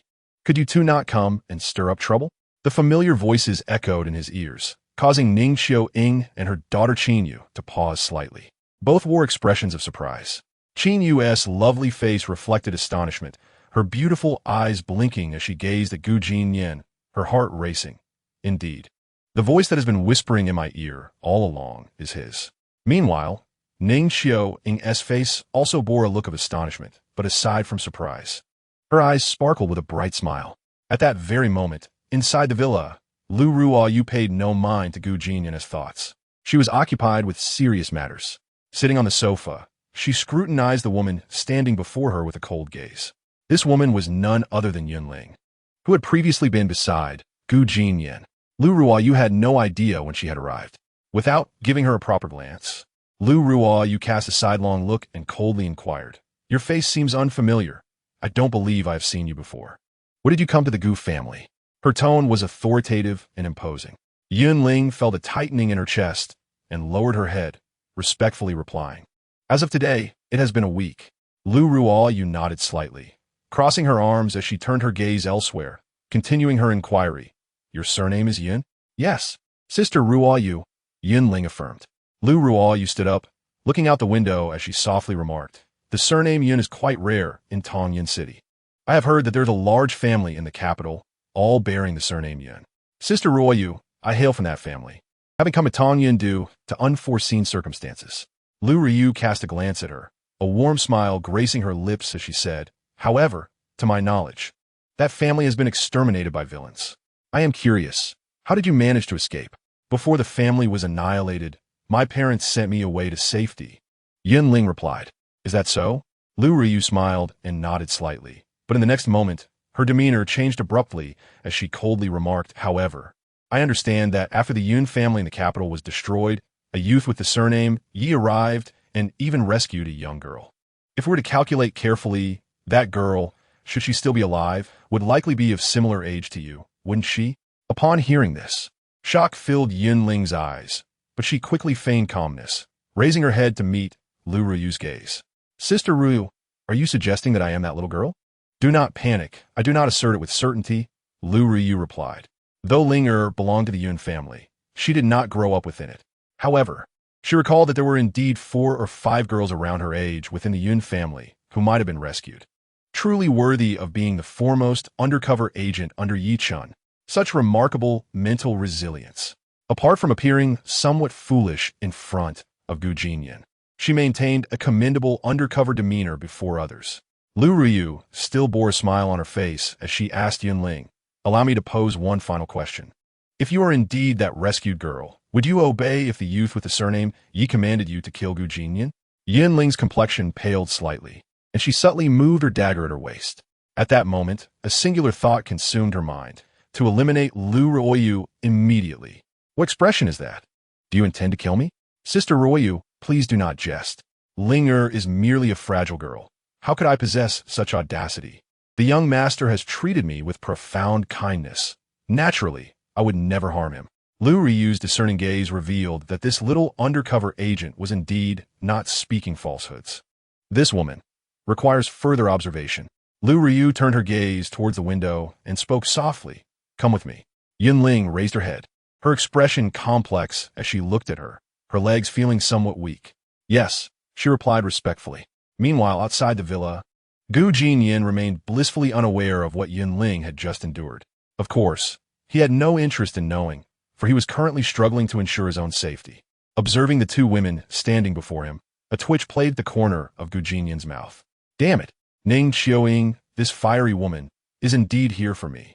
And she brought along Qin Yu too. What does brought along mean? You better explain. Damn, it's not like I'm summoning a dragon with the Dragon Balls.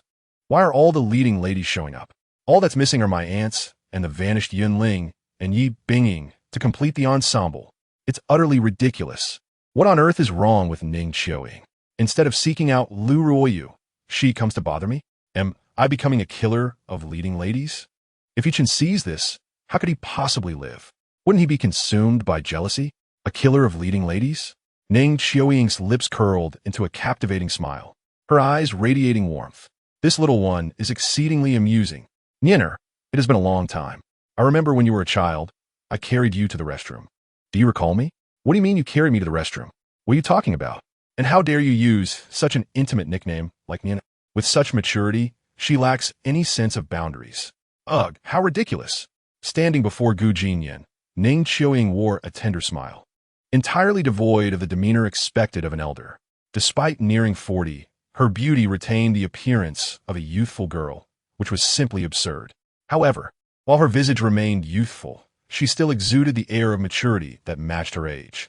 In stark contrast, her daughter, Qin Yu, appeared much more innocent, resembling an unripe apple, standing quietly behind her mother and stealing glances at Gu Jinnian. Gu Jinnian, uninterested in conversing with her, feigned calmness and waved his hand dismissively. Sorry, I don't remember. His response was blunt, even tinged with impatience, as he wished for her to leave his presence swiftly. Yet the next moment, it would indeed be strange if you remembered, considering you were barely 3 years old, still in diapers. As she spoke, she gestured animatedly, recounting tales of Gu Jinnian's childhood, her laughter enchanting and alluring. Ultimately, she lost all semblance of decorum and blurted out, "Hee hee, I remember you crying and insisting on lifting my skirt." Stop. That is not something to be said. Chapter 66. I can actually hear the heart's voice of X-N-R-S beloved. Can you stop talking already? It's never ending. Is this something one can hear without payment? I remembered. So, is that not sufficient? Is it Aunt Ning? I recall now. You fiery woman. You have no sense of decorum at all. Speaking so freely in front of your daughter. What is that about? By the way, I was so young back then. What is wrong with lifting your skirt? Every person is fallible. Truly, I am speechless. Indeed, Gu Jinnian could never forget this woman before him. In the original text, she was a woman whose strength ran deep to her core. Approaching 40, she had never been in a romantic relationship, relying solely on herself to uphold the Ning Corporation. It was true. Standing behind her was Qin Yu, an orphan she had adopted from an orphanage. This was not surprising, as urban dramas often followed this pattern. After all, being one of the leading ladies, she could not have been married. She must maintain her pristine image. I recall vividly when Ning Qiuying visited the Lu family and encountered the young Gu Jinnian. From that moment on, she was inexorably drawn to him, frequently visiting the Lu family, finding him adorable, often holding him while he slept, and treating him like a toy. How utterly disrespectful. The moment Ning Ani escaped her lips, Ning Qiuying felt a surge of comfort. Meanwhile, Qin Yu stood there, utterly dumbfounded. What does this mean? Why is she suddenly acting so familiar? Damn, another fiery woman. At such an age, she dares to come and flirt with me? Lacking any sense of boundaries. Why do I feel like Yi Chen's gaze towards me is somewhat envious? His eyes are red, and he asks trembling, is the male lead suffering from jealousy? Ning Qiuying's gaze shifted, her smile widening. She studied Gu Jinnian quietly, noticing his calm demeanor as he stood there, finding it all exceedingly intriguing. So it was indeed his voice. She was exceptionally perceptive, and her suspicions were growing stronger. In the next moment, Ning Qiuying readied herself to continue her probing. She took a step closer to Gu Jinnian. Yet in the very next second, that familiar voice resounded once more, impertinent. Ning Qiuying, what on earth are you doing? Can you not come so close? No, I must run.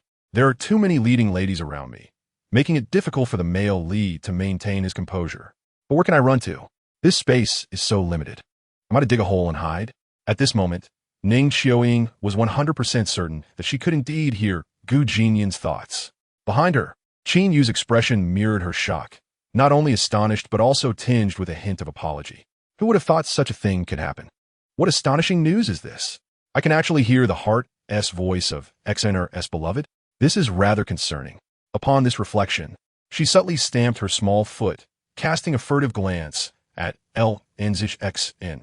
Her eyes filled with a hint of apology. LNZXN was utterly bewildered. What on earth is happening, dear sister? What does the apology in your eyes signify? Have you wronged me in some manner? At this moment, Ning Chi Wying did not engage in any overtly extravagant behavior. She merely smiled slightly and edged closer to GJNNIN. The corners of GJNNIN's mouth twitched uncontrollably as he inhaled the faint fragrance emanating from the woman beside him, causing an unsettling sensation to ripple through him. Unbeknownst to him, his innermost thoughts had already been perceived by these female protagonists. Upaniring GJNNI nes silent musing, LNZX nes curiosity deepened. If the storyline were to unfold without interference, what would the outcome be?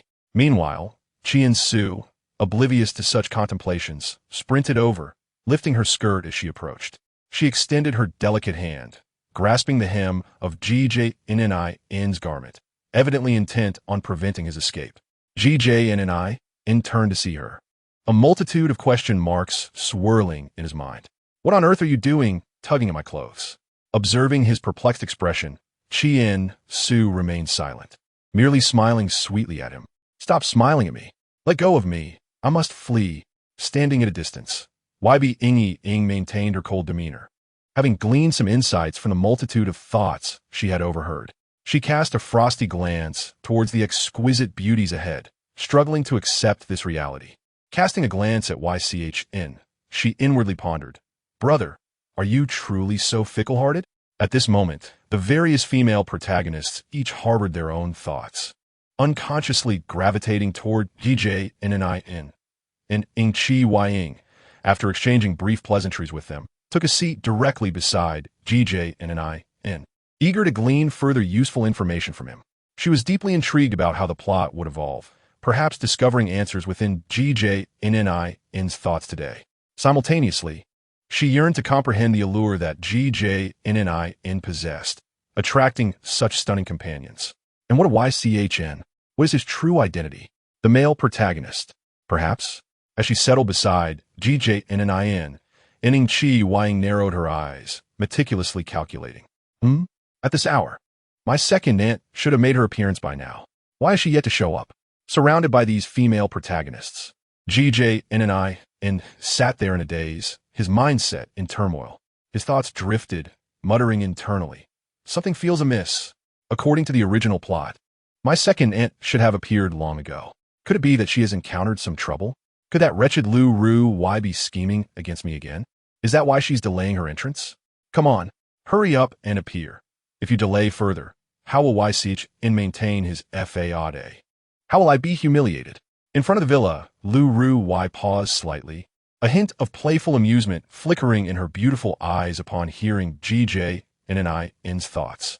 Outside the villa, GJNNIN remained composed, yet his mind continued to chatter incessantly. My second aunt is truly insufferable. She pales in comparison to my beloved elder aunt. By the way, with so many prominent figures present today, is it really polite to leave them neglected? Well, it matters little if you ignore them. But you certainly cannot disregard YCHN. If you do not hurry, how will the male protagonist shine? And what of me? How will I embrace my dark transformation? You must quickly come out to assist YCHN in berating me. Do you understand, wretched woman? Assist YCHN in berating you? Lu Ru Y's lips curled into a warm smile upon hearing this. How could she bear to scold such a well-behaved nephew? However, the moment she recalled his comparison of herself to Lu Ru Yin, her smile faded, replaced by a look of displeasure. Turning to YN Ling, she instructed, after the banquet concludes, have an INer come to find me alone. Understood. YN Ling responded respectfully, albeit with a hint of confusion. Chapter 67 LNZHXN. Do you know I might feel jealous this way? At the same moment, outside the villa, a woman stood before GJNNIN, her rosy complexion raising his curiosity. In the original text, QNU was depicted as a somewhat shy and reserved girl, rarely initiating conversation with men. What brings her to me now? At this moment, QNU's face was adorably flushed. She lifted her head, gazing at GJNNIN, and spoke. GSHO, my name is QNU, and I am LNZHXN's close friend. Although she already knew through his thoughts that he recognized her, she still wished to formally introduce herself. I am aware of you. Is there something you require? QNU, blushing, glanced at LHXN before summoning her resolve to speak. I wish to express that after you and XN are marry. Could you please treat her well and not bully her? Good heavens! Upon hearing this, LNZHXN was rendered speechless. Truly, my dear friend, regardless of the circumstances, you always think of me. Oh, how touching. GJ and I, and could not help but twitch his mouth upon hearing her words. Yet he managed to display a charming smile. Rest assured, Miss QN, I shall shower XNR with affection and would never dream of bullying her.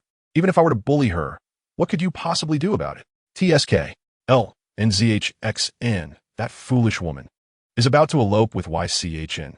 Before she does, I must ensure I bully her thoroughly at least once. QNU, you certainly have a lot on your mind. Upon hearing his thoughts, LNZHXN was also somewhat taken aback. What does this mean? I am eloping with YCHN? Surely that is absurd. What do I see in him that would lead me to run away with him? Never mind. I shall play it safe for now. The current plot development is beyond my comprehension, so I must proceed cautiously. Alas, these female protagonists are becoming increasingly unreasonable. Why do they all insist on crowding around me? Enough already. Once I complete my transformation, I will first claim Chien Su and Y in Ling, and then I shall proceed to bully LNZHXN. Damn it. This time, I must thoroughly deal with these female protagonists. Do they truly believe I am easy to provoke? At this moment, Y in Ling, about to push open the villa door, could not help but twitch her lips upon hearing GJ and In's thoughts. Am I really that foolish? Unbelievable. Meanwhile, an Ing Chi Ying, sitting beside GJ and In, covered her mouth, fighting back laughter. This little fellow is simply delightful. GJ and In, who are you calling little? At this time, LNYN, seated nearby, exhibited a glimmer of despondency in her beautiful eyes. She had not overheard any thoughts related to her within GJ and In's musings, which left her feeling quite disheartened. LNXN, however, sat alongside QNU in front of GJ and In, gazing at his profile with a smile playing at her lips. You wish to bully me, do you? Very well. I shall not resist. I will allow your whims. You better ensure that you bully me thoroughly. Do not let me look down upon you. In contrast to the other female protagonists, Chien Su harbored few thoughts. Having just heard the young master express his desire for her, she felt too bashful to lift her head. Unlike LNYN, who was often plagued by insecurities, Chien Su would not feel disappointed even if her role dwindled in the future, in her heart, as long as she could remain by the young master's side. That was sufficient. Ah! At this moment, QNU lifted her little head and stole a glance at GJ and In, feeling a sense of admiration. This fellow, clearly harboring disdain within, manages to maintain an air of nonchalance on the surface, which is truly astonishing. After a resigned shake of his head, he softly remarked, "Since young Master Gu has said so, Miss Qin can rest assured." Gu Jinnian nodded, then fixed her with a serious gaze, inquiring, "Does Miss Qin have someone she admires? If so, feel free to share. I can assist in bringing you two together." Qin Yu was momentarily taken aback, evidently not expecting such a question from him, and then replied, "There is no need for young Master Gu to trouble himself. I am quite content on my own. Yet, one cannot escape the loneliness of solitude, and finding a sense of belonging sooner rather than later would surely be preferable." Gu Jinnian, observing the blush on Qin Yu's face, continued, "Would you like me to introduce someone? A veritable high-class gentleman, talented and affluent. Consider it, won't you?" Upon hearing this, Qin Yu's cheeks flushed even more, as she lowered her head, biting her cherry lips, too shy to meet his gaze. There was an undeniable sense that he was teasing her. Meanwhile, Lin Jixin could no longer contain herself. She quickly took hold of Qin Yu's arm, shielding her, and then shot Gu Jinnian a fierce glare, threatening, "Don't bully Yiya." Gu Jinnian feigned innocence. "Shiner, I'm not bullying Yiya. I'm helping her navigate a significant life matter." "How dare you call her Yiya?" Lin Jixin exclaimed, her irritation evident. "It's just a term of endearment. Isn't it? Yiya?" Lin Jixin was growing increasingly agitated. "How would you not know that this would make me jealous?" Just as she was preparing to confront Gu Jinnian, the door to the villa swung open. Lu Ruoyu appeared, clad in a striking red gown. The graceful goddess advanced, a subtle smile gracing her features, her gaze tranquil as she stepped forth. She drew no attention, moving with the silence of a ghost. Indeed, in all her years, she had never encountered someone so audacious. Setting aside the fact that it was their first meeting, Lin Jixin was right beside her, witnessing everything. How could he call me Yaya in front of the person he admires? Yet, despite such an affectionate address, why was she unable to feel anger? Instead, she felt a sense of comfort. Whether he referred to her as Miss Qin or Yaya, that was entirely up to him. At that moment, Qin Yu felt utterly bewildered. What am I saying? Such an intimate address should only come from my mother or Sheener. How could Gu Jinnian be allowed to use it? Especially since he was Sheener's love interest? Observing her daughter in such a state, Ning Qiuying was somewhat taken aback, a glimmer of amusement lighting her eyes. Chapter 68. Lin Jixin. You say you like me, yet you dive into someone else's embrace? Upon hearing her daughter's words, Ning Qiuying's eyes revealed a hint of surprise. She glanced at Qin Yu, then at Lin Jixin, a delightful smile curling her lips. However, Gu Jinnian remained unfazed. The reason he had made such remarks to Qin Yu was merely to tease this silly girl. Indeed, if he didn't take the opportunity to tease her now, it would be much more challenging to do so once Qin Yu matured. Despite her current shy demeanor, she would undoubtedly become formidable later on. While Gu Jinnian was lost in thought, he suddenly noticed the atmosphere around him had grown quiet. This interruption of his musings prompted him to lift his gaze toward the front, and upon spotting the woman on the stage, he couldn't help but stare in awe. Meanwhile, Lin Jixin had adopted a serious expression. Just as she was about to question Qin Yu, she noticed that everyone's attention was directed toward one particular spot. Realizing this, she turned to look at the stage. Then, silence enveloped the crowd. Upon Lu Ryu's grand entrance, all eyes in attendance were fixated upon her. This elegant and dignified woman was indeed the day's star. On this day, all the prominent figures of Tongyun City had gathered here, eager to establish connections with the Lu family. Hence, mingling and becoming familiar faces was essential. In the world of business, confrontations were inevitable. Should one ever offend the Lu family, perhaps today, as presence at the banquet would grant them some leniency. In the corner, upon seeing Lu Ruyu, Gu Jinnian refrained from approaching her immediately. His narrative had yet to commence, thus he could only wait. Once Yi Chun began to show off, he would make his entrance, ready to unleash a torrent of sharp words. With this thought, Gu Jinnian squinted slightly, resting his hands behind his head, reclining on the lap of Qian Shui. Qian Shui, in turn, obediently tucked her legs together, gently cradling his head with her small hands, her face slightly flushed as she gazed at him, her voice sweetly murmuring, "Young master, there are many people watching, you should get up." Ah, if we're discussing sound, Qian Shui's gentle voice is truly delightful, soft and soothing. Worry not, Qian Shui. Today, I am determined to embrace my darker side. Tonight, you will surely be mine. It's all right. I am not afraid of being seen. Just keep your legs tightly together. I need to rest a bit before I start my tirade. Tirade? Upon hearing this, the other female leads turned their gazes toward Yi Chun, their eyes filled with pity. If all went as expected, this fellow was likely in for a rough time. However, Yi Chun was oblivious to this. Upon noticing 4 or 5 stunning beauties gazing his way, he felt a surge of misplaced confidence. Am I truly that handsome? Lin Jixin, witnessing his self-assured demeanor, felt a wave of nausea wash over her. Yet, in the next moment, her expression sharpened as a thought struck her. Indeed, in a moment of inattention, Gu Jinnian had already nestled himself in Qian Shui's embrace. How dare he? Seeing this scene ignited Lin Jixin's fury. He professes to like me.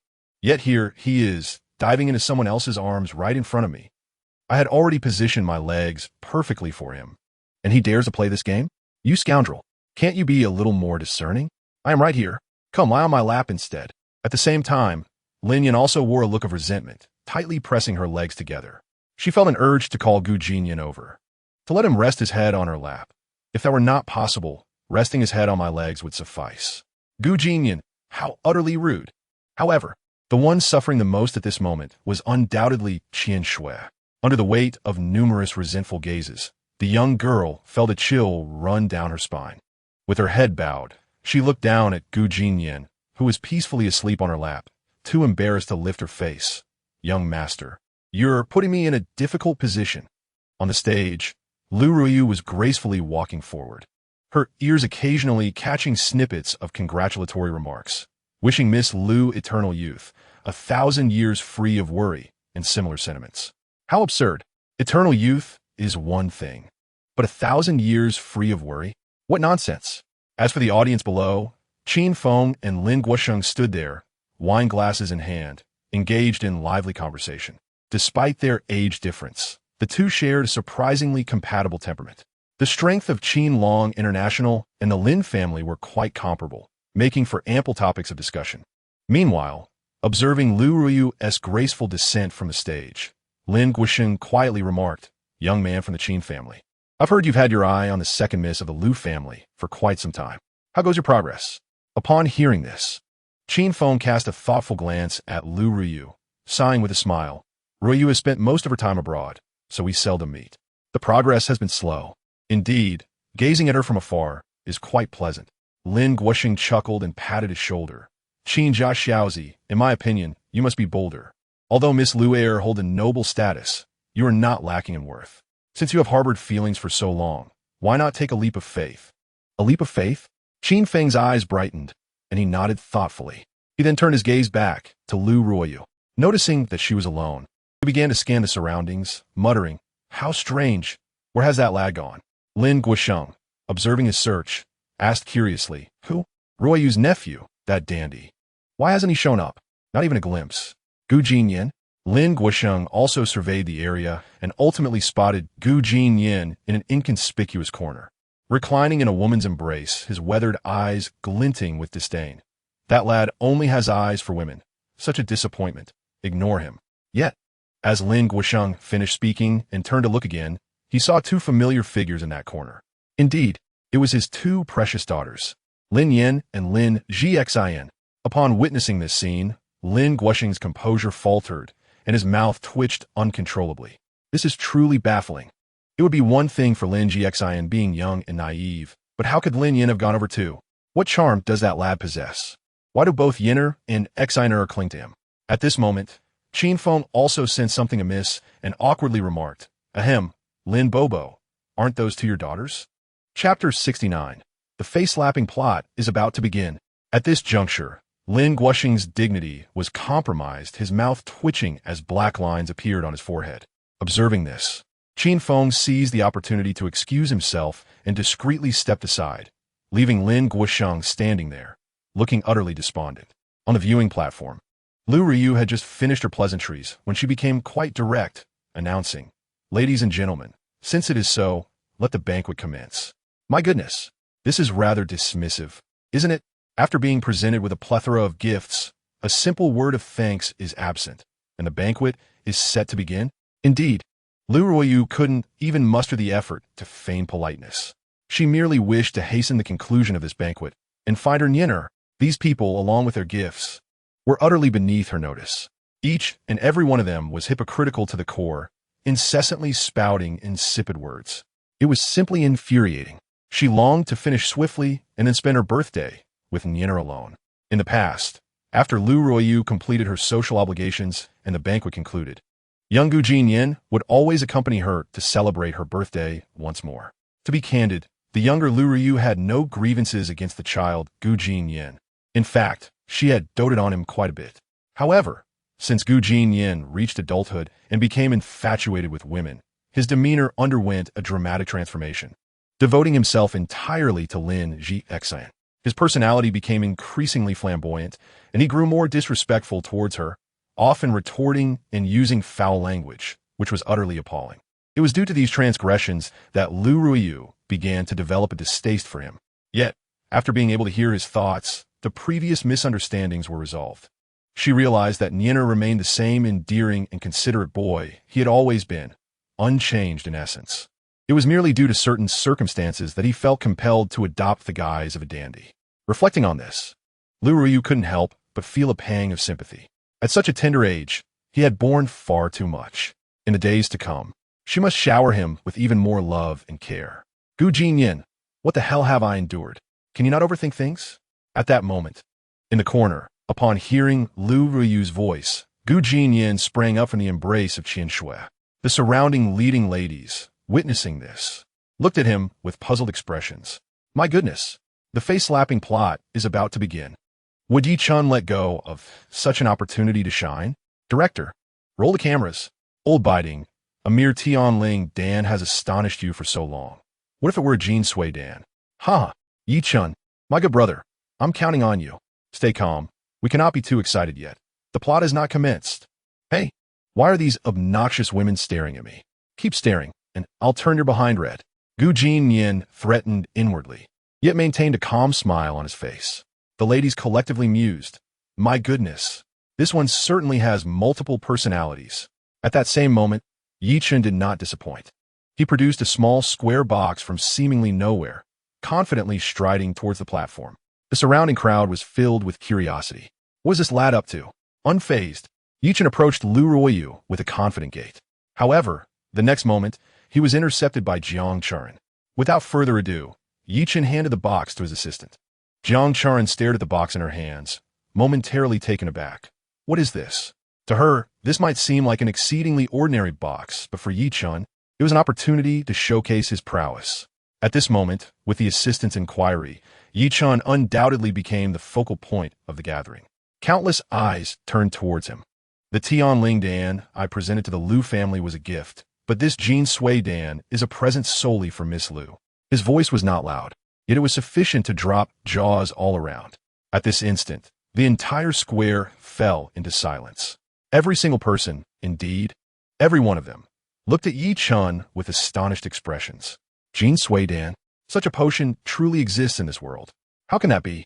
Then, various discussions erupted, gradually becoming a cacophony. At this moment, only Gu Jinnian maintained his composure. Oh, and those leading ladies surrounding Lu Ryu also appeared remarkably unfazed. Gu Jinnian gazed up at the platform, and upon seeing Lu Ryu's exceedingly calm expression, he couldn't help but ponder. Annie's expression is unusual. In the original text, upon seeing this Jin Sui Dan, she should have been ecstatic, jumping for joy. Why is this insufferable woman so calm? I see. Annie is certainly thrilled to the point of being speechless, momentarily frozen in place. I just need to wait a little longer. A trivial affair. No need to panic. Soon Yi Chun will be dismissed by all. Haha. Once they finish rejecting him, it will be my turn to shine, and I'll obliterate him. Ha! Quick, hurry and denounce the male lead. Claim his potion is a fake. How could a mere child possess such a precious Jin Sui Dan? Ha! The male lead is about to slap everyone in the face. Perfect. Gu Jinnian observed the unfolding events with unblinking eyes, his anxiety mounting. Indeed, one can't help but feel anxious in such a situation. Don't wait any longer. Old biting, hurry and confront him. From Gu Jinnian's thoughts, Qin Yu could clearly sense his urgency. Should I get a try? Assist him just this once? This man is Xiner beloved, and Xiner happens to be my friend. I have an obligation to assist him. With this thought, Qin Yu resolutely decided to lend a helping hand. In the next moment, although her mind was blank, she mustered her courage and stepped forward with her head bowed. Typically shy and introverted, she displayed remarkable bravery at that moment. With her head slightly lowered, hands tucked into the sleeves of her dress, she bit her cherry lips and boldly called out towards the elevated platform. Is that truly Jin Sui Dan? Her soft voice, though not loud, was melodious enough to capture the attention of the crowd in an instant. Gu Jinnian naturally heard her and was taken aback, staring at Qin Yu with a puzzled expression. What's going on? Why is this shy girl suddenly putting on a show? But he quickly realized this was a fortuitous development. This would set the stage for the plot twist he had anticipated. Chapter 70. Qin Yu, is it wrong to apologize? Gu Jinnian gazed deeply at Qin Yu, his eyes reflecting admiration, intertwined with a hint of regret. Indeed, he had been foolish to doubt her character. Such confusion was inexcusable. Clearly, Qin Yu was the most sensible among all the female leads present, likely the one who harbored the deepest affections for Yi Chun. What does it mean to be a female lead? This is what it truly means. Each one of them ought to learn from Qin Yu. To be frank, Gu Jinnian's mindset today could only be described as explosive. From a morning until now, An array of unpredictable events had transpired. Initially, he was supposed to sever ties with Qin Feng due to Yi Chun, laying the groundwork for a dramatic confrontation. However, that scheming woman Lu Ruoyu had muddled everything. In the end, Qin Feng unexpectedly approached him to admit fault. This completely dismantled the elaborate setup. It was indeed disheartening, but the discomfort did not end there. Then came the foolish Lin Xian, who disrupted the scene by boldly declaring, "I actually quite like him." This statement left Yi Chun bewildered, turning the tables on Gu Jinnian instead. How absurd! Gu Jinnian understood that Lin Xian had said this to protect Yi Chun, yet it still pained him, as it altered the storyline. At this moment, Gu Jinnian could only wish for the plot to remain on course, hoping it would proceed smoothly, even if the descent into darkness took a bit longer. Indeed, it was evident that his prayer was heard. At a critical juncture, Qin Yu stepped forward. Is that truly Jin Sui-Dan? This question undoubtedly created an opportunity for Yi Chun to shine. Perfect. The male and female leads must collaborate. This time, it could not fall apart. I underestimated this girl. I didn't expect her to be so clever. No wonder she looked at me oddly from the start. I thought she had feelings for me, but she actually wanted to aid Yi Chun in embarrassing me. Qin Yu was indeed bewildered, feeling quite wronged, as it was not her intention at all. I swear, I never intended to help that foolish boy embarrass you. Can't you stop misunderstanding me? At this moment, Qin Yu slightly lifted her head and stole a glance at Gu Jinnian, only to find a hint of coldness in his gaze, which made her feel utterly distressed. What should she do now? Gu Jinnian, unfazed by her feelings, understood that the conditions had been set, and he had to seize the moment. Suppressing his excitement, he stood up. Jin Sui-Dan? TSK, Miss Qin, are you not being a tad too naive? Just because he claims it is Jin Sui-Dan, does that make it so? With reddened eyes, Qin Yu fell on the verge of tears. I never said it was definitely Jin Sui-Dan. Is it wrong to apologize? Don't blame me. I genuinely just wanted to help you. However, Gu Jinnian was oblivious to her true intentions. Meanwhile, Ning Xiaoying noticed Gu Jinnian's growing anger and frowned at her daughter, feeling helpless. She sighed inwardly, realizing that she could not allow her daughter to be misunderstood any longer. Before Qin Yu could respond, Ning Xiaoying stepped forward, coldly addressing Yi Chun. Who are you? Boy, to deceive us with a fake elixir? My daughter is young and naive. Do you think you can fool us old foxes? With Ning Xiaoying's words, the previously anxious crowd finally reacted. They stood there, eyes wide with indignation, nearly duped. Indeed, how could a mere boy possess such a precious elixir? Seeing the scene, Qin Yu was momentarily stunned, her mind blank, unsure of what to do. She sighed in resignation, feeling incredibly unlucky. Had she known it would turn out this way, she would never have stepped forward. Now, not only was she misunderstood by Gu Jinnian, but her mother would soon face humiliation at the hands of Yi Chun. On the other side, Yi Chun, standing on the platform, felt a pang of sympathy for Qin Yu, who looked so wronged. After all, she had put herself in this predicament to stand up for him. How could he bear to see such a remarkable woman suffer even the slightest injustice? With that thought, he surveyed the surroundings, a wicked smile creeping onto his lips as he spoke calmly. Though this young lady is but a child, her discernment surpasses that of you all. At this declaration, the elderly onlookers could no longer contain themselves. Was this not a pure provocation? Enough of the chatter. Throw him out. How dare he present a fake elixir to deceive them, treating them like children? I suspect this lad is merely here to cause trouble. He must be expelled. Indeed, throw him out. The elderly men grumbled indignantly, their demeanor one of righteous indignation. But just then, Qin Feng interjected. Everyone, please do not be angry. Allow me to speak. I have known this brother Yi for a long time and understand his character. I believe he would not deceive us with a fake elixir. There must be some misunderstanding. At this moment, though Qin Feng wore a smiling facade, inside he was utterly bewildered. What on earth am I doing here defending him? Have I lost my mind? He had not intended to speak up for Yi Chun. His body seemed to act against his will. Gu Jinnian thought, this is the charm of the protagonist's halo. With Qin Feng's intervention, the group of elderly men fell silent.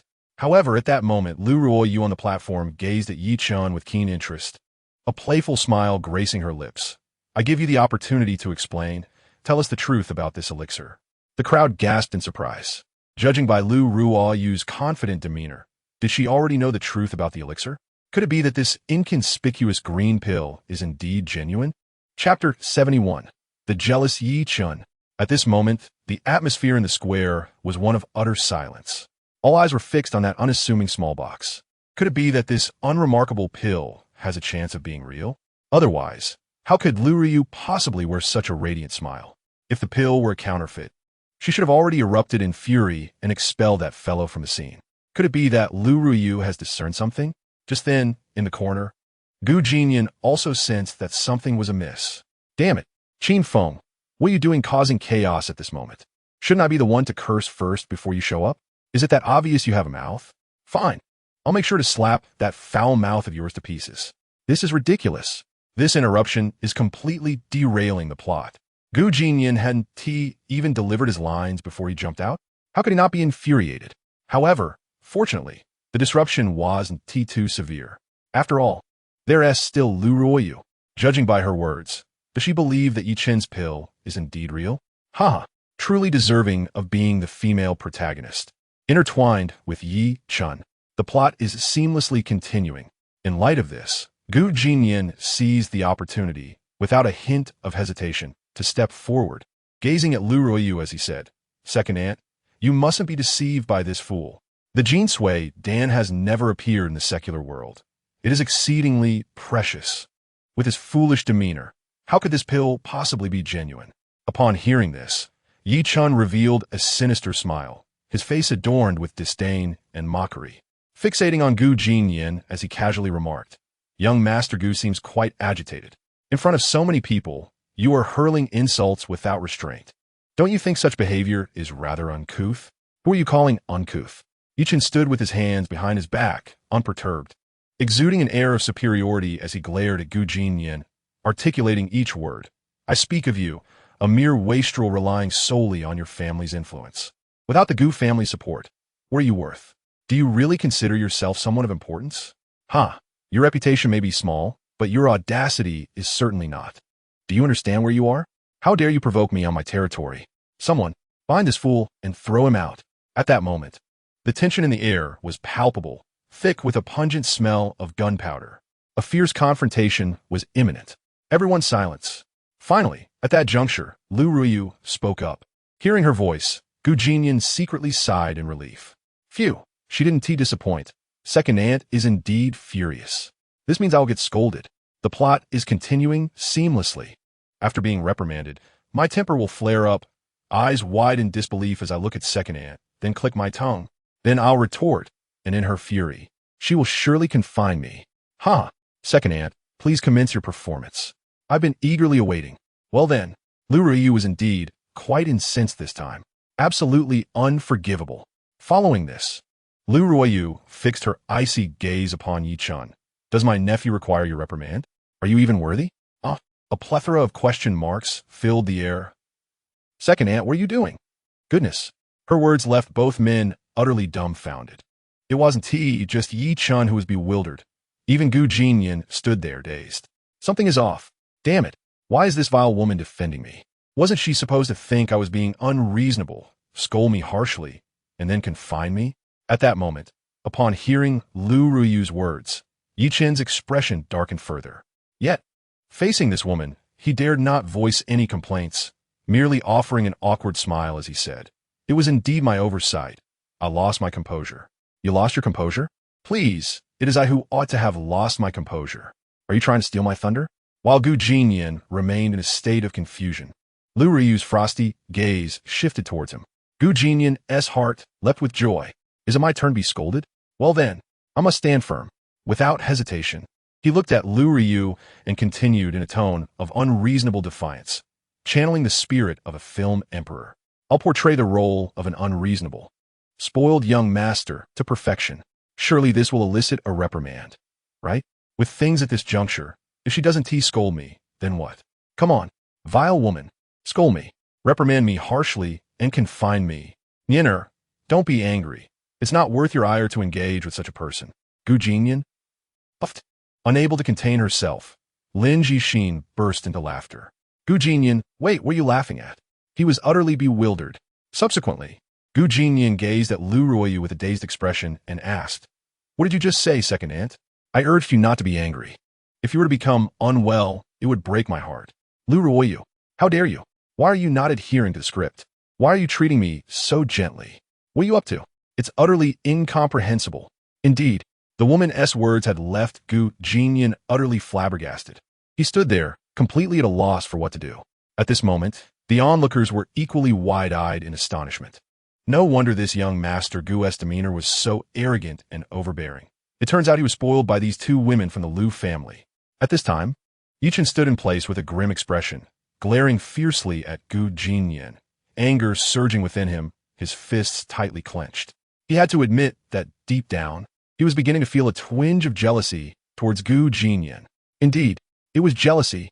Yichen was profoundly envious of Gu Jinnian's doting aunt. However, in the next instant, the jealousy in his eyes dissipated without a trace. After all, he too had someone who cared for him. It is worth noting that Yi Chun had an aunt living in the capital, who also adored him dearly. The invitation to attend the Liu family banquet had been extended by her. Just the thought of his aunt's enchanting beauty lifted Yi Chen's spirits considerably. Meanwhile, Liu Ryu paid no heed to the gazes of those around her, continuing to regard Gu Jinnian with her warm, affectionate eyes, leaving him feeling uneasy, his lips twitching. This is utterly outrageous. Chapter 72. I have been unreasonable to this extent. What reason do you have to not scold me? Just as the crowd was left in shock, Ling Guisheng, that old fellow, stepped forward. After glancing at Lu Ruoyu, he made his way towards Yichun. At that moment, the expression on his aged face was quite complicated. He was very concerned that the pill in Yi Chen's possession was a fake. While he held great trust in Yi Chun's character, that green pill certainly did not appear authentic. Of course, this was all necessary for the plot. How could a person devoid of any cultivation discern the genuine from the counterfeit merely by the naked eye? If not, how could the male protagonist maintain his facade? Such as the author's clever trick. Subsequently, Lin Guisheng approached Yi Chun, holding the small box in his hands and scrutinizing it closely. It was only upon such close observation that he began to recognize the extraordinary nature of this pill. Do not be misled by the seemingly vibrant green hue of this pill. It is, in fact, imbued with an extraordinary vitality. Xiao Chun, is this elixir genuine? Yi Chen, with an enigmatic smile playing on his lips, nonchalantly replied, of course it is genuine. Surely, no one would dare to counterfeit a Jin Sui Dan.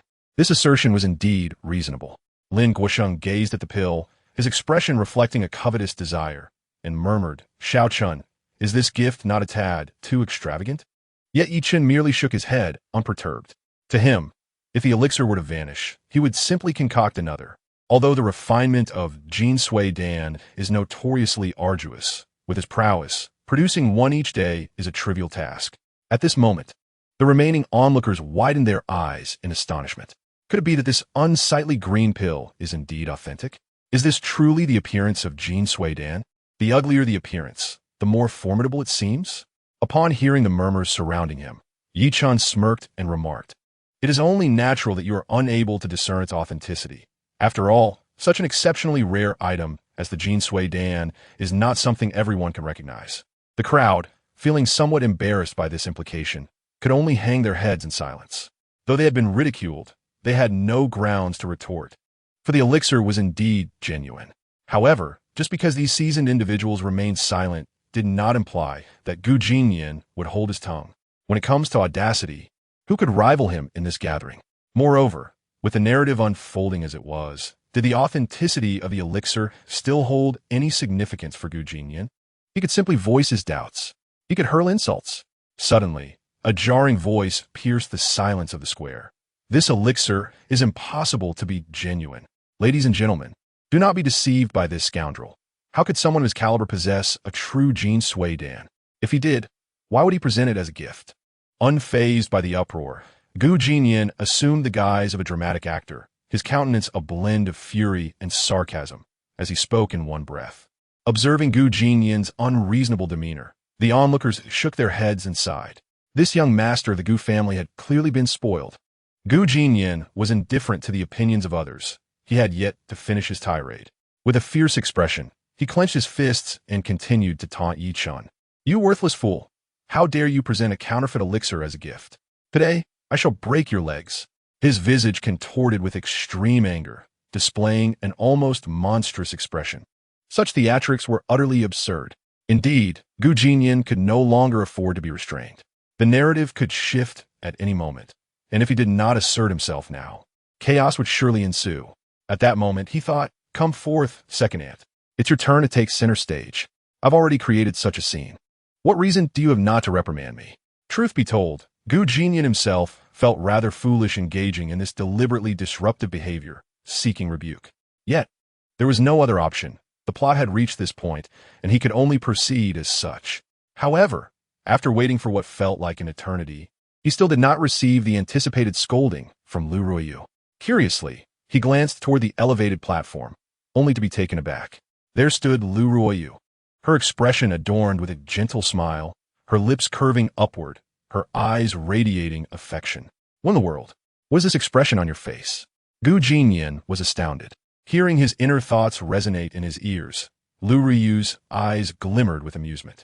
With a delicate smile, she spoke softly, "Niner, do not be angry. I share your sentiment. I too believe this elixir cannot be genuine." "What the hell? Is that truly your line?" The implication of her words was that she too deemed the elixir to be a fabrication. What in the world is happening? This is not how it was supposed to unfold. Just moments ago, Lu Ruoyu was elated upon seeing the Jin Sui Dan. As Lu Ruoyu's words echoed, the crowd was engulfed in a state of bewilderment. Indeed, they were perplexed. Even the protagonist Yi Chun was on the verge of losing his composure. Could this be believed? At such a critical juncture, how could Yi Chun remain oblivious? Lu Ruoyu was clearly shielding her nephew. Yi Chun took a moment to steady his breath. Forcing a smile as he addressed Lu Ruoyu, "Miss Lu, would you care to examine it personally? After you have assessed the elixir, it would not be too late to determine its authenticity." Upon hearing this, Lu Ruoyu's expression turned icy, a glimmer of mockery dancing in her gaze. "Very well. Seeing is believing. Chu Ran, please retrieve the elixir from him for me to inspect." Without delay, the secretary Jiang Charan took the box from Yi Chen's hands and presented it to Lu Ruoyu. In the next instant, Lu Ruoyu accepted the box, holding it delicately in her hands. At this moment, Yi Chun's countenance regained its previous calmness. A sly smile gracing his lips as he stood confidently with his hands clasped behind his back. He was convinced that once Lu Ruoyu beheld the elixir, she would undoubtedly be filled with excitement. Chapter 73. A twist? Can you truly act so convincingly? Indeed, at this juncture, Jinnian's thoughts mirrored Yi Chen's. Stealing a glance at Lu Ruoyu, he mused, "A turning point has emerged. Now that second aunt has taken the Jin Sui Dan into her possession, she should be able to ascertain its authenticity, right? Surely, this should resolve the matter. This narrative must not collapse any further. Otherwise, I will be unable to proceed." Upon hearing Jinnian's inner voice resonate, Lu Ruoyu, standing on the platform, revealed a hint of amusement in her eyes. To her, the authenticity of the Jin Sui Dan had become inconsequential. What mattered now was delivering a profound lesson to Yi Chun. On the platform, Lu Ruoyu opened the small box in her hands, and upon gazing at the elixir within, a subtle, almost imperceptible surprise flickered in her beautiful eyes. It was indeed genuine, but so what? Immediately, Lu Ruoyu closed the small box, nonchalantly holding it in her hand while casting a cold, piercing gaze at Yi Chun. "You possess an audacious spirit to attempt to deceive me with a counterfeit elixir. However, today marks my birthday. Though this pill is false, the Tianling Dan you presented earlier is authentic. Therefore, I shall not hold this against you. Do take heed." With that, Lu Ruoyu discreetly concealed the small box within her bag. Such blatant disrespect. While no one noticed her actions, her words echoed in the ears of all present. What did this mean? The elixir was fake? The crowd below was engulfed in utter confusion. Lin Guosheng, standing nearby, was equally stunned, caught in a state of disbelief. Lu Ruoyu's statement had rendered him momentarily speechless. Could it be that he had misjudged? But that could not be. The elixir cannot possibly be counterfeit. Such a robust vitality. How could it be fake? Lu Ruoyu's actions directly instilled a sense of insecurity in Lin Guosheng. This old man began to doubt himself. He was certain that the pill was undoubtedly genuine. However, a pressing question arose. If it was indeed authentic, why would the second young lady of a Lu family insist it was false? With questions swirling in his mind, he unconsciously glanced at Lu Ruoyu. In the next moment, he seemed to have realized something, and his heart surged. By heavens, this second young lady of the Lu family is rather lacking in decorum. You claim the elixir is fake, yet you carry it in your bag? My goodness, this is clearly an act of vengeance for Jinnian. But is such conduct not a bit too extreme? Meanwhile, standing offstage, Yichen also twitched his lips. At this moment, it was impossible for him to remain oblivious. And though he was not a fool, he maintained an unruffled demeanor, even in the face of injustice. Yet, beneath his calm exterior, his eyes darkened with coldness. Miss Lu, I respect you as an elder and did not wish to engage in argument. However, your excessive indulgence of your nephew is rather unreasonable, is it not? Indulgence? Overprotection? Lu Ruoyu scoffed at him, exclaiming, I have always been strict with Jinnian, and I have always been clear with rewards and punishments. Where is this notion of overprotection? Clear with rewards and punishments? How absurd. I see through you, yet you refuse to admit it? Without regard for Yi Chen's embarrassment, Lu Ruoyu continued, let me ask you, if this elixir is genuine, why do you not use it yourself and instead give it to me? This question struck at the heart of the matter. Upon hearing her words, the crowd around them suddenly understood. Indeed, that is the Jin Sui Dan, a miraculous elixir for longevity, a remedy for chronic ailments, an extraordinary pill for cultivation. If the elixir was authentic, would one be foolish enough to give it away? Surely, it could not merely be for the sake of posturing. Clearly, no such fool exists. Hearing the murmur of the crowd, Yi Chen's expression became increasingly strained. His fists clenched tightly, his eyelids twitching with rage. Indeed, at this moment, Yi Chen was genuinely furious. This scene was an absolute humiliation for him. Just yesterday, he could never have imagined that the second young lady of the Lu family would be so shameless. Good heavens! She was blessed with beauty, yet possessed a heart of venom. On the other side, Jinnian slumped into a chair, the bewilderment in his eyes perfectly encapsulating his current feelings. Indeed, can someone please explain what is happening right now? And is this Jin Sui Dan truly genuine? I cannot discern. I am utterly confused. Good heavens! Even Jinnian's confidence was shaken. Sigh. The Jin Sui Dan is undeniably authentic. Yet why does Lu Ruoyu insist it is false? Could it possibly be for my sake? What in the world? This is simply outrageous. Lu Ruoyu is arguing with a male lead for the sake of a villain like me? Jinnian sat there looking morose, feeling as if his mind was in chaos, his forehead laden with question marks. What should I do now? Continue to berate Yi Chen? Or perhaps not? For such rebukes would bear no fruit, and Lu Ruoyu might even resort to physical confrontation with Yi Chen. I am at my wit's end. Are you all playing a joke on me? This is utterly absurd. If one were to ask who felt most distressed at this moment, it would surely be either Jinnian or Yi Chen. Yi Chen's expression was as dark as thunderclouds. Such humiliation was exceedingly difficult for him to bear. It was incredibly frustrating. With so many misunderstandings, how could he continue to navigate Tongyun City? How could he establish himself there? Realizing this, Yi Chen understood that he could no longer tolerate it. Otherwise, his future would be ruined. In the next moment, he adjusted his breathing, forcing himself to calm his emotions, and then addressed Lu Ruoyu on the platform. Miss Lu, whether the Jin Sui Dan is genuine or not, you know best in your heart. I originally respected you as an elder and did not wish to argue. But now that you have unjustly implicated me, a debate is inevitable. After this statement, Yi Chen paused briefly. Then a charming smile appeared on his face as he turned to the crowd, raising his voice. I believe everyone must be wondering why. If I possessed the Jin Sui Dan, I would not keep it for myself, but choose to give it to someone else. Ladies and gentlemen, I must clarify the origins of this Jin Sui Dan. In truth, I personally refined it. I'm not only skilled in cultivation, but also a practitioner of ancient martial arts and alchemy. Jinnian thought, is this really modesty? You are truly adept at boasting. Upon hearing Yi Chen's declaration, the crowd was left dumbfounded. Everyone's lips began to twitch. Dozens of eyes collectively gazed at Yi Chen, as if they were saying, good heavens, we acknowledge that we may have raised our voices earlier and have caused you some emotional distress. But could you refrain from exaggerating? An ancient martial arts alchemist. Even in the entirety of Longhua, one could scarcely find 20 individuals of such caliber. Thus, it is evident that becoming an alchemist is no simple feat, yet here stands this young lad, boldly claiming to be an alchemist. even asserting that he refined the Jin Sui Dan himself. Is this not sheer bragging? Moreover, has he gone too far? He ought to be mindful of his words. At this moment, Lin Guosheng could no longer bear to watch. He stepped forward, looking at the young man with a resigned expression. Although he was aware of the unjust treatment Yi Chun had received, he could not allow him to spout nonsense out of frustration. The next moment, Lin Guosheng furrowed his brow and began to offer a cautious reminder. Xiao Chun, in front of so many people, you must not speak recklessly. Do not give them cause to laugh at you. Uncle Lin, do you also think I am jesting?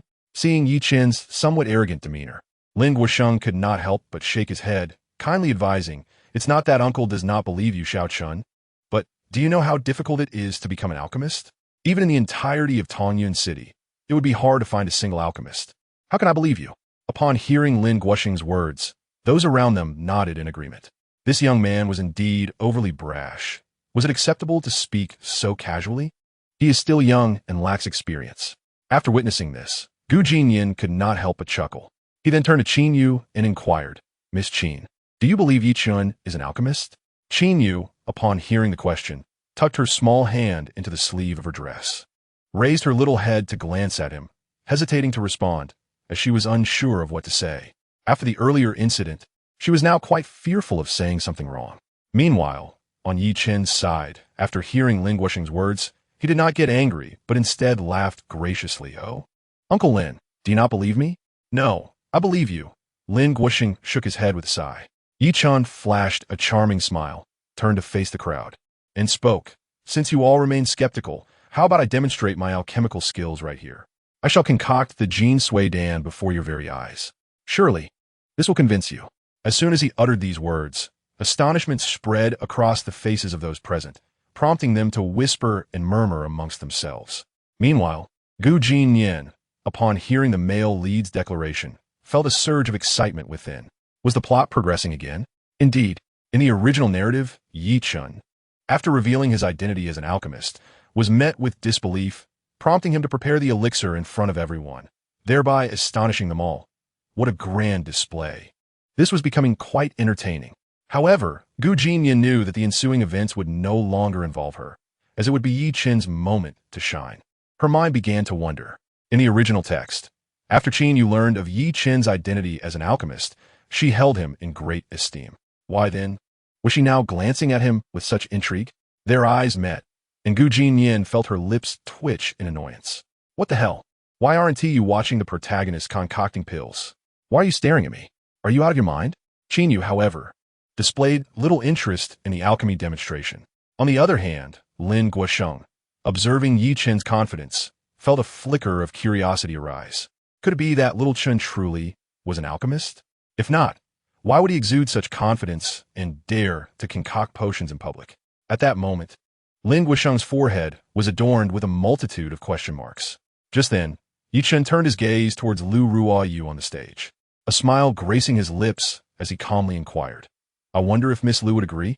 Lu Ruoyu, standing atop the platform, began to move, lifting her skirt slightly as she approached. A subtle mockery glimmered in her beautiful eyes as she spoke with a gentle tone. Since you insist on flaunting your abilities, I have no reason to disagree. But what if you fail to produce the elixir? Yi Chen smiled calmly and, reaching into his satchel, produced a handful of Tianling Dan, stating confidently, if I fail, these Tianling Dan shall be gifted to Miss Lu. But if I succeed, what shall you do then? Lu Ruoyu smiled sweetly.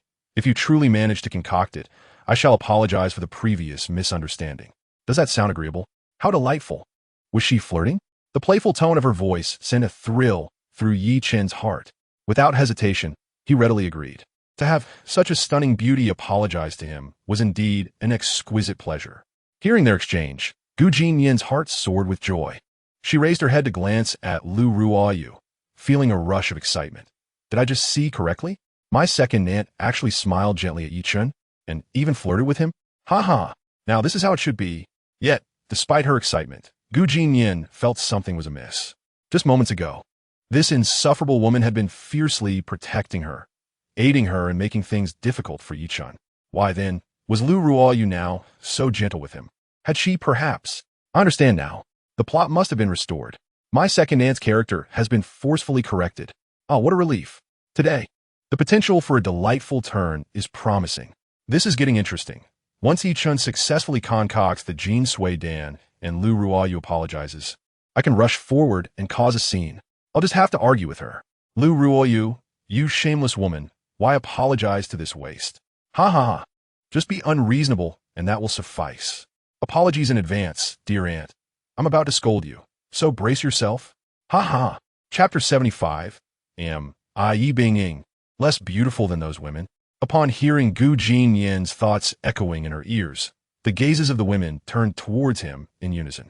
This guy is smiling again. Surely, this cannot bode well. Once I turn dark, I can completely abandon my humanity.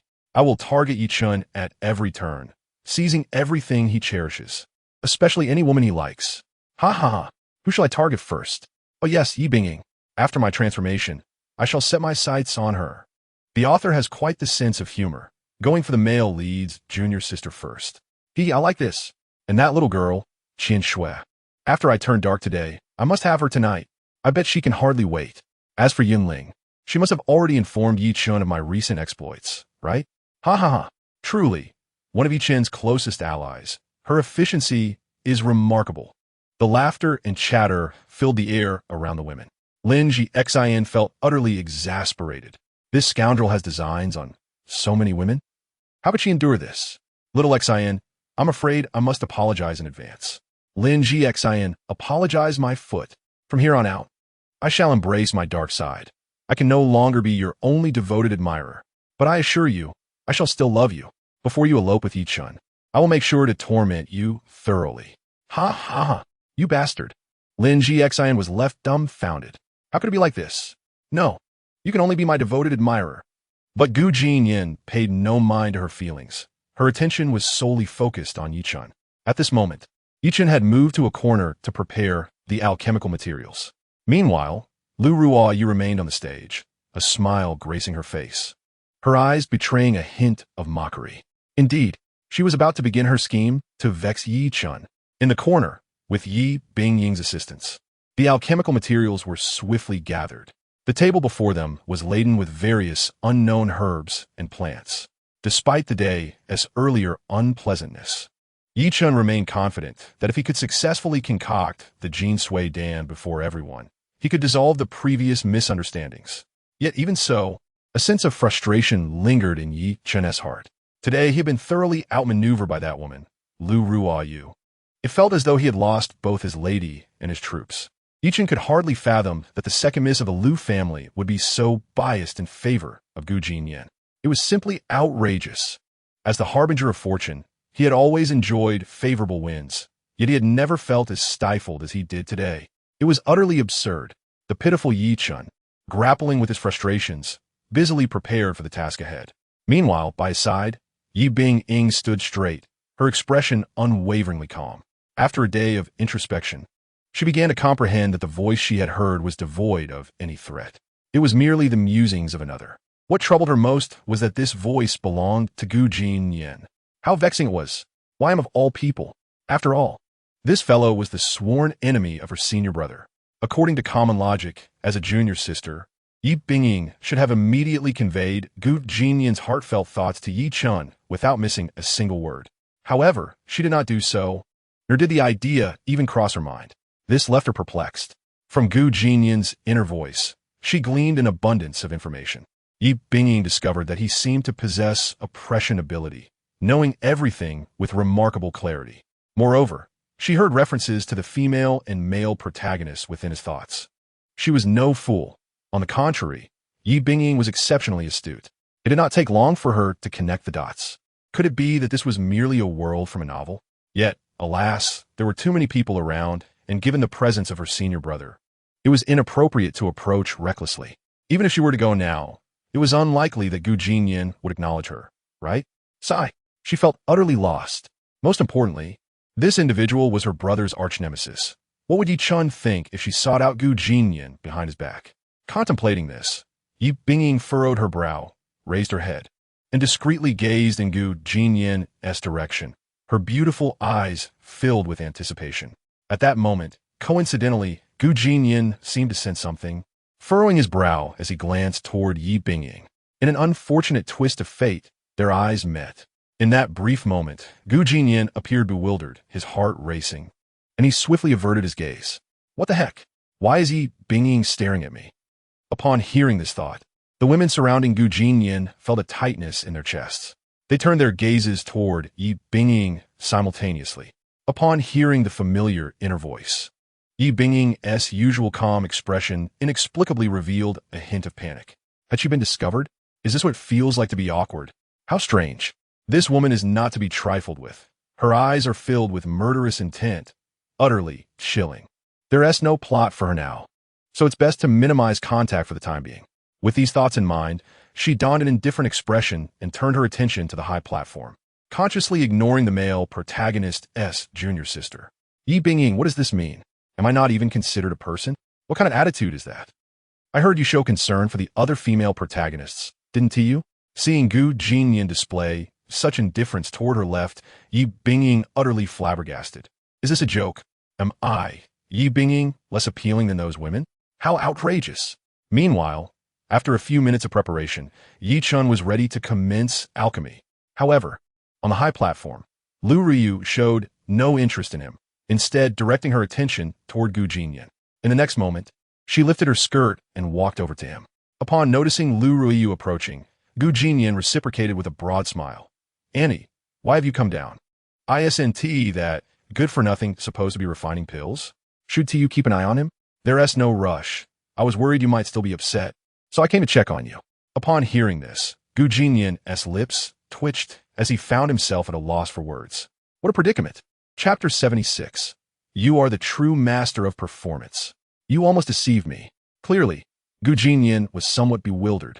Yet in the next moment, he quickly regained his composure and softly asked Lu Ryu, Auntie, do you have high hopes for Yi Chun? Given the circumstances, he could no longer afford to be cautious. After all, once Yi Chun successfully put on a show, Lu Ryu's heart would undoubtedly be captured. Thus, it was better to speak frankly. This way, not only could he ascertain Lu Ryu's opinion of Yi Chun, but he could also lay the groundwork for future developments. A perfect twofold advantage. Lu Ryu, standing before him, wore a hint of a smile on her face, her lips curling into an enigmatic grin. She then approached Jinnian, and before the eyes of the surrounding women, she gently placed her delicate hand on his head. A tender smile graced her features as she softly asked, What's wrong? Nian, are you feeling jealous? Jinnian, jealous? What the heck?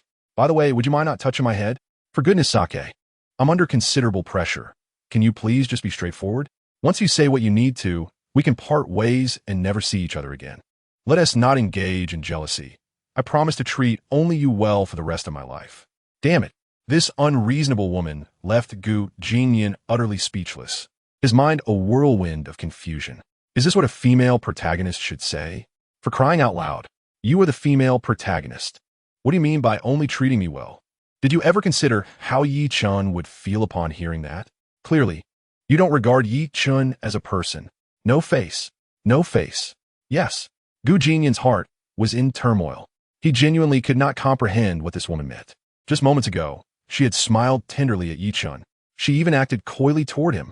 Moreover, she had provided him with a public opportunity to showcase his alchemy skills. All these actions seemed to indicate that she held Yi Chun in high regard. But what was happening now? Did she want to toy with him? At that moment, Lu Ryu continued to stroke his head, her beautiful eyes narrowing into crescents, her smile bright as she spoke. You need not worry. I have no interest in any other males aside from you. I swear it. I'm not worried about that. And can you please take your hand off my head? Jinnian felt utterly speechless. Meanwhile, Lu Ryu maintained her cheerful demeanor, gazing at him with her delicate features. Suddenly, she leaned closer to Jinnian's ear and whispered with a playful laugh. Let me tell you a secret. To keep you happy, I haven't washed my socks for 2 days. After the banquet, I'll give them to you in their original state. How about that reward? Are you happy? After saying this, she paid no mind to the bewildered Jinnian and gracefully swayed her waist as she walked away. As Jinnian watched Lu Ryu's retreating figure, he stood there in a daze, his mouth twitching involuntarily. What the hell? This is absurd. Socks. Again with the damn socks. What kind of reward is that? And asking me if I'm happy? Am I happy? Hearing Jinnian's inner thoughts, Lin Jixin furrowed her brow, clearly puzzled. Socks. Reward? What does this mean? Unbeknownst to her, Lin Jixin began to blush, her fair face gradually turning crimson. The next moment, she lowered her head, directing her gaze to her small feet. Lin Jixin clenched her tiny fists, seemingly contemplating something, her mind in disarray. Should I also give this scoundrel my socks? Why do boys enjoy such strange things? How shameless. Meanwhile, Jinnian was oblivious to her thoughts and had no interest in knowing. With a helpless shake of his head, he turned and sought out Ning Xiaoying. Aunt Ning, may I ask you something? You may ask. You have known my second aunt for such a long time. Have you ever seen her smile tenderly at other men? A gentle smile directed at men? Indeed, not merely a gentle smile, but one imbued with a hint of coyness. Upon hearing the question, Ning Xiaoying furrowed her brow and pondered for a moment, then replied earnestly, I have never witnessed it before. But just now I did see her smile gently at Yichun. What a revelation. The truth has emerged, my dear family. And you still claim you are not flirtatious? It appears you are the true master of deception. Even I was almost misled by you. Is this the prowess of the female protagonists acting? This is rather terrifying, isn't it? You have asserted your disinterest in other males, yet why did you smile so tenderly at Yichun? The faade has been shattered. What on earth? I previously thought the plot had collapsed, but it turns out everything was under your control. After comprehending all this, Jinnian felt a profound sense of relief. With his spirits lifted, he immediately dove into Qinshu's embrace, disregarding the resentful gazes of Lin Jixin and Lin Yan. On the elevated platform, Lu Ruoyu sat steadily, somewhat speechless after hearing Jinnian's thoughts. She truly could not fathom the extent of his misunderstanding. Was it really such a stretch to think that a mere gentle smile towards Yichun implied any romantic interest? Sigh. Lu Ruoyu felt rather perplexed at this moment, but was not the time to dwell on such thoughts. In the next moment, she waved her hand, summoning her assistant Jiang Churen, and with a serious expression, instructed, when Yichun is on the verge of successfully refining the elixir, I don't care what methods you employ, you must ensure that cauldron is destroyed. If he manages to produce the Jin Sui Dan, do not blame me for my lack of mercy. Jiang Churen was taken aback, unsure of what to make of this directive. However, given her position, she could not question it further and could only agree. Nonetheless, she sensed something amiss. Her boss seemed to be targeting Yichun, but the reasoning behind this was unclear. Why would she set her sights on him? Although Yichun could be somewhat arrogant, Jiang Churen recognized his considerable talent. Why would the president treat such a capable young man in this manner? Was she seeking to avenge Jinnian, that prodigal heir? It was all quite baffling. In the corner of the venue, prior to Jinnian noticing her, Lin Jixin had already been keeping an eye on this vixen, casting her a resentful glare with her beautiful eyes. Indeed, Lin Jixin found her presence intolerable. One Qinshuo was already a headache. Now another, Yunling, had appeared. How infuriating! Why did all the women around this scoundrel have to be so stunning? What was even more exasperating was that this vixen was so close to him, and Jinnian showed no inclination to push her away. Scoundrel, do you not care for me at all? You previously professed your affection, yet now, how shameless. Little Xin is feeling jealous. Whenever she saw these women gravitating towards Jinnian, it stirred a discomfort within her, akin to having her most cherished toy snatched away. Perhaps she truly had developed feelings for Jinnian. However, Yunling was oblivious to Lin Jixin's sentiments, as she was preoccupied kneeling on the ground, massaging Jinnian's legs. Regarding Lin Jixin, she held no regard, merely a foolish girl prone to jealousy. She was nothing. At this moment, Yunling knelt on the ground, smiling as she attended to Jinnian, her thoughts a mystery to all. Meanwhile, seated in his chair, Jinnian could not help but muse. How fortunate I am to have seen through that wretched woman's deceit. Otherwise, I would have been easily fooled. Now, the plot remains intact, and Yichun is still publicly refining the elixir. As long as he successfully produces the Jin Sui Dan, the act will have been a success. Once the male protagonist succeeds in refining the elixir, Lu Riyu's heart will be won by Yichun, and then it will be my turn to shine. I shall confront her with a bit of unruliness, exchanging a few barbs, prompting Lu Riyu to deem my behavior outrageous and confine me. By the way, as the elixir refining is about to commence, why does Yichun still appear so composed? Truly, he embodies the essence of the protagonist, His mental fortitude is remarkable. With this thought, Jinnian's heart swelled with happiness. In the next moment, he once again fell into Qianqu's embrace, who, in turn, was quite cooperative, tightly closing her legs to ensure her master has comfort. Well then, once Yichun successfully refines the Jin Sui Dan, the day's events would draw to a close. The subsequent narrative will unfold more smoothly. After Lu Ruoyu is captivated by Yichun, she will become a significant ally to the male protagonist, aiding him in rapidly rising to prominence in Tongyun. Eventually, as their power expands, they shall make their way to the capital. How splendid! With this thought, Jinnian wore a satisfied smile. Meanwhile, on the elevated platform, Lu Ryu, with a slight upward curve of her lips, noticed the time was ripe. She waved her hand, summoning Churin over. It is time for him to begin. Upon hearing this, Jiang Churin hesitated, evidently conflicted, for she held a certain admiration for Yichun. However, given her station, she dared not defy the president as command. Thus, she complied and approached Yichun. The act is about to commence. In the center of the square, a circle formed by the onlookers left the prime spot for Yichun. Indeed, rather thoughtless, to show off at someone else's birthday celebration, without a care for the host's feelings. Yet, this is often the folly of tales. Not only did Lu Ruiyu remain unperturbed, but she was also captivated by Yichun's charm, which is quite absurd. The crowd directed their gazes toward Yichun, murmurs of speculation filling the air, creating a cacophony. At this moment, Lu Ruiyu remained on the elevated platform, indifferent to the happenings below, blinking her eyes as she glanced at Jinnian. Upon catching his gaze, he quickly averted his eyes, prompting Lu Ruiyu to shake her head with a smile, a mixture of exasperation and amusement. My dear boy, do you harbor an exaggerated misunderstanding regarding your aunt? Did I not clarify that I hold no interest in any male aside from you? Do you still not believe me? In the next moment, Lu Ruiyu turned her attention to Yichun, her eyes suddenly turning cold. I shall ensure that my dear boy's misunderstanding leads to your disgrace. In the corner, upon encountering Lu Ruiyu's piercing gaze, Jinnian could not help but shudder. This is a matter that cannot be overlooked. Lin Jixin and the other women, upon hearing his inner thoughts, were filled with confusion, casting their glances at Jinnian, each harboring a question. What is a matter that cannot be overlooked? What are you speaking of? At this moment, Jinnian was oblivious to their scrutiny, as all his thoughts were consumed by Lu Ruiyu. I certainly did not misjudge. My second aunt's gaze was frigid, indicating her significant displeasure toward me. Is she threatening me, forbidding me from causing trouble for Yichun? How could that be permissible? If I refrain from causing a ruckus, how can I achieve my dark transformation? I apologize, dear aunt, but at this juncture, I can no longer hold back. I must create chaos. Lu Ruiyu, I have no opinion about you.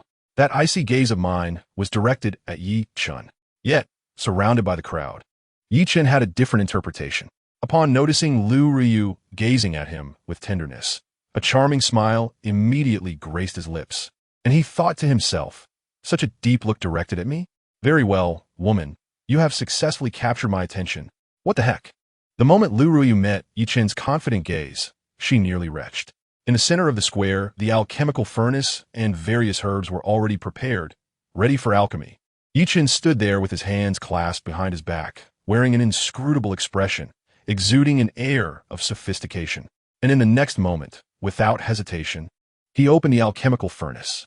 Once the furnace was heated, he skillfully tossed the various herbs from the table into it. After all, this was not his first time refining pills.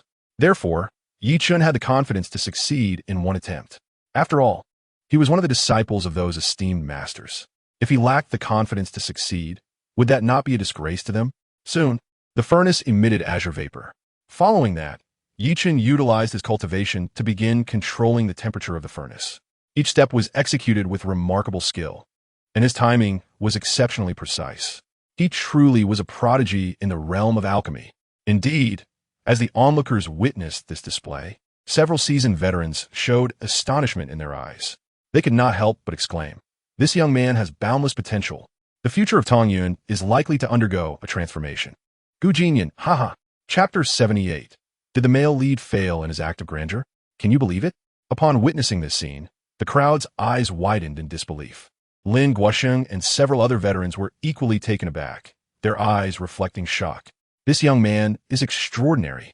If this trend continues, This little fellow will undoubtedly become a prominent figure. In a corner, witnessing the unfolding events, Jinnian felt increasingly elated, thoroughly enjoying himself. Now, this is more like it. Haha. As expected of the crooked-mouthed male lead, his talent for showmanship truly is top-notch. All right, hurry up and refine the pills. Once the Jinsui Dan is ready, I will go deliver a head for you. Huh. Today, I am definitely going to go dark. Cough. I'll be arguing with my second aunt soon. Should I give her a good scolding? Just thinking about it makes me want to laugh. Yi-chun is merely an alchemist, yet that foul woman Lu Ruyu actually developed feelings for him? Truly a mindless fool. To be honest, this Yi-chun is also quite naive, revealing all his strength in front of so many people, not understanding the meaning of humility. Indeed, many novels are utterly devoid of intelligence. Unlike me, although I'm also an ancient martial arts alchemist, I am much more low-key than he is. By the way, isn't Yi-chun a third-tier alchemist? I'm 7th tier, so in that regard, this male lead pales in comparison, being surpassed by a mere antagonist. How embarrassing to admit. Jinnian wore a calm smile, continuing to observe. However, the heroines surrounding him were far from calm. Did they just hear that correctly? Led by Lin Jixin, several heroines stood in stunned silence. Their beautiful eyes were filled with disbelief. A 7th-tier alchemist? How utterly impressive. Clearly, they believed Jinnian's words. After all, one's inner voice never lies. Jinnian did not notice the expressions of the young women, as all his attention was focused on Yi-chun. There stood Yi-chun, hands clasped behind his back, exuding the demeanor of a hermit. With a slight smirk, he quietly gazed at the alchemical furnace, his face radiating confidence. Meanwhile, on the high platform, Lu Ruyu, with her icy yet charming visage, wore a confident expression as well. With a serene gaze directed at Yi-chun, a barely perceptible smile graced her lips, both aloof and alluring. Her bright eyes seemed to converse with Yi-chun. Give up. If you succeed in refining the pills, I will concede defeat. In the square, the gathered crowd fixated their attention solely on Yi-chun, their eyes unblinking, watching intently. In the corner, Jinnian was also keenly observing Yi-chun. Reclining in the embrace of Qinxue, with his legs crossed, he wore an excited smile. Indeed, he was elated. Once Yi-chun refined the pills, he too would be able to embrace darkness and conclude his day. Moreover, tonight, he might just have his way with Qinxue. Who would be joyful? With such thoughts, Jinnian suddenly lifted his head, unable to resist stealing a glance at Qinxue. However, upon doing so, he realized he could not see her face at all. Damn, what a block. Jinnian grinned wickedly, retracting his legs, contentedly snuggling closer to Qinxue. It was sheer bliss. But at that moment, just as Jinnian closed his eyes to relish this delightful moment, a thunderous boom erupted from the center of the square. The sound was deafening, silencing the previously raucous discussions and plunging the square into utter silence. Jinnian, who had been lost in reverie, sprang to his feet, staring at the disheveled and disoriented Yi-chun, his expression shifting dramatically as he muttered in disbelief. What the heck? Is this even possible? Indeed, Jinnian was baffled. From the scene before him, it was evident that the narrative had collapsed. For the male lead, Yi-chun had inexplicably failed at alchemy. Can you believe it? The alchemical furnace exploded, soaring through the air for a while before crashing down. Ironically, the shattered furnace landed right at Jinnian's feet. What a bitter irony. Gazing at the soot-blackened furnace, Jinnian's lips twitched violently. Indeed, the plot had collapsed. One could say it had been unraveling since early morning. First, Qin Feng came to apologize. Then Lin Jixin expressed her fondness for him, followed by the series of heroines crowding around Jinnian. The narrative had disintegrated completely. After all this, Jinnian was left dumbfounded. And if one were to ask who was the most bewildered in the crowd, besides Jinnian, it must be Yi-chun. Indeed, Yi-chun was equally perplexed. How could this be? How could he have failed?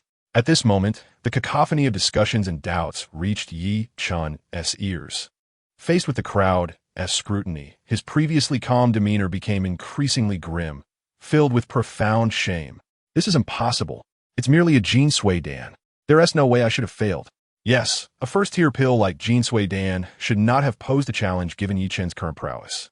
Yi-chun was racked with confusion, gritting his teeth, unable to fathom the reason for his failure. In a certain corner, the already dazed Gu Jinnian shared Yi Chen's sentiments, sensing that something was amiss. What the heck? Can someone explain what is happening right now? The male lead has failed? The once great master cannot even refine a Jin Sui Dan? This is outrageous. This spells disaster. The male lead's grand act has failed. How am I supposed to make my entrance now? How can I embrace darkness? Damn it. Gu Jinyan's mind was in disarray at this moment. It was incredibly challenging for him to remain composed. At that moment, Ning Xiaoying seemed to have noticed something and leaned closer to Gu Jinyan, saying, Xiaonian, look at this alchemy furnace. It appears to have been struck by something, leaving a hole. Hearing this, Gu Jinyan immediately turned his head, frowning as he gazed down at the furnace. Indeed, he too had discovered this clue. On the dark surface of the furnace, there was a small hole, roughly the size of a pinky finger. One must admit, this woman had quite the keen observational skills. Had she not pointed it out, he might never have noticed. Not only was she as beautiful as a flower, but her powers of observation were surprisingly astute. How extraordinary! Gu Jinyan sighed, feeling a mix of frustration and helplessness as he looked down at the furnace, pondering who had sabotaged his efforts. This realization stirred a sense of unease within him, one that was decidedly unpleasant. Chapter 79. Gu Jinyan. Do you think they like me? At this moment, the square was silent. Upon hearing the murmurs and mocking laughter from the crowd, Yi Chun felt a chill run down his spine, his confidence crumbling. Now, having failed at alchemy, he had become the subject of ridicule. This misunderstanding had escalated considerably. The origin of the Jin Sui Dan was now impossible to explain. Meanwhile, several elderly figures began to react, stroking their beards and speaking with a hint of derision. You put on quite a show earlier, nearly giving this old man a fright. What were you thinking, trying to show off your alchemy skills? What if you had injured someone? Would you pay with your life? I have lived long enough and have never encountered someone so brazen. Young man, while I may not have noticed much, I can see you have a talent for boasting. You dare claim to be an alchemist after learning only the basics? How absurd! With the elders mocking him, Lin Guosheng stood nearby, bewildered. Could it be that he had misjudged this young man? Just moments ago, he had exuded confidence, yet here he was, with the furnace in ruins. Had he truly been bluffing? Lin Guosheng shook his head and approached Yi Chun, patting his shoulder, saying, Xiao Chun, alas, my dear nephew, I cannot help you this time. You must fend for yourself. Yi Chun retorted, when have you ever helped me? After Lin Guosheng made this statement, he immediately distanced himself from Yi Chun. He then ascended to the platform and addressed Lu Ruiyu softly. Miss Lu, how do you propose we handle this situation? Today is your birthday, a momentous occasion. And such an unfortunate event has occurred. Lu Ruiyu glanced at Yi Chun, then turned her gaze to Lin Guosheng, her tone indifferent as she replied. What does Elder Lin believe should be done? I believe he should surrender the Tianling Dan and be expelled from the Gu family. This fellow has caused a ruckus at the birthday banquet, repeatedly misbehaving. Such behavior is utterly unforgivable. He cannot be allowed to remain here any longer. Yi Chun exclaimed, how could you turn your back on me like this? The crowd nodded in agreement, acknowledging the validity of Lin Guosheng's words. After all, they were all esteemed figures. They could not allow Yi Chun to continue his antics. Upon hearing Lin Guosheng's remarks, Lu Ruiyu did not rush to reach a decision. Instead, she widened her eyes and glanced toward Gu Jinyan. However, he completely ignored her gaze, fixated on Yi Chun, his eyes filled with pity. Witnessing his expression brought Lu Ruiyu great amusement, nearly prompting her to laugh aloud. She quickly composed herself, her demeanor turning cold as she declared, Elder Lin is correct. It must be done. Yi Chun stammered, what does that mean? Lu Ruiyu then fixed her cold gaze upon him, her eyes glinting with mockery at this point. Why are you still here? Truth be told, as the plot unfolded, Gu Jinyan felt increasingly out of place, sensing that he had inadvertently become the main character. How outrageous! Just look at Yi Chun's bewildered and helpless expression. He resembled a lost dog. What had he done to provoke such a transformation? Did he still possess the attributes befitting the son of destiny? Was he merely a stepping stone for the true antagonist? Observing Gu Jinyan, one could see he was brimming with vigor, surrounded by captivating women, each vying for his attention, unwilling to leave his side. So who truly was the protagonist here? It was utterly exasperating. In his frustration, Gu Jinyan resorted to communicating with the system. System, please elucidate what is happening right now. Soon, a melodious voice echoed in his mind. Ding. Please rest assured, host, This minor alteration will not affect the main plot's trajectory. You must be joking. Yi Chun is on the verge of being ruined today. You call this a minor alteration? Gu Jinnian retorted. And what about my dark transformation? It has vanished. Ding. There are numerous conditions for achieving dark transformation. The host can fulfill them in the upcoming side story. Very well. Since the system has stated so, I shall comply. Completing the dark transformation in the subsequent plot does not sound too bad. Gu Jinnian's lips curled into a gentle smile as he glanced at Lin Jixin. Lin Jixin remarked, "What are you scheming?" This rascal was smiling again. He must be up to no good. In the next moment, Gu Jinnian noticed the other female protagonists around him, all gazing at him with wide eyes, causing his heart to race. He quickly inquired of the system. By the way, system, throughout the day, these female protagonists have been gravitating toward me. Is it possible they harbor feelings for me?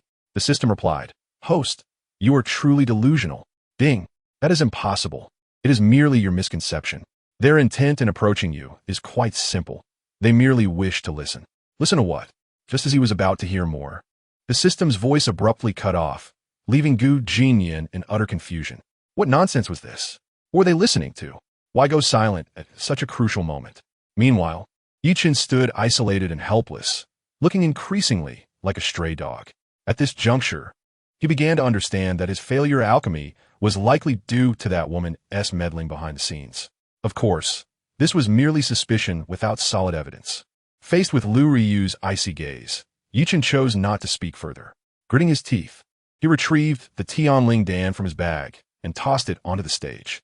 Although it was merely a low-tier pill, it was still quite valuable to Yi Chun at this moment. Parting with it was undeniably painful. In a nearby corner, upon witnessing this scene, Gu Jinnian pondered. This is troublesome. It seems Yi Chun will undoubtedly be expelled from the Gu family today. Well, let it be. While I may not achieve my dark transformation today, at least I can leave early, which is a small consolation. Huh. Lin Jixin. Chapter 80. The humiliation I have endured today will undoubtedly be avenged in the future. At this moment, by the edge of the high platform, Yi Chun stood there with a dark expression. In such a dire situation, even with his usually composed demeanor, he found himself at a loss. How could he endure such a profound insult? His face darkened as he glared at Lu Ruoyu on the stage. His expression devoid of emotion as he angrily voiced, "I can leave this place, but I kindly request Miss Lu to return my Jean Sui Dan." Lu Ruoyu remained unfazed. "That is impossible. To prevent you from deceiving others outside, I shall retain this counterfeit pill." Yi Chun was left utterly dumbfounded. Could you even call that human speech? How dare you act so inhumanly despite your beauty? Anger surged in Yi Chun's chest, causing him physical pain, and the corners of his mouth twitched. Yet at this moment, he had no recourse against this woman. Wasn't this infuriating? From the moment the Dan furnace exploded, Yi Chun lost the opportunity to explain himself. Now, everyone doubted the authenticity of the Jean Sui Dan. Regardless of how he sought to clarify, it was all in vain. The only person present who still believed in him was likely Yi Bingying. But that was of no help. Yi Bingying was his junior sister and could not resolve the issue. Taking a deep breath, Yi Chun forcibly calmed his emotions and then looked at Lu Ryu, speaking. "Since it has come to this, the only thing I can do is to minimize my losses. Otherwise, I would truly suffer a great setback." This scene left the onlookers momentarily stunned. This young man truly had no shame. The Tianling Dan was a wager. Since you failed in alchemy, according to the agreement, you should surrender the pill willingly. His character was indeed lacking. Everyone, it would be wise to avoid dealings with such a person in Tongyun in the future. His intentions are not pure. It is baffling why the Xinlong group in the capital would allow such a person to attend a banquet. Do they not fear tarnishing the company's reputation? The murmurs from a few elder figures in the audience were relentless, each word piercing Yi Chun's heart like a dagger. Feeling the hostility from those around him, Yi Chun was left aghast. What on earth is happening here? Please, I'm the one who is injured. There must be some hidden agenda against me. Who can truly understand his current feelings? It was painful. Well, there was no other choice. Then, before the crowd, he left the Gu family in utter disgrace. Today, under Lu Riyu's machinations, Yi Chun was left utterly devastated. Not only had he lost over 20 Tianling Dan, but he had also been robbed of a Jean Sui Dan. Furthermore, his reputation was thoroughly tarnished. It was utterly unreasonable. It should be noted that all present were prominent figures in Tongyun City. Losing the pills was one thing. He could always refine more. But how could he establish himself in Tongyun in the future? Outside the Gu villa, Yi Chun walked alongside Yi Bingying in silence, both lost in their thoughts. Yi Chun noticed her unusual demeanor, assuming his junior sister was worried about him, and thus flashed a charming smile. However, Yi Bingying's thoughts were clearly elsewhere. She casually nodded and then turned her gaze back to the Gu family, seemingly reluctant to part. After several glances, she finally focused on Yi Chun. Looking at the man before her, she felt a sense of confusion. It was only today that she realized her senior brother could be so self-deluded, leaving her speechless. A wave of unfamiliar emotions surged within her. Meanwhile, Yi Chun remained oblivious to his junior sister's thoughts.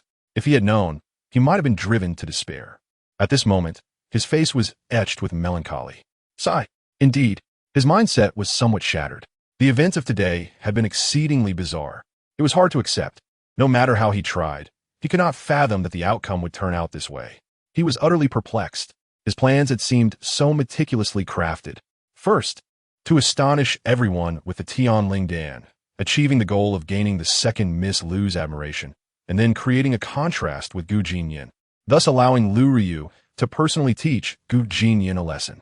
Indeed, this plan was flawless and should have been impossible to fail. Yet now Sai, with a sullen expression, he walked farther away. Meanwhile, at the Gu family villa, after Yi Chun's departure, the birthday banquet continued as usual. The atmosphere grew lively once more, as if Yi Chun had never been there. On the other side, Lin Guisheng, after sharing a few laughs with Gu Jinnian, led Lin Jixin and Lin Yan to the stage to offer their congratulations. Ning Qiuying followed closely behind with Qinyu. After the departure of the girls, Gu Jinnian found a rare moment of tranquility. At this moment, only Qian Shui and Yun Ling remained by his side, providing a sense of peace. To be fair, Gu Jinnian was also feeling quite distressed. With Yi Chun's departure, the plot had shifted dramatically. Even his exclusive dark persona had been dismantled. This was indeed troubling. As he pondered, a sweet voice reached his ears. "Young master, I forgot to tell you. After the banquet ends, Sister Ryu would like to see you." Gu Jinnian was taken aback, glancing at Yun Ling. What does she want? I do not know. And can I avoid going? It was evident that this was not an option. How frustrating. Gu Jinnian turned to look at Lu Ruoyu on the stage, feeling a surge of resistance. Clearly, he did not wish to go. Seeing her master in a gloomy mood, Qian Shui quickly moved behind him, beginning to massage his shoulders. "Young master, are you unhappy?" She had been with Gu Jinnian for many years, always speaking her mind without fear of his ire. Gu Jinnian, looking quite morose, replied, "Be quiet, I want some peace." Qian Shui. Chapter 81. Lu Ruoyu. In your heart, have you ever liked Jinnian? With a smile, she continued, "Young master, if you have anything bothering you, you can share it with Shuer. Speaking about it may lighten your mood." Gu Jinnian felt genuinely irritated at this point. He turned to Qian Shui, his tone markedly different from usual, coolly stating, "You are speaking too much today." At this moment, Gu Jinnian was starkly different from his usual self, his voice serious. The chilly tone indicated he was not jesting. Witnessing this scene, the two girls were taken aback, especially Yun Ling, who stood frozen in place. Once she regained her senses, she could not help but internally criticize, "Oh, you truly do not appreciate kindness. Qian Shui is only trying to express concern. Why are you being so harsh? You are generally quite amiable. What has changed? Perhaps this was your true nature? If you continue like this, I shall ignore you." Meanwhile, Qian Shui was also quite startled. This was the first time in many years she had seen him so angry with her. She stood silently, her hands stopping their movements, her fair face displaying a hint of grievance and confusion. "Young master." Indeed, the young girl was clearly flustered, yet it was not surprising. She could tell that Gu Jinnian was genuinely upset. How could she not be alarmed? However, it was at this moment that a familiar voice suddenly echoed in my ears. "TSK. Ha ha ha. What has this little girl done? Is she afraid? That is more like it. I am the villain, after all. It seems I must adopt a more serious demeanor in the future. Otherwise, those leading ladies will flock to me, which is utterly unreasonable. Hey now, don't be frightened. I was merely joking with you, my dear." Qian Shui exclaimed, "What on earth? You nearly gave me a heart attack. Do you know that? Such a precious little girl. I suppose I should refrain from being too fierce with her from now on. She looked as if she were about to cry just now. How absurd. By the way, when did Qian Shui become such a crybaby?" Qian Shui replied, "I'm at a loss for words." Yunling stood there, equally dumbfounded. Gu Jinnian, you are simply inhuman. After all this, you were just joking? How idle can one be? At that moment, Gu Jinnian glanced at Lin Jixin on the stage, then turned to the two women and asked, "May I pose a question to you?" Upon hearing this, Qin Shue and Yunling immediately leaned in, exuding their sweet fragrance. "Young master, what would you like to ask?" Gu Jinnian scratched his head and said, "I want to know how I can make a woman dislike me." Both women were left speechless. Huh? What kind of question is that? What on earth is wrong with him? He wants to make a woman dislike him? Feeling somewhat embarrassed, Gu Jinnian glanced at the two women and spoke. "Ahem, as you both know, I am rather too handsome. This causes many women to cling to me incessantly, which is quite bothersome. Moreover, I am quite devoted, only having affections for Lin Jixin. If she discovers that I am entangled with so many women, she might misunderstand my intentions. You can understand my predicament, right?" Yunling responded, "I understand indeed. How shameless. Such a narcissist." Though internally mocking him, she wore a broad smile and earnestly replied, "After all, you are exceedingly handsome. Even if you commit many wrongs, I doubt any woman would truly dislike you." Gu Jinnian felt dejected. "So you both think the same? How absurd. I am utterly exasperated. The author is truly a dog. Why must they make me a villain? So handsome? Isn't that simply stealing the protagonist's thunder?" Upon hearing Gu Jinnian's inner thoughts, Yunling's gaze turned mischievous. She leaned closer and whispered, "If the young master dares to break the mold, I might have a method to make women dislike you." "Oh, what method?" Gu Jinnian was taken aback, curiosity piqued. "Do tell." Yunling giggled softly, her voice barely above a whisper. "Young master, have you noticed the white stockings that Qin Shue is wearing?" Gu Jinnian nodded obediently. "I have." "What of it?" Yunling grinned slyly. "Do you like them?" Gu Jinnian rolled his eyes in exasperation. "Of course not. To speak plainly." Yunling stifled her laughter and quickly continued. "If you hang Qin Shue's stockings on your ears, wouldn't that solve your problem? At that point, what woman would not dislike you?" "Ha ha ha." As she finished, Yunling nearly burst into laughter herself. Gu Jinnian stood there, bewildered, before finally processing what had just occurred. "Am I being played? Curse it. If you have the courage, don't run away. Stop right there." At the same time, on the high stage, Lu Ruyu glanced down and noticed Gu Jinnian playfully tussling with Yunling, shaking her head with a smile of resignation. Her nephew was still as childlike as ever. In the next moment, however, her gaze shifted to Lin Jixin, her lips curving into a gentle smile as she softly addressed her. "Lin, family girl, I have a private chat with you?" Lu Ruiyu's beautiful face was adorned with a warm smile, truly stunning. Upon hearing the question, Lin Jixin appeared somewhat perplexed but instinctively nodded. She exchanged a glance with Lin Guosheng before following Lu Ruiyu into the villa. Once inside, Lu Ruiyu cheerfully inquired, "Is it all right if I call you XNR?" In the presence of this woman, Lin Jixin felt a tinge of nervousness. After all, she was Gu Jinnian's aunt, and inexplicably, she felt akin to a bride meeting her in-laws. Lin Jixin nodded obediently, offering a polite smile. "Sister Lu, you may call me whatever you wish." Lu Ruiyu scrutinized her closely. One could not deny that this young girl was indeed charming. Noticing that the time was ripe, Lu Ruiyu wished to avoid any unnecessary delay and promptly stated, "XR, the reason I called you here is that I wish to ask you something. Do you hold any fondness for Jinnian in your heart?" Upon hearing this question, Lin Jixin froze, clearly taken aback. Lu Ruiyu, seeing her silence, continued with a warm smile. Chapter 82. No Shame. This time, I absolutely cannot hold back. Inside the villa, the two women exchanged glances, unable to articulate a word. In the next moment, observing Lin Jixin's demeanor, Lu Ruiyu's lips curled into a teasing smirk as she softly remarked, "Whether you like him or not, I've been considering marrying your sister off to Jinnian. That way, it would save us all from complications." Upon hearing this, Lin Jixin's face turned pale, and she stood there dazed, quickly reaching out with her small hand. "Sister Lu, wait." However, Lu Ruiyu did not grant her this opportunity and left the villa without any hesitation. Outside the villa, Lu Ruiyu smirked. As a woman herself, she understood that Lin Jixin harbored feelings for Gu Jinnian. But so what? Opportunities must be seized by oneself. Once missed, they're lost forever. Besides, she had already granted her 3 years. It was her own failure to grasp it. How could she blame others? Did she truly consider herself a favored daughter? Bah, she was nothing. Meanwhile, inside the villa, Lin Jixin stood rooted, watching Lu Ruiyu's retreating figure, her teeth clenched tightly, small fists balled up, her slender form trembling slightly. Asking herself, did she like Gu Jinnian? The answer was undoubtedly yes. Unlike before, Lin Jixin had grown increasingly intrigued by that scoundrel, even reaching the level of affection. When she heard Lu Ryu mention marrying her sister to him, Lin Jixin felt as though the ground beneath her had crumbled. In her heart, she had long regarded Gu Jinnian as her personal possession. No one was allowed to take him away from her. Silently vowing, she stepped out of the villa, her gaze shifting to Gu Jinnian. Upon seeing that familiar face, she felt a sudden pang in her heart. The scenes from her dreams resurfaced in her mind. The blood-stained diamond ring, the handsome man covered in blood, vividly replaying. Yet in the next moment, she saw Gu Jinnian joyfully playing with Yunling, the three of them seeming to enjoy themselves immensely. Witnessing this, her mood darkened further. How shameless! I have entered the villa alone with you, even making my feelings known.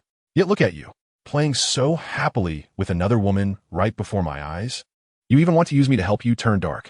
How infuriating! If you wish to be dark, so be it. I will gladly turn upside down to wash my hair if it means making you dark. After cursing under her breath, she directly addressed the female bodyguard, Xiao Nan. Go find Gu Jinnian and tell him to come see me. The bodyguard, taken aback, thought to herself how her young mistress seemed unusually furious. However, she did not dare to delay and promptly went to summon him. Meanwhile, Lin Jixin sat on the steps with her lips pursed, visibly upset. She had initially intended to seek out Gu Jinnian herself, but upon seeing him playing so joyfully with the two little maids, she abandoned that thought. Clearly, Xiao Xian was feeling jealous. It was quite absurd. On the other side, by the pool, Gu Jinnian was angrily chasing after Yunling, who was darting about. That little girl had truly vexed him. She had actually made him hang Qian Shui's socks on his ears. What was she thinking? This was utterly ridiculous.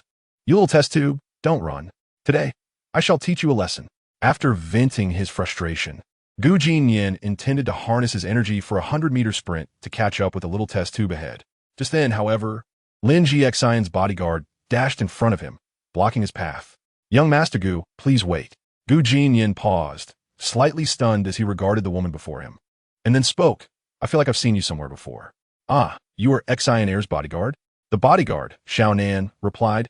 Yes, young Master Gu. Our young mistress has asked you to come to her. Huh? Gu Jinnian's expression turned puzzled. Why would that foolish woman want him? Nevertheless, he didn't contemplate it further and glared at Yunling ahead, muttering, I'll deal with you later. He then turned his attention back to the bodyguard.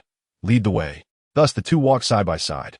Gu Jinnian glanced at the bodyguard, curiosity flickering in his eyes. What does Xian Heir want with me? The bodyguard, Xiao Nan, replied. I'm not sure. Perhaps she is feeling jealous. Gu Jinnian's lips twitched. Being handsome truly isn't always a blessing, Xiao Nan remarked.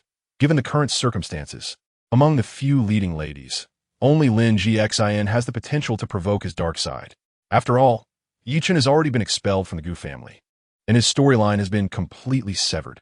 Therefore, Gu Jinnian can only pin his hopes of darkening on Lin Jixin. Xiao Xin, I've been devoted to you for 3 years. You know how I've treated you during this time.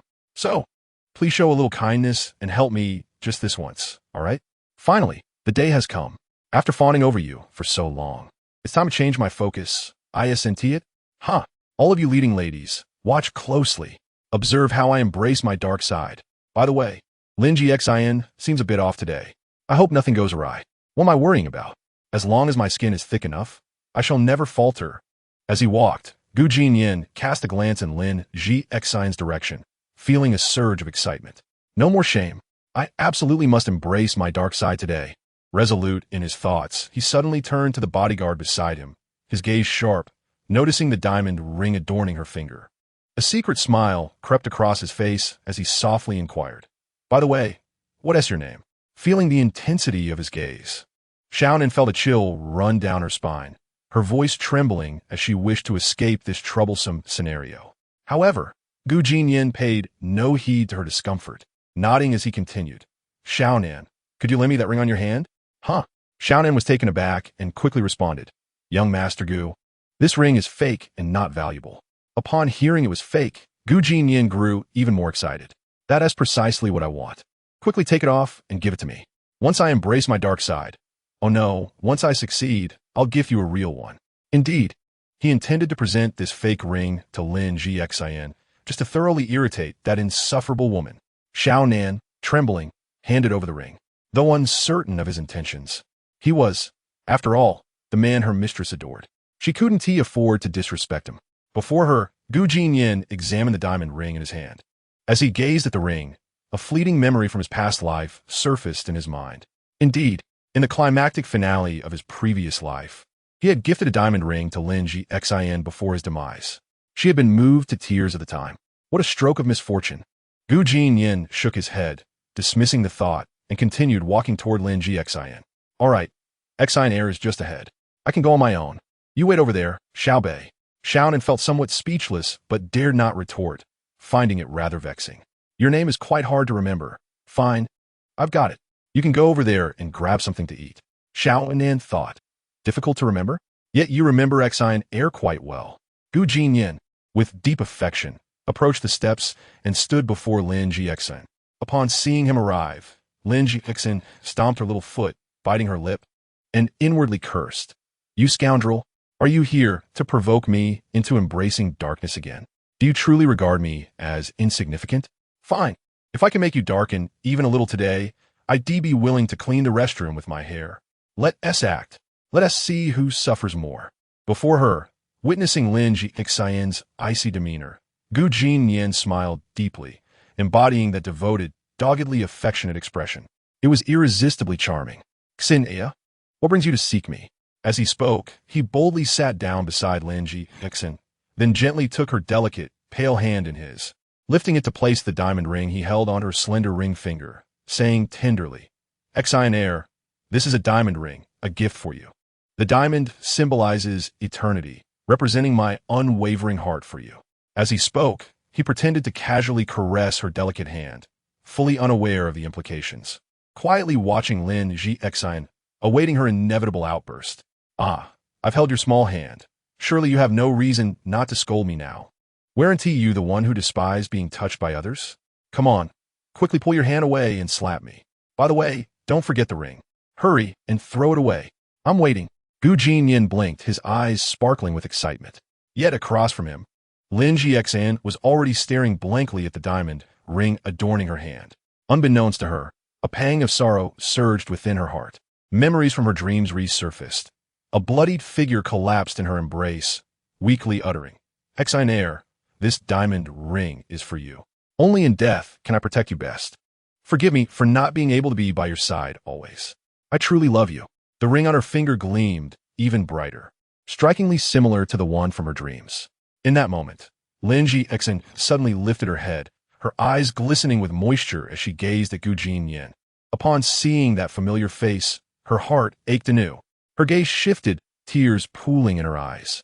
At this moment, if Lin Gxin were to blink, streams of tears would certainly cascade down her cheeks, creating a misty spectacle, ready to fall at any moment. Her beautiful eyes were filled with deep affection and tenderness, delicate to an almost absurd degree. Gu Jinnian thought to himself, something is amiss. Under Lin Gxin's intense gaze, he felt a shiver run down his spine, his legs trembling, and sweat soaking his back. What on earth is happening? Please wake up. I beg you. At that moment, Lin Gxin made her next move. She released Gu Jinnian's large hand and reached out with her delicate little hands towards his face. Those two frail, boneless hands cradled his handsome cheek, delivering a face-holding assault. She even pinched it. What the hell? This is outrageous.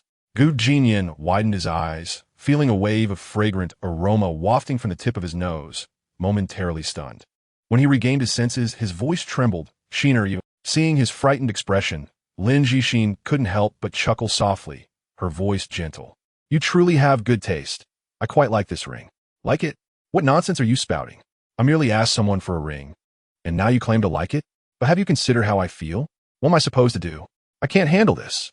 Originally, Gu Jinnian had planned to casually present her with a fake ring, hoping to take advantage of the situation, expecting Lin Gxin to become furious and slap him, after which he would find an opportune moment to turn dark. But now, what is this foolish woman doing? By the way, could you please remove your filthy hand from my handsome face? You actually dare to take advantage of me? And why did you shed tears earlier? Were you moved by me? Damn it. Well, as long as you like it. I like everything you give me. What? Are you not happy? Gu Jinyan's lips twitched. Happy? I feel like dying from happiness right now. Sheener, could you please remove your hand from my face? I'm struggling to breathe. Lin Sixteen reluctantly replied. No, I don't want to take it away. Can't I just lighten my grip? Finally, after half an hour, Lin Jixin reluctantly released her hold on Gu Jinyan's face. At that moment, his mind was blank. He could hardly believe what he had just experienced. Is this really normal? You are the leading lady, aren't you? Have you lost your sense of propriety? Have you considered Yi Chun's feelings at all? I am the antagonist, and you are the heroine. Is this truly appropriate? Gu Jinyan silently lamented, then suddenly hardened his heart and moved closer to Lin Jixin. He had already decided that today, he must embrace his darker side. Gu Jinyan, in a state of madness, extended his large hand and approached Lin Jixin, cradling her face. He had resolved that today, he would either succeed or perish. The two were now but a breath apart. Gazing at her exquisite face, Gu Jinyan swallowed hard. This was the first time he had observed her stunning features from such a close distance. Her brows were like paintings, devoid of makeup, her features perfectly aligned. What beautiful oval face! At that moment, he no longer hesitated.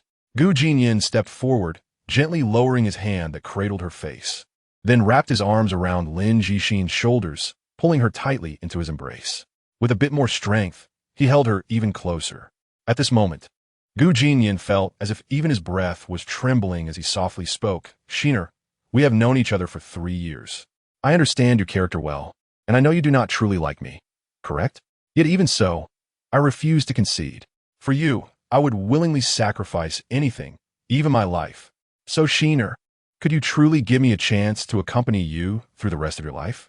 Gu Jinyan, embodying the persona of a film star, concealed a few words of flattery within his heartfelt declaration. It was profoundly moving.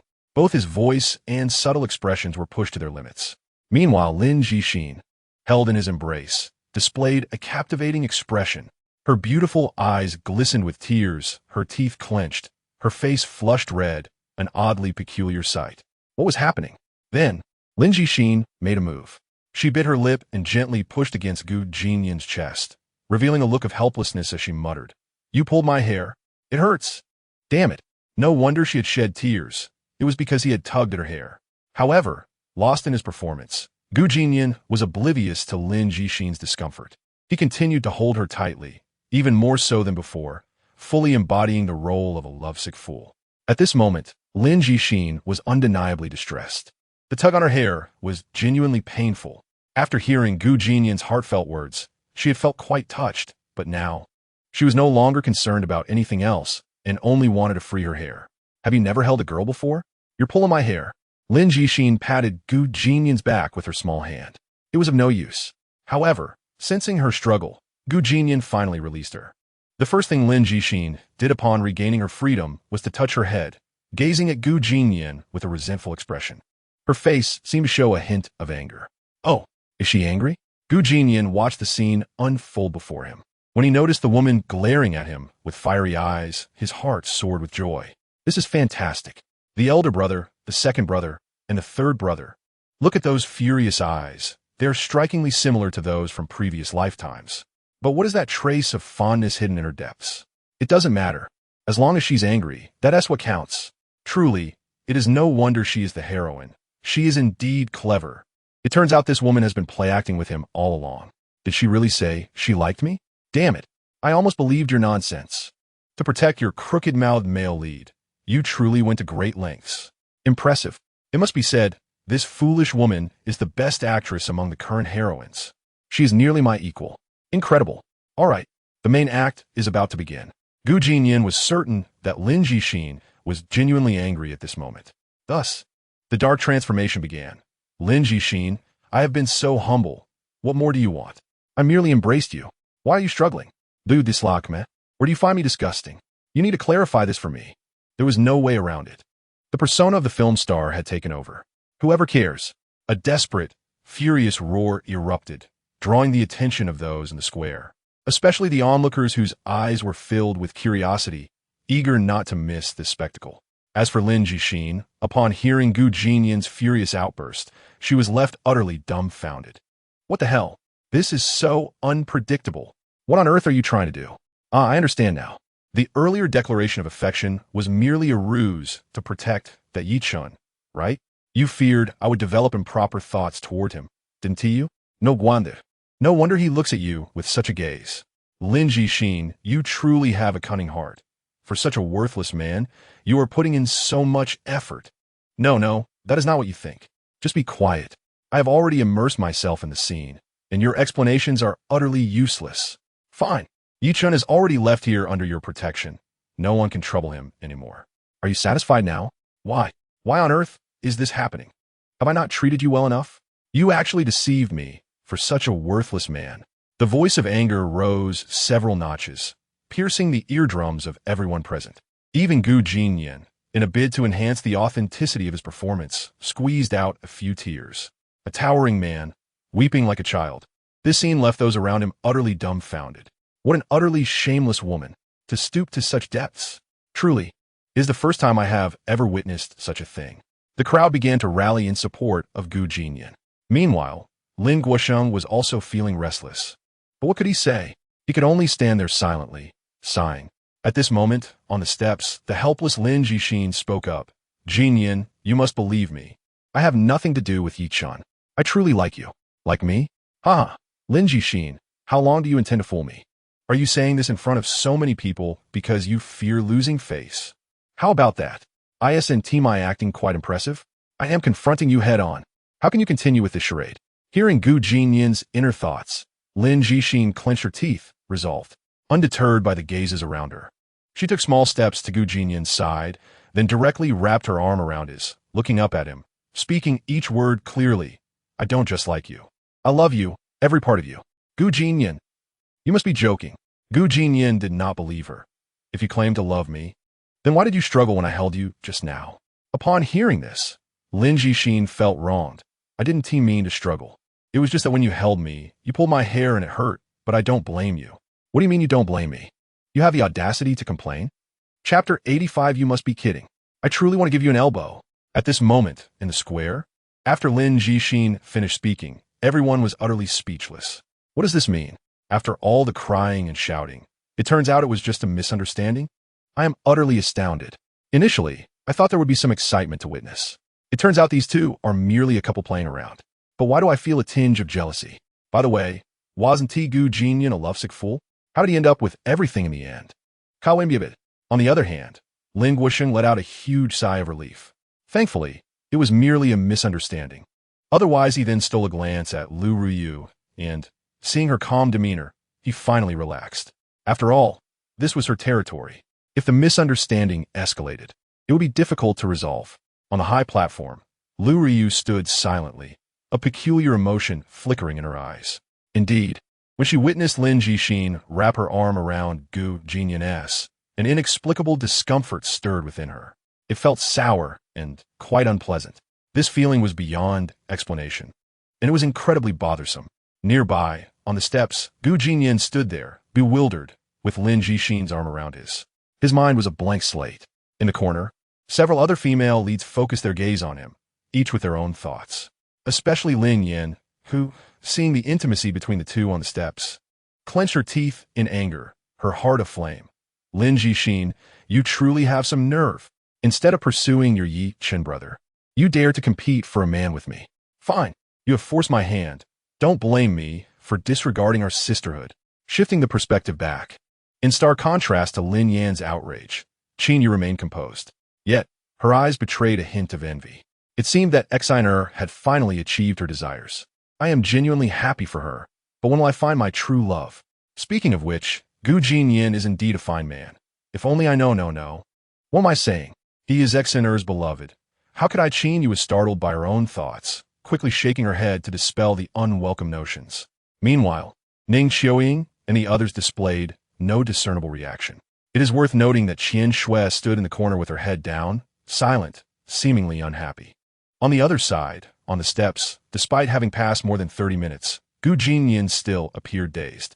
It was utterly comical. Yes, he could not comprehend. He had orchestrated everything so perfectly. They had cried and shouted, yet it ended up like this. It was utterly baffling. No matter how hard Jinnian racked his brain, He could not fathom how it had come to this. The plot had clearly unraveled. Even Lin Jixin had lost her grip on reality. This foolish woman actually declared her love for me before so many people? What the heck? In the next moment, Gu Jinnian cast a discreet glance at Lin Jixin. Goodness. Her small face was flushed. Not only that, but the look of happiness on her face was unfathomable. This is absurd. This woman has undoubtedly been switched. Where's your usual aloofness? Where's your disdain for men? Has it all been devoured by a dog? System, speak the truth. Has this woman been swapped? Soon, a crisp electronic voice chimed in. Ding, please refrain from overthinking. The female protagonist cannot be swapped. Gu Jinnian, I am utterly flabbergasted. If she hasn't been swapped, then why has it developed this way? Can someone please explain this to me? I am willing to pay. At this moment, Lin Jixin noticed his unusual demeanor. She tilted her head, glanced at him, and her lips curled into a barely perceptible, mischievous smile. Jinnian, I have so openly expressed my feelings for you. Surely you must believe me now. Believe you? Nonsense. Sheener, we cannot play games like this. You are the female lead, and I am the antagonist. We are clearly not on the same path. I swore that today I must embrace my dark side. Gu Jinnian took a deep breath, forcing his emotions to settle. With a slight turn of his eye, he spoke each word deliberately. Hexen, I understand that with so many people around, you declared your love for me to avoid escalating the situation. But now that the crowd has dispersed, there is no need for pretense. You can speak the truth. Lin Jixin's lips curved upward, showing no hesitation. She softly replied, I do like you, and I love you. That is the truth. Stop joking. I know you love Yi Chun. You are merely sticking by my side to protect him better. I am not joking. I hardly know that guy. How could I possibly like him? You must be kidding. I truly want to give you an elbow. Upon hearing this, Lin Jixin nearly burst into laughter. Maintaining her composure. What did you say? Realizing he had misspoken, Gu Jinnian quickly clamped his mouth shut. This is infuriating. When it being the antagonist become so challenging? No, I must steer the plot back on course. Lin Jixin, you fear I will harm Yi Chun, hence you speak falsely. I can understand that. But I cannot accept your deception. I am willing to grant you another chance. I hope you can tell me the truth. Was your earlier declaration of affection genuine or not? This is exhausting. In this day and age, being a villain is quite a challenging endeavor, especially when one must devise their own lines. My brain cells feel utterly drained. Yet there stands Lin Jixin, who seems entirely disinclined to utter a single word, instead opting to demonstrate her intentions through actions. In the next moment, she extends her delicate hand and once more wraps it around Gu Jinnian's arm, lowering her head in shyness as she leans beside him. Gu Jinnian exclaims, "This is outrageous. Why are you not adhering to the usual script?" Indeed, he had meticulously planned to unleash a torrent of rage the moment she spoke. However, to his astonishment, she has once again ensnared his arm. Yet, this foolish girl possesses an enchanting fragrance. What am I saying? Fragrance, indeed, just as Gu Jinnian internally berated himself. Lin Jixin made a sudden move. The next second, she released his arm and proceeded to do something utterly unexpected. She sat upon the steps, removed one of her pink canvas shoes, and revealed a nimble little foot. Without a moment's hesitation, she stripped off the white sock from her small foot, gently massaged it, and then stood before Gu Jinnian, her head bowed, her cheeks flushed with embarrassment. Then, to his utter astonishment, she extended her hand and offered him the sock, adding, "This is a new pair I changed into last night. It should suit your taste after nearly a day's wear." In a secluded forest within Tongyun city, Yi Chun sat on the sofa of a thatched cottage, his countenance dark and his fists clenched, a visage of exasperation. The events of the day replayed in his mind, fueling his anger toward Gu Jinnian. His expression grew grim as he shouted with fury, "Gu Jinnian, I shall ensure your demise." As the child of destiny, he had never endured such indignities. How could he not feel aggrieved? With gritted teeth and reddened eyes, he called out coldly to the outside, "Bingying, where are you?" Hearing the shout from within, Yi Bingying paused momentarily before hastily entering the room. Upon seeing her junior sister, Yi Chun spoke rapidly, his voice laced with anger. "Sister, it is time for you to take action. Contact Yinling at once, and find a good opportunity to bring Gu Jinnian here." Yi Bingying was momentarily taken aback by the request, yet a flicker of anticipation danced in her eyes. Just moments ago, she had been vexed about how to locate Gu Jinnian. Now, an opportunity had presented itself. Understood, senior brother, she replied without hesitation, swiftly departing the room. Watching her retreating figure, Yi Chen's lips curled into a cold smile. In that moment, the crooked-mouthed protagonist was consumed by wrath. Indeed, he had no intention of remaining passive any longer. He was prepared to strike directly and bring down the heir of the Gu family. Gu Jinnian, you have successfully ignited my fury. You had best not leave your home in the coming days, for when I find my chance, I shall surely eliminate you. Meanwhile, in the Gu family's villa, the pitiful Gu Jinnian sat alone in a deserted corner, lost in sorrow.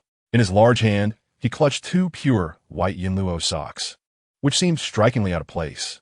As he inhaled the faint fragrance emanating from the socks, he felt utterly disheartened. This is utterly ridiculous. Another person sending me socks. Where on earth are they learning such antics? Do they truly believe me to be some sort of fool? And to think, you dare proclaim your love for me. Lin Jixin, as a young lady, can you not possess a shred of dignity? This is absurd. After all I have done for you, showering you with affection, you remain unfazed? I'm at a loss. Surely, the protagonists in the stories have not treated you in such a manner. This must be a ruse. No matter how one looks at it, the leading lady of the narrative would never fall for the villain. This woman is undoubtedly fearful of my retribution against Yichun, hence her declaration of love for me. Indeed, you cunning woman, your acting is truly commendable. You almost had me fooled. Gu Jinnian chastised Lin Jixin internally, and still unsatisfied. He spat inwardly 3 times. In all honesty, could Gu Jinnian truly be oblivious to Lin Jixin's affections? Surely not. A girl openly expressing her love for him in front of so many people. He is no fool. He cannot possibly overlook that. It is merely that he is unwilling to accept this truth. In his previous 20 lives, women had left him one after another, betraying him and aligning with Yichun. Countless pleas and dark moments had only resulted in Lin Jixin and the other leading ladies mocking him ruthlessly. He had endured innumerable dark times and felt the crushing loneliness of isolation. Yet now, Lin Jixin professes her love? Does he not find it ironic? How can he acknowledge and accept such a reality?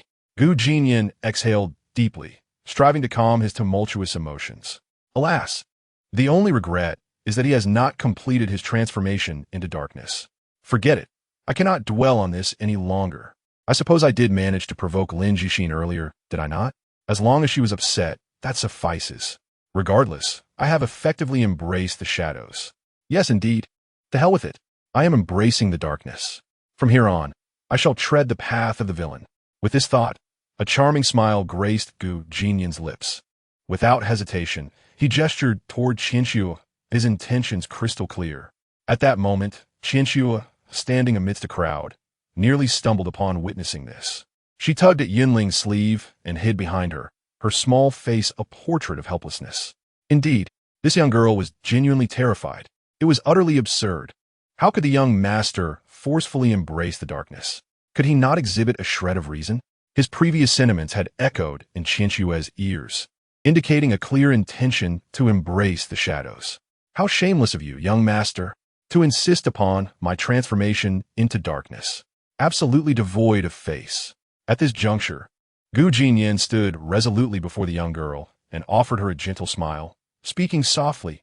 Xiaoxue, come with me to the villa. I have matters to discuss with you. You shamelessly think you have something to discuss? I am aware of your true intentions. How brazen. Young master, I have a slight headache and wish to step out to procure some medicine. What do you think? A headache? Stepping out for medicine? Gu Jinnian found himself in a dilemma. Cannot you accompany me for just a moment? It will not take long, at most 4 hours. 4 hours?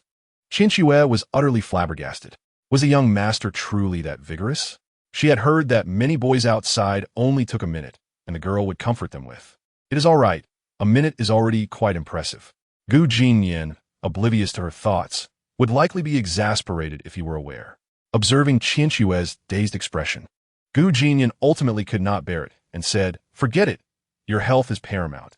You may go seek your medicine." Upon hearing this, Qianxue felt a wave of relief wash over her, and she quickly took Yunling's hand and departed from this contentious place. Gu Jinnian, on the other hand, ventured to the villa alone, intending to rest. So many events have transpired today. He requires solitude to thoroughly digest them. Furthermore, He must visit his second aunt in the evening. How can he possibly forego a moment of rest? The mere thought of Lu Ruyu, that detestable woman, stirs his ire. Why should he be obliged to visit her when he has nothing else to do? It's utterly absurd.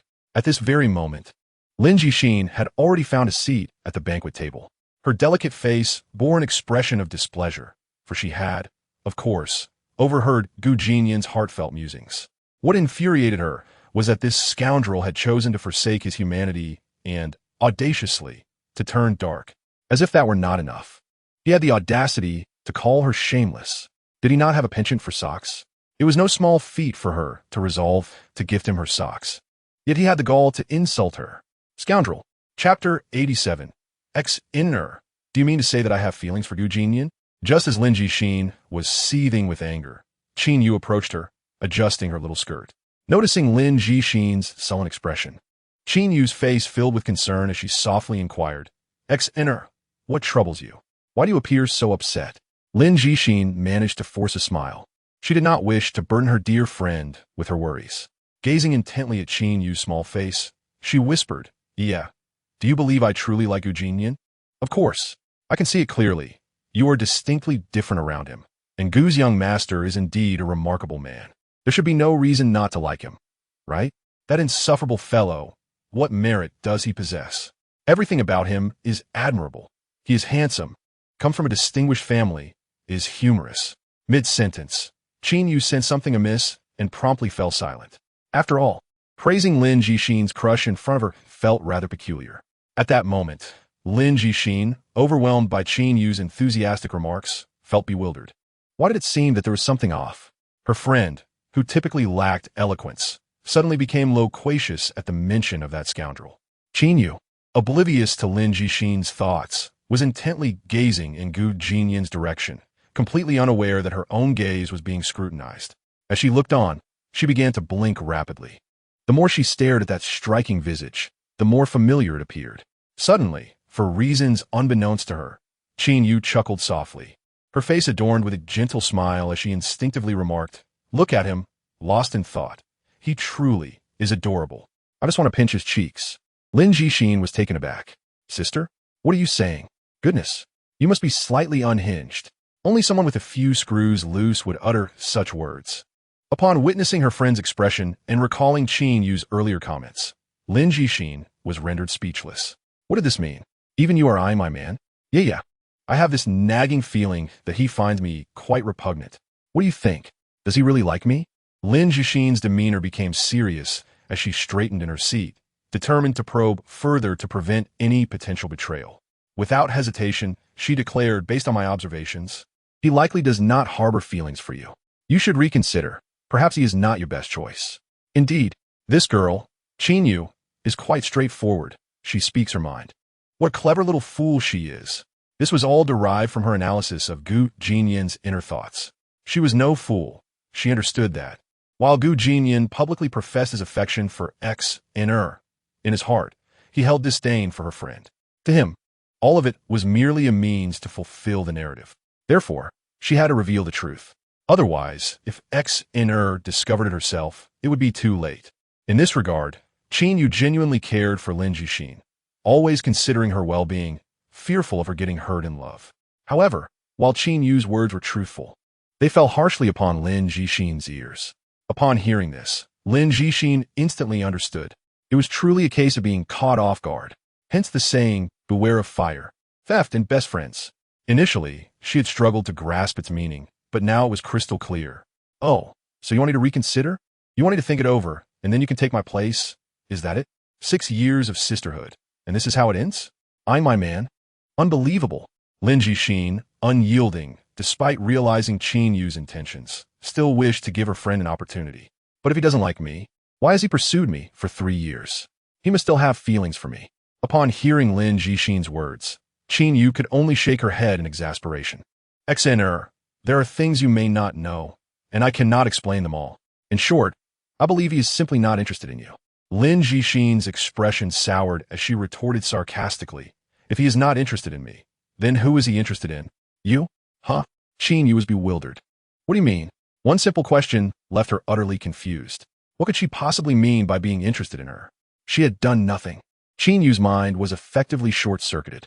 At that moment, Lin Jixin wore a mocking smile, coldly stating, "Are you issuing a challenge? Very well, I accept. Let's see whom he ultimately chooses." Qin Yu was left dumbfounded. A challenge? To see who Gu Jinnian would choose?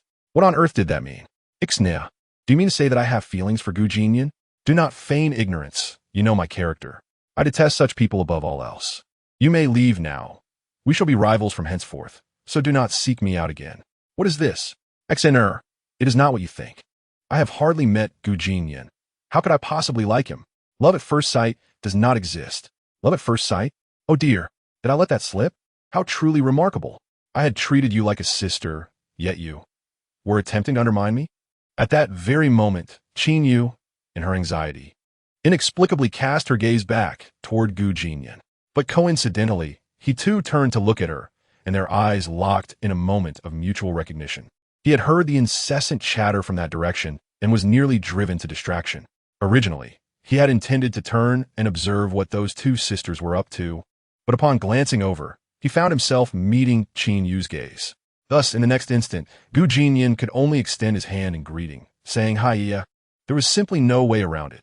After all, Qin Yu was Lin Jixin's closest friend, and as Lin Jixin's devoted admirer, it was only fitting that he acknowledge her friend. Upon hearing Gu Jinnian address her as Yiya, Qin Yu felt a rush of shyness and lowered her head. Little did she know that Lin Jixin was observing every moment of this exchange. Goodness, it is evident. There is indeed something amiss between you two. You no longer need to hide it from me, do you? You are so brazenly exchanging glances and gestures in front of me. Moreover, witnessing Qin Yu's bashful demeanor only fueled Lin Jixin's ire. How dare you feel shy? Have you no shame at all? Chapter 88. You have indulged this foul habit of yours. Just wait. Do not shed tears later. As Lin Jixin glared furiously, Qin Yu suddenly realized what was happening. She quickly raised her head, an expression of embarrassment on her face as she continued to speak. Xiner, I genuinely have your best interests at heart. I believe you should reconsider, for I can see that he might not truly harbor feelings for you. What the hell? Are you really claiming to be looking out for me? Qin Yu retorted, her straightforward nature shining through as she failed to recognize the gravity of her words. So, according to you, if he doesn't like me, then he must like you? Do not approach me again. From this day forth, we are rivals, and I shall fight you to the end. Xiner, I sincerely wish you well. It's not as you think. Get away. Lin Jixin coldly shot her a glance, emanating a chilling aura. Under such scrutiny, Qin Yu felt utterly flustered. How absurd. This situation was utterly nonsensical. Fine. In the next moment, Qin Yu chose to silence herself. At this juncture, any explanation would be futile. Xiner wouldn't believe her. This was indeed a tremendous misunderstanding. How could her own best friend suspect her of having feelings for the man she liked? It was utterly baffling. She would never compete with her sister for a man. Never mind. Time would reveal the truth, and Xiner would eventually understand. With that thought, Qin Yu shook her head slightly, sighed inwardly, cast a glance at Lin Jixin, and turned to leave. Lin Jixin furrowed her brow, watching the figure of her former friend depart, feeling an immense tightness in her chest. Such unforeseen treachery. It turned out that her best friend was the greatest threat. Was this truly necessary? Gu Jinnian, you are a scoundrel. What did you become involved with my best friend? Sigh, perhaps Gu Jinnian had done nothing wrong. But Qin Yu, you truly have no shame. Meanwhile, Qin Yu lowered her head, her expression somber as she approached Ning Qiuying, who appeared quite dejected. Noticing her daughter's demeanor, Ning Qiuying looked at her with a hint of concern, then at the irate Lin Jixin not far away. Seemingly grasping the situation, she then smiled gently and spoke. What is wrong, Yiya? Did you have a quarrel with Xina? No, it's just a misunderstanding that I find difficult to clarify. Is it about Gu Jinnian? Upon hearing the question, Qin Yu's face grew even more despondent, and she fell silent, clearly acquiescing. A glimmer of understanding sparked in Ning Qiuying's eyes as her lips curled into a smile. In that case, let us go find Gu Jinnian and clarify things, shall we? Huh, go find him. Indeed, since the situation arose because of him, it should also be resolved by him. Yeah, you wouldn't want to be misunderstood by Xiner indefinitely, would you? After saying this, Ning Qiuying took her daughter's hand and headed in the direction of Gu Jinnian. Meanwhile, Gu Jinnian, reclining in his chair, remained oblivious to the impending developments. He continued to survey his surroundings with keen interest, surrounded by a cacophony of sounds that, instead of being bothersome, provided a sense of comfort.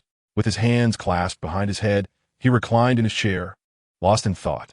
The banquet must be nearing its conclusion, right? By the way, where did that wretched woman, Lu Ruyu, go? This is your stage. How could she wander off? This is absurd. Moreover, that Ning Qiuying, today she even attempted to seduce me in front of her daughter? Who can tolerate that? Truly mindless. Xiaoyan, what are you watching over here? A sweet, melodious voice broke through his reverie, causing Gu Jinnian to feel a shiver run down his spine. Turning slightly, he was taken aback to find Ning Qiuying and her daughter standing directly behind him. What on earth? What is happening? Why is this woman approaching me? Hearing the unspoken thoughts, Ning Qiuying flashed a charming smile before stepping closer and sitting beside Gu Jinnian. Xiaoyan, I must say, you looked quite adorable in that dazed state just now. Gu Jinnian was left utterly perplexed. The faint fragrance wafting from the woman beside him left him utterly flummoxed. Please, do not sit so close. Is there something wrong with you? Ning Ai, what brings you here? Gu Jinnian stammered, awkwardly shifting away. Yet it was in vain. No matter how he moved, Ning Qiuying seemed determined to follow suit. She leaned closer, her face mere inches from his, the scent from her neck tantalizingly close. With a sultry smile, she spoke. I came here for a specific reason. This woman is utterly intoxicating. Must you sit so close? What if I accidentally brushed my lips against yours? Gu Jinnian's thoughts were in disarray. Yet, in the next moment, seeing that Ning Qiuying showed no signs of retreating, he resolved not to indulge her. You've been spoiled. You better not cry later. You wanted to get close? Come on, let us see who is more daring. In the blink of an eye, the once passive Gu Jinnian transformed into the aggressor. Initially, he appeared evasive, but in the next instant, he boldly closed the distance. Realizing something was amiss, Ning Qiuying was left utterly dumbfounded. However, there was no turning back now. She had unwittingly found herself in Gu Jinnian's embrace in front of her daughter. This was undeniably awkward. Yet, despite her initial fluster, she quickly regained her composure and smiled at Gu Jinnian. Xiaoyan, there are so many people around. Could you please let go of I? We can always have a proper hug after the banquet.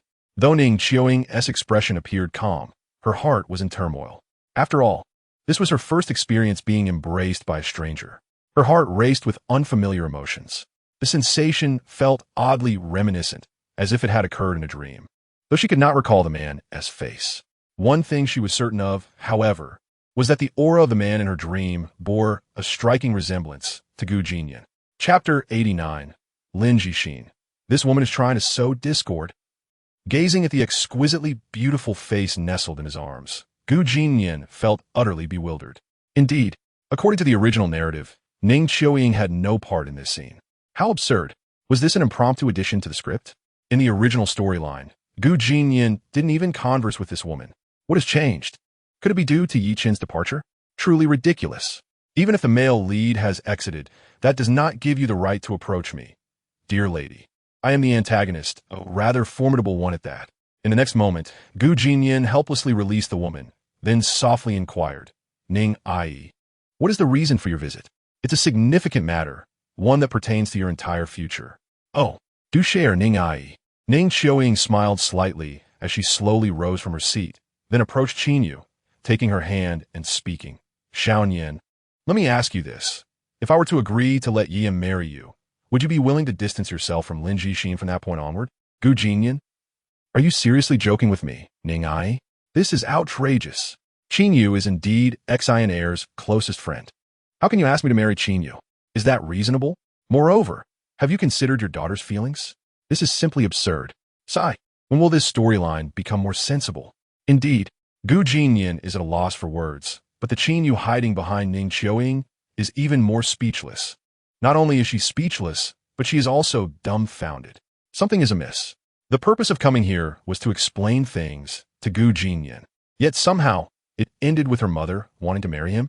Mother, please do not be ridiculous. If Xian Heir were to witness this scene, it would be even more difficult to explain. At that moment, Ning Qiuying pulled Qinyu out from behind her, forcing her to make eye contact with Gu Jinnian. Upon seeing that handsome face again, Qinyu, predictably, blushed deeply. Her cheeks flushed with embarrassment. Her voice grew somewhat tense as she fervently shook her head. addressing the young master before her. Gu Xiaoyi is truly not as you think. My mother's words were merely made in jest. Please do not take them to heart. Haha, yeah, you're Xian Heir's friend, thus naturally my friend as well. Ning was merely joking with me. I understand. Hearing him call her yeah once more, Qin Yu's face reddened again as she lowered her head. Meanwhile, Gu Jinnian paid no heed to whether Ning Qiuying's words were true or false. Regardless of their authenticity, he simply needed to brush past it. This tactic proved effective, leaving Ning Qiuying momentarily speechless. However, the next second, she raised her lips in a teasing smile and tentatively asked, "What Aunt just said is true. As long as you agree, Yaya will be your woman. What do you think? Furthermore, Yaya is far more obedient than that girl from the Lin family, and her temperament is much gentler. She is truly the perfect choice for a girlfriend. Mother, please stop this nonsense." Xian Heir could arrive at any moment. Just as Qin Yu wore a worried expression, unbeknownst to her, Lin Jixin had already witnessed the entire ordeal. What's more, she had even overheard the trio's conversation.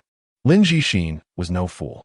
At present, Qin Yu was her rival, and thus she needed to monitor her movements closely. Thus, upon seeing Ning Qiuying take Qin Yu to find Gu Jinnian, she had fixated her attention on the three of them. However, she never anticipated that the next moment, Ning Qiuying's words would leave her utterly bewildered. Yaya is far more obedient than that girl from the Lin family, and her temperament is much gentler. She is truly the perfect choice for a girlfriend. What does this mean? Surely this is excessive. How blatant. Ning Qiuying, are you implying that Yaya is more obedient than me? Are you mocking my obedience? Furthermore, what good is being obedient if it only results in being bullied by that scoundrel? Lin Jixin could no longer contain her frustration and silently cursed. At that moment, the two women and one man standing nearby also realized her presence. Qin Yu was completely stunned. This is disastrous. Just as I feared, Xian Heir has discovered everything. Now, it is even harder to explain.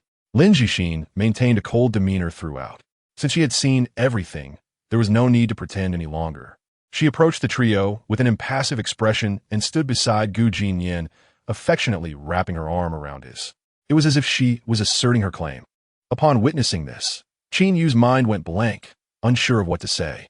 As for Ning Qiuying, she dismissed Lin Jixin entirely, looking at Gu Jinnian with a teasing smile. She gently remarked, "Xiaonian, I must remind you of something. Have you ever considered why she did not agree to you for 3 years? Yet today, she suddenly declares her feelings for you? Do you not find that strange?" Gu Jinnian responded, "Of course it is strange. I wish to ask the same question. Dear sister, do you know something?" However, as Lin Jixin's devoted admirer, he could not question her motives, unless he were to succumb to a dark transformation, which would allow him to express himself genuinely. Upon hearing this, Lin Jixin was infuriated. This woman is inciting discord. It is utterly shameless. Although she was seething with anger, she found herself unable to provide an explanation, leaving her feeling terribly frustrated, nearly to the point of tears. Observing her reddened eyes, Ning Qiuying's smile widened even further, and she gently addressed Gu Jinnian. "Xiaonian, this matter you must discover for yourself, and do not forget what I told you." "Yeah, we should go." With a playful gaze fixed on Lin Jixin, she lightly advised, "Xian Heir, let me offer you a piece of advice. Keep a close eye on your beloved. If someone else were to steal him away, it would be rather embarrassing." As she spoke, her laughter rang out like a silver bell. Although her laughter was sweet, Lin Jixin found her words exceedingly grating. "A vixen? Is she threatening me? How utterly shameless." At that moment, Gu Jinnian, watching the mother and daughter depart, let out a sigh of relief, reflecting inwardly. Finally, that troublesome woman has left. I must maintain my distance from Ning Qiuying in the future. This is simply absurd. At over 30, why does she still behave like a young girl? Always eager for a spectacle, damn it. I almost lost my composure. Right? And as for Lin Jixin, to be honest, I have completely lost the ability to comprehend her. What a conundrum. Outside the villa, the flustered and blushing Qin Yu clung to Ning Qiuying's arm, gazing at her mother with a melancholic expression. What had transpired had nearly scared her to death. How could her mother utter such words? Now, her sisterly bond with Xian Heir would be irreparably damaged. Sigh, this is truly disheartening. Looking at her mother with a mournful gaze, her adorably pouting expression was simply too charming. At that moment, noticing her daughter's unusual demeanor, Ning Qiuying pinched her cheek, sighed, and then smiled warmly.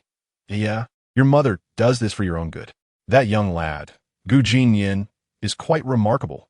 If I could ensure your marriage to him, I would feel at ease. Quite remarkable. Qin Yu was momentarily taken aback. This was the first time she had heard her mother praise someone so highly. But mother, I have expressed before that I do not wish to marry. I only want to stay by your side. Moreover, Gu Xiaoyi is someone Xinair likes. How could I? Observing her daughter's obedient manner, Ning Qiuying ceased her smile, becoming serious as she grasped Qin Yu's small hand and solemnly stated, Yeah, you must marry, and the one you marry must be Gu Jinnian, for he is the only one capable of truly protecting you. Looking at her mother's serious countenance, Qin Yu felt bewildered. What does it mean that only he can protect me? However, upon reflection, considering Gu Jinnian's inner voice, he indeed possessed a unique ability. Being by his side would likely provide a sense of safety compared to others. One cannot deny, her mother's insight into character was indeed remarkable, instantly recognizing Gu Jinnian's extraordinary qualities. However, expecting her to marry him felt somewhat coercive. This was not only due to Xinair, but also her own reservations. Although Qin Yu held a favorable impression of Jinnian, this sentiment was entirely distinct from affection. Even if she were somewhat infatuated, it was implausible that she would develop feelings for him simply after a single encounter. Such a notion was utterly preposterous. Moreover, the concept of love at first sight was nothing more than a fanciful myth. Thus, she found her mother's assertions rather disconcerting. Qin Yu was a rather rational young woman. If faced with the choice between an unrealistic romance and a sincere friendship, she would undoubtedly opt for the latter. Mother, there are so many outstanding young men in Jinnian City. Why must you insist that I marry Jinnian? And Ingqi Ying sighed internally. Realizing that this was a conversation she could not explain to her Navi daughter. Was she to reveal to her daughter that she could hear Jinnian's innermost thoughts? Or that failing to marry him could potentially lead to becoming one of YCHN's consorts? It was all rather perplexing. Why? Just heed your mother's advice. In the coming days, maintain more contact with Jinnian and cultivate a deeper connection. It will be beneficial for you. After hearing these words, Qin Yu could only nod silently.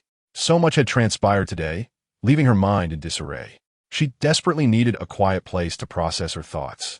Observing her daughter's demeanor, Ingqi Ying allowed a barely perceptible smile to grace her lips and then inquired gently, Speak honestly. How do you feel about Jinnian? At this question, Qin Yu lowered her head and blinked, contemplating seriously before responding. He leaves a very good impression as a remarkable young man. Jinnian, a remarkable young man? I could just as easily knock you down. Ingqi Ying chuckled softly. Isn't a good impression sufficient? What difference does it make from liking someone? Again, let me reiterate. A good impression and affection are clearly two different matters.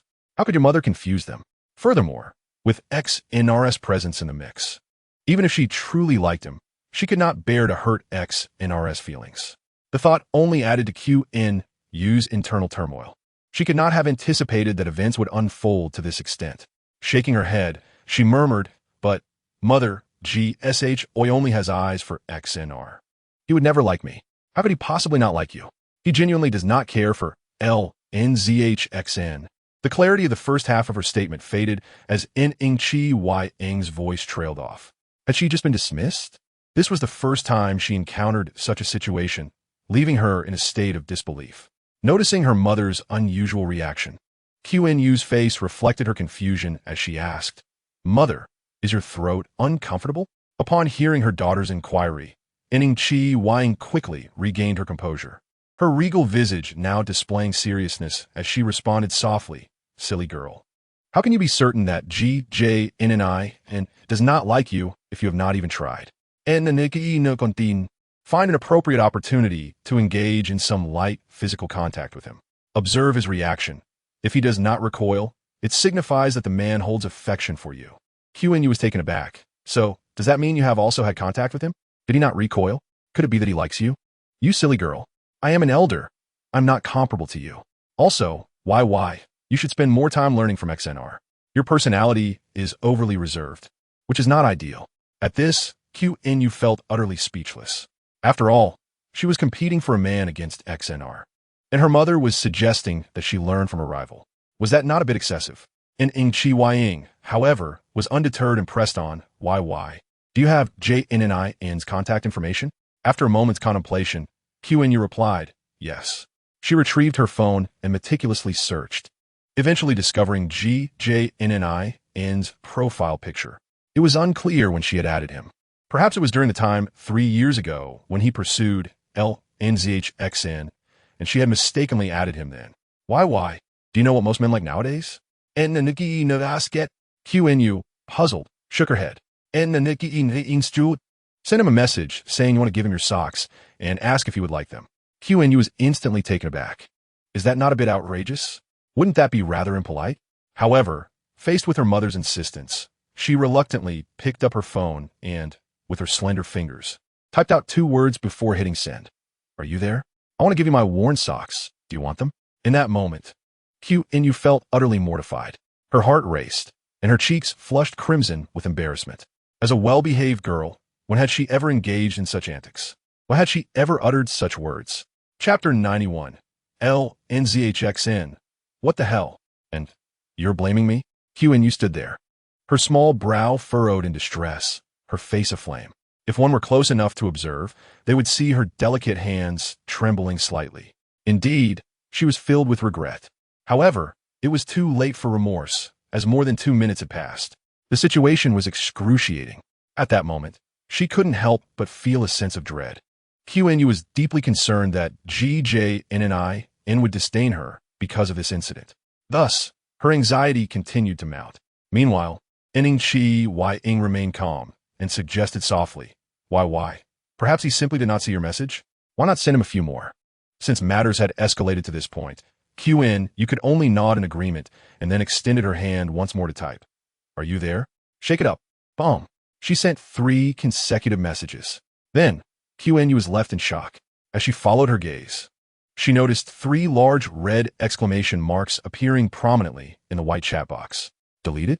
This was the first thought that flitted through QNU's mind. It was her first experience of being unfriended. Her emotions were a whirlwind of confusion as she stomped her foot in frustration, nearly brought to tears. It was all her mother's fault for mentioning socks. Now, she had been dismissed. How would she ever face him again? Seeing this unfold, Ning Chi Ying felt perplexed as well. Based on her understanding of GJNNIN, this response was unexpected. Was there a misstep somewhere? It's all right, you. But before Ning Chi Ying could finish her sentence, QNU's eyes widened in surprise as she raised her phone, exclaiming, What? Didn't he just delete me? Indeed, GJNNIN had re-added her. This news exhilarated QNU. Being re-added meant she could explain herself.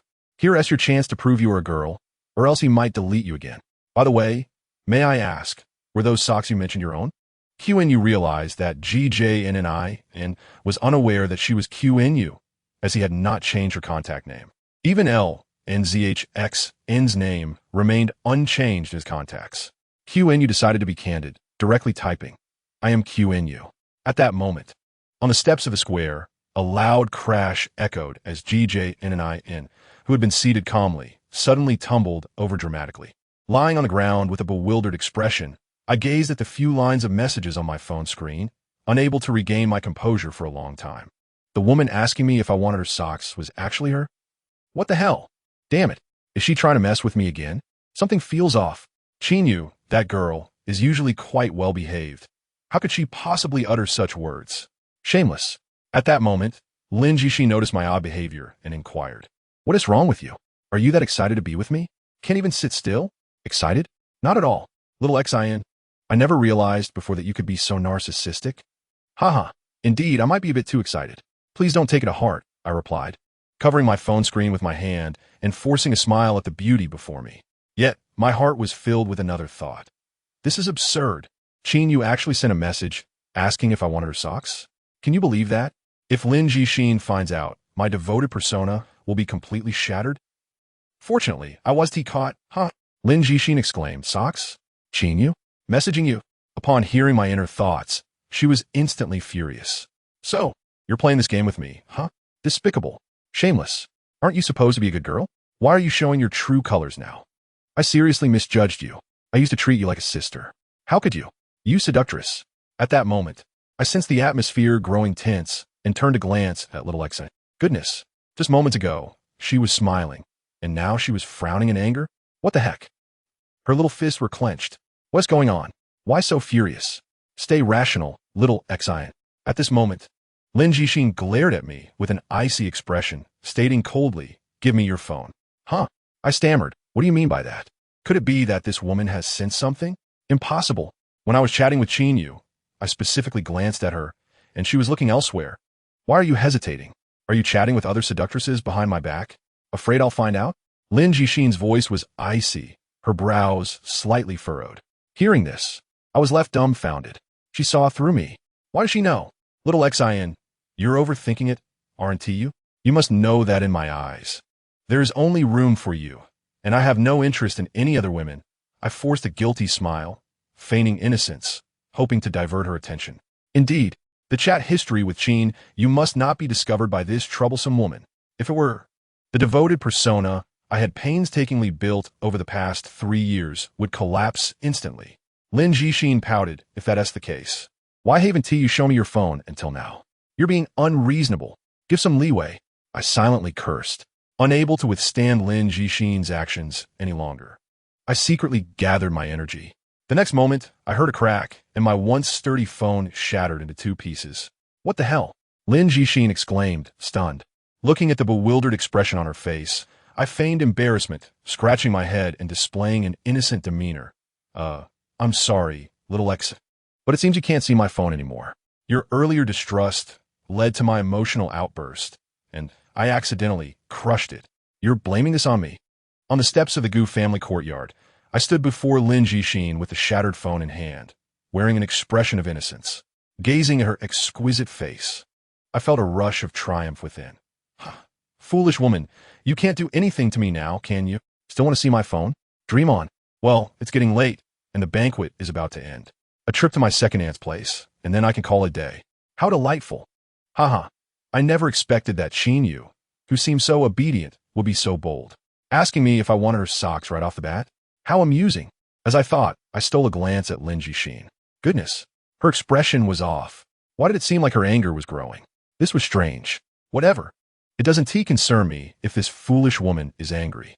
I then turned away, surveying the surroundings, and by chance, my eyes met Lin Yan's. Our gazes locked.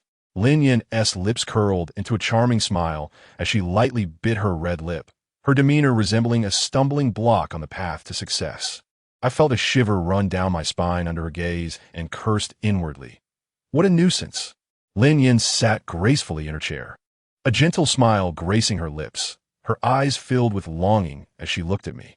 Deep within her heart burned a strong desire. She longed to rush to my side at that very moment. Among the several female leads that had appeared, it was clear that Lin Yan held the deepest affection for me. After all, we had shared intimate moments before. Her feelings for me were unmatched by Lin Jixin or any of the other female leads. She was waiting for an opportunity to be alone with me. Outside the villa, Jinnian blinked at her phone screen, but after more than half an hour, she had yet to receive a message from me. Feeling somewhat disheartened, she lamented that I had completely ignored her. How rude. The location she was in was too far from me. She couldn't hear my thoughts. Therefore, she had no idea what had transpired within the villa. Ning Qiuying, calm in demeanor, held her exquisite face and gently spoke to her daughter. She had considerable confidence in her daughter. While Jinnian and Lin Jixin might appear equally matched in looks, in terms of character, Jinnian held a distinct advantage. One was sweet and understanding, while the other was fiery and proud. It was evident which one had the upper hand. As long as her daughter could take the initiative, Ning Qiuying believed I would not resist. As for the sisterly bond between Yeye and Xiner, sorry, Ning Qiuying hadn't even considered that. In the face of true love, one must learn to let go of certain things, otherwise it would only lead to more troubles. As the sky gradually darkened, with Ning Qiuying and her daughter departing, today's banquet was reaching its conclusion. The once vibrant atmosphere had quieted down. The prominent figures present began to leave one by one. However, the female leads had yet to depart in significant numbers. Except for Ning Qiuying and her daughter Jinnian, along with the male protagonist junior disciple Yi Bingying. Almost everyone else is here. It is noteworthy that Lin Guisheng, that old rascal, has not left either. This is rather peculiar. Gu Jinnian gazed at his aged face, sensing that he was up to no good. As expected, in the next moment, Lin Guosheng approached him, with an expression full of admiration. He patted Gu Jinnian's shoulder and said earnestly, "Jinnian, from now on, you must protect Xin'er. You must not let her suffer any grievances." "Protect her? You old rascal. What nonsense are you spouting? You are certainly stirring up trouble, aren't you?" However, despite his inner reluctance, he had to maintain a smile on his face. "Uncle Lin, rest assured, I will treat Xin'er well and ensure she does not suffer even the slightest grievance." After hearing Gu Jinnian utter these insincere words, Lin Jixin could not help but laugh aloud. Witnessing her laughter, Gu Jinnian genuinely wanted to deliver a resounding slap to her. Good heavens, this woman is simply toxic. Just moments ago, she was brimming with rage. Why is she suddenly laughing now? At that moment, Lin Yin, who had long been plotting, also approached with small, delicate steps. She intentionally positioned herself next to Lin Jixin, standing tall to fully showcase her exquisite figure, which stood in stark contrast to Lin Jixin's youthful frame. It must be said that this young lady from the Lin family truly embodies the essence of a perfect woman, both in figure and appearance, far beyond the capabilities of the current Xin'er.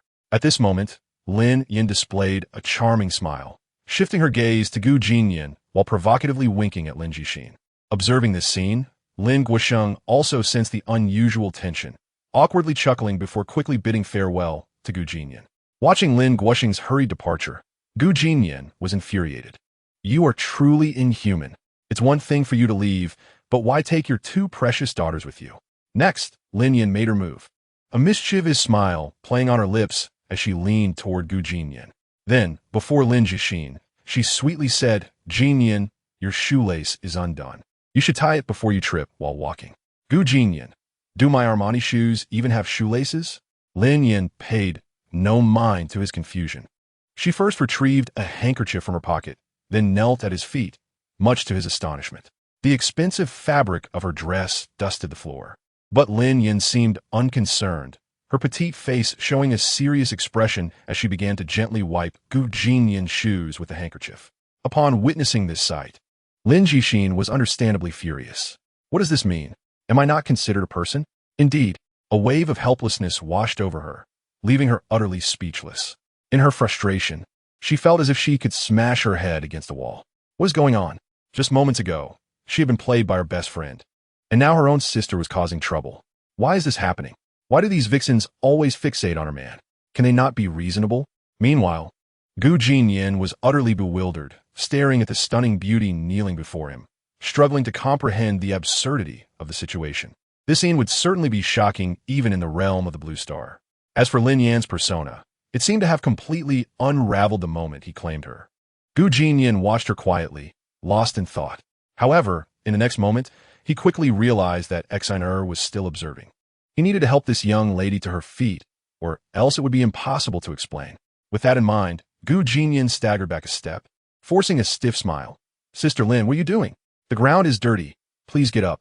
Lin Yin, however, raised her delicate face. Her attractive brows slightly arched as she gazed affectionately at Gu Jinnian. "It's nothing. I do not mind the dirt. Do you think I care about that? If you don't get up soon, I want to be able to explain this. It might ruin the carefully crafted image I've built." Eventually, Lin Yin slowly stood up, revealing that the hem of her red dress was now dust-laden, creating a rather jarring sight. Yet, she seemed completely unfazed, turning her neck to glance at Lin Jixin. Her beautiful eyes displayed a feigned surprise as she softly addressed Lin Jixin. "Xin'er is here too. My apologies for not noticing you earlier." "Gu Jinnian, are you serious? You dare say you didn't notice? You just locked eyes with Xin'er. Goodness, what remarkable acting skills." Lin Jixin glared at her expressionlessly, her voice cold as she spoke. It is no exaggeration to say that Xin'er embodies the epitome of a Tsundere Ice Queen, perpetually maintaining a frosty demeanor regardless of her emotions. Of course, Xin'er is different with certain individuals. She is warm and affectionate with Gu Jinnian, unlike her demeanor with others. Perhaps this is the exclusive treatment he receives. Regardless, Lin Jixin would never show Lin Yin any kindness. Furthermore, recalling the incident at the villa where Lu Ryu suggested Gu Jinnian marry Lin Yin only deepened her resentment. Indeed, Lin Jixin was genuinely upset. She had just bravely confessed her feelings to Gu Jinnian in front of everyone. How could Lin Yin possibly be oblivious? If she was aware, what did her actions mean? Kneeling and polishing Gu Jinnian's shoes in front of her was a blatant display of intent, was it not? Do not humiliate me. Do not humiliate me. The only question swirling in Lin Jixin's mind was when Lin Yin had developed feelings for Gu Jinnian. It could not have been in the last few days, could it? That would be too swift. So when was it? Could it be that 3 years ago, this vixen already had feelings for him? And now, because she had proclaimed her feelings for Gu Jinnian today, Lin Yin could not bear it and had come to steal him away? Gu Jinnian, sister, can we please stop with the wild speculation? If you continue down this path, my entire persona will crumble. In truth, Lin Jixin's conjectures were not without merit. She understood Lin Yan's nature. Her sister would never fall for someone in such a short span of time. What the hell? Calling him Jinnian so intimately, you shameless vixen. Do not humiliate me. Indeed, Lin Jixin was genuinely infuriated. Yet, the person before her was her sister, and despite her boiling anger, she could not voice her frustrations. Feeling wronged, she could only cast a helpless glance at Gu Jinnian, seeking his assistance. Well then, the pressure was now on Gu Jinnian. After much hesitation, she still failed to articulate her thoughts. Indeed, at this moment, Jinnian was quite bewildered. Who could elucidate the current situation for her? Why were they quarreling? Testing my ability to react in real time? What the hell is happening here? However, despite the tumultuous thoughts swirling within, she maintained a serene facade. Gu Jinnian forced a smile, striving to quell her emotions. Yes, she had already decided whom she would support. As a devoted admirer of LNZHXN, it was only natural that she would assist her. Thus, she resolved to have LNYN depart for the time being. That was the only course of action available to her at present. The next moment, Gu Jinnian straightened her posture, glanced at LNYN, and swiftly spoke. Sister YN, let us discuss this another day. I wish to spend some time alone with XNR. Upon hearing this, the little ice queen smiled internally and discreetly gave him a thumbs up, her beautiful eyes glaring at LNYN with a hint of defiance. On the other hand, LNYN seemed to have anticipated this outcome. A gentle smile lingering on her lips, her expression unwavering. She then turned to LNZHXN and softly inquired, "Are you feeling pleased with yourself?" LNZHXN's expression darkened. "What do you mean?" LNYN's calm demeanor stemmed from her awareness that Gu Jinnian did not harbor any feelings for LNZHXN. His earlier defense of her was merely an act to conform to his role. Without the constraints of that persona, it was uncertain whom Gu Jinnian would choose to support. Indeed, LNZHXN was not oblivious to this reality. With this realization, her previously buoyant spirits began to wane. If this fellow were not her devoted admirer, would he still advocate for her? Probably not. LNZHXN reflected on her own shortcomings compared to her sister, her lack of allure, her inferior physique, and her less agreeable temperament, leading her to conclude that he would not stand by her side. Gu Jinnian was taken aback. Why are you so self-deprecating? Chapter 94. Sister, let us engage in a duel between women. In the capital, YNLN group, the sky was hazy, and the silvery moonlight spilled onto the floor-to-ceiling windows, creating an atmosphere of tranquility. Inside the office, a woman clad in work attire stood respectfully. Before her sat another woman, equally striking, dressed in a pure white sheer gown.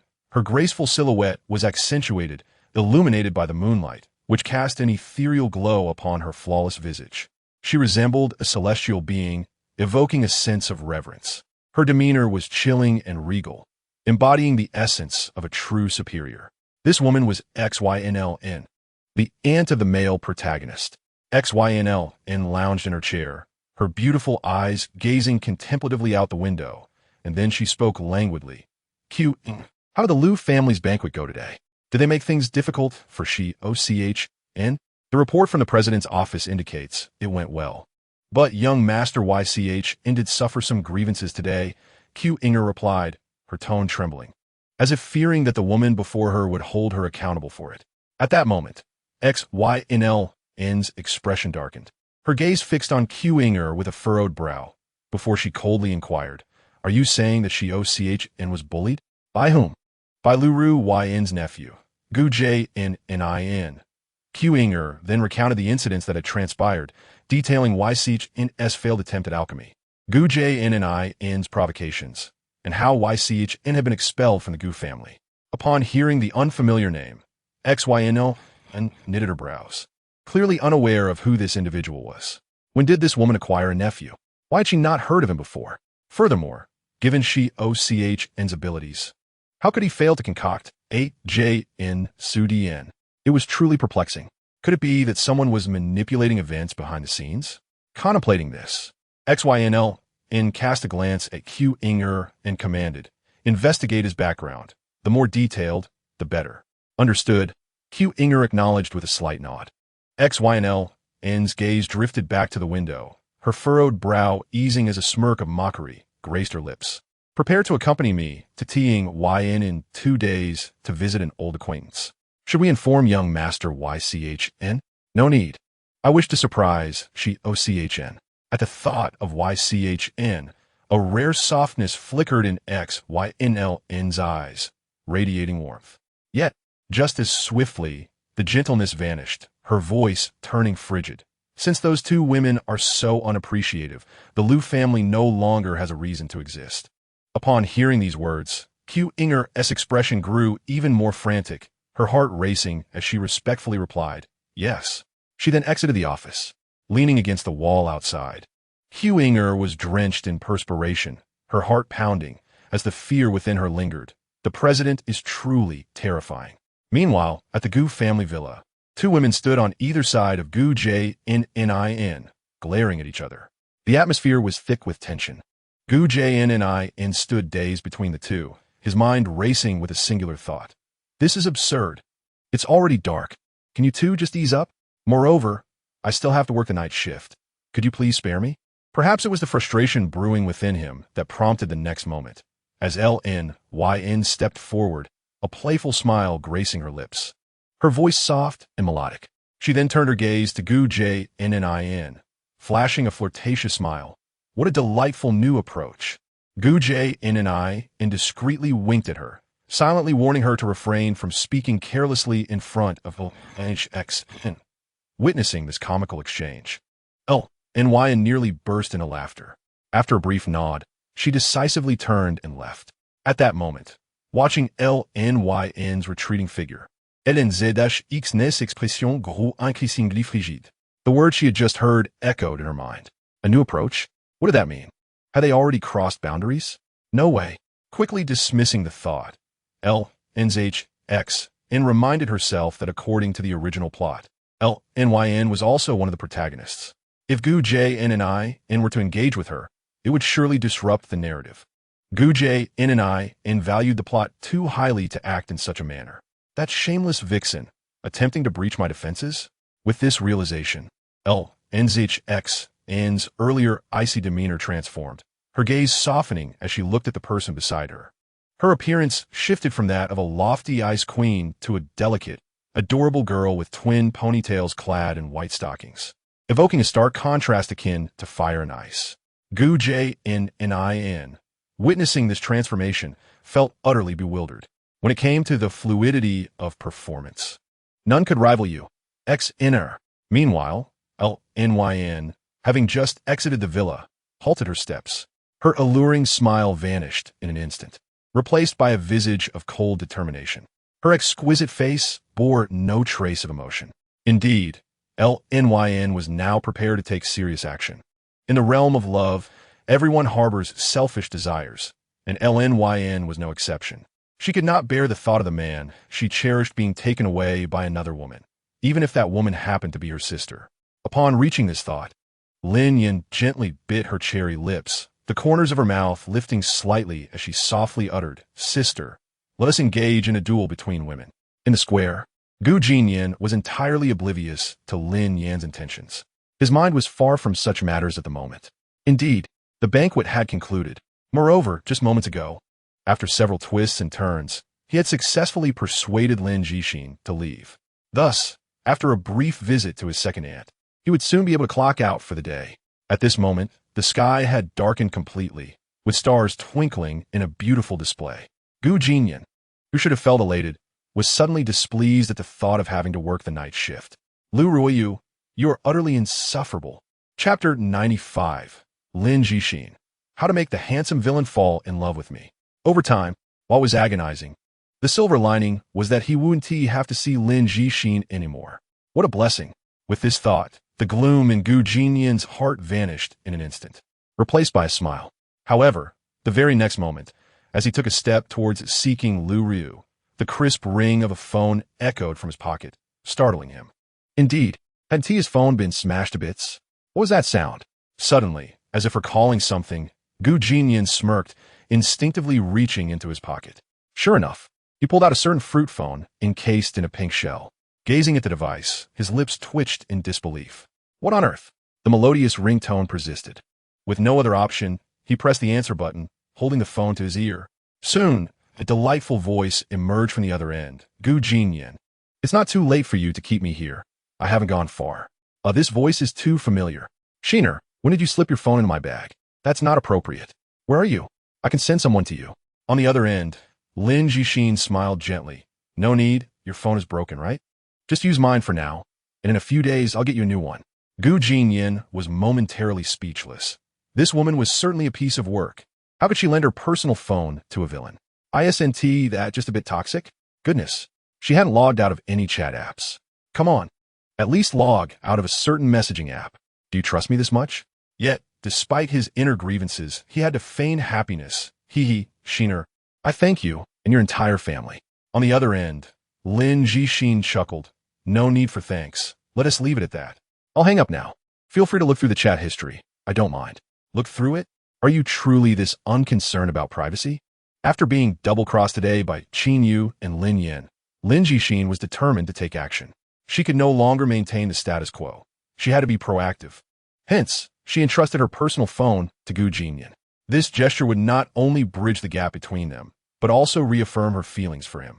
After all, she had handed him her personal phone. Surely, this fool would believe she genuinely liked him, right? Who knows? After the call ended, Gu Jinnian stared at the phone in his hand, pulling at the corners of his mouth in disbelief. Is this real? The next moment, driven by curiosity, he opened the messaging app. Lin Jixin's username was Strawberry Not Sweet, a typical feminine name. He swiped down the screen. To his astonishment, there were 999 friend request notifications. Truly, she was the female lead with such charm. Gu Jinnian's eyes widened as he continued to scroll, noticing that most of the requests were from male users, including one named Yichun. However, he paid it no mind. Next, after checking the messaging app, he opened another chat application. To his surprise, the first entry in his special contacts was none other than himself. What the heck? How absurd is this? Lin Jixin, are you out of your mind? Why would you label me as special concerned big fool? Disgusting. With a twitch of his lips, he abruptly exited the chat app. Indeed, Gu Jinnian was beginning to question his existence. How could he be specially concerned? The next moment, he forcibly calmed himself and opened the phone's browser, hoping to uncover some useful information from the search history. Alas, upon opening the browser, his expression darkened further as he spotted several lines in the search bar. Top 10 tips to avoid the crooked-mouthed male lead. What to do when the crooked-mouthed male lead won't leave me alone. Help, urgent. How to make the handsome villain fall in love with me. What is it like to date the villain? Will there be a happy ending for the female lead and the villain? Gu Jinnian stared at the screen, momentarily dazed, his face alternating between shades of red and black. A truly spectacular sight.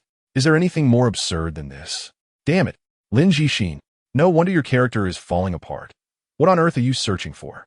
Can you be any more ridiculous? I genuinely wish I could confront you. This is utterly unreasonable. Gu Jinnian let out a long sigh, attempting to stabilize his emotions. The next second, he tucked his phone into his pocket and headed towards the villa. Indeed, he had clocked out yet. He needed to find Lu Ruoyu first. As for Lin Jixin, forget her for now. As long as the core plot remains intact, it will be fine. Lin Jixin. Oh dear Sheener, please spare me the trouble. All right, it's about time. I should go find my second aunt. After visiting her, I can finally call it a day. Sigh, today's plot has truly worn me out. I need a good night's sleep tonight. With a sigh, Gu Jinnian stretched lazily before entering the villa. Meanwhile, beside the pool, the little undercover Yunling sat with one hand holding her phone to her ear and the other propping up her chin. She seemed to be in conversation with someone.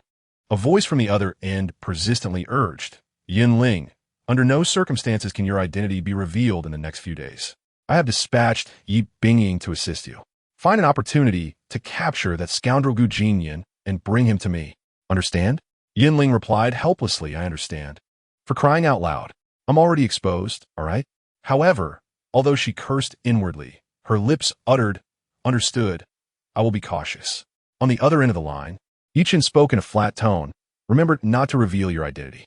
Once I have eliminated Gu Jinnian and unified Tongyun, I shall bestow upon you unparalleled glory. Chapter 96. Young Master, Linger's true identity is that of an undercover agent. Unparalleled glory? I might as well go to hell. Are you just painting a beautiful picture for me? What use do I have for that? It is unclear when Yinling began to show less respect for Yichen. Now, she even dared to silently criticize the leader of the Yi family.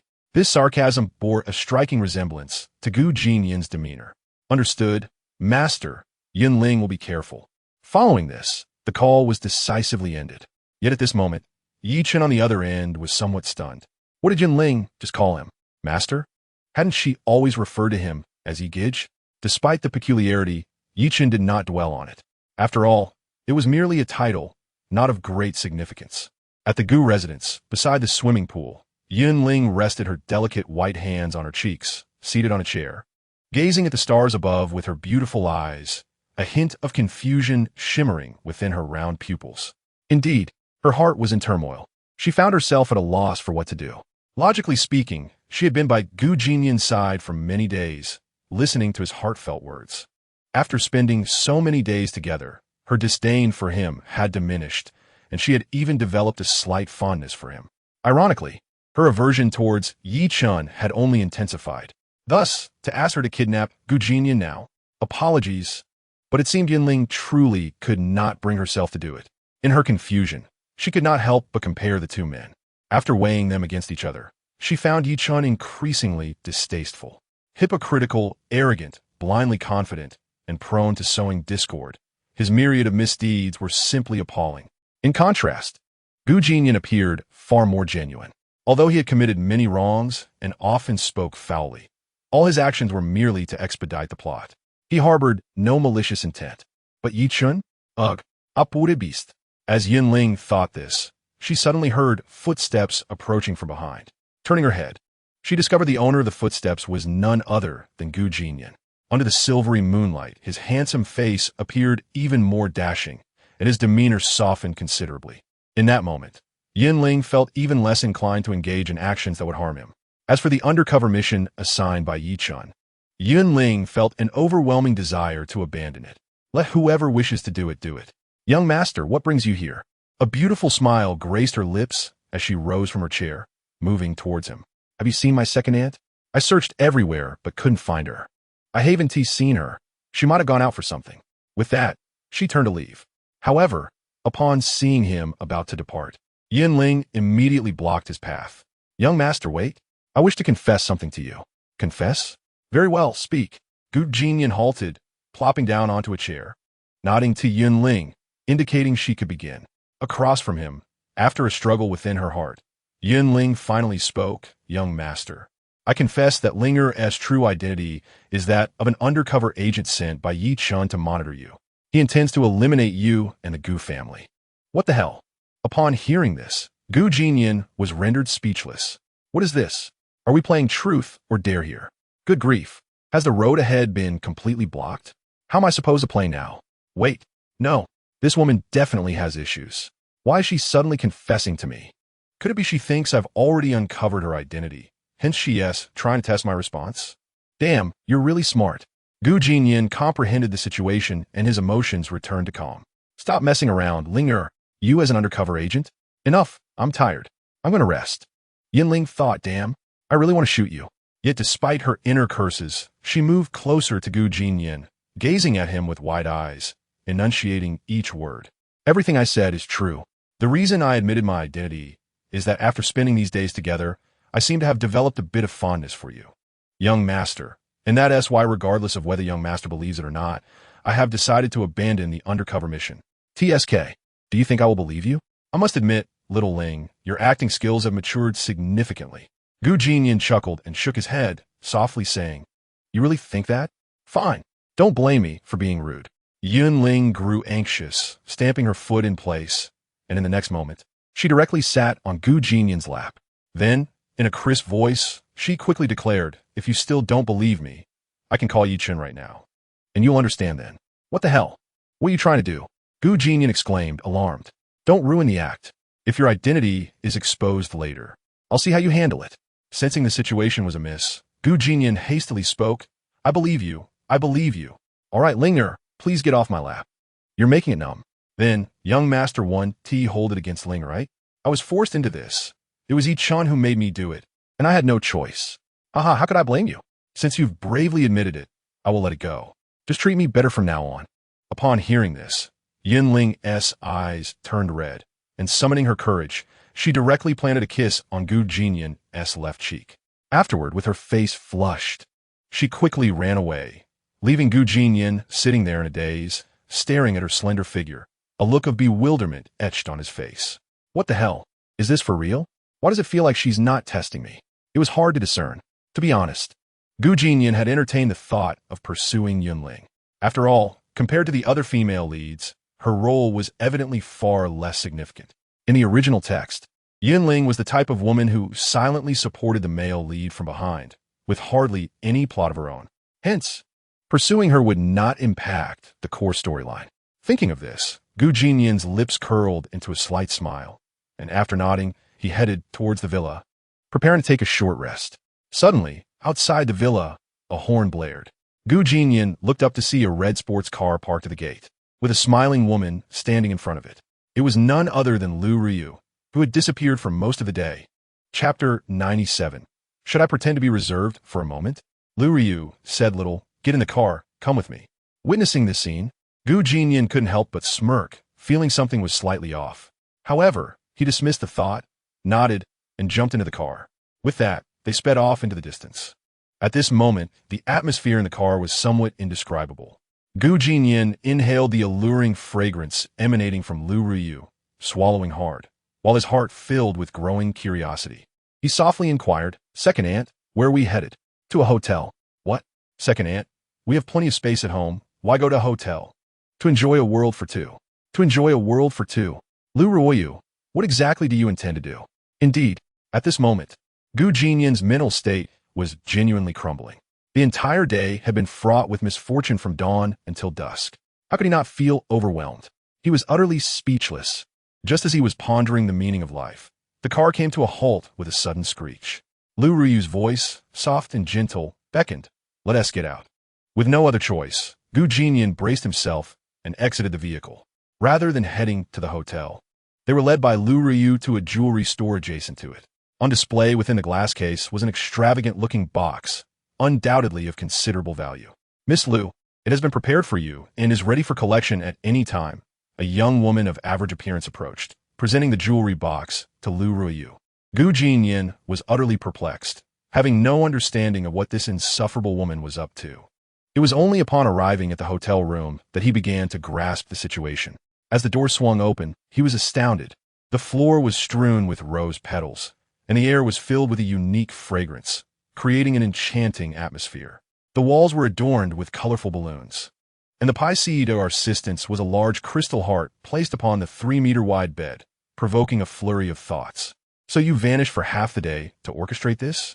The warm orange light illuminated Lu Ryu's delicate face, making her even more captivating.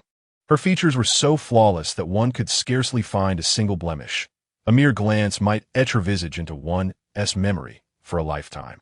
In the next moment, a tender smile graced Lu Ryu's lips as she presented the jewelry box to the man before her. With her ruby lips parting softly, she implored, "Jinnian, would you help me put on this necklace?" Good heavens! This was utterly unreasonable. Was it even appropriate? What sort of madness was this woman inflicting upon him? Yet, despite his incredulity, he found himself compelled to acquiesce, for the atmosphere had reached a point of no return. Amused by Gu Jinnian's flustered expression, Lu Ryu couldn't help but chuckle inwardly. It was simply too entertaining. She then settled onto the sofa while Gu Jinnian positioned himself behind her. Gently, He gathered her silky hair and began to fasten the necklace. His movements were deliberate and slow, yet due to the delicate nature of the task, they inevitably brushed against something. Lu Ruoyu instinctively recoiled slightly, the warmth from his hands causing a hint of fluster to flicker in her eyes. Her delicate cheeks flushed with color, and her heart raced audibly. "Is the necklace on?" he inquired. "All done. I must say, it suits you rather well," he responded. "Is that so? Jinnian, how about you wear this ring?" Jinnian nodded. "Another ring? All right. Extend your hand, and I shall put on for you." Lu Ruoyu shook her head, clarifying, "This ring isn't for me. It is for you. I had it custom-made to match the necklace, a couple set." "A couple set? What on earth are you planning?" "This is utterly excessive." Just as Jinnian contemplated a refusal, a ring suddenly adorned his ring finger. This audacious woman, how quick she was. When did she manage to slip it on? He was utterly caught off guard. What, pray tell, could Lu Ruoyu be scheming? Why engage in such suggestive antics at this late hour? Could it be that this woman intended to forsake her humanity? Should he feign modesty in response to her advances? Ultimately, rationality prevailed, and he stole several discreet glances at Lu Ruoyu. Observing her flushed demeanor as she gazed at him, he thought to himself, "Goodness, this woman's eyes are fixated on me. She must have ulterior motives." What should he do? What if, after yielding to her whims, the narrative spiraled out of control? Lu Ruoyu had a penchant for dramatic turns, and the thought of a collapse was disconcerting. Yet, reason triumphed once more, and Jinnian discreetly stole a few more glances. Lu Ruoyu, noticing his flustered state, nearly burst into laughter. She then turned to him, her eyes sparkling with mischief, and asked, "Jinnian, take a good look at me. Am I beautiful tonight?" Jinnian chose to disregard the first part of her statement and responded with admiration, "Auntie, not only tonight, but you have always been stunning. Your beauty is blinding, and your visage has captivated my heart. Would you consider making me your woman?" She proposed. "What? What did you just say?" Realizing her words, Jinnian's demeanor shifted to one of despair. "Auntie, please don't jest. If others overheard, it would certainly raise eyebrows." "And what of it? Do we share any blood relation?" Jinnian shook his head. "No." Lu Ruoyu retorted, "Then it is settled." "Darling," her soft, enchanting voice echoed in his ear, causing his heart to race uncontrollably. "What in the world? Lu Ruoyu, how can you utter such words to me?" he exclaimed. "What would Yichin think? Have you considered his feelings?" "Enough, Auntie, cease this nonsense," he implored. However, Lu Ruoyu was undeterred, exclaiming, "Darling, I want a hug." Her sweet, childlike tone, coupled with her current coy demeanor, transformed her from an aloof enchantress into a playful girl. The icy demeanor she usually maintained vanished without a trace, leaving Jinnian feeling a surge of nervousness. "Come now, hug, my dear." Her soft voice persisted in his ears, distinct from the high-pitched tones found elsewhere. Lu Ruoyu's voice was laced with a hint of seduction, a touch of playfulness, and a whisper of yearning. This captivating sound, combined with her charming appearance, made it impossible to dismiss his feelings. Especially after her earlier endearment, Jinnian felt beads of sweat forming on his brow. Indeed, how could anyone withstand such a charm? In the next moment, as his composure began to wane, Jinnian hastily closed his eyes and recited an inner mantra. "Pure heart like water, clear heart like water, gentle breeze without ripples, calm and serene, banish all evil, my fate is my own." While he muttered these words, he caught a glimpse of his own struggle, prompting Lu Ruoyu to stifle a laugh. After completing the mantra, Jinnian felt a sense of clarity wash over him. Yet, just then, Lu Ruoyu's soft voice returned. "Jinnian, why do you close your eyes? Do you not wish to embrace me? Am I unworthy of your affection?" Upon hearing her words, Jinnian opened his eyes to find Lu Ruoyu pouting, gazing at him with an innocent expression. Truth be told, he could barely contain himself. Lu Ruoyu was undeniably beautiful. Despite nearing 30, she appeared as though she were merely 18, absolutely perfect. Hearing Jinnian's compliments, Lu Ruoyu felt a wave of satisfaction and comfort envelop her heart. Then, without waiting for him to speak, she playfully kicked her little feet and leaned towards him. With her small head tilted, she rested it directly on Jinnian's shoulder. This scene resembled that of a loving couple. Indeed, they appear to be quite compatible, both in temperament and appearance. Sitting on the sofa, Jinnian felt utterly disoriented. His eyes widened in a daze as he sat there, frozen and unable to move. stealing a glance at Lu Ryu, who was leaning against his shoulder. His mind shattered. This woman has truly lost her sense of reality. A subtle smile graced Lu Ruoyu's lips. Indeed, she was no longer acting rationally. What could he do about it? With her head nestled against his shoulder, an overwhelming sense of security surged within her, bringing her immense comfort. However, while she felt at ease, Jinnian was anything but unable to push this troublesome woman away. He reluctantly closed his eyes and began to recite a calming mantra. A tranquil heart is like water. Clear water is the heart. Hubby. Just as he began to feel a semblance of clarity, the term hubby shattered any progress he had made.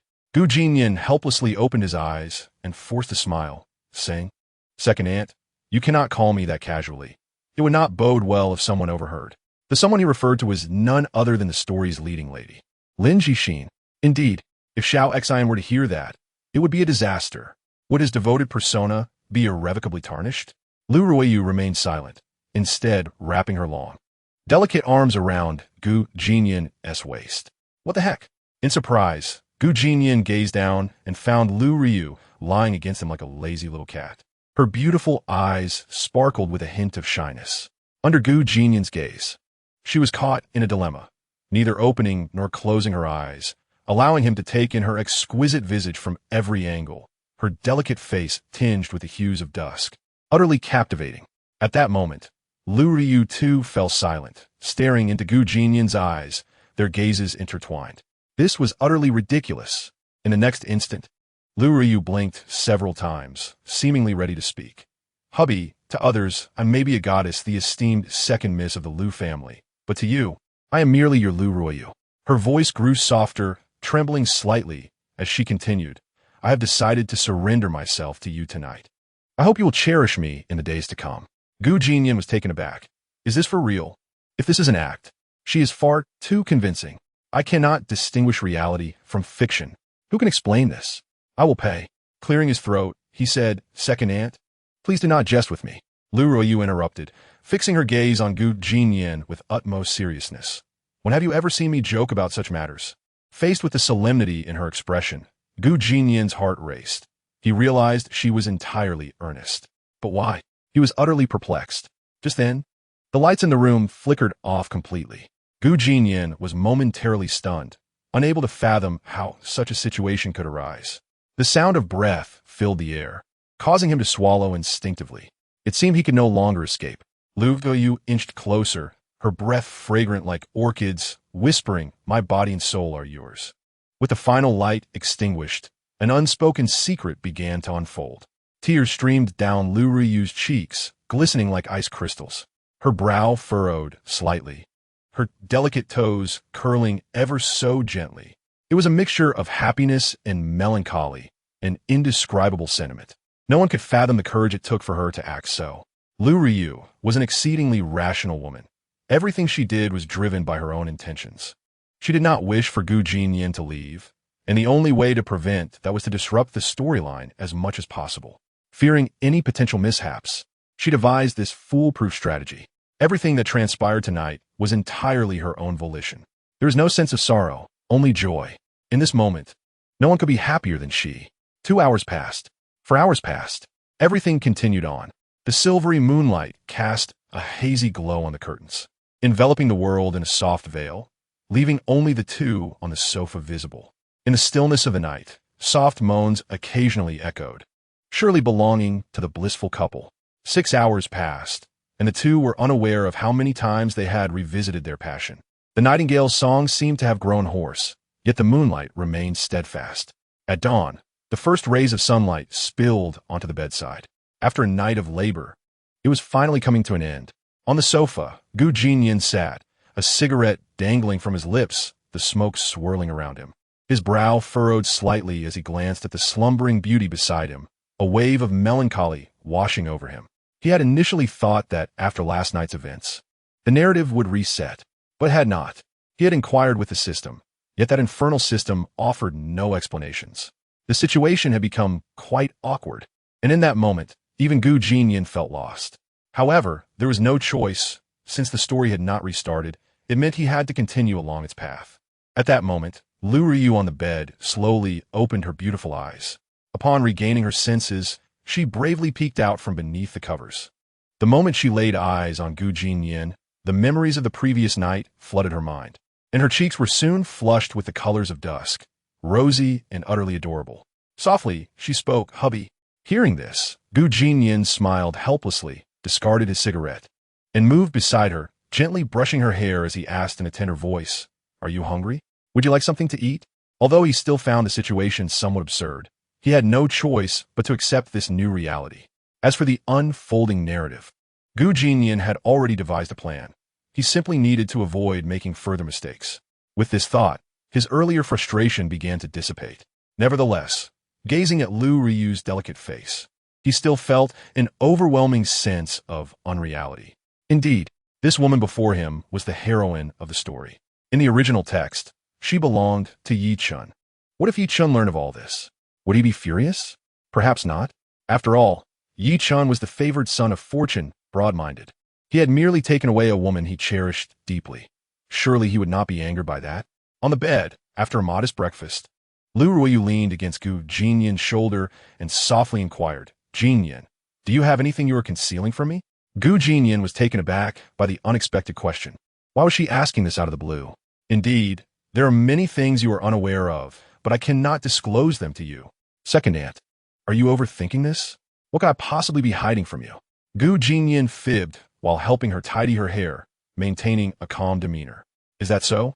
Well, if you prefer not to share, then I shall not pry." Observing her current demeanor, Jinnian felt an inexplicable sense of unease, a peculiar curiosity stirring within him. Lu Ruoyu's lips curled into a subtle smile, and she ceased her playful teasing, glancing at her phone with a frown. "There's a company meeting, and I'm going to be late." "You're in this condition and still going to a meeting?" "This meeting is crucial. We need to deal with those few troublesome old men."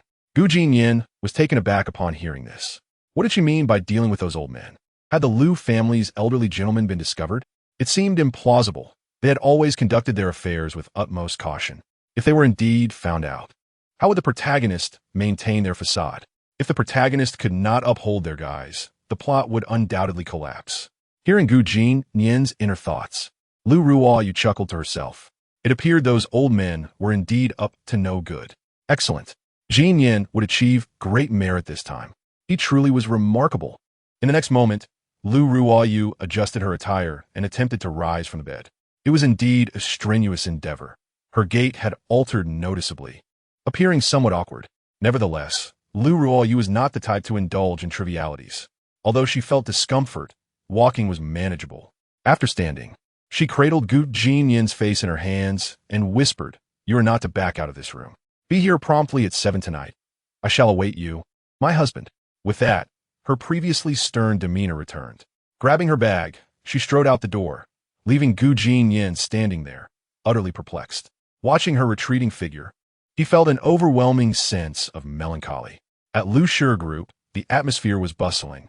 Nearly all employees had congregated in the conference room, indicating the significance of this meeting. It was evident that such a large turnout was not customary for mere trivialities. Knock, knock, knock. The door to the president's office sounded with a gentle rap. "Enter," came the melodious voice. The door swung open, and Lu Ruoyu entered, her bag in hand. Lu Ruoyu looked up at her sister's arrival, ready to inquire about the situation. However, the moment she opened her mouth, she hesitated, as if noticing something amiss. For some reason, Lu Ruoyu felt her sister was behaving differently today, though she could not pinpoint the exact change. "Ruoyu, have you applied makeup?" Lu Ruoyu was taken aback, puzzled by her sister's question. "I haven't. I never wear makeup." "Why do you ask, sister? I just feel your transformation today is quite pronounced. Anyway, let us prepare. We must head to the meeting room shortly." "A pronounced transformation?" At this, Lu Ruoyu's face lit up with a blissful smile, as everything was now in place. With their folders in hand, the two sisters proceeded towards the meeting room. In the corridor, Lu Ruoyu noticed another anomaly. She observed that her sister's walking posture seemed somewhat peculiar. Concerned, she inquired, "Ruoyu, is your foot bothering you? You seem to be walking with some difficulty." Lu Ruoyu visibly froze, her face reddening as she stammered, "I twisted my ankle last night while going downstairs, but it's nothing serious. It will heal quickly." "Is that so? Be cautious. You are an adult now. Avoid such carelessness," Lu Ruoyun admonished. Understood, sister. Sensing the awkward atmosphere, Lu Ruoyu promptly shifted the conversation to the meeting. Sister, have you brought all the evidence? Rest assured, it's all right here, sufficient to handle them. That's good. By the way, Ruoyu, call Jinnian and have him join us for today's meeting. Lu Ruoyu was momentarily startled, a flicker of joy dancing in her eyes, though she concealed it well. She then retrieved her phone and dialed Jinnian. Soon, the call connected. Hello. A clear voice resonated on the other end. Lu Ruoyu smiled, her tone gentle. Husband, please tidy up and come to the company. There's a meeting you need to attend. Husband? Lu Ruoyun was utterly bewildered. What did this mean? At that moment, Lu Ruoyu realized she had slipped up. Oh no, she had let it slip. Ruoyu, did you just call Jinnian husband? Lu Ruoyun questioned, her disbelief evident. Yes. Lu Ruoyun thought she must have misheard. It was clear that her sister had indeed uttered those two words unmistakably. The realization settled heavily upon Lu Ruoyu. As she felt the pressure mount, she had inadvertently made a slip in front of her sister, an undeniably embarrassing situation. At this moment, Lu Ruoyu maintained her composure. As if nothing had occurred, she replied nonchalantly, I meant Lao Gong, not husband. The meanings differ. I often call Jinnian that. It has become a habit. Is that so? Lu Ruoyun regarded her with intrigued eyes, sensing something was amiss, yet ultimately chose to trust her sister's words. That term is inappropriate. If overheard by outsiders, they might misconstrue it. Change it, do you understand? Understood. How long until Jinnian arrives? About 10 minutes. Lu Ruoyun nodded. Then let us proceed inside and commence once Jinnian arrives. Lu Ruoyu exhaled a sigh of relief, grateful to have navigated that awkward moment. Meanwhile, Jinnian parked his car and walked into the company, his expression clouded with confusion. What was going on? Did they truly require his presence for a meeting? It was utterly perplexing. Was this considered overtime? Would there be any extra compensation? In the conference room, hearing murmurs resonating in her ears, Lu Ruoyun and her sister both lifted their heads towards the door, their eyes sparkling with affection. He had arrived. Their beloved Jinnian was here. Knock, knock, knock. Moments later, a knock echoed through the room, followed by Jinnian entering. Upon stepping inside, he was taken aback by the sheer number of attendees. He casually settled into a corner, adopting a low profile. Meanwhile, Lu Ruoyun took note of his arrival, glanced at the time, and, seeing it was nearly time, ascended the stage with an air of authority. The once lively conference room fell into immediate silence.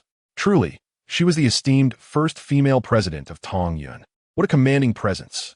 Jinnian could not help but mentally commend her, raising his gaze to the front and spotting several familiar faces.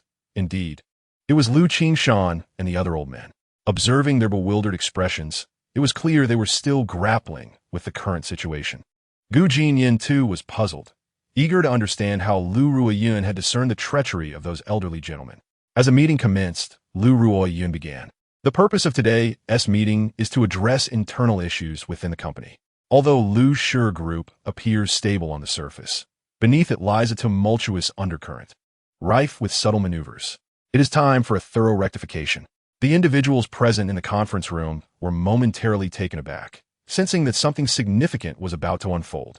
In the front row, Lu Qingshan felt a disquieting restlessness, his heart weighed down by an inexplicable sense of foreboding. He sensed an undeniable connection between himself and the proceedings of this meeting. On stage, Lu Ruoyun continued, I intend to dismiss several of the company's elders. Do any of you have objections? This statement was directed primarily at Lu Qingshan and others, eschewing any unnecessary preamble and plunging directly into the matter at hand for a swift resolution. The moment those words left her lips, the atmosphere in the room erupted. The audience exchanged glances, murmuring in hushed tones. Indeed, the employees were not oblivious. They had surely deduced the gravity of the situation. Otherwise, Lu Ruoyun would not have made such a drastic decision. Had someone committed a grievous error against the company? At this moment, Lu Qingshan, seated at the front, felt his composure crumble. It became increasingly evident that this meeting was aimed squarely at them. A troubling thought surfaced in his mind. Had Lu Ruoyun uncovered the clandestine deeds he had been engaged in? Surely not. He had kept them well hidden.